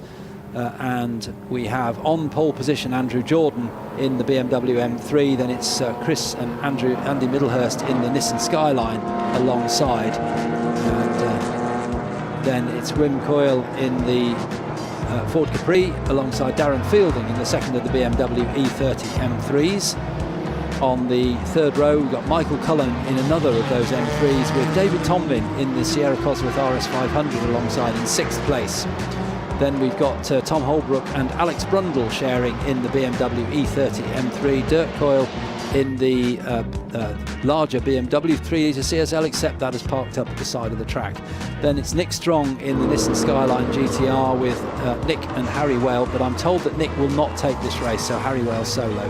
Then it's the Woods in their Nissan Skyline and Samuel Verhagen in the DTM Mercedes 190. Next up is the Delatre de Boku in the oldest car, I think it is in the race, the Escort Mark 1, and Simon Alexander in his BMW 3-litre CSL. Audrey Van Ham in her Capri RS26, and then it's the Whittaker Lynn Ford Capri. Well, that's Mike Whittaker, who's just done the last race, so he's going to be pretty warm. Ralph de Boorman in his Capri brings up the rear of the field. So the cars making their way out to the Grand Prix loop through Stirling's, but I don't think we're going to have a start. An extra formation lap, yes, as we expected, because unfortunately the number 11 BMW of Curl Senior. Dirk Curl is stopped on this formation lap, this pace lap. So what will happen is the cars will do another full lap behind the safety car. Whilst that car is recovered, there's the track vehicle is already there. I think they've just hitched up. Have they put the tow rope on it? Yes, they have. Very, very quick work from the track vehicle, and we'll tow that car down the short Cooper Straight to the back entrance to the pit lane. So hopefully that car will be out of the way and we can go for a start at the beginning of the next lap. But the clock has already started counting down, because obviously we're working to a curfew of 6:30, so we need to get the race finished by then. So the clock has started counting down in this race. It was reduced from 40 to 35 minutes, so we're now down around 34 minutes as the BMW is recovered. Well done to the recovery crew. They got that car out of the way very quickly. So one more lap behind the pace car and we'll be running with a rolling start for what will be around 32-minute race with a mandatory pit stop. That was absolutely exceptional marshalling work, as it's been throughout the day. Oh, we do have another car actually, and that looks like the outside of Clearways. Yeah, and is that the That's Alexander? another BMW 3-litre CSL. It's so your favourite car, not having a great time of it. That's the Alexander one, I think, isn't it? That's stopped there at Clearways. And that is on the racing line. So let's see if there is yet another.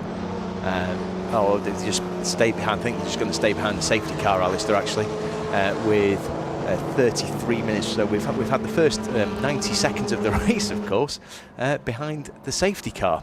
Yes. So the fantastic work that's just been completed by the marshals will have to be replicated again for the Alexander car. So that's the number 93 car in everyone's programme. It was going to be starting 14th on the grid, so we've lost the cars already that were due to start 8th and 14th. I hope we don't lose any others before the start of the race, Alistair.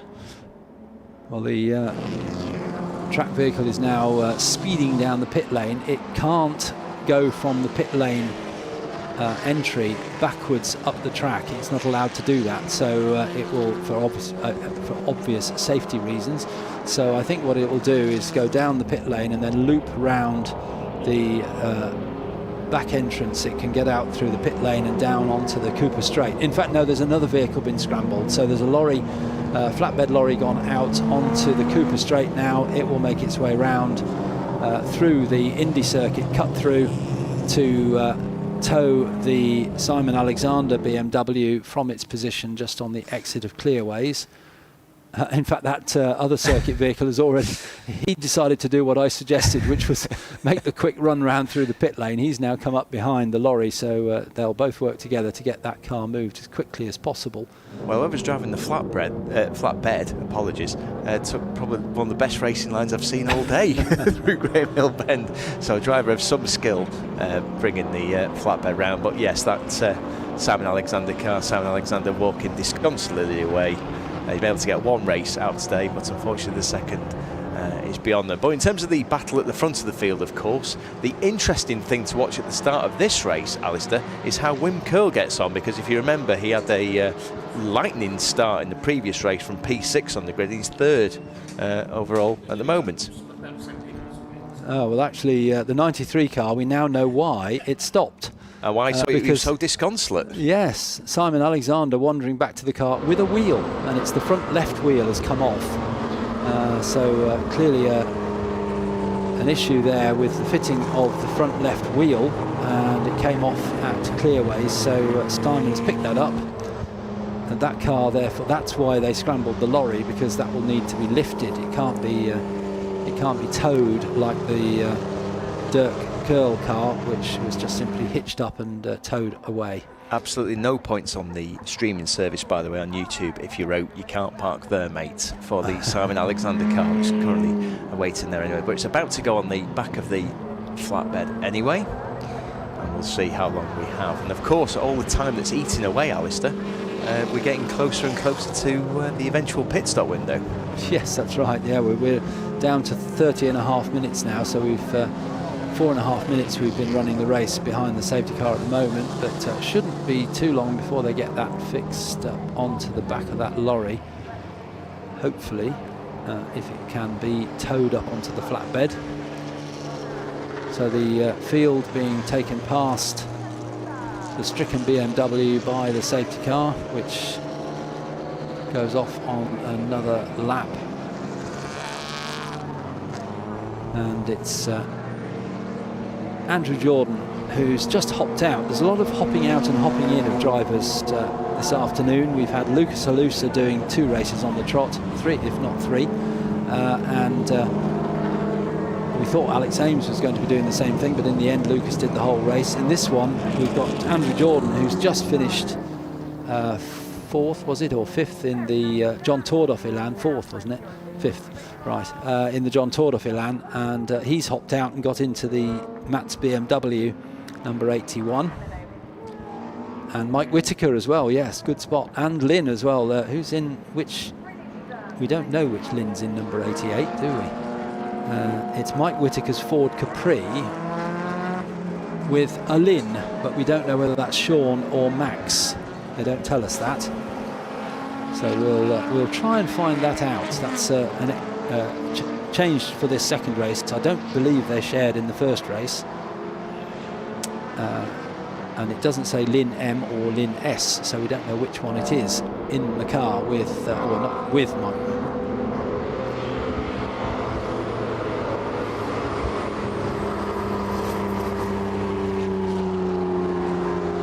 So the cars can continue round on their pace laps, and unfortunately it looks as though they've had to scramble the lift vehicle to lift that BMW, because it's currently on 3 wheels, so it's not so easy to just drag along, and the JCB has arrived, so a slightly longer process than was hoped. But thank you, Ian. It's just done a bit of checking. It's Max Lynn who's sharing with Mike Whitaker.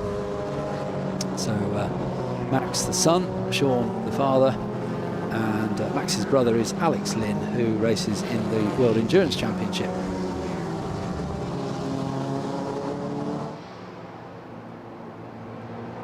So cars come through again past the stricken BMW. The JCB is now on scene.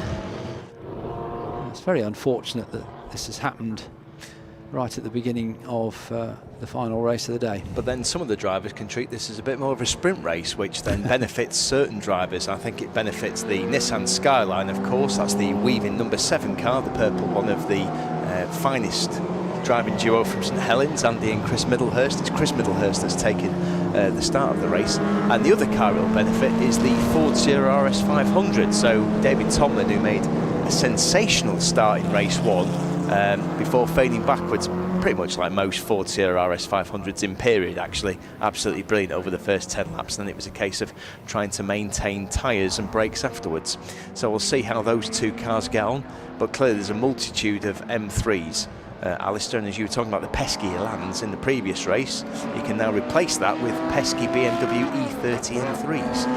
Yeah, which was in period one of the most successful touring cars ever produced. The E30 model, which is the car leading this field, won the World Touring Car Championship in 1987, the European Touring Car Championship in 87 and 88, the British Touring Car Championship in 88 and 91, the Italian Touring Car Championship in 87, 89, 90 and 91, the German Touring Car Championship in 87 and 89, the Australian Touring Car Championship in 87, and also separately to that, a bit later on, the 2 litre Touring Car Championship over in Australia in 93.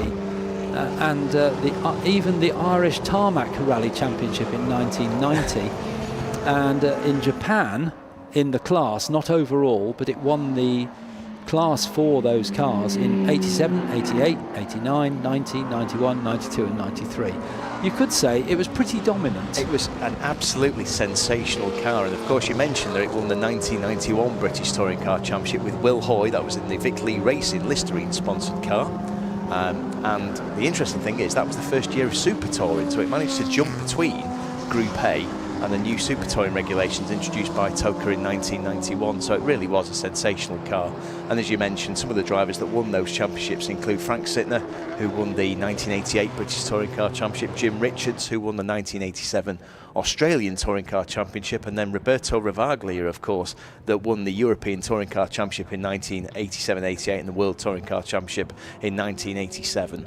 So the BMW M3, an absolutely sensational race car, and it was a sensational rally car as well, as we've previously discussed, Alistair, in the way that Patrick Snyers exuberantly won the 1988 Manx Rally in a ProDrive prepared M3, and of course ProDrive ran the BMW M3 team in Great Britain under the watchful eye of David Richards. Yes, the M3s appeared in European rallying when I was actually competing in the European Rally Championship, and it was absolutely wonderful to watch them. And drivers like Patrick Snyers, Mark Duez, racing them on particularly the European roads, where roads were closed then, unlike the UK at the time, which couldn't close public roads very easily. The Belgians really liked the M3, because I remember Bernard Begouin run the 1987 Tour de Corse in a BMW M3, which was yet another ProDrive entry. So there was a real lust for that particular car. And it continues, because the Mats team that are building these M3 cars, they're in Belgium, and a figure I heard a few weeks ago was they built around 70 of them, so maybe even more now, and quite a few for rallying now. They've started building them for rallying, and they are being successful in particularly tarmac rallying, but also in gravel rallying as well. And one took the very long 5-day Roger Albert Clark rally last year on gravel in a BMW M3, so they are starting to come back through the historic motorsport door. And good to see, speaking of Matt's cars, that the number 96 car of Paddy Shovelin, which retired in race 1 with some form of mechanical malady, is back out there. So it is last on the grid, or it was last on the grid, 19th position, but given we've got a few missing from this race, we've already had 2 retirements, of course, in Dirk Curl and Simon Alexander. That means that the Paddy Shovelin car is actually up to 15th place. Still waiting for the Alexander car to be winched onto the back of this flatbed with 22 minutes and 40 seconds to go. So a fairly genteel race for some of these drivers anyway. I'm sure that Andrew Jordan and Chris Middlehurst wanted to resume the fantastic battle from the first race, but we'll just have to wait for another couple of minutes further. The pit window opens after 15 minutes, and that is in 2 minutes time, isn't it? So I predict that everybody will dive into the pit lane. They've put the wheel back on, yes, and one of the recovery crew has the spanner to fix that wheel on. So they probably decided that was quicker than trying to lift the car up and onto the flatbed, so the wheel has been refitted. And off it goes. Driven back into the pit lane. We now have 3 vehicles to get back behind the barriers. That's the JCB, which is making its way back to its little haunt at Clearways, and then the 2 trucks are back in the pit lane now, so it looks as though we should go racing next time around, just as the pit window opens. Funny that. Yeah, so really fantastic work again by the marshals to clear that car, and very sensible from the safety car driver to slightly slow down the field as well, so giving the marshals plenty of time to clear their vehicles off the circuit. But as Alistair quite rightly said, safety car is coming in this lap. There is 1 minute to the pit window. Let's see if everyone dives in. I think Alistair's absolutely right. You'd be mad not to. and we'll see the start of this race under slightly different conditions than the start of race 1. But just a reminder then of the cars at the front of the field. It's Andrew Jordan that brings us round in the number 81. That is an original BMW E30 M3 from Chris Middlehurst in Nissan Skyline R32. And then it is the Ford Capri, number 53 of Wim Curl in 3rd position. 4th place for Darren Fielding in the BMW M3 with Michael Cullen, another M3 in 5th position, number 69. And then number 6, the spectacular white, red and green 117 Ford Sierra of David Tomlin. And we'll see whether the Sierra and the Skyline are able to get a good start or whether they end up diving into the pit. So the grid comes back round, and do they come into the pits? And the answer is no, because Andrew Jordan decides to take the start. So Andrew Jordan, then Chris Middlehurst and Wim Curl are your top 3, and in fact it's Michael Cullen that's decided to come in. So the 5th place car, no, apologies, no, it's the Holbrook Brundle car that comes in early to swap to Alex Brundle. That's very, very clever from Tom Holbrook to get Alex Brundle in that car as early as possible. But actually, we were completely incorrect, Alistair. Only one of the cars going into the pit lane at the start of the Some of them may have passed the pit entry before the pit window opened, because it was very tight, wasn't it? It was a few seconds here and there, so they'll possibly come round next time, but there's no massive advantage now because they're not under the safety car anymore. So the advantage of stopping under the safety car has gone, and the car's now heading out onto the Grand Prix loop with Andrew Jordan leading from the Middlehurst Nissan, but Chris Middlehurst, who starts the car, is very close behind Andrew Jordan as they go through the 2 right-handers. And unfortunately the ex-Gordon Spice car is in the pit lane. Mike Whitaker, who was supposed to be sharing with Max Lynn, but I'm afraid, and there's Max Lynn actually talking to Mike Whitaker through the door. So unfortunately a mechanical issue for the Whitaker Capri, but the lead is close with the Nissan in the section of the track which perhaps it has the advantage, the faster section. But oh my goodness, Chris Middlehurst having to correct a slide there as he went through the left-hander at Stirling's. Down into clearways they come. Andrew Jordan it is who leads from Chris Middlehurst in 2nd place. They both carry on for another lap and come across the line, and Middlehurst squirts the power of the Nissan and goes past Andrew Jordan, but Jordan is later on the brakes, tries to go up the inside. They're side by side through paddock as they go down the hill. Andrew Jordan has to keep that inside line if he can to stop Chris Middlehurst turning in at Druids, but he can't do it.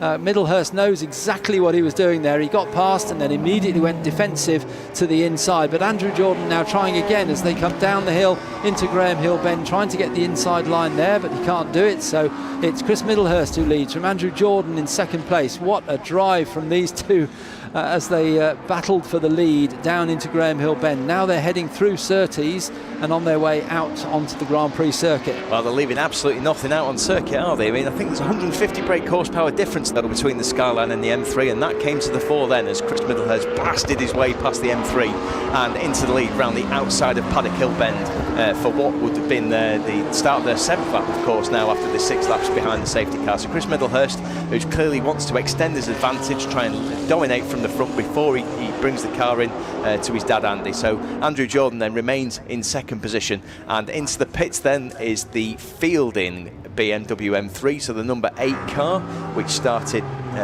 very high up the grid, and David Tomlin as well in the Sierra RS 500. So actually we've got multiple cars in the pits now, but none of the top 3. And one of the Curls also in the pits in the Capri. Which one was that? It's just coming out. It's the 53 car. So Wim Kiel has done his pit stop. Now he was a contender for the lead at the beginning of the first race earlier on today, so he may well make his way back up into the top 3 or 4. And into the pits is Andrew Jordan. So Andrew Jordan then from 2nd position comes in, and we'll keep you abreast of how they get on with the pit stops, of course, as they come through the race. But we'll see how Chris Middlehurst will get on without having to worry about Andrew Jordan behind him. His fastest lap of the race was the previous lap, 1:35.783, which I think was slightly quicker than Chris went in this morning's session. But it's him, it's Rick Strong that's in 2nd place, and then it's Rick Wood in 3rd position. So you've got 3 Skylines in the top 3. And I wonder whether Andrew Jordan's choice to come in then was because he'd been passed by Chris Middlehurst. He felt that he couldn't go quite as quickly as he wanted to. He was slightly slowed by Middlehurst in parts of the track, not all of it, of course. The Nissan was pulling away on the long straights. So Jordan, I think, quite cleverly came in there to give himself some track space once he goes back out on track again. Chris Middlehurst, I think he'll have to come in this time around. I think the pit window will be closing before he can do another lap, possibly. But we'll see. He's behind the RS500 Sierra of David Tomlin, and he'll get past. It's going to be tight to come in the pit lane. No, he drops behind David Tomlin. So will he snick to the right into the pit lane? I think he probably will. We'll see. Yes, he does. So into the pits then comes Chris Middlehurst to change to his dad, Andy. So he was clearly quite desperate to get past David Tomlin towards the back of the circuit, but here he is then. So he's just currently being waved in. So the lead-in, number 7, purple AXIA Trampio Nissan of Chris Middlehurst, following a great first stint, is out changing over to Andy Middlehurst. Andy Middlehurst, of course, such experience in Formula Ford 1600s, in the Nissan Skyline in Ford Sierras. He was actually a works Nissan driver, of course, in the 1992 British Touring Car Championship, so an excellent driver in his own right. But we'll see whether he comes out in front of Andrew Jordan. Andrew Jordan actually just rounding 30s. So Andrew Jordan on his way onto the Grand Prix loop. We'll keep an eye on his progress. Chris Middlehurst is out of the car, helmet off, his dad being strapped in, Andy, for the second part of this race. And we have just over 14 minutes remaining. Andrew Jordan going through Hawthorns up towards Westfield now, turns into Westfield, and still the Middlehurst car has to wait in the pit lane for its minimum pit stop time to elapse. And Jordan comes through Dingledell into Sheen Curve, so it's the short run now to the left-hander at Stirling's. Here he comes now. He's not really been held up on this lap. The Middlehurst car is underway, so it will be out on the track well before Andrew Jordan comes through, and I suspect that's because Andrew Jordan had to do a longer pit stop because he's an elite driver. But again, as I mentioned before, we don't have the list, so we're not sure who's got what penalties, but Andrew Jordan it is who comes through. He's now got to try and catch Andy Middlehurst, who's already coming down the hill into Graham Hill Bend, whilst Andrew Jordan is going up the hill into Druids. Alistair's absolutely right, by the way. So 1:34 was Andrew Jordan's pit time. So yeah, that suggests that he has had to observe a elite driver penalty while he was in the pits. And off on Paddy Shovlin that's gone off. I'm just trying to work out where the Watson's M3 has landed. There. And he's at Paddock. Right in front of us. Unfortunately, I was looking the other way towards Clearways. But Paddy Shovlin, will he be able to get the M3 out? So he's elected to reverse it. Let's see how Paddy gets on. Of course, that's where he went off in the first race. So that was a mechanical malady that did for Paddy in the first race. And the Spice Capri just about manages to get it through. Does Paddy Shovlin get out of the gravel? Yes, he does. Well Luckily, done, Paddy. He was on the downhill section of Paddock Hill, so he was able to just roll backwards, wasn't he, without digging into the gravel. So we'll find out when they come through once again with Audrey Van Ham now on in the lead, number 35, because she's not done her pit stop yet. The pit window is still open, so I assume she'll come in this time around. It'll be closing in 2 minutes. And then Nick Strong is in the pit lane, Rick Wood is in the pit lane, the Delatre de Boku team are also in the pit lane, but Middlehurst comes through in second place, and the gap to Andrew Jordan is around 9 seconds from Andy Middlehurst, with 11 minutes remaining, and Jordan has to get past 2 cars before he can get at Andy Middlehurst, because Wim Kuil is in front of Andrew Jordan. He's just about to try and pass him as he comes down the white and blue Capri, and then just ahead of Wim Kuil is Darren Fielding in his BMW. That's also got to be passed by Andrew Jordan if he wants to have a nibble at Andy Middlehurst for the win of the race. So Andrew Jordan is the fastest man on the circuit at the moment at 1:36.0, which was 4 seconds quicker than Andy Middlehurst on the previous lap. So Andy Middlehurst clearly is managing the tyres and brakes of the Skyline anyway, but he's got a significant advantage of 7.5 seconds over Darren Field in the second place. But Alice is absolutely right. Has Andrew Jordan been able to get past Wim Curl? The answer is no. He's still behind Wim Curl as they're coming through Westfield for the 10th time. So Darren Fielding, Wim Curl, Andrew Jordan, there's only 2 seconds between them now. And here is Andy Middlehurst rounding Sterling's then, the left-hander, before the blast towards Clearways at the end of this lap, the end of lap 10. So the Nissan Skyline in charge as things stand, but with 10.5 minutes to go, the key question is, can Andrew Jordan catch the Skyline i32 before the end of this race? So here he is. So let's see what Andy Middlehurst does this time around. It was a 1:40.698 the previous lap. This time, Andy Middlehurst has done a 1:38, so a significantly quicker lap.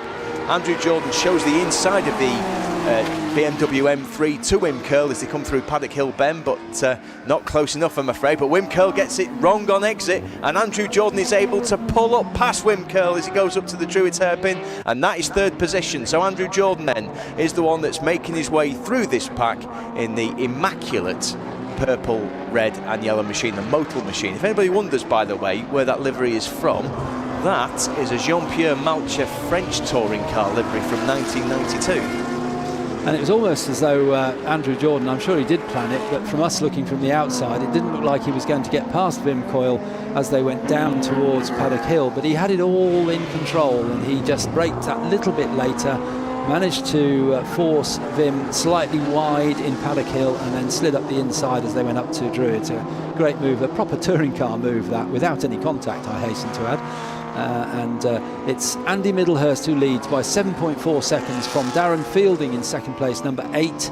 In third place, number 53, was Wim Coyle, but now it's Andrew Jordan, number 81, and he now is charging after Darren Fielding for second place. And we'll find out when they come back to this side of the circuit how much progress he's made. So Andy Middlehurst rounding Clearways now for the end of his 11th lap with 9 minutes to go on the clock. So Andy Middlehurst, a little bit of a puff of smoke actually as he changes up as he goes down the Brabham Straight. So his last lap then was a 38.2, but Andrew Jordan is now second. Andrew Jordan has got past Darren Fielding, and Wim Curl is going to get past Darren Fielding as well as they go into Paddock. Yes, he does. Great pass by Wim Curl, but it's Andrew Jordan who's the man on the move. Now up into second place, Alistair. Absolutely brilliant move there, and Wim Curl, good on him. He took the opportunity. Andrew Jordan made the space. Wim went through the gap and followed Jordan through. So the 4 leaders are now almost all together on the run down Graham Hill, but it's the leader of Andy Middlehurst who's turning now through Surtees in the number 7 Nissan. Andrew Jordan, now freed from that battle behind him, is in second place, but my goodness, it's a hard job to catch Andy Middlehurst in the remaining 8 minutes of this race. Andrew Jordan absolutely on the limit through Surtees. He almost lost the car, but he was able to recover it on the second steering input, but he's really trying everything he knows. The current gap between Andy Middlehurst and Andrew Jordan in second position is 7.5 seconds. But Andrew Jordan's not dropping Wim Curl though. Wim Curl is only a second behind, so Wim Curl is lapping respectably in his own right, so a 38.1, and that of course included the passing move on the previous lap. So Darren Fielding relegated to 4th, and the remainder of the top 6, by the way, is still the number 69 BMW M3, that's the white and blue one of Michael Cullen.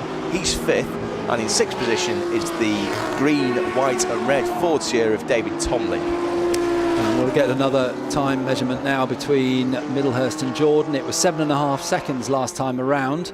We've got 7 minutes remaining, and Jordan is closing, I think, but I think the gap is just too big, isn't it? The gap was 7.5, it's now 5.8. So Andrew Jordan is much, much closer, but he's only got 7 minutes remaining.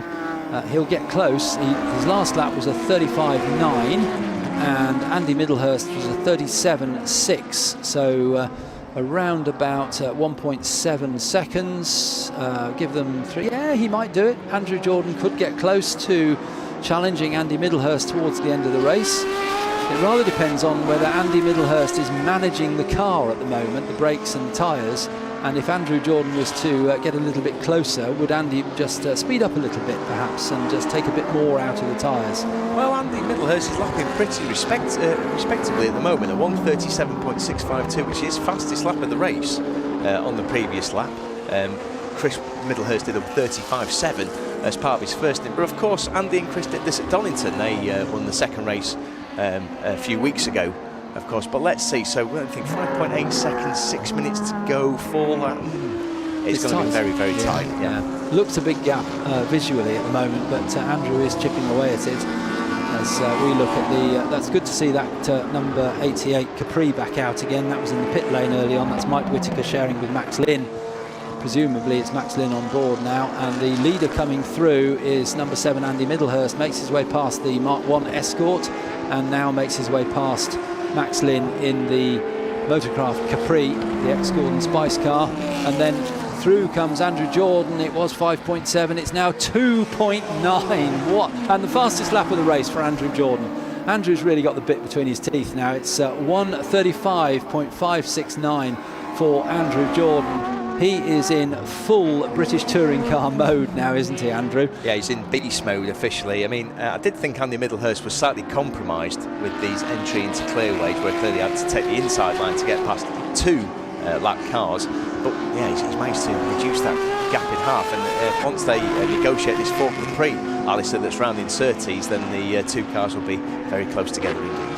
And we'll be on to the long straight down towards Hawthorne's Bend, and that might advantage Andy Middlehurst with more power in the Nissan as they comes through the Pilgrim's Drop at the bottom of the hill, then back up Hawthorne Hill to Hawthorne's Bend, turns through the right-hander. When will we get to see? Oh, there's Andrew Jordan. He's absolutely on the limit through the right-hander at Hawthorne's. Now they go up to Westfield. Andrew again just tipping the curb on the inside, and down they go towards the final right-hander at Sheen Curve. Now it's the left-hander at Stirling's, and then they'll burst back into view for those of you spectating from the banking at the opposite the pits. Here they are now, and Andrew Jordan in the BMW closer than ever. The gap last time around was pretty much 3 seconds, bar a couple of hundredths.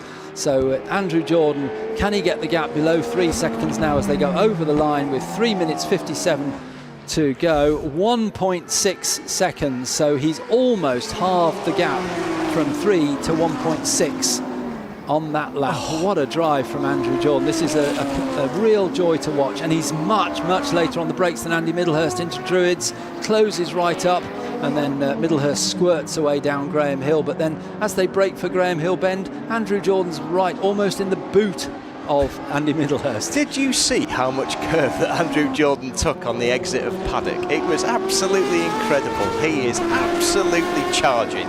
Anyway, go back to the Grand Prix circuit anyway. There's less than a second between Andy Middlehurst and Andrew Jordan. Keeping things interesting is Wim Curl.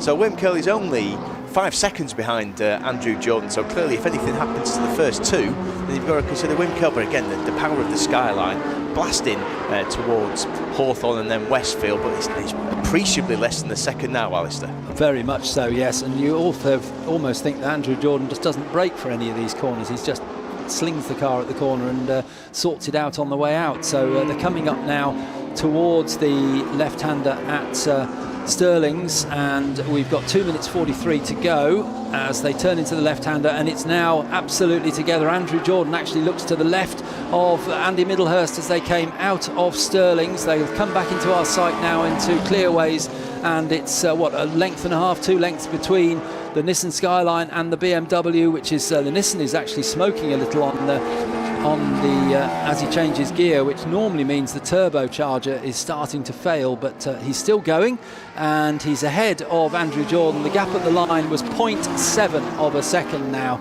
and Andrew Jordan closes right up under braking, even thinks about a move on the inside of Andy Middlehurst, but Middlehurst too experienced for that as they came through Druids. Now down into the left-hander. Jordan thinks about the inside at Graham Hill Bend, but there isn't room there. So on to Cooper Straight they go, and Jordan gets a good run through Graham Hill Bend. He'll be alongside as they go into Surtees, but the power of the Nissan takes it ahead. But then Jordan comes back through on the inside, moves through to the left and takes the lead in Surtees. Of course, the video that he did with Motor Racing Legends yesterday, Andrew Jordan said his favourite passing place on the Brands Hatch Grand Prix circuit was Surtees. So well done to Andrew Jordan, because he passed Andy Middlehurst gets him again. So down Pilgrim's Drop, Andy Middlehurst takes it again, but Jordan takes it back off him through Hawthorne. Fantastic battle between these two. Andy Middlehurst has not given up in the skyline, tries to get down the inside of Westfield, fails, only just about fails though, and Andrew Jordan keeps the lead. and they're going now down through the right-hander at Dingledale into Sheen Curve, and through into the lead goes Andy Middlehurst. He's got the inside for Sheen Curve, but they're now going to the left-hander at Stirling's, and cleverly Andrew Jordan has placed his car on the left of the track, so he gets the inside line, but they're just passing a slower car. Andy Middlehurst comes up on the outside. They're side by side as they come down to the right-hander at Clearways. This is the last lap of the race, and he's got him. Andy Middlehurst is in the lead. Andrew Jordan is in second place. Has Andy Middlehurst got the power and the grip to stay ahead of Andrew Jordan? Yes, he has. He comes across the line, and Andy Middlehurst wins the race by... No. 30 seconds to go, so this is the final lap of the race, so we almost got ahead of himself. Almost got in front of us. David Tomlin, by the way, is a retirement for the Ford Sierra Cosworth, so the two leaders passed that car, and Jordan tries to look down the inside at Druids, but no, he was too far away. Middlehurst has absolutely aced the last lap and a half. Anyway, Andy Middlehurst, then the wily veteran of the Nissan Skyline i32, leads going through Graham Hill Bend. Andrew Jordan again gets a better line through Graham Hill Bend. Now looking to Surtees. Does he get him for the second time of asking? No, he doesn't. A defensive line by Andy Middlehurst, so Andrew Jordan has to hold back. And typically, as they come down Pilgrim's Drop and heading towards Hawthorns, that's where the Skyline has been strongest. Great run out of Surtees again by the BMW M3, but let's see if Andy Middlehurst holds it then. So as they come into our view, Andy Middlehurst has around 3/4 of a second advantage then as they come into Hawthorns. And they turn through the right-hander. Andrew Jordan is quicker through there, so he closes right up on Andy Middlehurst and down into the right-hander at Westfield into Dingledale. Then they'll come up the other side through Sheen Curve. Only a couple of 3 corners to go, and Andrew Jordan closing all the time. I think he'll try and get him at Stirling's. He'll try and go for the left of the track, but Andy Middlehurst knows exactly what Andrew Jordan was going to do, and he stays to the left, stops him getting through on that point there. They come under the bridge into Clearways, and this really is the last time. Sorry for getting excited and thinking that last one was the last lap, but this is the last lap, and it will be Andy Middlehurst who will come through Clark Curve ahead.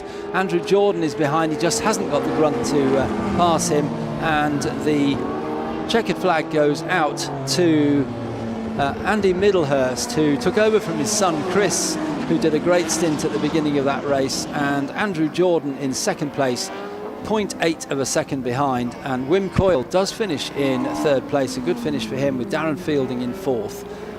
I've never said this on commentary before. Viva St Helens. Well done, Andy Middlehurst. That was a superb drive.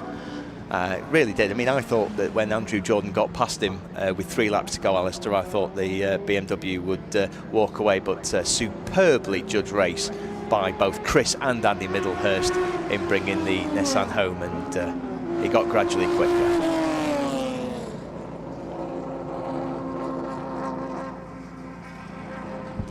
So Andy Middlehurst then just coming round, he comes into the pits, soaks up the adulation of the marshals. And then the Ford Capri, the BMW M3 and others. Harry Whale comes over the line, and he finishes 7th, by the way, in the Zack Speed Escort, or the Zack Speed Escort. That's a good result for Harry. But what a fantastic drive from Andy Middlehurst, and of course keeping up his winning record from Donington. Absolutely, yes, the Middlehurst partnership very quick indeed, and they're pulling up in the garages, and hopefully Alex Legui will be able to catch the Middlehursts for a chat, and probably Andrew Jordan as well.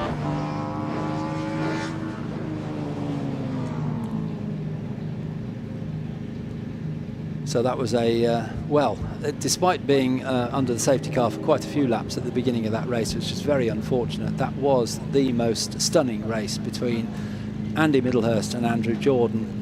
And Andrew Jordan comes across and taps the roof of the car. And Alex Legui is down in the pits to talk to our winners.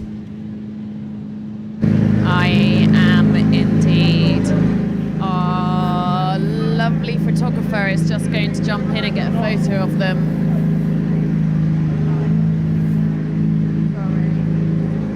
Sorry. We're jumping. Press the green after the yellow now. I don't know. Yeah. You're past the accident, not the green, I think. Wait, have this conversation on camera. Yeah. I'm just wondering if there was with the safety car or with the yellow flag there. Yeah, normally have to wait till the green flag. So the green flag was there.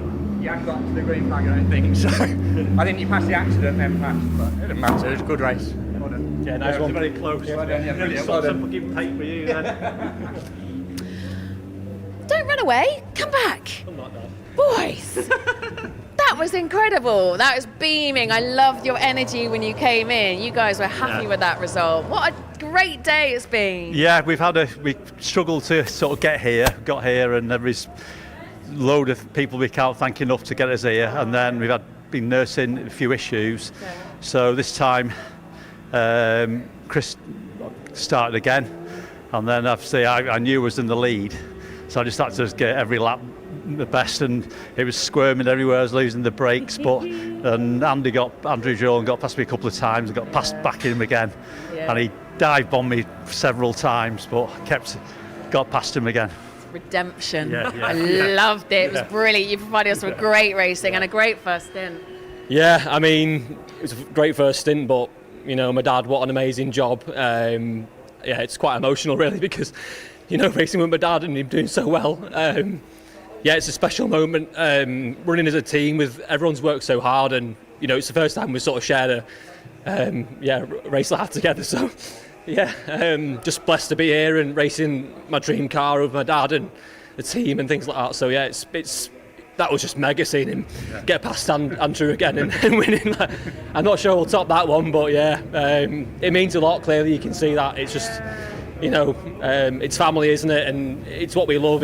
I've dreamt about Skylines. I've been around them since I was literally 2-3 years old. I've been around these cars, watching my dad race a Skyline, and now we're doing it together and we won. So it's just the emotion of the race. You know what I mean? You can't. Yeah. It's just real special. So this man is a fantastic driver. Mega job, man. Cool. Well done, boys. I don't ever feel very emotional, but I did right then. Andrew. Hey, you couldn't do it this time. Yeah, it was close. Really close. It was brilliant. Yeah, I really enjoyed it. That was fun. It looked like a nice battle. It must be great as a driver. I mean, you're used to, fighting with the best, and that looked like one of the, a good level fight, right? It was brilliant. Yeah, it was. It's great for them, dad and lad racing. I know the enjoyment of that. So. It was with a higher horsepower car. It's just trying to manoeuvre the car where it's good, and obviously the strengths to the E30 are on the brakes and corner speeds. So it's just trying to fix the puzzle and figure it out. I did it once and then got back past. So it's been a good day. Yeah, it was fun. Thank you. It was fun for us to watch as well. I'm not sure we've got any more. Let's see. Come and have a mooch down the pit lane. Do you know where P3 is? No, P3 is gone. Well, that's fine. Our commentators are going to come and join. Should we mooch? Should we throw to some highlights? Let's have a look at some highlights, and then I'm hoping that Alistair and Ian will come and join me and we can round the day off. Don't go away. We're looking forward to it, Alex. Highlights of the HTCC Race 2 for today was one of the stunning races of the weekend so far, and it started under the safety car for a few laps because of a broken down car, but then it was Andrew Jordan who took the early lead from Chris Middlehurst in the Nissan Skyline, and they had a great battle for quite a few laps before Chris managed to get through here into Paddock Hill Bend. A fantastic move from Chris Middlehurst.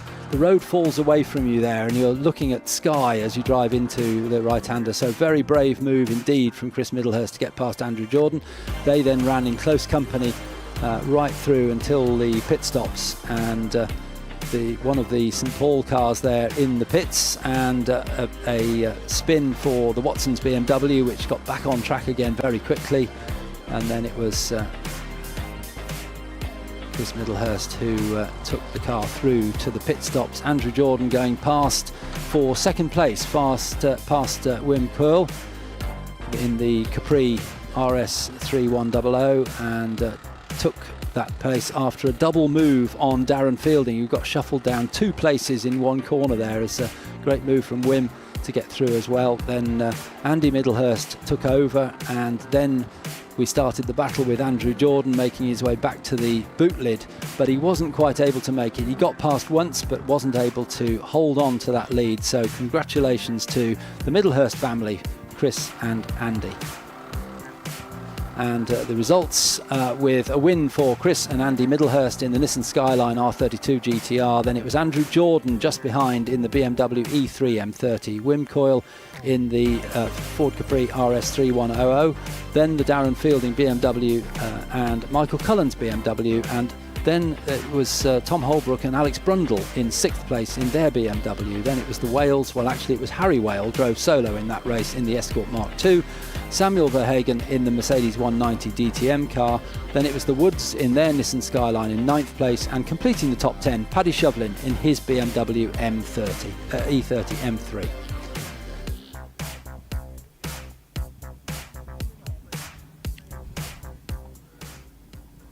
And Ian and Alex and I will be back very shortly for a walk down the pit lane.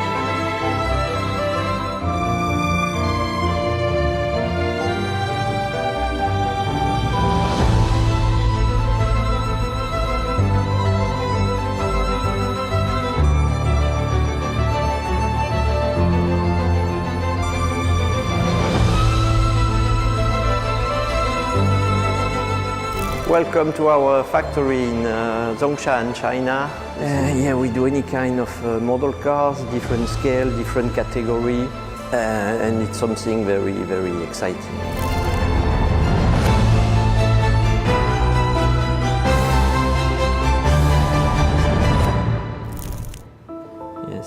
Spark is a racing brand, and this factory is our racing factory.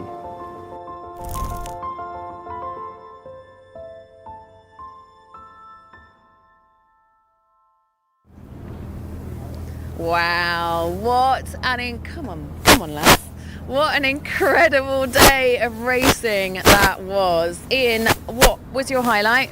Well, I was born in St Helens, so it was pretty special in the last race seeing a pair from St Helens win the historic Touring Car Challenge. It was pretty. It was so emotional. It was so emotional from Chris. He let it all hang out after the race. So do you know what? That is my highlight of the weekend. Ah, nice. I love it, and I love that like constant dance that the Skyline was doing with Andrew Jordan over the day. It was fun, wasn't it? How about you? The 1 hour sports race, which came just before the touring cars, that was a fabulous race as well. And I have to say, the news that we got partway through the afternoon that the driver involved in that incident was doing well, that was great news. Yeah, it was really nice. I've really enjoyed the racing today.